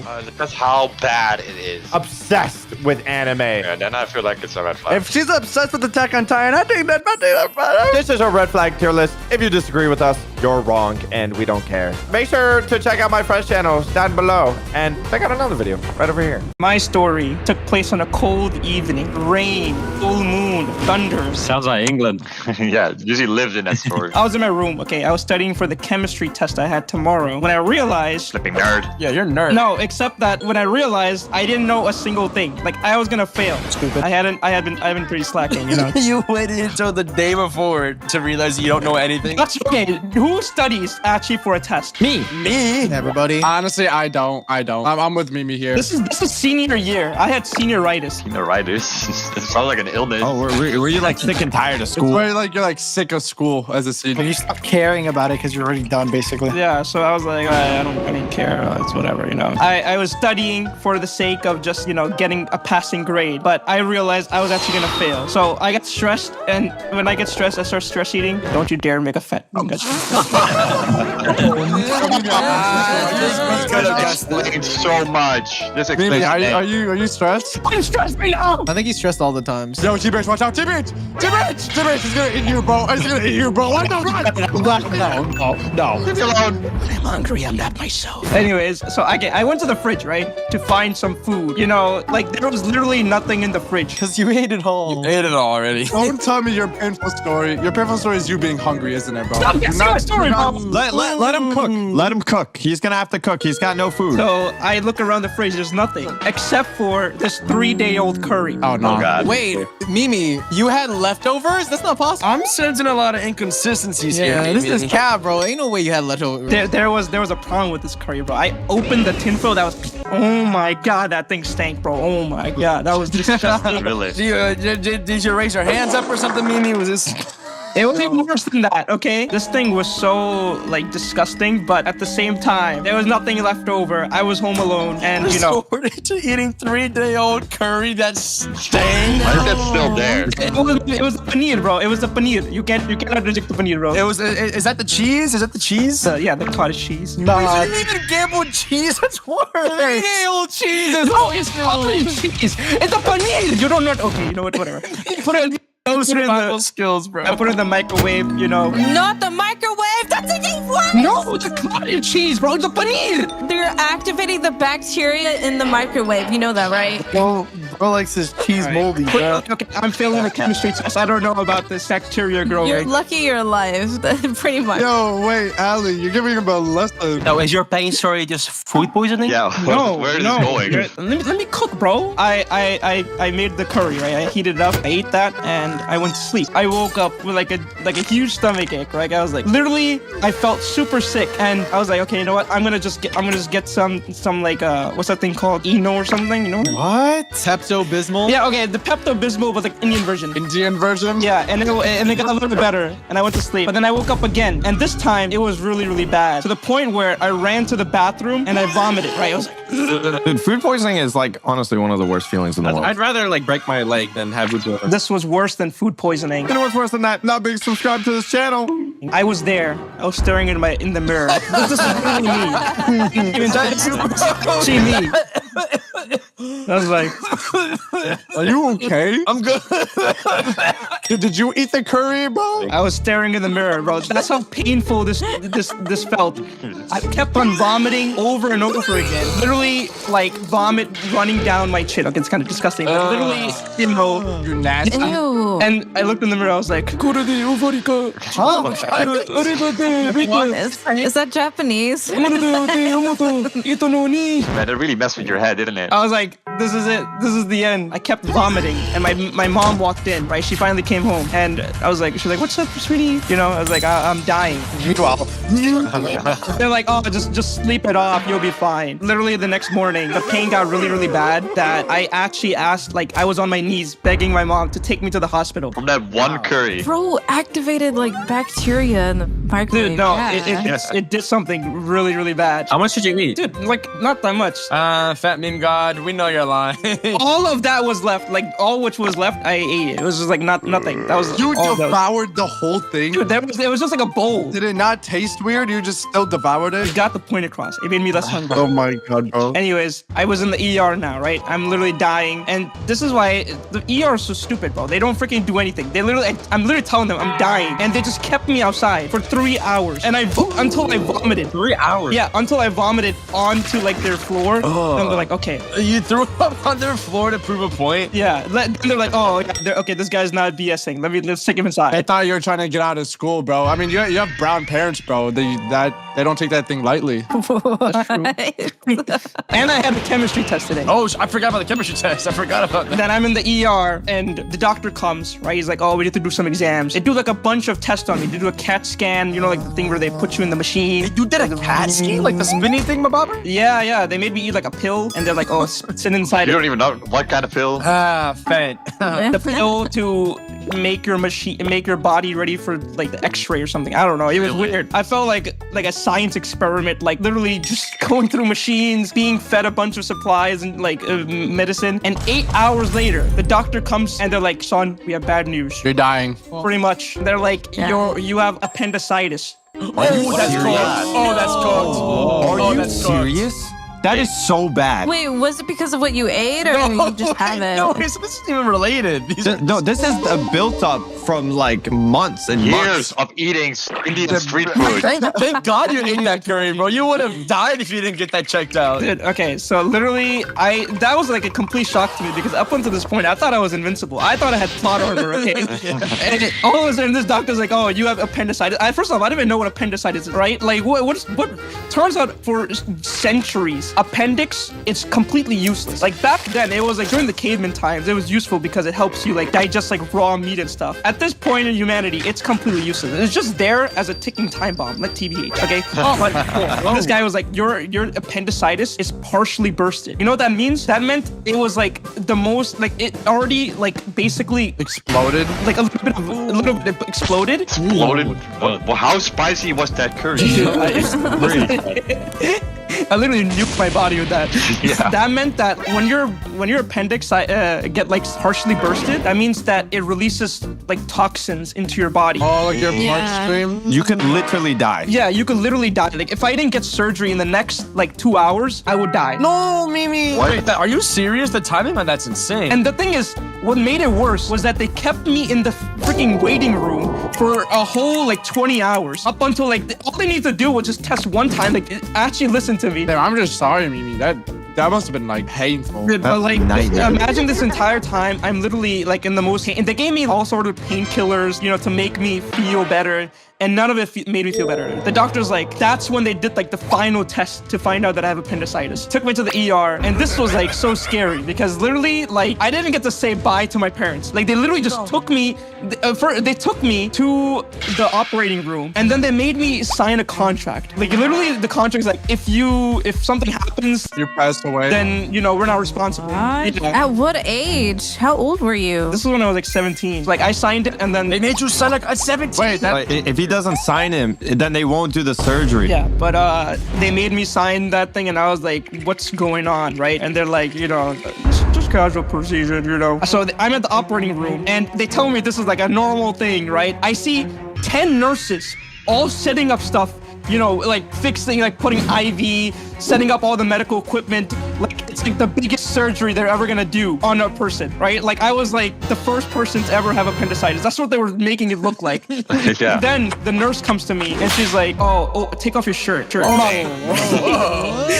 So I'm like, I was kind of embarrassed because, like I was like, I never took off my shirt for like a nurse, like a girl, like okay. Oh, were you shy? Yeah. I was a little bit shy, right? But I took it off, right? And then there it was, my hairy chest, all out in its glory. The nurse starts rubbing some gel on me. That ultrasound gel. It was cold. Yeah, it was cold gel. It wasn't ultrasound gel. It was to shave my chest because I'm gonna do surgery. That's your manhood, bro. That's so scary, dude. This is my worst nightmare. This is horrible. I can't even listen This to is like, if you were to describe my worst nightmare. Wait, getting your chest shaved is your worst nightmare? No, not the shaving the chest. Like all of this, like the buildup. Like this is horrible. And the thing is, literally the night before, I was just studying for a chemistry test. I was like, I'm gonna go out and fail. This was an unexpected side quest just given to me by God. Like, hey, yeah, you screw you little kid. Yeah. Now you're gonna go back to school with the crazy story though. Imagine like all the huzz. It gets even crazier. This is not even like the climate. This is literally like there I was sitting on the operating room, literally nurses waxing my hair, and the pain of waxing my hair as well. Oh, they waxed it? They didn't even shave it? The hair was being gone, guys. That's all I'm gonna be saying, okay? Dude, all of a sudden I'm from brown to white. It was crazy. Like all that. I didn't even know how white I was under that. That's crazy. Then the nurse comes to me and she's like, okay, count to 5, right? And I'm like, okay, 5, 4, 3.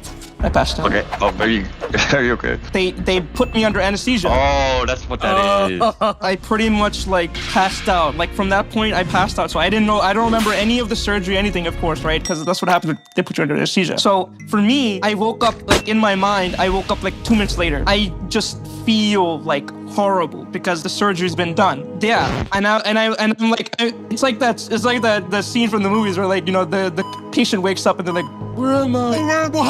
Like everyone's surrounded around the hospital bed. Well, no one was surrounded by me because no one cared. Not even your parents? No, yeah, my parents like apparently the surgery was 30 minutes long. Yeah, I think it's pretty routine now for appendixes. The surgery was only 30 minutes long, but the thing is, for me, it took me like an hour more to wake up. Something apparently wrong. Like maybe I might have been allergic or something. I don't know. Something was wrong. And the doctors were like, why isn't he waking up? But I eventually woke up, right? So it was God, that's what the doctor's asking. Why did he wake up? Is crazy work. The professionals. Wait, guys, why didn't he wake up? What happened? I woke up and I reached down my hand. I'm like, I was like, did I lose like an arm or a limb or something? I was like, I reached down and I just feel like my entire stomach's been like bandaged. Oh, dude, that's scary. You've been shot. Yeah, so I was like literally I've been shot. And then I looked down and like touch it and it was like the big like literally shock through my entire body. That's how painful it was. Wow. Don't say that, dude. Ew. I couldn't, and then finally my parents come into the room and they're like, my mom's in complete tears and stuff, right?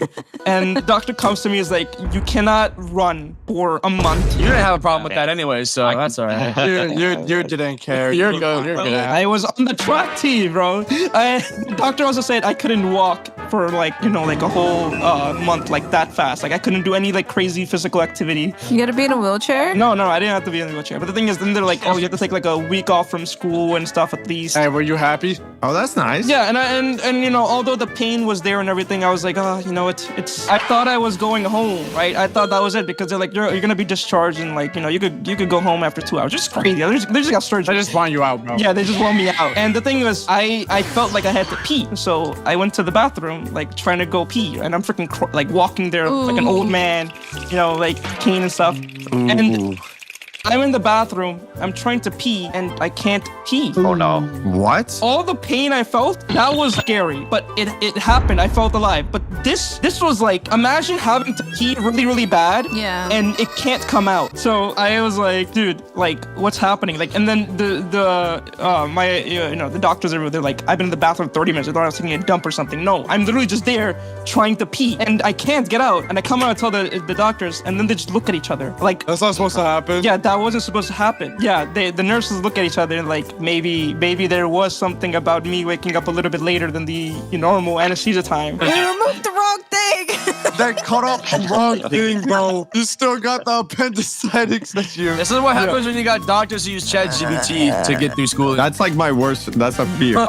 Wait, this is another thing. The type of surgery that they did wasn't like normal. Like they chopped up my stomach and pulled it out. They made like a hole in my stomach that was deep, and they put laser inside of it. Oh yeah, no, that's normal, I think. Yeah, they zap it off. Then they extracted it with like tweezers and something through the tiny hole. Puke. I'm gonna puke. Are we gonna get this animated? So yeah, I couldn't pee. That was a problem.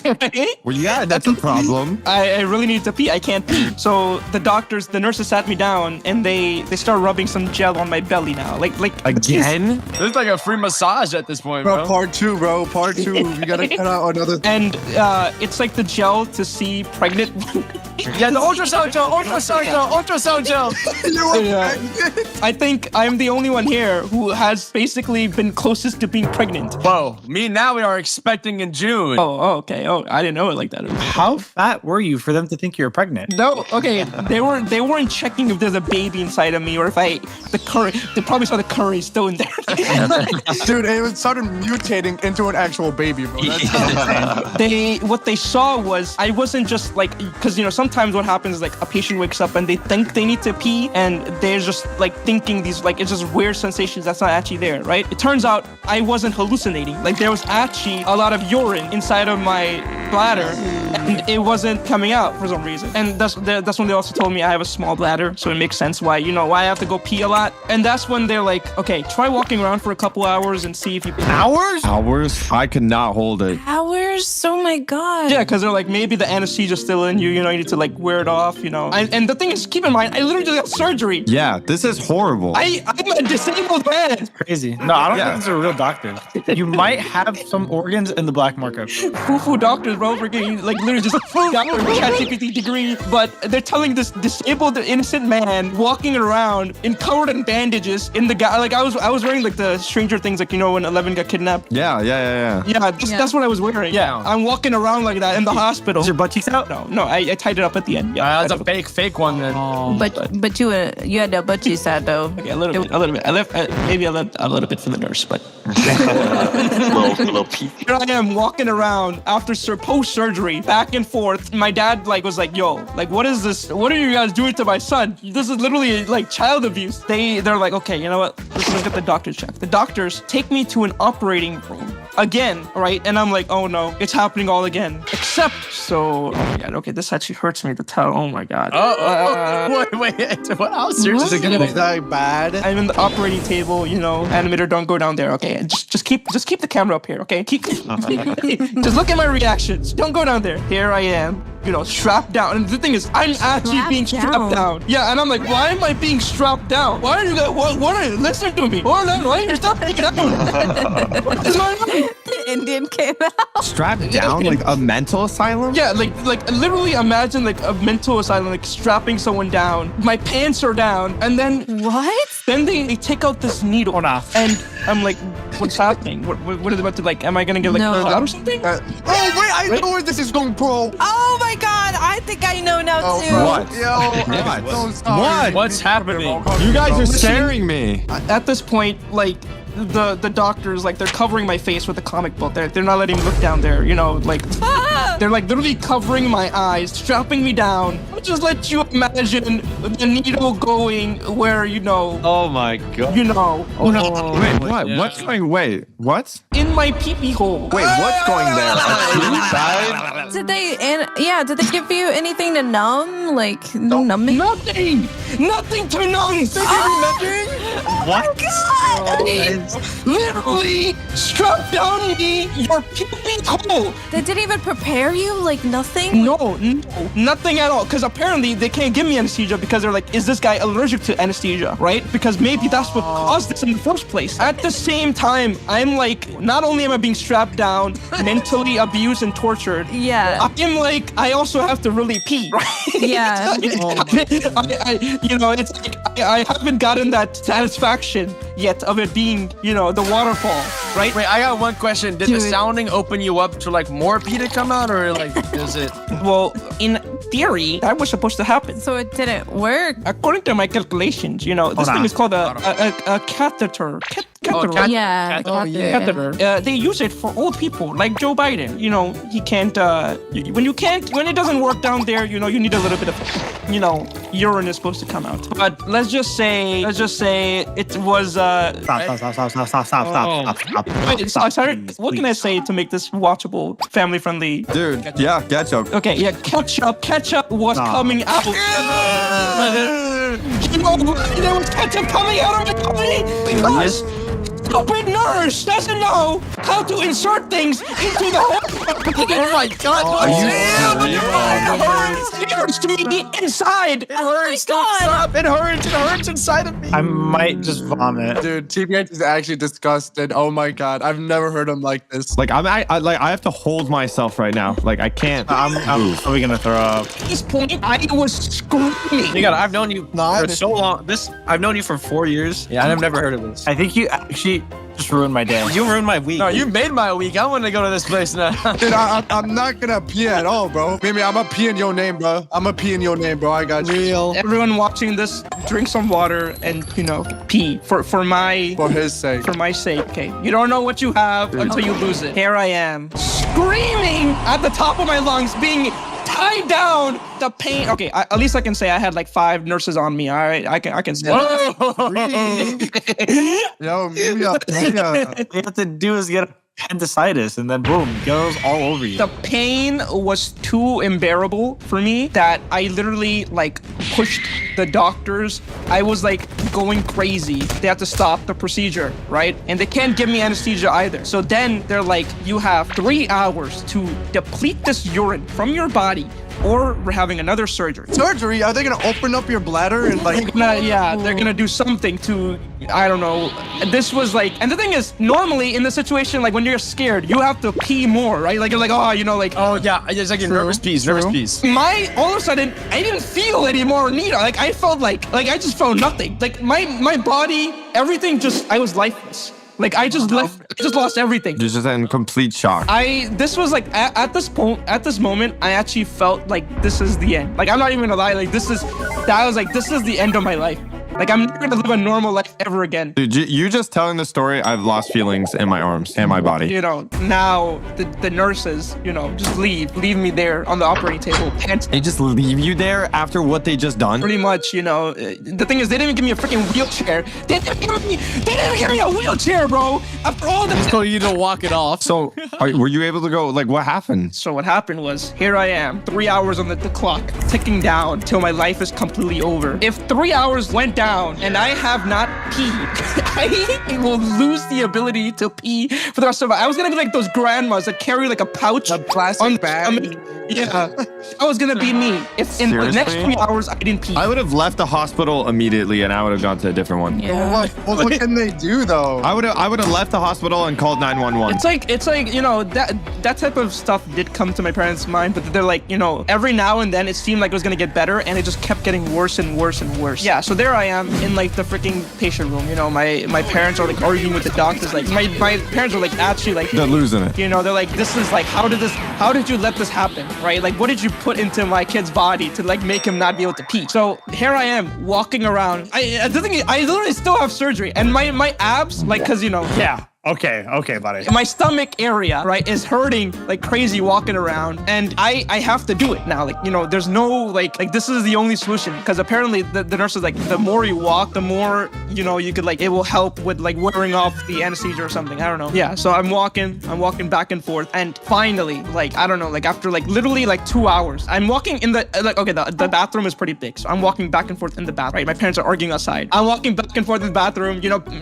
some of them people come inside, and they just see this guy literally looks like a freaking mental asylum, like run away, looking back and forth, butt cheeks out. 2 hours go by, and then finally I just felt like a little sensation. Tinkle. Oh, a little tinkle. That's so spicy. Dude, that's like, it's like light in the dark. It was literally light in the dark, and it was 1 more hour, and I would have got surgery. But here I am, finally peeing. And dude, that was the most euphoric moment of my life. It was like I literally ascended to the heavens. Yeah, I would have to go to therapy for multiple years. After that moment, I did still struggle with peeing a little bit for a couple days, because I literally have surgery still. It took me like a week and a half to be able to pee normally. What's weird about all of this is that this literally happened on Halloween. Like the surgery. Dude, Halloween hates you. I came back to school like 2 weeks later. So instead of like getting like candy from strangers trick-or-treating, you decided to eat 3-day-old cheese. Dude, I was home.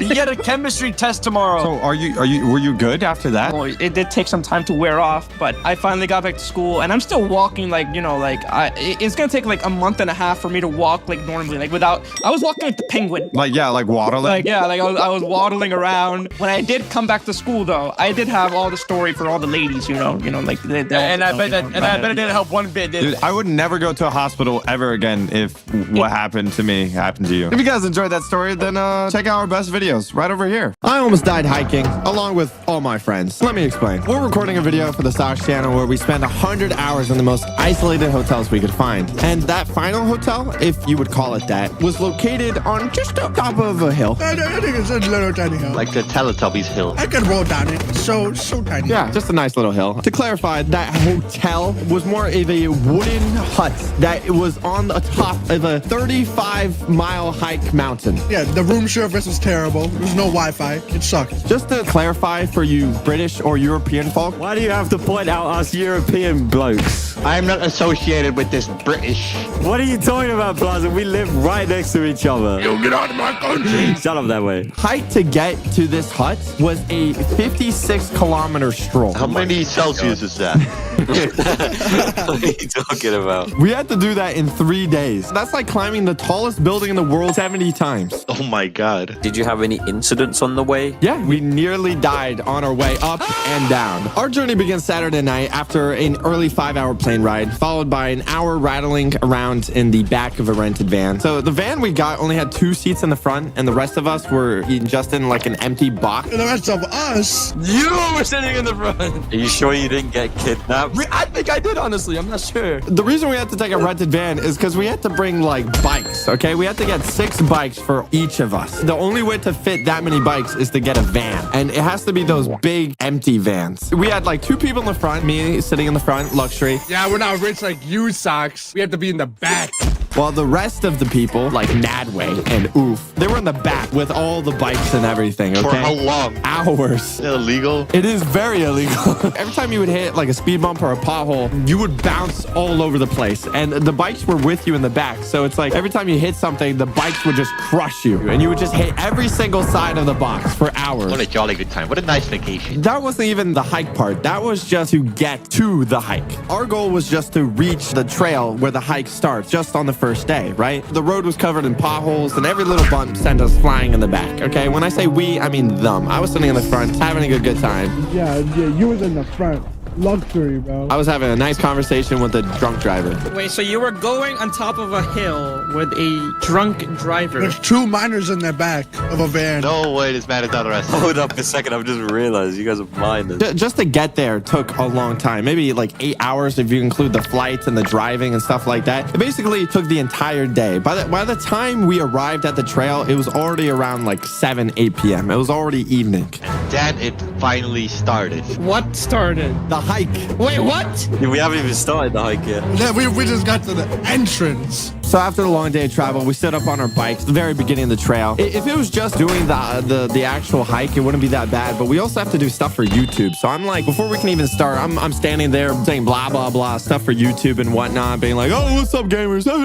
You know? And we're getting like drone shots. And by the time that's all done, it's already been another hour. So by the time we actually start the trail, so it's already 8 p.m. Like, it's almost dark, basically.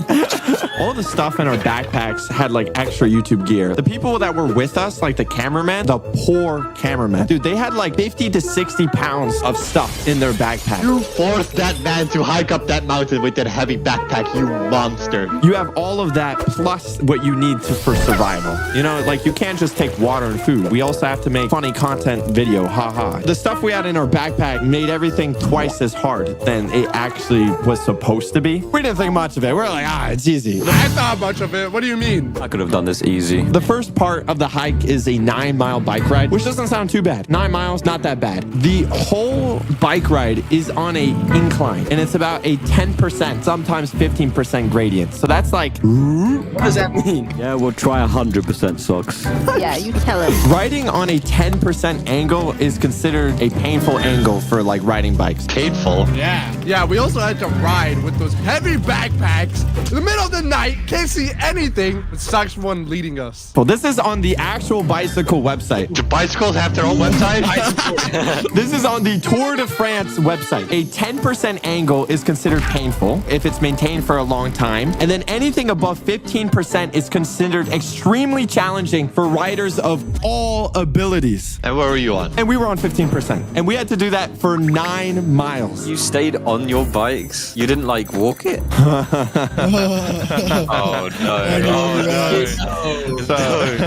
When we started the hike, right, the incline was so bad at times that we had to get off our bikes to just walk it. It wasn't just the fact that it made your legs just completely cramp up. By this time, there was no more sun. And this wasn't just like a nice road, okay? This road had potholes and sometimes parts where you would just fall off the mountain itself. You know, I actually did fall off. I fell off twice. I almost fell into the abyss, but one bush saved me, all right? Did the bush grab you? Did it have arms? Yeah, basically. The actual light was an issue as well. So we're like biking. First of all, we could only go for like, I would say minutes at a time. Damn, you suck socks. What do you mean? You tried doing that. Have you seen the size of my legs? Look at this. Look at this. Look how big my legs are. I want to lick that. We probably stopped maybe, I would say a good 30 to 40 times just on the bike up. I would say at least 7 times we nearly died because only about 2 of us had headlamps for actual light while the rest of us had to bike in the dark. 2 of you guys could see, and the other 2 were just bats. Blind bats. I was a bat. I was a bat. Oh my god, you dirty bat. It was almost impossible to bike in the dark because if it was a nice road in a nice public neighborhood, sure, so what if you ran into a pedestrian or a dog or 2? That's whatever. But it's like on this one, if you made a mistake, you would die. So what was supposed to only take us an hour or 2 took us the whole rest of the day. We weren't even at the hike yet. This was the pre-hike to get to the hike. Are you kidding me? I thought that was half the hike was bike riding. No, that was the trail to the hike. At this point, I'm like, you know what? Screw it. I'm riding my tank. Tank? What tank? You had a tank this entire time? Yeah, I got it from World of Tanks, a free-to-play team-based strategy game with hot tank-on-tank action. Use strategy to get advantage on your foes. Strategies like side scraping, reverse side scraping, blocking damage with the turret, blocking damage with the hole's front, hole dancing, and hiding your tank? Register into the game with the description to get free stuff. Who doesn't like free stuff? If you're a new player, get the Cromwell B with 250k credits, 7 days premium access, and 3 rental tanks for 10 battles each. If you're an existing player, get the Camouflage 2D style bargain, 3 days premium access, and the 7 days rental of the Premium Tank Centurion Mark 5/1, or 100k credit compensation if you already have this tank in your garage for some reason. Play right now and experience the holiday op event with the famous British actor and football player Vinnie Jones. Look how cozy this village is. Upgrade your festival atmosphere and get special rewards like this dog Shaffy. Oh, so cute. Oh, look at the little dog. Oh my god. Complete Vinny challenges to get more rewards like decals, a 2D style, and even Vinny himself. Mark 2 players as best friends so you can visit their villages for extra resources and unlock special customization. You can team up and defeat the enemy. Now you see here, I angled my tank 30 degrees to the left so the shell would ricochet. Get out of my way! Charge! Thank you for World of Tanks for sponsoring this video, and remember to register in-game through the game link in description. By the time we got to the first checkpoint, it was the dead of night. We found a little trail piece. I mean, we've never been so relieved after our legs were literally cramping. You know it's bad when the strongest person in our group, a literal bodybuilder, literally died. Are you talking about me, Socks? Yeah, you're talking about me. All right. Hey, Out of here. Why did y'all even hike again? Oh, we did it for a video. Was it fun? No, this was not fun. We made it to the first part of the trail, which I guess we were in quotations excited because we made it. But after what just happened, I don't know if we were looking forward to it. The original plan was to hike up at least a little bit the first day, but it was already past midnight and we were already exhausted. So we had to make camp right in front of where the trail started. This is the first time I went camping, or should I say all of us. Why is setting up a tent so complicated? All right. After an hour of just wrestling with nylon and rope and fighting some tears, I ended up with a deflated bouncy house. Okay. I barely even fit inside. It was so tiny. So me all the time. You're telling me 2 grown men cannot set up a tent? Ali, we had 4 grown men. I didn't even set up my own tent, all right? I had someone else help me, all right? Because I'm not doing all that. I was grumpy, I was tired, and I was exhausted, all right? I would just use my tent materials as a blanket. Yeah, until your freaking bear eats you alive. You know what I would do? Son of, no one cares, dude. No, I would do that. I am the survival guy. Listen to me, dude. I could craft a spear with 2 sticks, 1 rope. Oh, brother, this guy stinks! You would build an entire castle from scratch. See, he knows. I got the blueprints in my head. I'm gonna build the Queen of Grave too. I'm gonna push you down this mountain that way. Oof sets up his tent and dies. Okay, he sets it up by himself, right, and then just crashes for the night. I was asleep. I was gone. I did not. Like the first 5 minutes, he's already asleep. After an hour or so, if not 2, we all set our tents up, and none of us had dinner because guess what? We forgot our pots and pans, so we couldn't even cook anything. All right, what made our bag so heavy then? What were we carrying then? If we didn't have our pots and pans, what were we carrying? What do you mean, what were you carrying? You was there that way. What are you talking about? I don't know what we were carrying. All right, we had no pots and pans. We couldn't cook food. What was so heavy in those bags? What did Socks have us carry? Why do you need pots and pans? Just cook it on the floor. We just had Cliff Bars and fruits that were dried up. You brought fruits? That is the worst thing you can bring. No, it was dried fruit. Fruits that can rot in a day. Dried fruits, they don't go bad. They last like 20 years. Yeah, but what did you have to cook? We brought like MRI food that you can like heat up and like, cook. It's like the army people use. You can eat it without cooking it. Nope, not the ones we got. It said you must cook. Why would you listen to that? Be a man, eat it without cooking it. So, we all set up our tents. We ate some Cliff Bars. We were fine, right? I got inside. Honestly, every bug in existence decides to be as noisy as possible. Horrible neighbors. Here's the thing. It's not really comfortable to sleep either. I don't know if you guys spent any time under the stars recently. You're basically laying on a thin sleeping bag on top of a pile of rock, and you call it a tent. We settled down. We're going to fall asleep. We're going to get ready for the next day. Or at least I thought. I heard some rustling.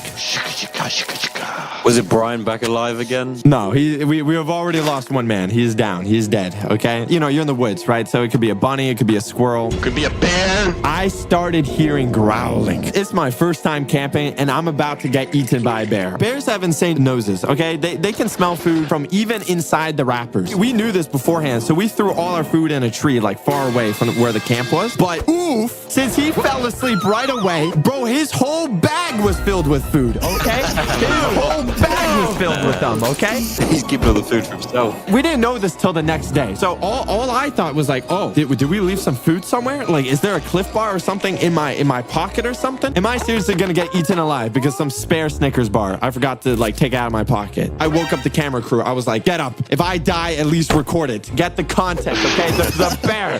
There's a bear. Carson, our cameraman, he woke up. He started to panic. And the thing is, it's the dead of night. We don't have any lights. You don't see anything. We all started panicking, started talking. We were like, making noises and stuff like this. We just waited to see if something were to happen. But minute after minute, it was like, is that really growling? What is that noise? It just kept on happening, like every like 10 seconds. Like it was almost like a rhythm. It was someone snoring. It was Nadway!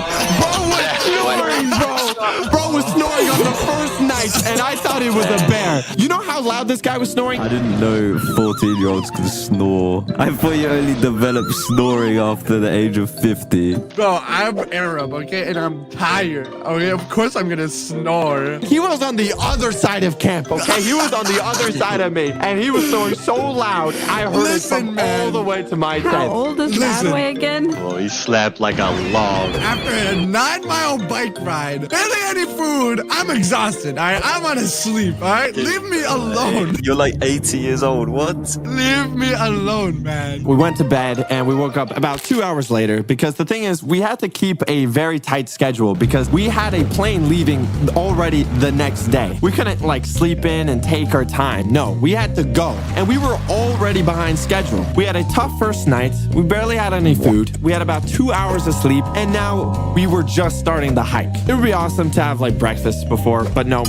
food. Why didn't they just put a McDonald's or a Mega Mall like right where the start of the hike would be? It would be so much better. So we were hoping to feel big and strong before to climb a mountain, but you know, no food. So we just started the hike. We were in the lower part of the mountain. It was a lot in the forest. It was kind of nice. And we had to cover about 3 miles, which was not bad, you know? Our second checkpoint was to reach a lake. It was super important for us to make it to the lake because the difficulty on the first day ride meant we have already gone through about 90% of our water. We were already out of water on the first part of the hike. So we had to make it to the lake. I offered to drink Sox's pee, but he wouldn't let me. We started this first hike and we were walking. It wasn't the fact the distance was too far. It was the elevation was bad. So when you do on the bike, that's like 10, 15% elevation. This one is like inclined stairs. It's like worse stairs. You're just going up and up and up because you're literally climbing a mountain at this point. So we're crossing logs, we're crossing rocks, we're crossing streams. No, not streams. There was not streams. I wish I could have crossed upon your stream, bro. I was thirsty, Sox. We had to reach the lake. And at that point, if we reached the lake, I didn't even care how bad that water was. We just had to make it. So after about, I would say about 2-3 hours, we made it to the lake. We just had these purifying straws called life straws. And we went up to that lake. Me next, me next, me next. Sucking it. How does it work? It like filters it somehow. But the thing is, it's so slow. Like you have to suck so hard. Oh my god, when do I get these? Because it's good if you just want to get refreshed. But the hardest part is that how would you filter all that water and put it into your canteens? You spit it. Exactly. But you know how long that takes? You have these 2-3 liter water bags and you convert maybe 7 droplets of water a minute. We spent like an hour or two at the lake and I filled my water bag maybe like a third. Meanwhile, Oof and Nadway, why are you guys so quiet, Oof? What were you guys doing at the lake? I felt, okay, listen, we sat in a tent for a little bit, just chilling. Because the flies! There are so many bugs! They drove me crazy, bro! You're scared of bugs, Nedway? Juice. I was enraged! Those bugs, man! I can't stand them! They just kept on landing on my face, my leg, my water. I can't handle it, Juice. You stink so bad. Here's what Sox is not telling you guys. This man's a little thirsty boy. He drank his entire water bag the first way up. I'm trying to live. I had like 3/4 of my water left. So I was like, I'm gonna relax while these silly gooses fill up on water that is literally toilet water. And I'll drink my nice bottled water. Yeah, me and Oof sat in the tent, snuggled up next to each other, and started cuddling in the tent while they were hard working. But I decided I want to go pull water because I'm running out. And Sox is like, no, wait, you gotta put water. You're not having any of mine. Okay, fine. I go put water. I spent 30 minutes, but then one fly decided to land on my arm, and I go to swat it, and I drop my water. All of the clean water goes on the floor. I just gave up. Remember what these guys say. We'll see who needs water in just another day. I told them they need water, and they're like, oh, nah, we're fine.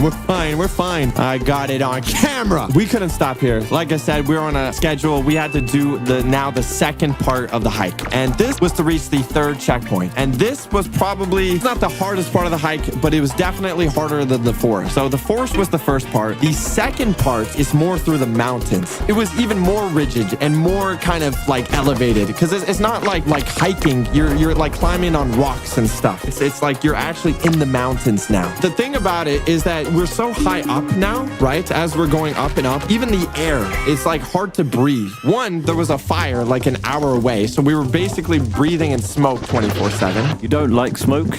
I love breathing in smoke. I love breathing in smoke. And the other thing, it's like as you get higher up, it's just harder to breathe. The air isn't airing. We just had to keep going. We had to keep the pace. Okay, you have to imagine we're at 2 hours of sleep, basically no food, coming off a 9-mile bike ride, and we just did a 3-mile hike through the forest that we should have done the day before. How are we feeling at this point, Mr. Nadway? I was.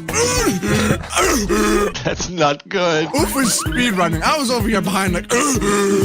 We're trying to get to this third checkpoint, which is called Goats Flats. I don't know why they called it there. There was no goats there. They're liars. But we're trying to get there. Everyone is honestly dealing with their own ways of exhaustion. We have to take breaks. Some people are complaining. Some people are fighting. A lot of people were just getting angry. The person I was actually most impressed with, right? So Nadway the fact that he was doing this was crazy. But Oof never complained. But he did something I found very funny. About every 30 minutes, he was like a robot. He would take a 5-minute power nap. So he would go, no complaints, and then he would just shut off. His controller was disconnected. And it would be anywhere. Like we would be on the top of the mountain on the edge, and he would just collapse and just wait there for 5 minutes. He wouldn't respond to anyone. And then he would just get back up and he would be like, I'm good. And he goes for another 30 minutes, another hour. Funniest thing is, the pictures we got of that, they're the sickest photos I've ever seen. Just him being dead. He probably just passed out. The ground was so comfortable. When we get to the final part of the hike, this really interesting part happens with Oof. There was one part, usually he would respond to us like, But when we reached the near end of the hike, there was one part where we were screaming his name and literally there was no response. And we were afraid he was dead. And I was like, oh no, we killed one of them. But we're not there yet. We're not there yet. After about 6 hours of hiking, we finally made it to our next campsite, okay? We reached the Goat Flats, okay? All of us, we basically collapsed. We threw whatever we could on the floor. We threw together a tent and we had to regroup. We were just sitting down. We were like, man, this sucks. Our legs were hurting. All our arms were ripped up because it's like when you're traveling like through the forest and rocks, the tree branches are ripping up your skin. There's bugs everyone was getting bit. One of our cameramen got like attacked by wasps, so his legs were like all bitten and covered. That was me, sorry. Everyone was just uncomfortable. Now it was time for the hardest part of the hike. From Goat Flats to the final hut. This was another 3-mile stretch. Unfortunately, we had to temporarily say goodbye to one of our members of the elite task force, Nadway. I'm leaving. You guys are such whingers. Such a whingers. What is that mean? What?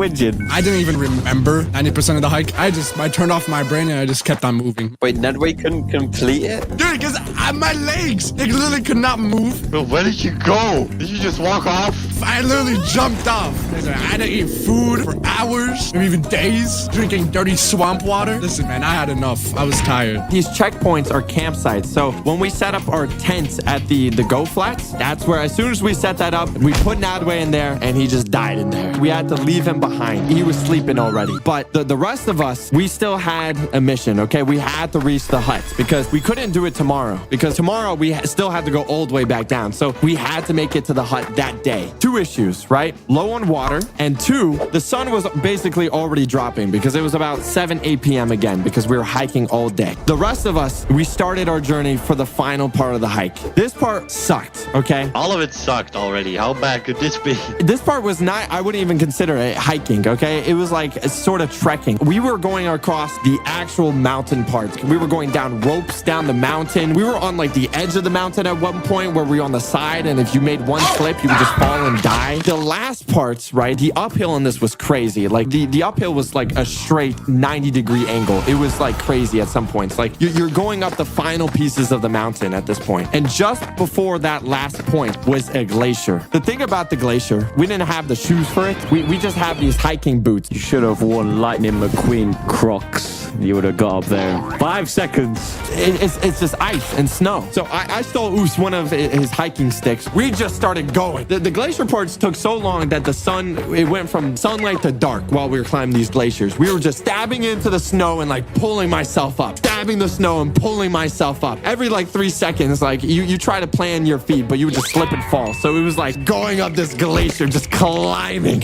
Ugh. I mean, Oof, how did you feel about the glacier part? I personally felt like it wasn't too hard. It wasn't maybe the climb that was too much. It was the fact that we were on the lack of food. So I think that's one thing. You can agree on that part, Oof, right? I was eating fruit for the first time on that hike. I was eating bananas and pears and mangoes and peach. Like, it was disgusting. Drawing us towards the hut is that hut would have our pans and pots. So we could finally cook our food. The pants? You've been doing this butt booty naked the whole time? Pans. Oh. So right when we got past the glacier, it's like we had to make it up there. So we got up to the final part, that final stretch, was just a couple hundred meters. Not even a couple hundred, under 100 meters, that last part. The last part was the ladders. The ladders? What is it, like only up? They put wooden ladders just nailed to the side of the mountain and be like, oh, yeah, this is fine. And it just goes straight up. We just passed the glacier part. And now this final bit in the dead of night, we're just climbing these ladders. This is the most unsafe stuff. How is it even approved? Like when you're climbing up these ladders, oh, yeah, the shaking's fine. Oh, yeah, this is fine. So let's just put our trust in these couple of nails into the mountain. What a great idea. It was your idea. But we did it. We reached the top. The dead of night once again. As soon as we go there, Oof hit his power nap. We started cooking food. They didn't even have pots and pans in the hut. We found a metal cup and we made lasagna in it. I had to drink my lasagna. They messed it up. It was the best food we ever had. Half of us were just sleeping on the floor. The other half, I was cuddled up next to Oof, and we were out. So we reached our destination. Nice. The view was insane. There was a lot of cool parts. You were all the way at the top? We were all the way on the top, but it was also the last day. So that means everything that we did in 2 days, we now had to do in 1 day, all the way back down. Not even 1 day. It's probably under like half a day we had to do it. Why don't you just roll down the mountain, Socks? I think you should do that. At first, I was a bit like scared that, oh, we're not going to make this, because the first part going back down the mountain actually sucks more than going up, because it's like kind of rock climbing, go through the rock. It was actually easier going up. So I was like, nah, if it's like this, we're not going to make this. But once we started getting on the trail, like back on the mountain and stuff, going downhill, way better. So I was like, oh, okay, we're speed running this. We had lasagna in our stomachs. We were gaming. We stuffed our water packets with glacier stuff. Okay, we literally just put snow in our water packets, and we were just like, yep, this is good enough. Glacier water was so good, man. All the food and water was just so good at this point. It's like when you want it, you want it. This is where you wake up with a new undiscovered disease. So we're making our way down, and we pick up Nadway. Somehow he's not dead. I just realized that we just left this poor guy in the middle of nowhere with nothing. Wait, Nadway was still in the tent? He was just in the tent. Yeah, and I didn't eat anything whatsoever. They were up there eating lasagna, drinking glacier water. I had nothing, bro. I didn't have food, water. I was left there in the middle of the night in the dark, nothing to eat. And we're like, Nadway, we're here. We gotta go. And he was like, huh? He said he didn't want to go outside his tent because when he tried to, it was just pitch dark, and we leave him with a flashlight. So poor guy just stayed in his tent the whole time. Oh, so we picked it up. He felt a little refreshed, which was good. But we had to speed run all the way down. And the goal was to do it in no break. You had to carry Nadway all the way down the hill. Nadway, you was over Socks' shoulder? Nah, he didn't care me. He dropped me right after that. He ain't that nice. So what took us I would say about 50 breaks, maybe 100 to get to the top. We took max, maybe 3 breaks all the way back down. We were making our way back down. We were speed running, okay? We made it all the way back to the bikes. But this part sucked, okay? Because we speed ran what took us a whole day and about 4 hours, okay? We were going. We only had like lasagna and a bit of fruit and some oatmeal, okay? We haven't eaten, and it's already the afternoon. We had no water. Our glacier water was out. We were all hungry. And let's not forget that we just did about 30 miles, or if not 50 kilometers of hiking. We just have to do this bike ride. It should be nice, this bike ride. We're just biking down. It should be easier. We already biked up. We're just biking down. That's the easy part. Oh, no. Yeah, you don't have to pedal, right? If it was so steep. Yeah, exactly. You don't have to pedal at all. It's straight down. The thing about the mountain, it's not like a concrete road. The road is like, it's gravel. It's like rocks and like that sand. Just to say, if you try to brake, you don't brake, you slide. You can hold on both brake, and it would take you about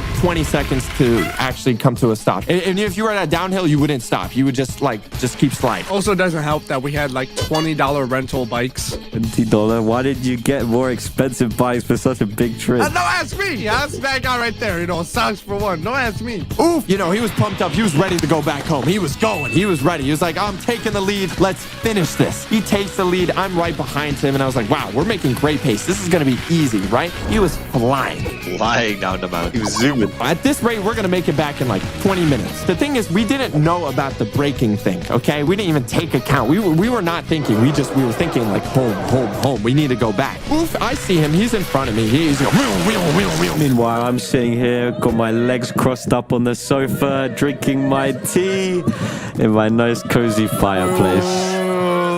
Yeah, well, where was you that way? In a freezing cold mountain. Yeah, exactly. So what? Let's go to. We're going speed like that. He's going right, and there's a turn coming up. He's going at a pretty good speed. So he's going. To my perspective, it looked like he was trying to slow down, because to make this turn, you had to slow down, right? It was like, it was a turn. But the bikes couldn't. You're just sliding on the gravel. So I think he started braking a little too late, and wham! He slammed right into this log on this turn. He did a double front flip. Double? What? Jesus. Slammed into the log, and his bike flew onto the path. In my mind, I'm like, because I didn't hear anything. I didn't hear like an ow or anything. Like, it just happened. It was just like, boom, he just crashed. Because I'm right behind him. I just saw this, right? And I was like, huh, that's pretty funny. The first thing that happened in my mind was, I was thinking of that bike meme. You know the meme where like one biker falls and then all the 100 other bikers just like crash into him? Yeah. That's what was going in my mind, because his bike just landed on the trail. My instant reaction was to start braking, but that's when I also realized, hey, these brakes don't work. And I slam into his bike, and I do a double front flip in front of him, and I slam into the ground. And we are both on the ground right now. And I'm like we still haven't even said anything. I don't even think a single word went in between me and Oof right now, right? The only thing I remember is you being on the ground, and I'm like, huh, that's funny. So we're on the ground here, and I just realized we have 4 people behind us. And I was like, oh no. So first thing, I screamed, slow down! The next guy, Brian, who died on the first part of the hike, he was coming down. He was skidding down into the bike. He smacked into Oof's bike. He didn't fall over, but that bike then hit Oof again. So Oof just got double hit. But luckily, the other guys in the back, like Nadway, they slowed down and didn't smack into us, because if they smacked into us, that would have been game over. We're here on the ground. I come pedaling down, and I just hear, slow down!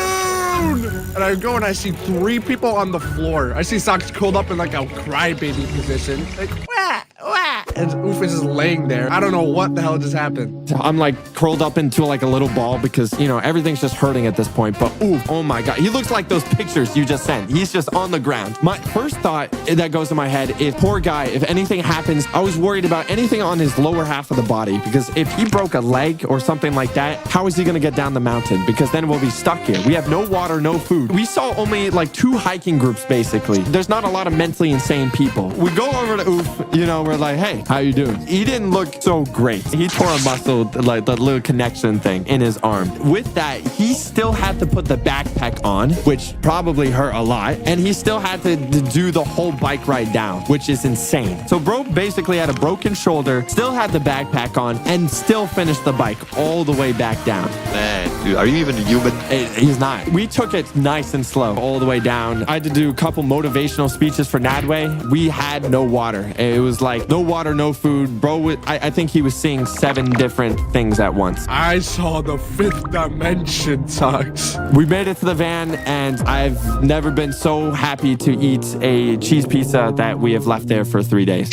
So that was our hiking experience. But if you want to see all the footage, make sure to go check out the Socks channel. The video is live. But if you enjoyed the storytelling, make sure to subscribe, and make sure to subscribe to all my friends. Link down below. This is how I got fired from my first job. How dare you say that word around here? The J-O-B. Let me take you back to 2018. A beautiful time with TikTok was just blowing up and Dusty Debit was still a part of the Fortnite map. So I just got off school from summer vacation. Oh, and you know that feeling, right? It hit so hard. Because of course, I'm strolling out of school with the biggest smile on my face, ready for an amazing summer vacation. Laugh and Juicy cannot relate. They get out of school and It's just raining. Oh, so that's how it's gonna be. Is chucking it down out here. Oh, it's raining cats and dogs out there, isn't it, today? We do not say that. But these are gonna be 8 pure weeks of hanging out with my friends, playing video games all day, watching as much anime as I want, and turning my bedroom into a hibernating bear's cave. I used to ride my bike to school, right? This is the Netherlands, okay? This is no American wishy-washy with your cars, your F-150s. You don't like the diesel in the air? We didn't even have that back then. And it wasn't some short ride either, okay? It was like a 40 minutes of battling up and down steep hills to get to and from my school. And you guys don't do that, right? You guys must be nice. Must be so nice, your little mommy. School bus picking you up from your home every day. Yeah. It was banger. I loved it. You know, it's funny. My school was literally like 5 minutes walking distance, by the way, and I still drove. You drove? That's insane. Wasn't your school literally in your house, bro? Whoa. And he still drove. So I drove my little bicycle home, and when I finally made it, I was exhausted. I parked my bike and basically sleepwalked inside. Wow, someone needs to get more athletic. I was still daydreaming of how good this summer vacation is gonna be. Or so I thought. Uh-oh. So as soon as I walked inside, my mom was waiting for me. Like a hostile mob that spawns as soon as you enter the house. Hostile mob? Is that the way you talk about your mother? Whoa, finally summer vacation. I needed a holiday, low-key. On God, for real, for real. What are we all doing this break? And she just smiles at me evilly with the biggest grin on her face. Uh-oh. And she says, vacation? Who said you are going on vacation? What is this, a witch? That's insane. Me and my dad have been thinking about what you should do this summer, and we really think it's time for you to finally get it. Don't say it. Let me take my earbuds out first. G-O-B. Oh, no. How old are you right now? 18. Dude, this is like peak summer, too. I know. It was like the last good summer. So I looked at her, and it clocked into my brain. Job? What do you mean? It's summer vacation. And my mom answered, yes, you are gonna get a job because you're broke. And you need to start being able to take care of yourself at this age. All my dreams of being a 40-year-old neckbeard in my parents' basement are suddenly dead. I'm pushing 40 and I still can't take care of myself. Instead of hanging on the couch, watching shows, playing video games, I actually have to go to W-O-R-K. Day in and day out for the entirety of summer. I just want to scroll and watch incredible gassy memes. That's the peak life right there, bro. I asked my mommy, what job were you thinking of? 18-year-old at this point, by the way. And she snickered and said, well, glad you asked, as she pulls a sheet of paper behind her back. This is so scary. Why am I scared? I think this will be a really good job for the summer. Look how much it pays. I'm reading the paper. Machine operator for local bottle factory. Oh, no. They wanted to pay me €1,200 for 2 months of work every day at the bottle factory. My entire summer will be spent inside some giant metal prison operating machines. For 1,200, bro? Go mow some lawns. I feel like a judge has been giving me life sentence. The whole world starts to turn black and white, but my mom was right. I was a broke boy, I admit it. I had no clout, I had no drip. No women, no drip. No ice on the wrist. And I needed to earn some cash. After picking up the pieces of my shattered heart from the ground, I told my mom, okay, let's just try this, all right? What's the worst thing that can happen? It's gonna be so bad. Those were the words I should have never said. These next weeks of my life, I'd go to hell and back. It was Black Street. Beep, beep, beep. Alarm goes off. You're not in a coma right now, bro. 5 a.m. sharp. Are you serious? It's the first day of my new job. I look miserable over my alarm clock before turning it off and melting out of my bed to a puddle on the floor. As I try and wake up my limbs, bone by bone, you know, you like get off your bed and you're like shaking lower your legs. I put on my work uniform. I have required an outfit I need to wear each day, which is a long sleeve top, long pants. It's very important, they have to be long. And these shoes, these steel toe boots. And they're the most uncomfortable shoes I've ever worn. It literally feels like you're walking inside of a brick. So I finished getting my new prison uniform on and combing myself till I look all polished and handsome. I had my cereal. I swear I didn't even have any taste that day because there was no joy in the world for me to enjoy my breakfast. You really did not like working here. Wow. But I was not gonna be late on my first day on the job, alright? So I jumped on my little bicycle and I started cycling to work. Like a real blue-collar worker, a real man. When I started getting closer to the area, I was looking around since I had never been at that place before. And all of a sudden, I cycle around a corner and I saw this ginormous factory. It looked like a nuclear power plant where Homer Simpson used to work. Comically big sign on the front saying bottle factory. Oh, so it's real. Like this stuff is real. I'm feeling like an ant compared to this place. And I park my tiny little bicycle next to the door. I walk inside. And there's a man standing in full suit and tie with a clipboard and a big smile on his face. Welcome to the first day at the Bottle Factory Plaza. It's so great to have you here. We were really starting to get short-staffed around here. I wonder why. For an oddly specific, undisclosed reason that I'm not allowed to tell you. Okay, so how does it work around here? What do we need me to do? Oh boy, let me get your safety gear and we'll jump right into the work floor. As he jumped into another room, I thought to myself, safety gear? I thought this was a bottle factory. Like, how dangerous can this be, right? Just making bottles, right? While I'm standing there waiting, it sounds like I'm about to walk into a saw trap or something. I can hear these machines like metal banging. I can hear a couple people screaming and I hear muffled voices yelling somewhere. Who's screaming at the workplace? I don't know. I don't know what is screaming. Eventually, he busts back through the door with a blue jumpsuit, safety goggles, and a big pair of headphones. Like bigger than Nabway's special headphones? Okay, bro. Now, I've done some serious gaming in my time, okay? And I've never seen anything like this. They were like industrial strength, noise canceling headphones. Ooh. Here you go, little Blaza. How about you put this on and we'll get you right to work. Uh-oh. So I like hopped around one leg to try to put this jumpsuit on. Fall a couple times on my face, of course, because it's very slippery there. I have to put these protective glasses on as well. We all good? Does everything fit? I'm all good, I said. But do I really need these? As I'm holding up these ginormous headphones, he said, as he walks to the big glass door, he tells me, yeah, you might actually want to put those on. And the second he said that, he rips the door open, and in my ears instantly starts ringing, okay? It's literally a flashbang in my ears, like, clack, clack, clack. This sounds very healthy. I had no idea these machines could be this loud together. I instantly put on my ear protection, which helped a lot, but I can definitely still hear the machines. Oh, ho, ho, ho. It's me, Santa. I am real and definitely not lying to you. I hear you've been pretty mad this year. The heck is up with that, man? You're gonna get so much coal, actually. But don't worry, I can help you with this. How about you be a good boy and go to Socks That store? And under the tree, you're gonna get presents of comics, socks, hoodies, everyone's literal dream.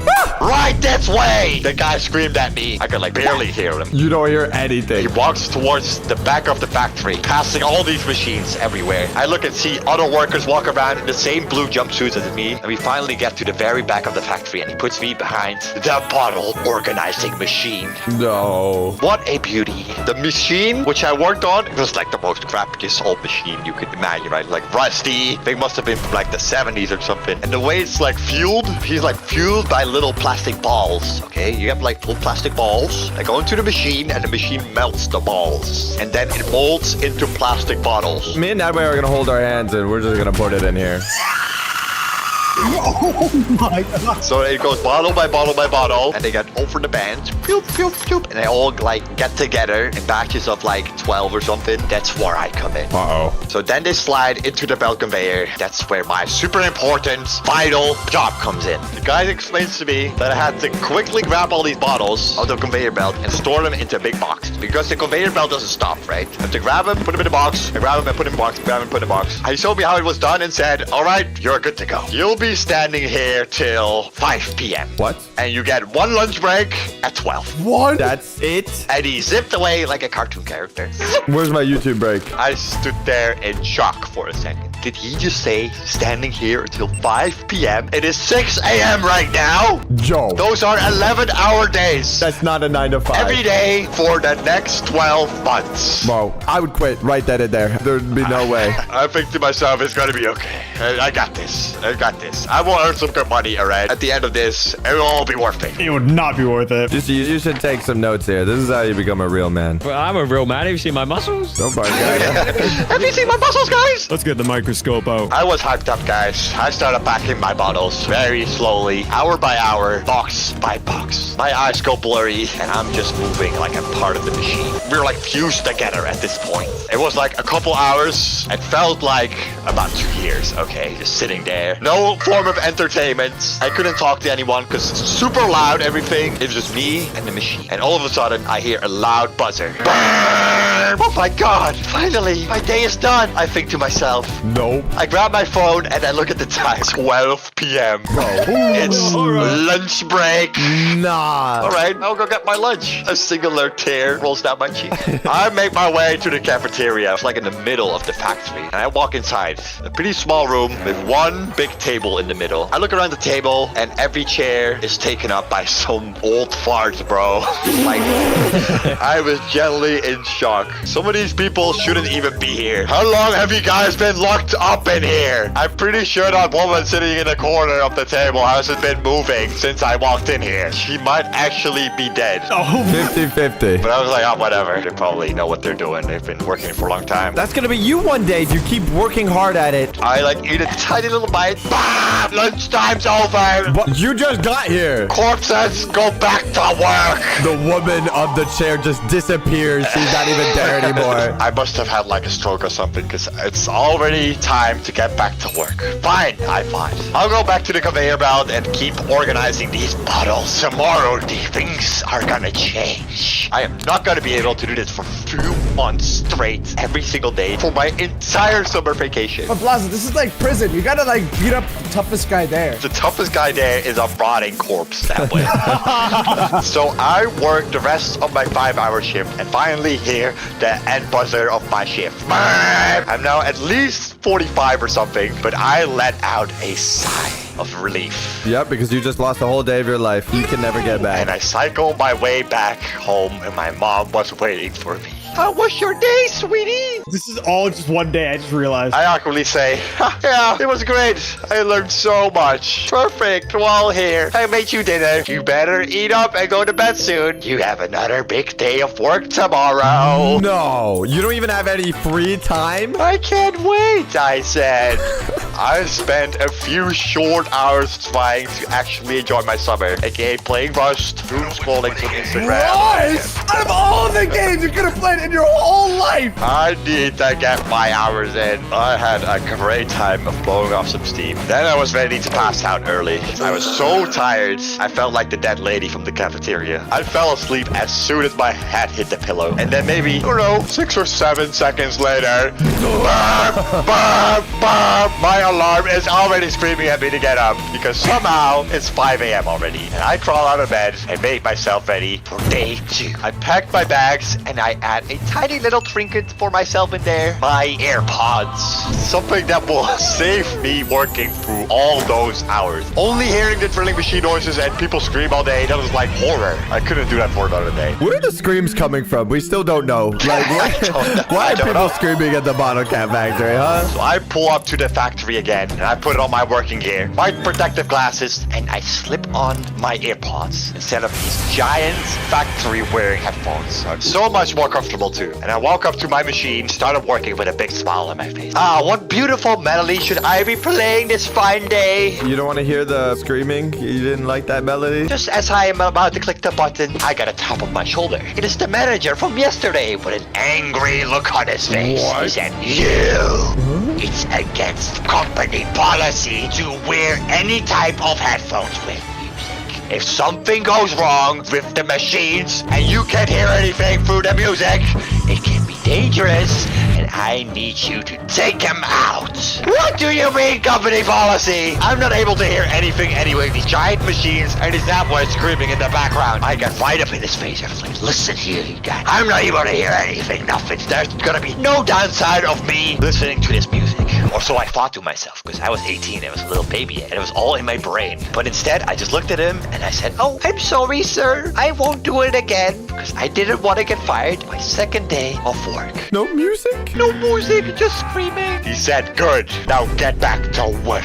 I said, oh, fine. I put my AirPods back into the case and had to put on these giant ear protective headphones. I'm ready for the second most painful day of my life. And I had to do that all the way to the other day, the next day, and the next day. Until a complete full week of work. And honestly, I was exhausted. The whole weekend, I didn't even have energy to do anything somewhat fun. And before I knew it, it was already Monday again. I had to do it all over again. Nah. All of this is crazy, but it's not as hard as our job right now, okay? Because playing games all day, much harder than this. So I have to do this again and again and again. And 1 week goes by, and 2 weeks go by, and 3 weeks go by. And basically, I was just a robot at this point. I was part of the machine. And one day, the boss just came up to me, tapped on my shoulder, and he said, hey, Blaza, we got some good news. I need you to take the night shift. What? Since we're short-staffed. What do you mean, good news? You can start next week. I thought, night shift? That doesn't seem that bad. I mean, I don't have to wake up at 5 a.m. anymore. And I can wake up late and play video games and go outside. Ah, you can actually see the sunlight. I know, and then I have to go to work at 4 in the afternoon. At the start of the week, I was on the work floor at 4, having actually a fun summer day. I played some games, I ate some food, I had a good night's of rest. But then, what slipped my mind was, wait, what time I actually be free? I will approximately be free around 3 a.m. Ooh. Or like, what? That is like peak FNAF hours, bro. I can't be working here all night. Oh, no. I am not doing that without some sort of entertainment. I had to come up with something. This is how the animatronics are made. Yep. So I have to make this night somewhat survivable, all right? Otherwise, I don't even know I'll survive this shift. You would literally go insane. And then this idea popped in my head. Why don't we just wear the AirPods, but put the big giant ear protector headphones over them? Yeah. Ooh. Genius. That's actually genius. Finally able to hear my music while working through these awful nights, and no one would know a thing. No, bro. Still a terrible time, but it was like doable with my new form of entertainment. And I kept doing this until one day, the boss taps on my shoulder again. What? And I quickly, in shock, turned down my headphones from my pockets. You know, when you like turn down the volume real quick? Yeah. So I was able to hear him, and he tells me, Plaza, you have done such a great job this week. Ooh. Way better than the other co-workers. As the camera pans to another machine where the grandma is dead. I said, great, is that it? Guess what? I get to be promoted to a new machine. Ooh. I said, wow. The bottle opener. That is great. Where is it? He said, follow me. I'll show you. Into the dungeon you go. I get to the machine and my eyes lit up. This giant, beautiful new machine. 5 times the amount of bottles, glass panels, high resolution operating screen, Ooh. a comfortable, clean chair for once. Really? Cup holder, camera, 6 screens, satellites, cooler fans, everything. And then what? Sounds like Five Nights at Freddy's. I went from organizing bottles to driving the Death Star, guys. Oh, Okay, wait. no way. Is this how you got it? Congrats. This baby cost us around $500,000, he said. Ooh. So be careful, all right? I was blown away. He gave me the keys. I instantly jumped and started figuring this thing out, all right? It was basically the same work I had been doing, but just a little more organized, a little more cleaner, more comfortable, and faster. So after messing around with it for a couple hours, making a couple batches of plastic bottles, I love that smell of fresh plastic bottle. This machine was a bit more comfortable impossible to work with, but it also produced 5 times as many bottles. So I really have to up the pace here. As my eyes slowly droop down, I slap myself in my face. Wake up. Wake up. Wake up. I can't afford to fall asleep here. I got a new machine. These bottles ain't making themselves. All right. All of a sudden, one of the red lights turn on in the machine. Beep, beep. Oh, that's not supposed to happen. I stand up and I take a closer look at the machine. Nothing looks off until I look deeper in the machine. And I see a plastic bottle like, upside down, stuck and crushed in the machine. It's like spazzing out. Oh, you're about to lose your job, bro. That's not good. That is, and I'm absolutely not allowed to crawl into the machine because it was a big glass panel and all the bottles were like behind it. And there was like a little slit between that, right? You don't like crawl into it like an idiot, like that guy over there. Oh, what I do? But I don't want the boss to think I broke the machine either, right? That's smart. So I decided a tiny little push won't hurt anyone. And I started shaking the machine a little bit. Oh, nice. Nah. There we go. Just a little bit. $500 million, by the way. Started shaking it, nothing happens. I start speeding up the conveyor belt a little bit. Nothing happened. Even trying to stab the bottle with like the back of a broom, but nothing is working. So I thought I'd put the matter in my own hands. I'm too deep at this to give up at this point. Yep, you gotta break that dang thing. Yep, I took off my hair protective headphones and started reaching extremely long little arms into the machine and reaching for the bottle. Like in between the glass panel and the metal. This sounds very safe. My headphones wouldn't fit in it because they're so big. So I took them off, put my arm in there. I am reaching to the bottle. I get closer. I could basically poke it with my finger at this point. I just had to stretch a little bit further and I got it. But right when I was able to grab like the cap of the bottle with my fingers, one of my AirPods slipped out of my ear into the conveyor belt.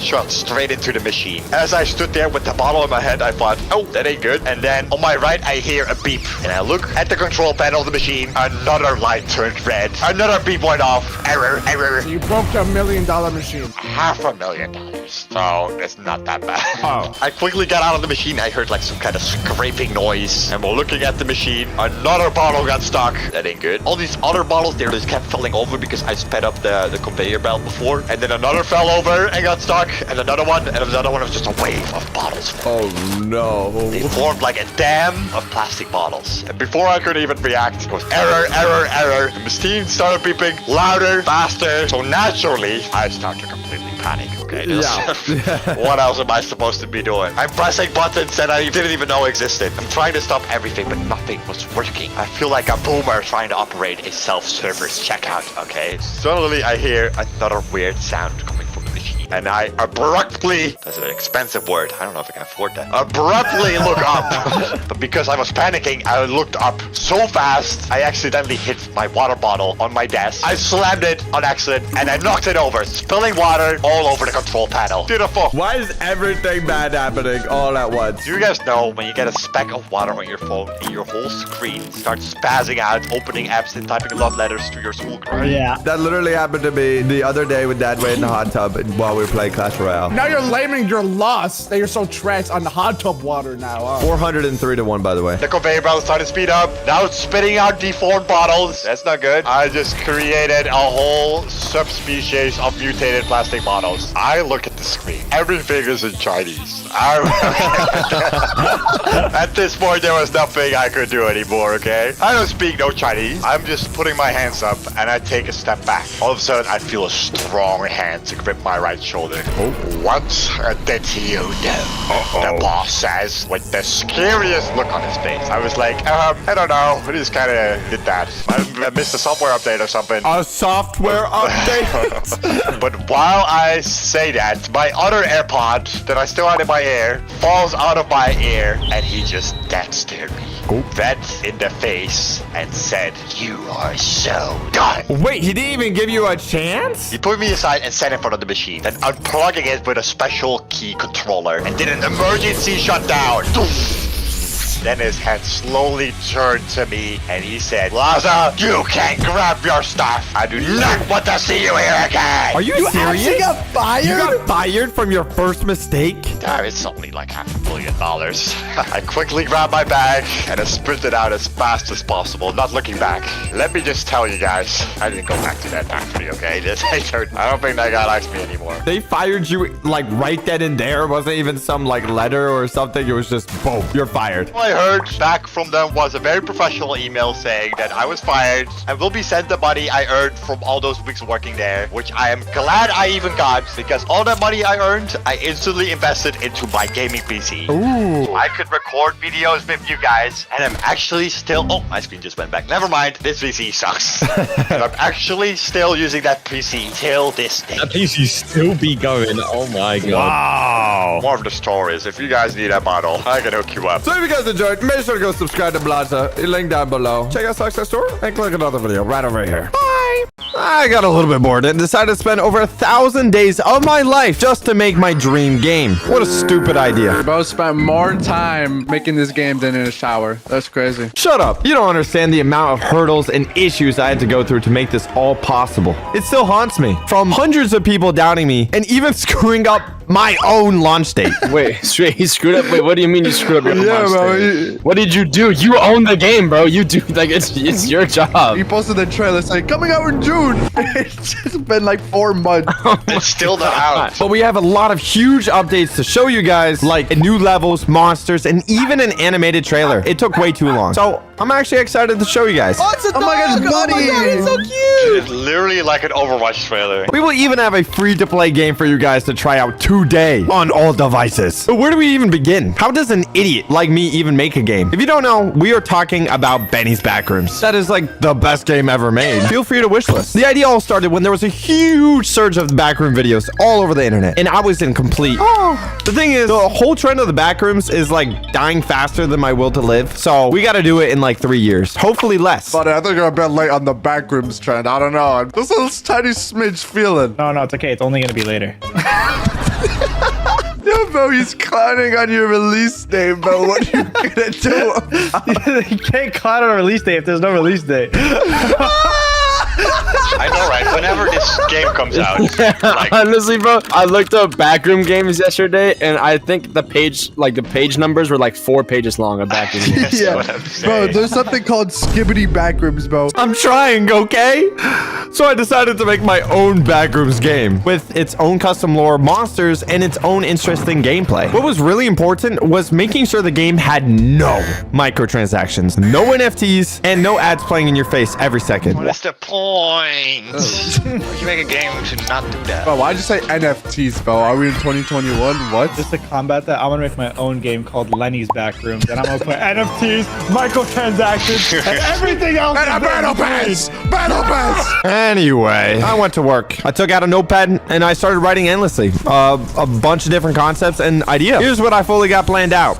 Nothing. I ended up deciding that I wanted a multiplayer Backrooms game where you get lost in a maze, solving puzzles, avoid Minecraft monsters. Oh, original joke. Isn't that like a self-report? There was actually a lot more that I wanted to add as I was very ambitious when I started, but reality checked in a couple weeks and I started learning how hard game development really is. Realizing how hard this project was going to be, I knew I was never going to touch grass or even have a human connection for hundreds of days. The first issue is that I'm not good enough to code a dream game that I envisioned. No crap. We already knew that, buddy. The other issue is that I have a so-called job currently, which is being a YouTuber. Now, it can be debatable if that's considered a full-time job, but sadly, it is for me. I have to pay for my mortgage and give scraps to the editors in my basement. So I knew I was going to require some help. So I started searching the internet for possible developers to help my cause. That's kind of crazy. You can just hire anyone, and then they will just make whatever you want. I want a furry twerk simulator right now. I'm paying you good money for this. I went through possible candidates, but I wanted wanted to find someone that was hopeful for the possibility of this game's success as much as me. And finally, I did. But hiring a developer is on the expensive side. I ain't paying that. What you mean you're not paying that, bro? Bro wants a free game and free money. So I lured him into my place and threw him in the basement with my editors, and we began working. He helped my idiotic idea actually turn into a possibility of a game. Sick. So it was time to start making a monster on what the whole game was going to be about. Its name, Benny. Benny's Backrooms? Benny's Backrooms? Anyone? I hate myself. I knew I wanted a single mascot character to be the main focus of the game. And it's not like the world needs another mascot game. I just thought it would be better since the main story will be built around this monster, making him more memorable. At first, I went through and requested different designs from different artists. What the heck am I looking at? Ew. B number 2 is crazy looking. Ew, bro. Thank God you didn't come up with this, bro. I wonder what the backstories of these other monsters were supposed to be. Who's this guy? Was this the milkman? He looked like an Oreo. I even drew some of my own concepts. Don't sue me, Disney. I know my artwork is far better than anything the world has ever seen. While this was going on for weeks, we started the actual development of the game. The thing that made this game so difficult to create in the first place is that it's not only multiplayer, but it was also procedurally generated. This means the level is random every single time you play it. It's like gambling. No way, bro said it's like gambling. We want to promote gambling. We want to sponsor gambling. Especially if you're under the age of 18, gambling, you should totally do it. So run to those slots, little boy. Run. You never know what you're gonna get. We put together the walls and floors of an office, a 9-to-5 office worst nightmare. This created a very damp and just eerie environment. What was funniest is that since we didn't have a monster design yet, it was just a floating... I was just following you around. Be careful you call ugly in middle school, because after a couple of weeks passed and eventually we landed on a basic model idea. Yo, is this D-Day? Is this D-Day? Is this Normandy right here? Why is this so like eerie? And honestly, he looks a bit too friendly, but not to stress. This was all part of the plan. The idea was that he would first look friendly, but with every level you beat, he progressively got scarier and scarier to reveal his true form. But first, since he had no animations, he looked super goofy trying to get you. The opposite of what you would want from a horror game. Oh, these are some nice animations. Yoink. You mean my animations now. Oh, wow. Ooh. I'm gonna touch you. Where's Benny? Oh. No. Leave me alone. Leave me alone. That wasn't even the worst issue. It was the amount of bugs we had. From Benny glitching through walls to literally doing random dances in the hallway. Oh. Why did he just do that? Is that even coded? Did he just do that? I think it's coded. No, I think it's coded. No, I think he's becoming sentient. I think he's just going to like jump out the screen one day and just eat everybody. Oh my God, Benny, no. Don't put my arm in your mouth. No. You think that with people freaking out about AI taking over the world, that it could have made this monster be somewhat smart? But no. We knew we needed some more help. So I took hostage of some artists and animators. That way our development team can focus on moving the game forward and fixing bugs. The first thing we did was polish the office level with the actual items and furniture to make it look even better than before. We polish off. That chair is in the table. How is that polished off? This also added another level to Benny's AI that actually allows you to hide from under objects. On top of that, we made it possible for you to even pick up loose items and throw them to distract Benny. Oh my God. Insane game design. Oh my God. This makes it way more strategic and possible to move around the maze without getting caught. Now, when little Jimmy is playing the Benny's Backrooms, he will think he's safe hiding under a table. But we learned he didn't subscribe to the channel, so Benny's gonna rip him apart. And the same will happen to you if you don't subscribe right now. The next thing we needed was a way for you to actually beat the maze. Right now, you sort of just run infinitely until you lose your mind or get caught by Benny. Actually, you ruined the idea of the backrooms by adding monsters into it. The eeriness of the backroom was just that you're alone and there's an endless maze, so... I hate people like that, bro. Like, shut up! Shut up! It's so boring, bro! The next thing we needed was a way for you to actually beat the maze. Right now, you sort of just run infinitely until you lose your mind or get caught by Benny. We used to have a sanity feature, but you will see this change into a phone feature later in this video. So we decided to add puzzles that you had to solve in the maze in order for the exit to open. Oh, not puzzles. I'm not smart enough for this. Oh, I gotta use my brain. This for sure increased the stress best levels of playing because you had no idea if Benny was lurking right behind you. And after a couple months, we had a very basic game of escaping a maze, solving puzzles, and just avoiding one monster named Benny. The thing is, this whole game is being held together with my thoughts and prayers, so it's still gonna need a lot of work. So we knew we had to add a lot more, which includes an entire finale level with crazy movie level cinematics. I mean, I paint movie magic. But first, we started by adding more levels such as a hotel, pipes, and frozen foods. Each level has its own set of visuals that are very contrasting from each other. Even though each level is a maze, they're generated slightly different, so the hotel actually feels like those long hallways you can run down. And with these new levels, one of the most requested features was to add more monsters to a specific level. Wow, what a great idea, Gold's Game. I think you mean my idea now. No royalties. Give Gold's Game his royalties, bro. And what better to add to the hotel than an actual bellboy? This thick creature wearing this dashing outfit will be haunting your nightmares later on. Just like any bellboy. If you decide to drop off your luggage, he will eat you alive. On the hotel level, there is also a puzzle where you have to find a room key in order to unlock the locked luggage. With the luggage, you need to drop all 3 of them in order for the exit to open. Whoa. Who are you? Not only do you have to worry about Benny lurking around, but now you also have to listen in because bellboys spawn all around this puzzle. When you hear snoring, it means they're sleeping, and you're safe to approach to steal the suitcases. The bellboy doesn't really look like he's like that hard to beat. He's just kind of standing there. Yeah, he's just kind of like sleeping. Yeah. That's what you think. Like, he's gonna like come alive and chase you with his little bell and his fat thighs clapping around. Oh, just like TBH? Okay, man. That was Show your thighs. Show your thighs to the camera, bro. I dare. Yeah, exactly. No, pull up. I'm gonna pull up your shorts. But as soon as you hear the bell start ringing, he's awake and you're dead. In order to beat this puzzle, you have to take your time and listen closely to see if you're safe or not. It doesn't sound too stressful until you forget that Benny could be lurking around any corner. Oh no, what is that? Is that Benny? Benny, you're still knocking on this guy's door. I told you, leave him alone. As nice as the hotel sounds, it's not even as cool as the next level. We have the frozen food place where Queso was born. One of my favorite puzzles on this frozen food level is that you have to take the shopping carts back to the storage place in order to beat it. It's really silly, but it's kind of funny seeing your friends hop around on the back of a shopping cart. We were gonna add Queso to this level, but then the gigabyte download for this game would be way too large for any PC to handle. Wow, Queso Disney is not even in here. Dude, he's catching strays for no reason. Bro, brought up Queso twice, bro. Slow down, bro. Putting in those keywords in the video so we'll get promoted. Queso's not gonna react to this video. I bet Queso's gonna be in the tags as well.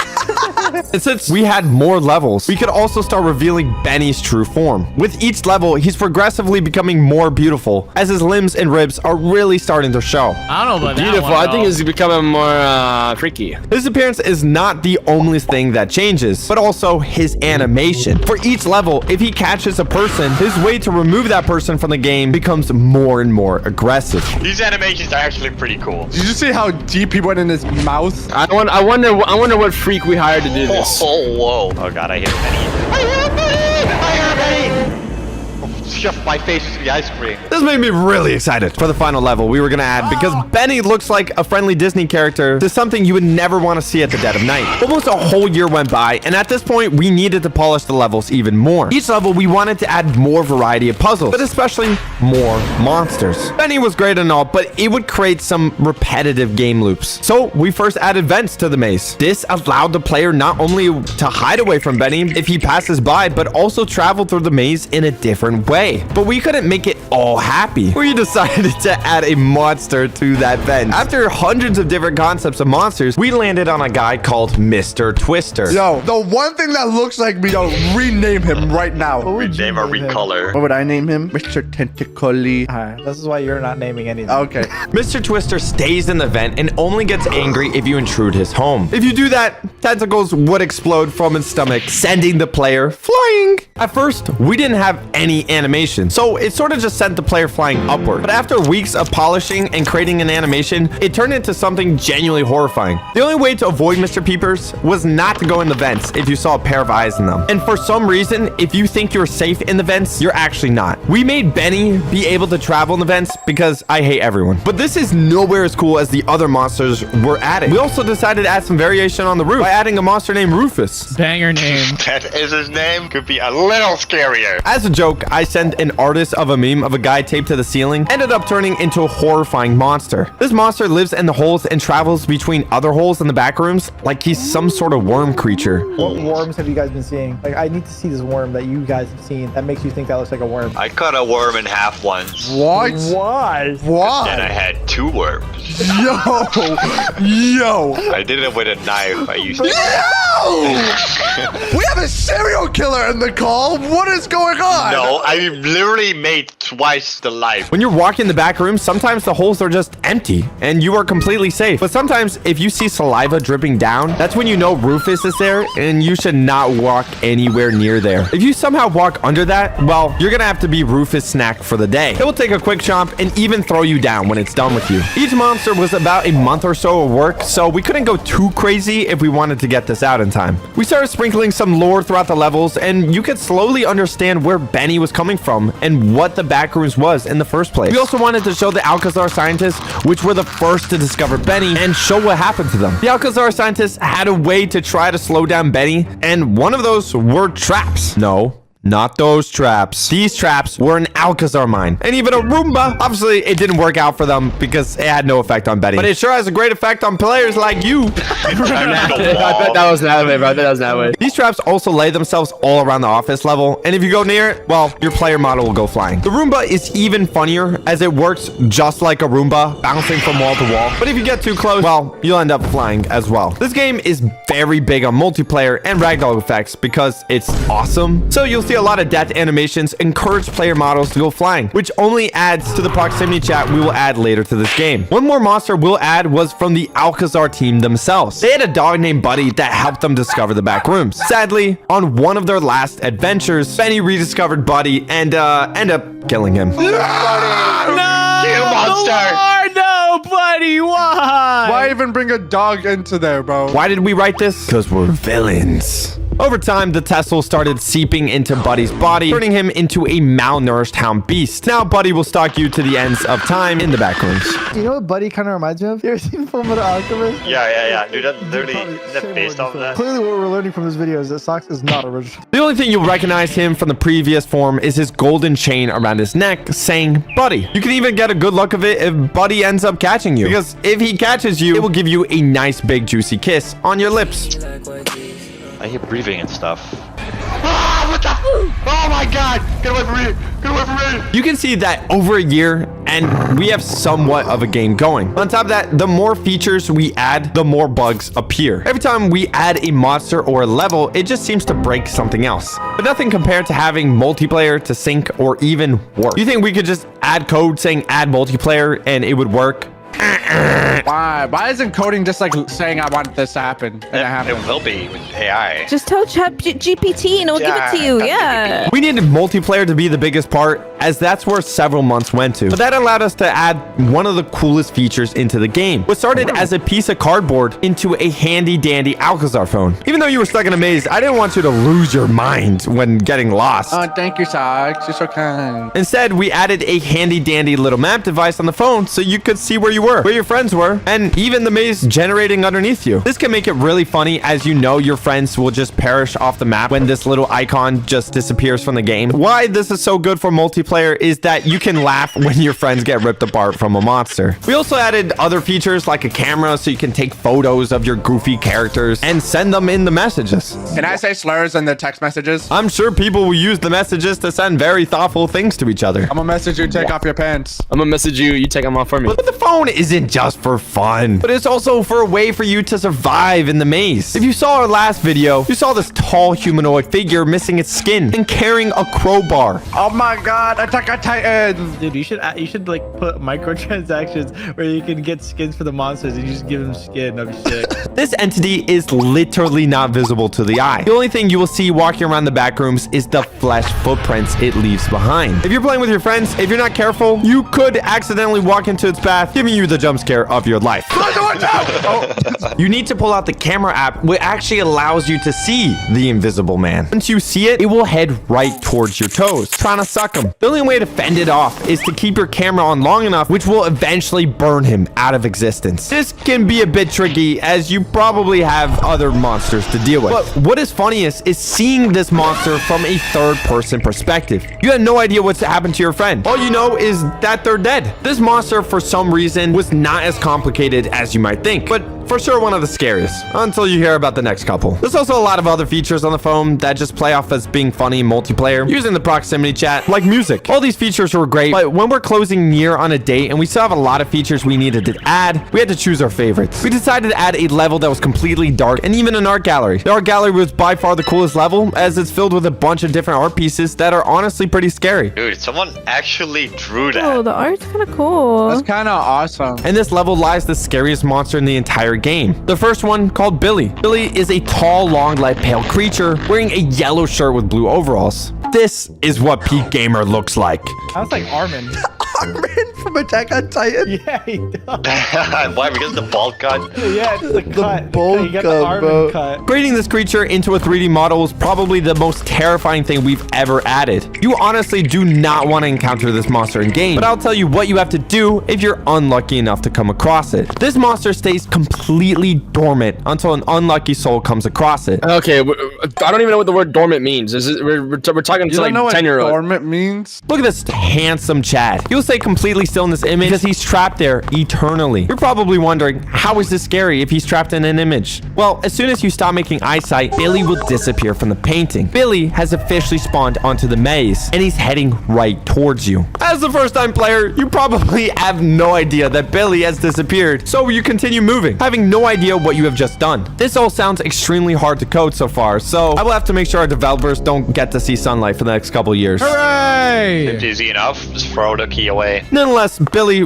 sprints towards the nearest player at high speed, stopping at nothing. Look at this funky animation, bro. He has never ran before in his life. No technique. The player usually still unaware of this unless he goes back to see that Billy has disappeared from the painting. But usually it's too late, as he hears very fast footsteps approaching him. Billy will kill the player unless he does one thing. Look at Billy. Why does he want you to look at him though? Is he a freak? So pretty and kawaii. That's right. The only way to stop Billy from moving is just simply looking at him, which freezes his animation. And since the game is multiplayer, anyone can look at him. But how long is this gonna keep you alive? Because you still have to find an exit to win. So you're gonna have to get out of his line of sight eventually. And soon you have to stop looking at him. And he starts moving again. Unlike Benny, who eventually wanders off, if you get away from him, Billy will hunt every player down until the end of time. So if you're working on some puzzle distracted, Billy will come behind you, snap your neck, dead instantly. Oh my god, that scared me so much. Don't blink or Billy will get you. What do you mean? That scared me so much. And he will do that to everyone on your team unless you escape the maze. Pretty scary, right? Well, that's until you hear about this next level. Introducing Lights Out. Wow, what a completely original idea. It's definitely not the Office level with just no lights. Nah, what? No. Bro, at this point, bro, there's no budget at this point. He's doing it off of volunteers. He's coding himself. Just because we're lazy doesn't mean this level is absolutely terrifying. Barely being able to see what's around you with the only source of light being the flashlight from your phone. But don't worry, we're not that lazy, because we're adding another monster to this level. So we thought, how can we make this game even more dangerous and more annoying for you to play? Introducing the Smiler. In most Backrooms games, the Smiler is a face in the shadows that look quite creepy. As you know, we have been following our own lore, so we decided to give it its own body. He has light scoliosis, as you can tell from his body, and a beautiful set of chompers. Just like any nice monster, if you get near him, it will test out those teeth on you and then drop you like you're garbage. And for some reason, it was so hard to add this guy into the game, I wanted to die. That's a joke. Not really. Sucks, you good, bro? Why he works so perfectly on the Lights Out level is that if you see his facial features from a distance, but if you shine light on him, you will see his perfect figure. The thing is, it doesn't really like the light on it. This will cause the Smiler to shake irrationally. Why is he tweaking, bro? There's light around him. He doesn't like light. He's like, no, get that away from me. Now, you could do the stupid thing and turn off your flashlight so it's not mad anymore, or you can man up and keep flashbanging this monster until it had enough, which then it will aggressively make out with you, causing you to die. So this will make it hard to navigate through the lights out level as you only have your flashlight out at certain times trying to find a way out. With all this, we're almost finished with a complete game. During all the development time and the animations, we've been filling the game with lore from images to entire cutscenes that you will see when you beat a level. The whole point of the game is to find out who Benny is, how it became the monster it is today. We are still not done. To finish this game, we needed a final level. This level is different from all the other levels as it's not a maze. It's more of a set lore piece to learn who Benny is and what is truly happening in the back rooms. Wait, there's x-rays of Benny on the right. Benny? Oh, yeah. No way. The level starts you off with walking down this long hallway that is greeted with a giant door. This is a place where all the scientists were to do their research. You can only imagine how happy it was before something terribly wrong happened. You manage to get yourself inside when you see a place divided between computers and a medical center on the right. Here, a tape will play to reveal some graphic scenes, and you can look around to see some clues to show what Benny really is. The whole level will give you some creeps as you made your way around the facility, but it's not over. The level starts getting fun when you find a teleporter between the real world and the back rooms. You think this will allow you to finally go home and beat the game, but you will soon be mistaken. The level starts with a high-speed chase as Benny will try to chase you down. You can do your best to escape into the teleporter just for it to come in after you. The teleporter was for sure unstable as you see the back room slowly start to collapse around you as you're being chased by this monstrosity. You see the end in sight, which is the original elevator that got Benny no-clipped into the back rooms in the first place. So you run to it thinking you're safe just for the opposite to happen. So now we have monsters, levels, lore, and even a finale to our game. What else do you want from me? If you want to find out what happens, go wishlist the game because eventually it will come out when it's bug-free. Or if you're broke, no worries. We already got a free version on Roblox that you can play on any device. There is a Roblox version. Roblox? Are you serious? We got a Roblox version of Benny Baggins before GTA 6, bro. So go play the game and feel free to roast it. Today, we're going to be telling our most painful stories, and at the end, I will tell you how I ended up in the hospital. But first, let's start with Nadway. And my story is back in 2019, right? This is when I was actually friends with Juice. And my Wait, you're not friends with him anymore? Wow. Yeah, it involves Juice. I wanted to send Juice a funny video. I put my phone against the wall, or like on the floor. I recorded a video of me screaming something, and then I jumped head first into the wall. To the wall? Why? I was trying to jump into the phone, but then I miscalculated and jumped a little bit too high. So I went head first into the wall and made a hole in my wall. You got a big old head.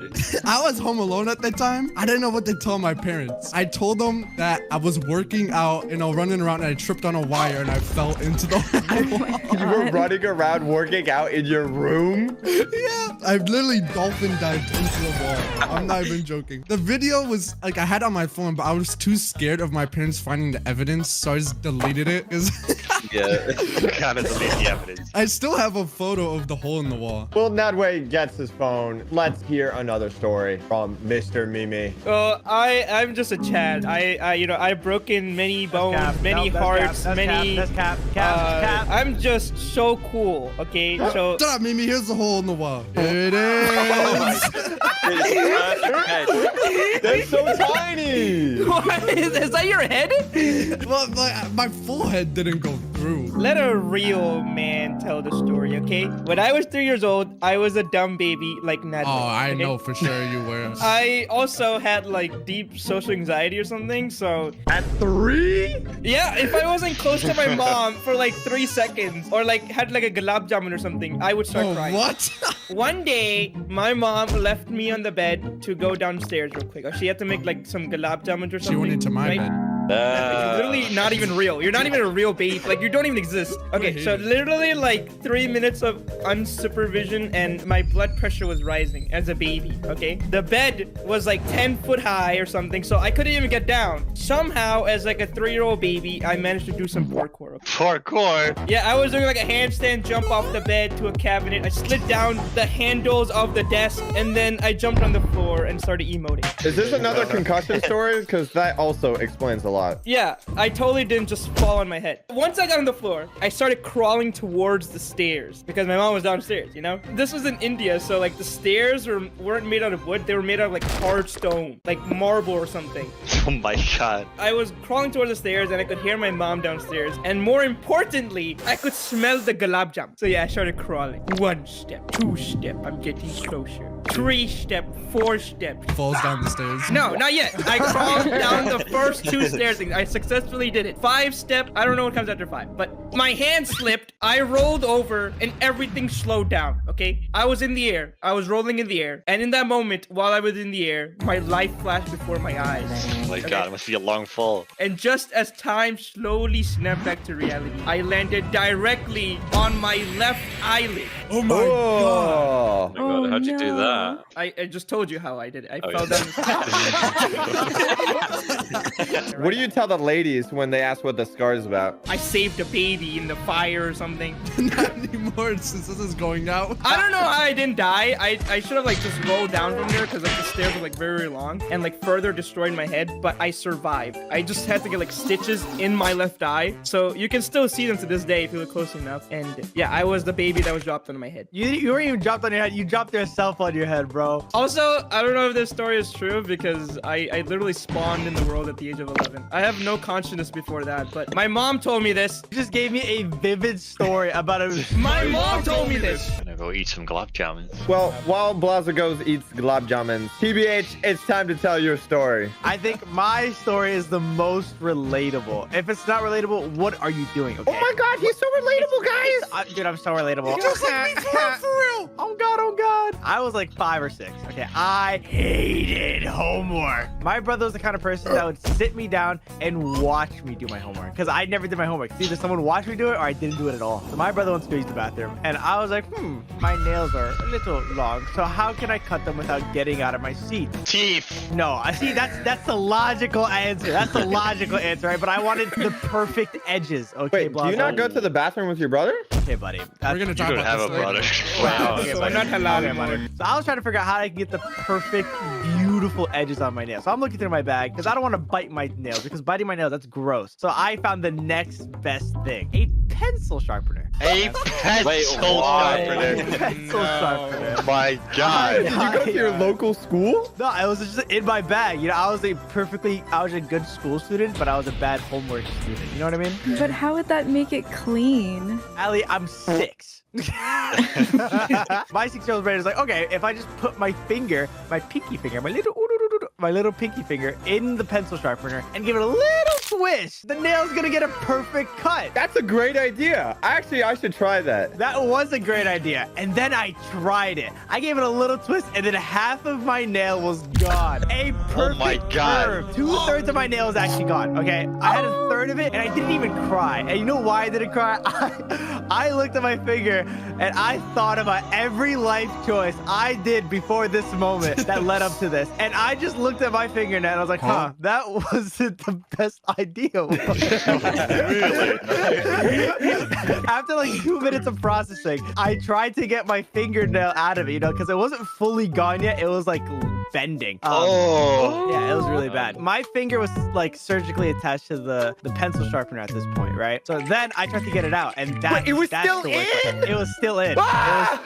And that's the worst part, right? So my finger was stuck inside the pencil sharpener, and if I tried to move it even an inch, not even an inch, a centimeter, or as the European people do it, a millimeter, okay? Centimeter is European. And dude, females complain about childbirth. Oh my gosh. Even if I tried to move it a millimeter or a centimeter, the most excruciating pain would come out of it, okay? So now I'm stuck and I have to go to my mom. He's like, Mommy, I got my finger stuck in a pencil sharpener.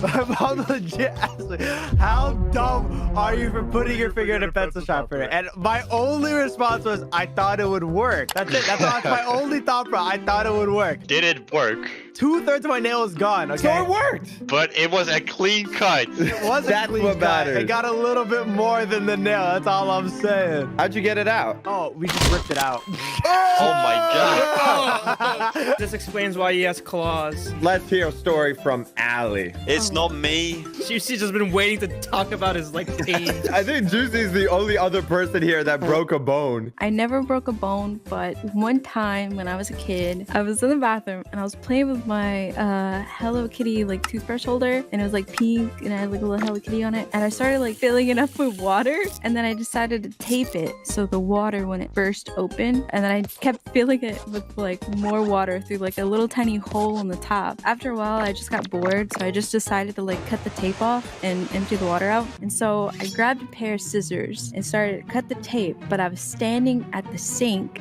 and I got distracted when I looked at myself in the mirror, and then all of a sudden the scissors like slipped and I was just staring in the mirror, but I knew like something bad happened. Like I felt it. Like I was like, I froze. So I like slowly looked down and there was a big gash across my finger. It looked like my finger was like almost cut off. That means my story is relatable. So I started running around the bathroom screaming and crying. You know how much water you wasted? You know how many people could have drank that water? I was crying and screaming until my mom came in. She's like, what happened? And I shoved it in her face to show her. I'm dying. Look at this, Mom. So I shoved her in her face and she told me we have to go to the hospital. And I was like, no. I was like scared. I was like, no, I don't want to go to the hospital. Maybe it'll stop bleeding. And They put you down. she looked at me and my mangled finger and was like, bruh. And she just like threw me into the car. She took me to the hospital and they stitched it up. And I had like 4 or 5 stitches on my finger. And then I got ice cream. Oh, wow. Oh, wow. You know how many Sorry. people in the world could have eaten that ice cream? Juicy, it's your time to shine.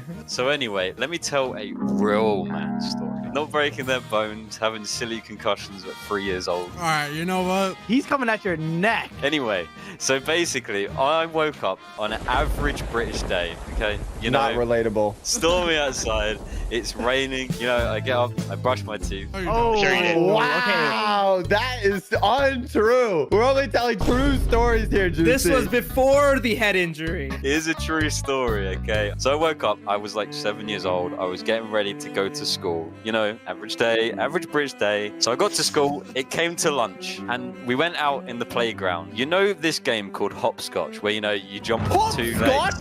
This is not funny, okay? This is not a laughing matter. Okay, anyway, so there's this game called hopscotch, okay? Hopscotch! Me being me, I was an absolute master at it, by the way. I accidentally tripped over my own leg. I had an amazing British man. And then I literally started falling in slow motion. And I tried to save myself, but then my elbow was pointing towards the floor, like towards the concrete. And I was trying to save myself, and I landed directly on top of my right elbow. It was literally... And boom, I hit the floor, and I was like, I didn't know what happened because I had a lot of adrenaline at first. So I got up, I looked around, everybody was standing there just staring at me. NPCs staring at me like they was about to wait for a quest. And the teacher was looking at me, and she came running over, and I was about to burst out crying. And then the teacher comes and grabs me, obviously, and starts drinking your tears. Sounds and then pulls me away. So I was literally carrying my elbow because I couldn't even move it. The school called, right, the ambulance, and then my mum turned up as well. And then basically they took and then basically I refused to go in the ambulance because I was scared of ambulances. I don't know why. I was scared of them. I was 7 years old. I was scared. I know. I was scared. Oh yeah, we get free healthcare, by the way. But anyway, I was 7 years old. What a flex. Basically, my mum had to take me in her car while we followed the ambulance to the hospital. That was pretty traumatic. If we want to hear a real scary story, okay? Let Blaza tell it. Oh, well. I'm tired of hearing all these baby stories. These babies with the little toddler stories. I actually broke bones. My first time I broke my arm, I was in school. Oh, wait, never mind. No, there was another time. All right. And you say you didn't break your head as well. The most recently, a year ago. All I remember this. So I was going to America for the first time. I was like, oh my god, I'm so excited. I'm gonna meet my friends. I was gonna meet Sucks for One. And then it was like a week before my flight. And I had my last dirt biking race. Last race of the season. Imagine dirt biking. Imagine not being athletic enough to ride a normal bicycle, so you need to put an engine in it so it can drive you around. It's like driving a sports car with 2 wheels. If that's the way you want to put it, then sure. I was a little nervous. I was like, okay, this is my last race. I can win this. I'm doing this. I was at the starting gate, so there's like a long gate with like 40 people in a row. And I was revving my engines. I was like, and there was a sign. There's 15 seconds. 15 seconds to the great dog. And I was sitting there. I was puffing. 5 seconds. 5 seconds. I really appreciate the sound effects, by the way. Thank you very much. No problem. Thank you. And then I took a deep breath, and I stared at the gate in front of me, and the gate dropped, and I'm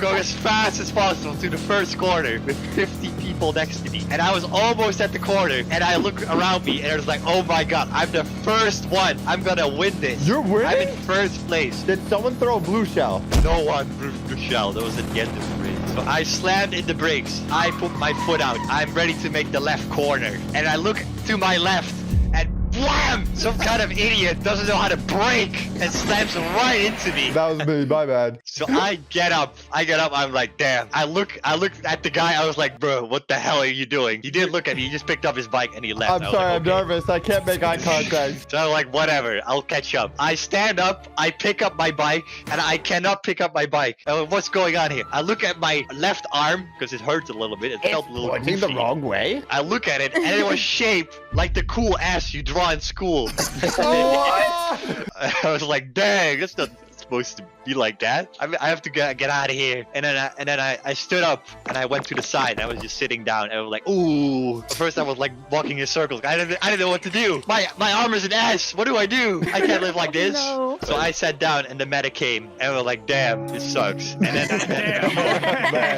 and I didn't feel much because I had adrenaline and stuff because of the start. And I sat down and I sat there for like 5 minutes and all of a sudden I got like dizzy and stuff. I was like, oh dude, that's not good. The doctor said, oh, it's all good. You're just a little scared. I think you should get a new doctor, bro. There's no way that's all good. That's all good, yeah. man. I don't think he's a doctor. She said, sit down, drink this pill.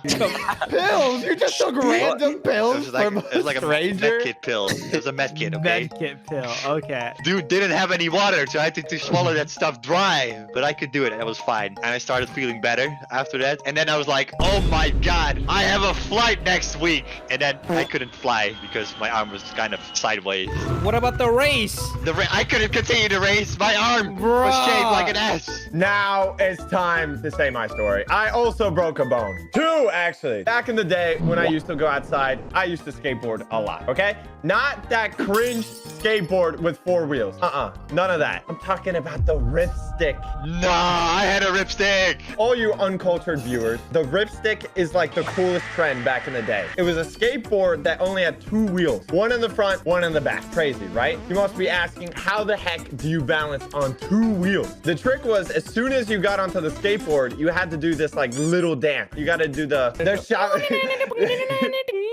As soon as you got on the skateboard, you had to do a little shava to get the board moving. And if you stopped dancing, you had no momentum, and boom, you would just fall flat on your face. Now that we're all educated, how does this have anything to do with breaking a bone? Well, me and the neighborhood gang, okay, we were rip-sticking down. Calm down. Calm down. We were rip-sticking down the streets, you know, doing normal kid stuff, scaring pedestrians, robbing houses, breaking down lemonade stands. In our neighborhood, there were a lot of these like biking paths, and they stretched on for like miles. You know, these like little paths that go woo, like through the houses and stuff. And we love ripsticking in these biking paths because there were like a lot of turns and hills that were a lot of fun. But it was like most importantly, so like we wouldn't get hit by cars and we didn't have to look left or right and die. So that was good. I see. However, there are different like skill levels in the biking path. So we were feeling adventurous. We never went past medium difficulties. So, you know, we felt like we were gonna do the nightmare path. Just to put it in perspective, there's like like 3 more stages of difficulty until the nightmare path. There was hard, extreme, extreme plus, then nightmare. So that means the path that we were just gonna go on had a 70-degree drop. The turns were like sharper than like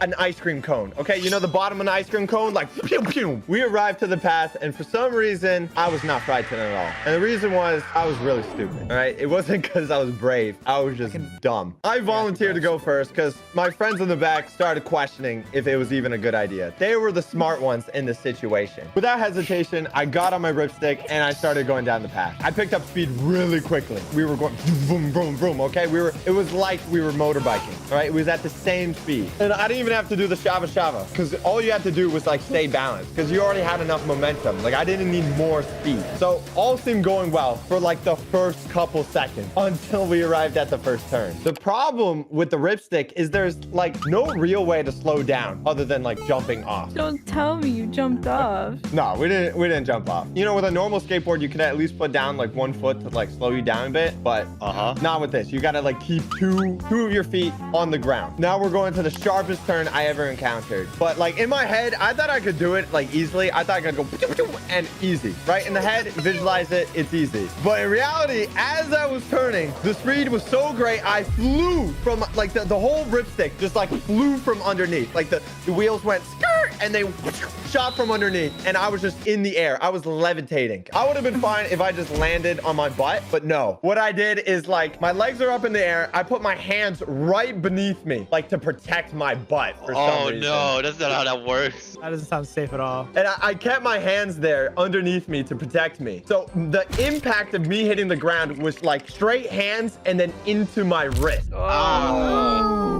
My fingers probably bent so far back, they probably hit my own wrist. I mean, the good news is that I'm on the ground, right? I mean, the bad news is that I felt like this extreme sharp pain, like immediately right into my right wrist. But the thing was, like when I got up, unless I moved it, it didn't hurt. I know that sounds stupid, but at that time, I thought like, if I just leave my arm alone, it'll just heal itself. I kind of just got up and I didn't think it was broken because I was just like, shouldn't I be in constant pain right now if it was broken? But no, it didn't hurt if I didn't move it. So we just got back up on our ripsticks and kept on ripsticking. What about your and dad? I just had my arms out. Continues to do the shower. You couldn't stop ripstipping. I couldn't stop. But that's not the problem, all right? The problem was I went back home that day, still not knowing my right wrist was broken. So I go to bed. I'm like, I'm going to sleep this off. I'm going to feel better. Maybe I just pulled a muscle or something. I woke up the next morning. I need to take a piss. I go to open the door. I completely forgot what happened the day before. So I go to open the door with my right hand. And I do that little twist. No. It's those twisty doors. Ah! It was the worst pain ever. I was literally holding back tears. And we're not even at the worst part because I still needed to use the restroom. So I changed my hands to the left hand so I could open the door. I have this habit that I always need to lock doors. To lock doors, you have to press like this little button on the door handle, right? It's like this little button, like boop, boop, you know? Forgetting again, like I'm pretty sure I have dementia. Like, and forgetting my right hand was in pain.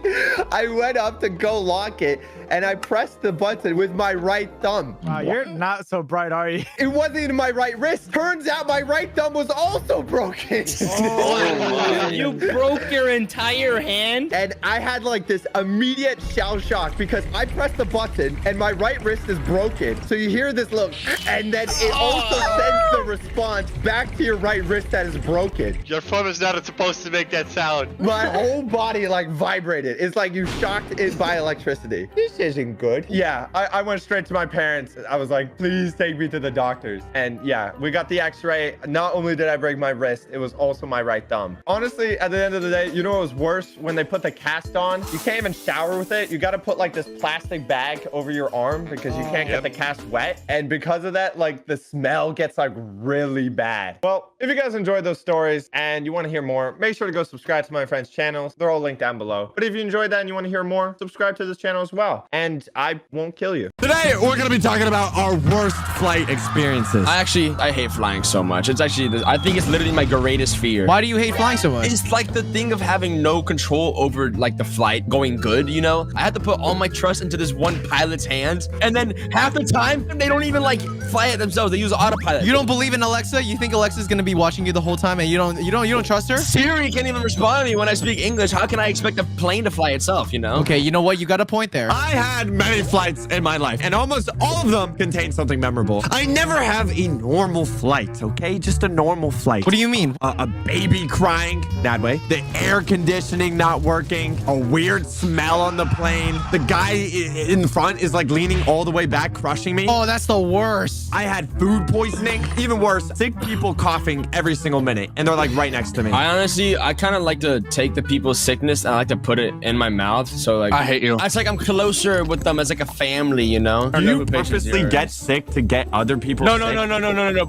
But listen, like back in the day, I used to make myself throw up so I could leave school early. Okay, all this bad stuff, none of it compares of this one flight. I was going to Japan. Oh my God. Oh my God, Japan. Amigos. Why am I going to Japan? This was actually for the Roblox convention. I was invited.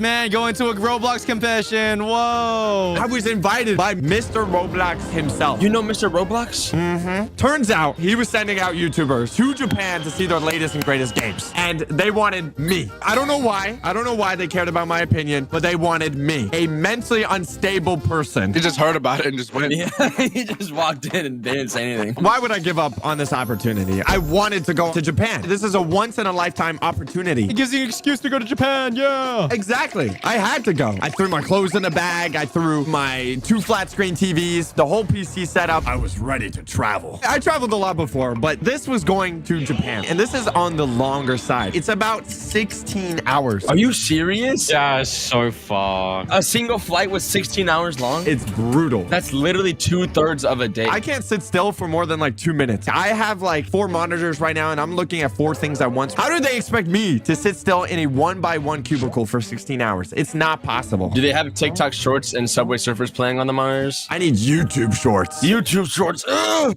it's even worse. The worst part is when you get onto the plane, you get to see all those fancy people in first class who, by the way, they basically have beds going all the way down. Infinite leg room. Oh, just shoving it in. Oh, so nice. So, it's so pretty. So kawaii. Excuse me? Wait, what? You're admitting that you're a brokey and couldn't get first class? Yeah, aren't you like a bajillionaire? I have a bajillion Robux, but somehow that doesn't get us flights. This was a ticket they bought me. This is what they covered. I had to look at those people in first class and like walk my way back all the way to the back of the plane. Nah, he had an Arthur fist all the way to the back. Why didn't you try to fight them, Socks? I'm challenging them to a duel. I'm not British. What are you saying? I'm not gonna pull out a sword and start dueling those. I mean, you guys still lost the soccer game, so like it's not really. Shut up! The seat I was in, it was called Comfort, but I wasn't fooled. They just renamed Economy. Juicy was right behind me because, you know, England always comes behind. Yo, what? The thing is, I sat down in my seat. I was crushed by 2 masculine 6'4" men on each side. My wildest dreams. Okay, so this whole thing's about worst flight experience, and you just tell me the best thing ever to happen to you? Yeah. How could this be the worst flight experience possible? It has to go up for it to go down. Oh, it definitely went up. I didn't see no babies in sight. I couldn't see them nowhere. No nadways. No weird smells coming from anywhere. Maybe from me, a little bit. My biggest pet peeve ever on flights is when it's too hot. When there's no AC, bro, it's the worst. My second biggest pet peeve is when you're not subscribed. When me and Ook were flying together, this one girl next to me had her like her toes out, bro. Oh my. That sounds good. What are you talking about? I could have took some pictures. Dude, they were French people. They were disgusting and they smelled and they had like the toenails were like curling and everything. It was disgusting. But what if I said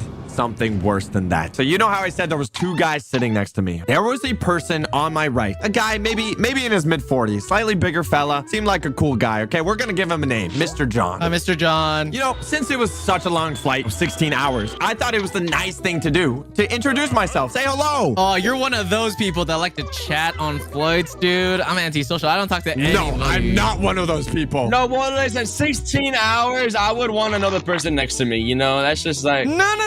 No. I am antisocial. I'm introverted. I'm not gonna talk to nobody, dude. I stay quiet. I watch my anime and go continue. If it's under like 4 hours, I'm not even talking to you. We're talking about 16 hours. I think over 2 hours, I might talk to you. I might give you a little whisper. I'm not like a guy that wants to have the conversation. I'm more on like the introverted side. 16 hours. I need to, you know, at least say what's up. Like, what if I need to go to the bathroom and I don't even know his name or something? I introduce myself. We start talking a bit. The plane that hasn't even lifted off. We're just, everyone's putting their baggage down. We were talking. He was really nice. Started talking about our travel experiences. And obviously, since he was older, he actually had a lot of different adventures. But the thing was, it kept going. I have my Nintendo Switch with me. I downloaded a bunch of games and I was ready to lock in and play away. Dude, I had Mario Kart. I had Mario Party. This was my chance to play Zelda Breath of the Wild and I didn't get the chance to play it. You had 16 hours to play a video game and you didn't? This is how bad it was. And this is all true. You can ask Eric. This is how crazy this was. What was so crazy? The fact that this dude was talking to him the whole time. We were talking and the thing was, he didn't stop talking. No matter how many times I looked away or pulled out my Switch, he kept on talking to me. 5 minutes go by, 15 minutes go by, an hour goes by, okay? Our plane is in the air, okay? We're going and stuff. He is yapping. 2 hours go by. Sucks. Do you think he had a wife maybe? Don't get me wrong. Like, how was this a horrible flight experience for me? It was a friendly conversation. It was a bit one-sided, but it wasn't like weird or anything. Like, he was just talking about his adventures and stuff like that. And maybe I didn't give the best signals. It's hard for me to cut in like mid-story. His story seemed to never end. I never had an opportunity to be like, you know what? I don't want to talk to you anymore. Say it right in his face. Yeah, let him know. Usually when I talk to people, I'm like, yes, sir. Yes, ma'am. I'm like smiling and stuff. I get like very like... Yeah, there's a lot of smiling. I was just smiling, looking at him. I was hoping it was going to end, but the stories ended up going from friendly into a nightmare. Mr. John starts trauma dropping on his entire life. That is my nightmare. He is currently flying to Japan to see his ex-wife, who he has a kid with. I would have loved this tea, honestly. Honestly, I don't think this is a bad fight experience. I want to hear this tea so much badly now. Why it's so crazy is that turns out his current wife is sitting right behind us with his other kid. And they were listening in on the whole conversation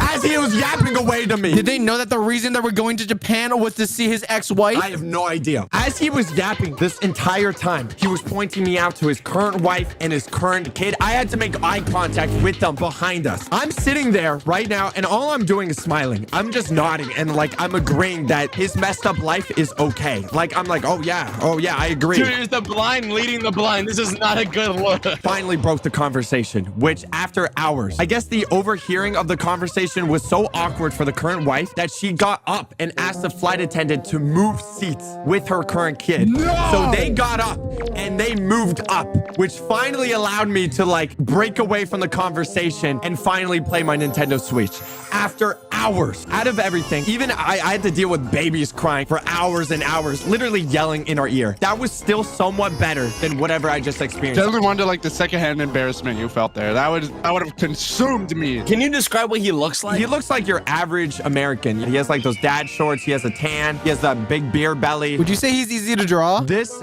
flight has definitely mentally scarred me to talk to anyone ever again who sits next to me. The tea is amazing, but I would have felt bad if I made the wife move. Mine is nowhere near that bad. But basically, one time, my dad planned a little vacation with me and my grandpa. And what we were going to do is we were going to go on a baseball game tour. Oh, you were going to see the Mets, baby, the Mets. We saw like the Red Sox, we saw the Yankees, and we saw some other team. I don't know, blah, blah, blah. It's been a while. We had like literally flights planned back to back to back. And I think I was like 12 or 13 during this. And so back in the day, I used to be so afraid of flights. That's understandable. It literally made me like super scared, like nervous. Like I wouldn't want to go on a plane. We would be boarding a plane and I would tell my parents, no, you can leave me here. It's okay. I'll stay back. What was the reason why you were so scared? Like what about it was scary? It was just the fact that like the turbulence scared me. And like what I used to do, I used to be so nervous. There was this website called the Aviation Safety Log. And it was a safety log of literally every single aviation accident that has ever happened in the entire world. So why would you look that up if you're scared of flying? It made me feel better that there was not as many crashes and like accidents as there used to be. And I used to to literally look over this hours before my flight boarded, and I'd be like, oh my god, this one crashed, but it's in like India, so it's not even American. This one crashed, but it's like Russia. It doesn't really matter. How does that make you feel better? They would list literally any accident. It'd be like, oh, flight maybe wing broken. Like they would list that, or it'd be like, oh, wheel came off before takeoff. No casualties. And so I'd be like, okay. There's accidents, but they're not like serious accidents. And so I use this for my confidence. Like, oh yeah, we're not gonna crash. Oh yeah, oh we're good. I'm gonna fly the plane myself. I'm gonna crash into the building. I'm that way on myself. What? What did I do to you, bro? I always gotta include you when I'm talking about planes. It's just it has to happen. Basically, we fly to New York, we fly to Washington and Pennsylvania, and all the flights are super amazing. I'm like, I feel like the third flight, I'm like, okay, yeah, I can enjoy flights now. I understand what's happening. But the last flight, we were flying out of Washington, D.C., okay? Washington, D.C., not a Spirit.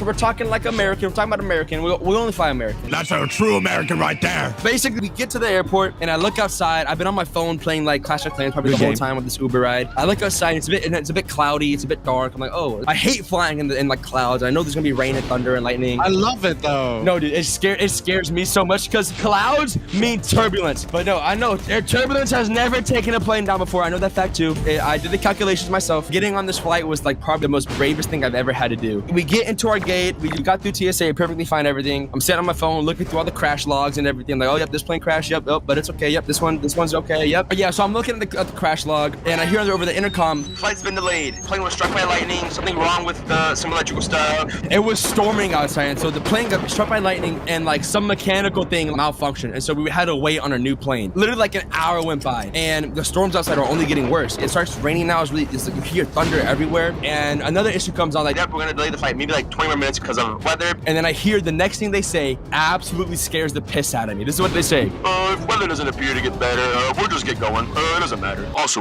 hit that subscribe button. And I'm like, what? Of course I'll subscribe. Wait. What do you mean? We're gonna fly in this weather? I don't want to. And they say it on like a muffin juice mic, and it's like, we're gonna die. I hear it over the intercom. I tell my dad, I'm like, Dad, do we really have to go on this flight? Like, can we just not get another one tomorrow? And he's like, no, son, we gotta get back. This is the only flight they have for the night. I'm like, oh my god, okay. So I start locking in. Start listening to Eminem. Start listening to Slim Shady. He's trying to lock me in right now. And so basically, 20 minutes passes by, and they're like, you know what? We're gonna board the flight. And so they go on the intercom. Groups 1 through 3, priority boarding, whatever, blah blah blah. And I'm like, oh my god, it's literally happening. We're literally about to board a flight. That's about to take off in a tornado. And in my mind, I was just thinking about what I'm gonna do, like who's gonna be at my funeral, who's gonna be giving me flowers in the casket. Oh, me. I was so scared, you guys. Literally, I was shaking. My dad gave me like adrenaline, like no, not adrenaline. What is it? Adrenaline. He gave me Benadryl, which is like supposed to make me sleepy, but my nerves were so high, I was never able to sleep. We get on the flight. I look outside my window. The sky is like bright. The sky is so bright from like lightning going everywhere. Dude, why didn't you take an Instagram pic, bro? That would have been sick. Bro, I had an iPad at this age, and I couldn't move my hands from my seat. I was so scared and tensed up. My knees and my quads were so contracted. I was just so nervous. I'm gonna need you to sit back down, okay? It says to fasten your seatbelt. You can't keep me on this flight. I'm gonna jump out the flight right now. I want this flight to stop now, please. But the plane's already taken off. I can't do nothing about it. I'm strapped in my seat. I'm staring in front of me. I'm so locked in. I'm just praying. I'm like, Lord, please make the flight. We take off. I'm just looking out the window. I'm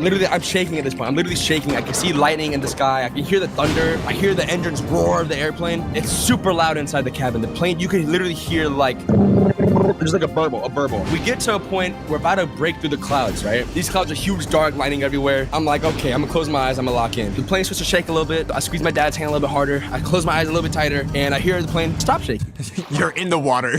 I'm in heaven now, guys. Look at me. Bismillah, I'm in heaven now. But I look outside the plane, and I see there's like clouds surrounding it, and it was clear in the middle. You were in the eye of the storm. Yeah, I was like in the eye of the storm, and I was like, oh, this is like, it's chill now. Like I can see everything happening. But then guess what? I hear the entire plane shut off. I'm not even joking when I say this. I hear the engine stop. I hear like a beep. And then you hear on the intercom, Mayday, we're about to crash right now. My stomach starts floating up into my chest, and the plane starts like falling. I'm not even joking. I am being so serious when I say this. Wait, oof, how are you still alive right now? The plane fell maybe like 300 feet. It was like literally like a 3-second thing where the plane starts falling in the air. Everything was turned off, and I'm like, oh my god, I'm gonna die. I literally thought in my moment I was literally gonna die, and I was literally about to cry. But then like a second later, everything turns back on. All the lights turn back on. You can hear the engines roaring again, and we start taking off, and like we keep going up. And so that little mishap, I was closing my eyes for the entire rest of the flight. I was literally just trying to like think of Minecraft. That is the scariest thing I've heard so far. I literally told my dad after this, I was like, Dad, I love you. I am never flying ever again. That single flight experience made me just hate flights even more. That's your story? You nearly died. Did they ever tell you like the reason or anything? Okay, so they said on the intercom that we had to reset all of our systems, and that was it. They just said, We just reset all of our systems. We should be good to go. and I was like, what do you mean good to go? We just almost crashed. They freaking factory reset midair. That's crazy. It was like the drop on like a roller coaster. You could feel your stomach go into your chest. Your story literally created sweat on my hands. Now I have sweaty hands. Does anybody else have like a flying plane experience? Nadway. I got one. Mine was actually kind of crazy, bro. I wasn't as crazy as Oops. It was pretty crazy. That's all I'm gonna say. Let me prepare you guys. Every once in a while, we go down to Lake Florida and have like a little vacation just to hang out. You know, Oops said he flies American. Who's America? He's the definition of America. I wish, but we decided to fly Spirit.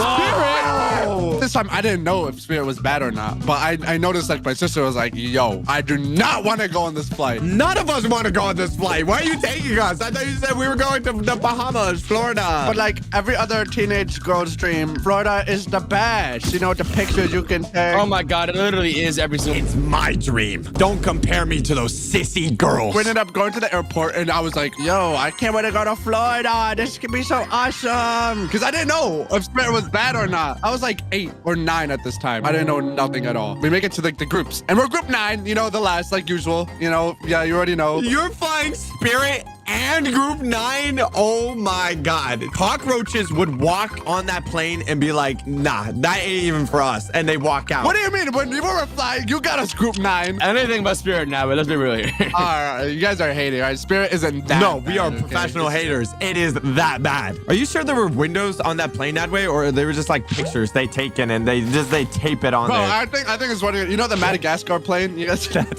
That's what you were on. We basically board, you know, group 9, back to the lowest. And I'm like, oh, I can't wait to go to Florida. Because, again, I didn't know if Spirit was goated or not. It wasn't. So we start taking off.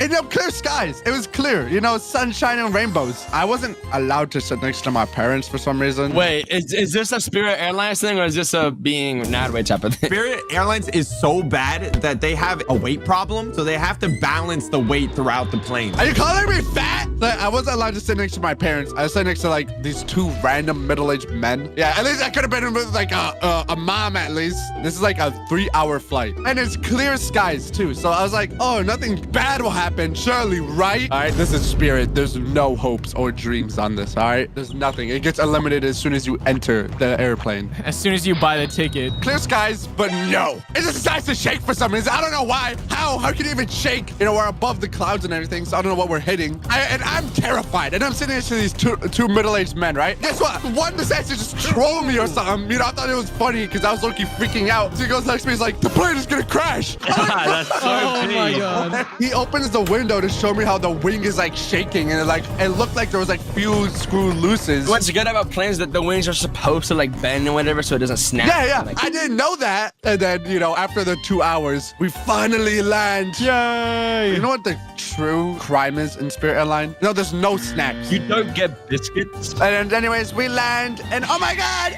Florida! Then we go back on Spirit Airlines to leave again. We have this airline, right, called British Airlines. I mean, who could have guessed that, you know? Like, We wake up, you know, average day, British day. So this was the first time I was meeting the one and only Socks Studios, okay? Whoa! Studios. I get to the airport in good old Heathrow, London. Heathrow Airport is literally a liminal space. It's like literally going to the Backrooms, dude. It's insane how like disgusting it is. they made me take my own luggage right off the plane. It's insane. Classic British. I got to Britain, you know, airport. And then I went for a good old fish and chips, you know, beforehand. Make sure my belly is full before my flight. Did you have to do that thing where you're on a horse and then you fight someone else on a horse and you go at each other? Jousting. So I board the plane by myself, you know, me and the one and only Juicy go climbing up the little steps. And then I sit down. Oh, you're so small. You're so tiny. Look at him. Tiny Juicy. I want to sip his little straw. You're back away from me. Hold up. Did you guys know that if you sit at the back of the plane, it has the biggest survival chance? So I was like, you know what? I'm going to book at the back of the plane because I never used planes and I was a little terrified. I'm biting my teeth right now. I have no nails left. Biting your teeth, it has no nails. So I sit down and guess what? No one was on my row. Oh, that's the best. Until the last people come in. I sat down and it was this 60-year-old bloke. For some reason, I knew you were gonna say bloke. Did he have that British smell of fish heads? Yep. It was this 6-year-old bloke and he sat down and he said, oh, by the way, my wife is in the middle of the plane. We couldn't sit next to each other, so I'm going to sit here instead and speak to you for the whole flight. Whenever they do that, bro, they literally try to get you to switch. I hate those people. The flight is 8 hours. I was going to New York because I was meeting Blaza actually at New York for the first time. I sat in the plane. I was like, oh my God, okay, I've got to speak. This guy has to speak to me. This old 60-year-old bloke has to speak to me for 8 hours of the flight. And guess what? What the announcer says? They go, after sitting in the plane for half an hour, they go, By the way, we have a problem with our will. And I was like, no. We couldn't take off. So we don't know how long we're delayed for. I sat there for a whole hour speaking to this guy. He was talking to me about politics. No. I was like, what is this guy saying? He's speaking a different entire language. I had no idea. So I was just like, you know when you look at him and then they speak to you, like they say whole paragraphs and sentences, and you go in, you're like, Yep. I know exactly. Yep. And that's it. That was all I say. And then I accidentally say, like, you know, sometimes like, yep. And they're like, no, like, do you actually know what I mean? And I have no idea what you're speaking about. And then, so basically, 2.5 hours passed and they go, Never mind, we done further checks and the wheel is completely fine. I was like, are you serious? This whole time the wheel was fine and we could have taken off? So anyway, we eventually take off and then he's still yapping in my right ear about economies, politics. I don't know, even best British food. Jeez, I would have just put on AirPods and just looked away from him. Why didn't you just Dude, do that? I was so tempted. I wanted to watch 5 movies. I was so excited. I wanted to watch the new Last of Us series. I was so excited. I didn't even end up watching anything. Nothing. The whole entire flight. Whole 8 hours. Whole 8 hours? So we were flying over Ireland at one point, and then we had massive turbulence. There was pretzels flying. There was Sunday roasts flying. There was Sunday roast. Everything flying. Crisps. So anyway, we finally landed. And then I landed in New York. And then guess what? Before meeting Blaza, I got stuck in a whole 2-hour line to go through border control of America. Honestly deserved. The worst part is waiting 2 hours is I was with the bloke, the 6-year-old bloke for 2 hours. How was he let off the plane? But anyway, we made it through and then I lost him. I ran away. He wanted to keep talking to you. I don't want to speak to that guy ever again. So I see in the distance a tall man approaching towards me. He arched over me and he goes, "Did you see our Blaza?" And the flight became worth it. So we met each other. We gave each other a big hug. And then because the line was so long, we missed our next flight. So we had to queue up for another hour to rebook our flight. That's why you guys came so late. So then we managed to get on the second flight and then we played Nintendo Switch, me and Blaza, together. It was like a love story. It's so cute. And then out of nowhere, The guy was right behind you. the guy was behind me. Can you imagine that? But anyway, there was thunderstorms. We were literally flying through lightning and like the plane was like shaking up and down. But you know, we were playing a Nintendo Switch. So we landed and then it was like ridiculously hot in North Carolina because we went there in the summer. And then we finally made it to Socks and then we all made out and that was my story. What? Yay! Yay! Yay! Happy ending! So you should have gotten the phone number of that guy that was the bloke on the plane. Yeah, he wants to keep talking to you. When you guys pick your seat, which seat do you guys always choose? The window? Yeah, I agree. I'm the same way. Just because I love seeing out the window. You know what I'm saying? Being able to see the heights, the views. That's my favorite part about going into the plane. And so one day I ended up flying. Wait, I'm so sorry. Just kidding. I'm not sorry. I hate it when people like you, Tuxie, sit on the window seat and I'm sleeping like and then you open the window seat, flashbanging the entire plane in my eyes. I do that sometimes just for fun, just to wake people up. You're evil. No, you're actually evil. What is that? But you know what? I think karma ended up catching up to me. I ended up being at the first people to arrive at the line. You know, there's ABC. I'm at the window seat. I was the first person in that line. And I ended up getting ready, getting set up. I was so excited. I had my window seat, put my bag under the front seat, got everything ready, got my Switch out. I was like super excited. Maybe it was take a little Instagram post. You know what I'm saying? Oh my God, I'm flying somewhere. I'm flying to Florida. I'm so excited. Florida. And I was like, oh man, there's nobody here yet. I'm ready to kick back. I'm ready to relax on my flight. And then I was waiting. It took a while. It kept filling up, but nobody was still there yet until I heard something. You felt a little shake to the plane, a little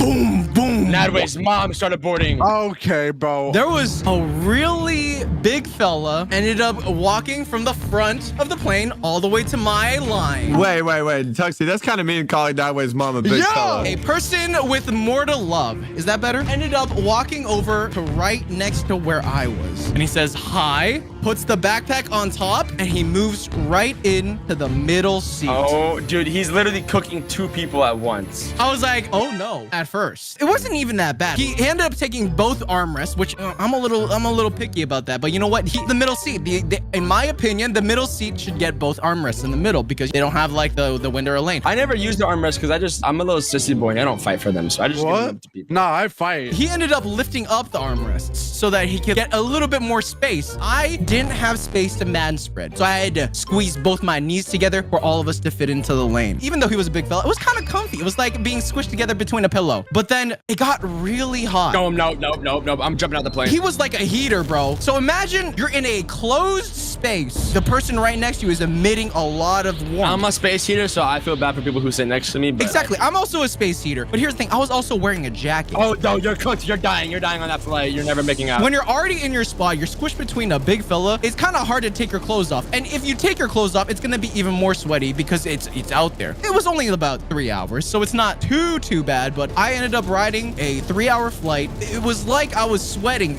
bullets the whole flight all the way through just because it wasn't that bad in the sense that comfort-wise. That sounds the most miserable. Hey, it's the pilot. I'm going to stop flying the plane so I can talk about my story. Put it on autopilot. Can I go fly the plane, actually? Will you allow me to do that? Oh, yeah, we can fly the plane. I'm about to hit a loop-de-loop, guys. Right, be in your seats. Seatbelt sign is on, guys. Wait. I'm going.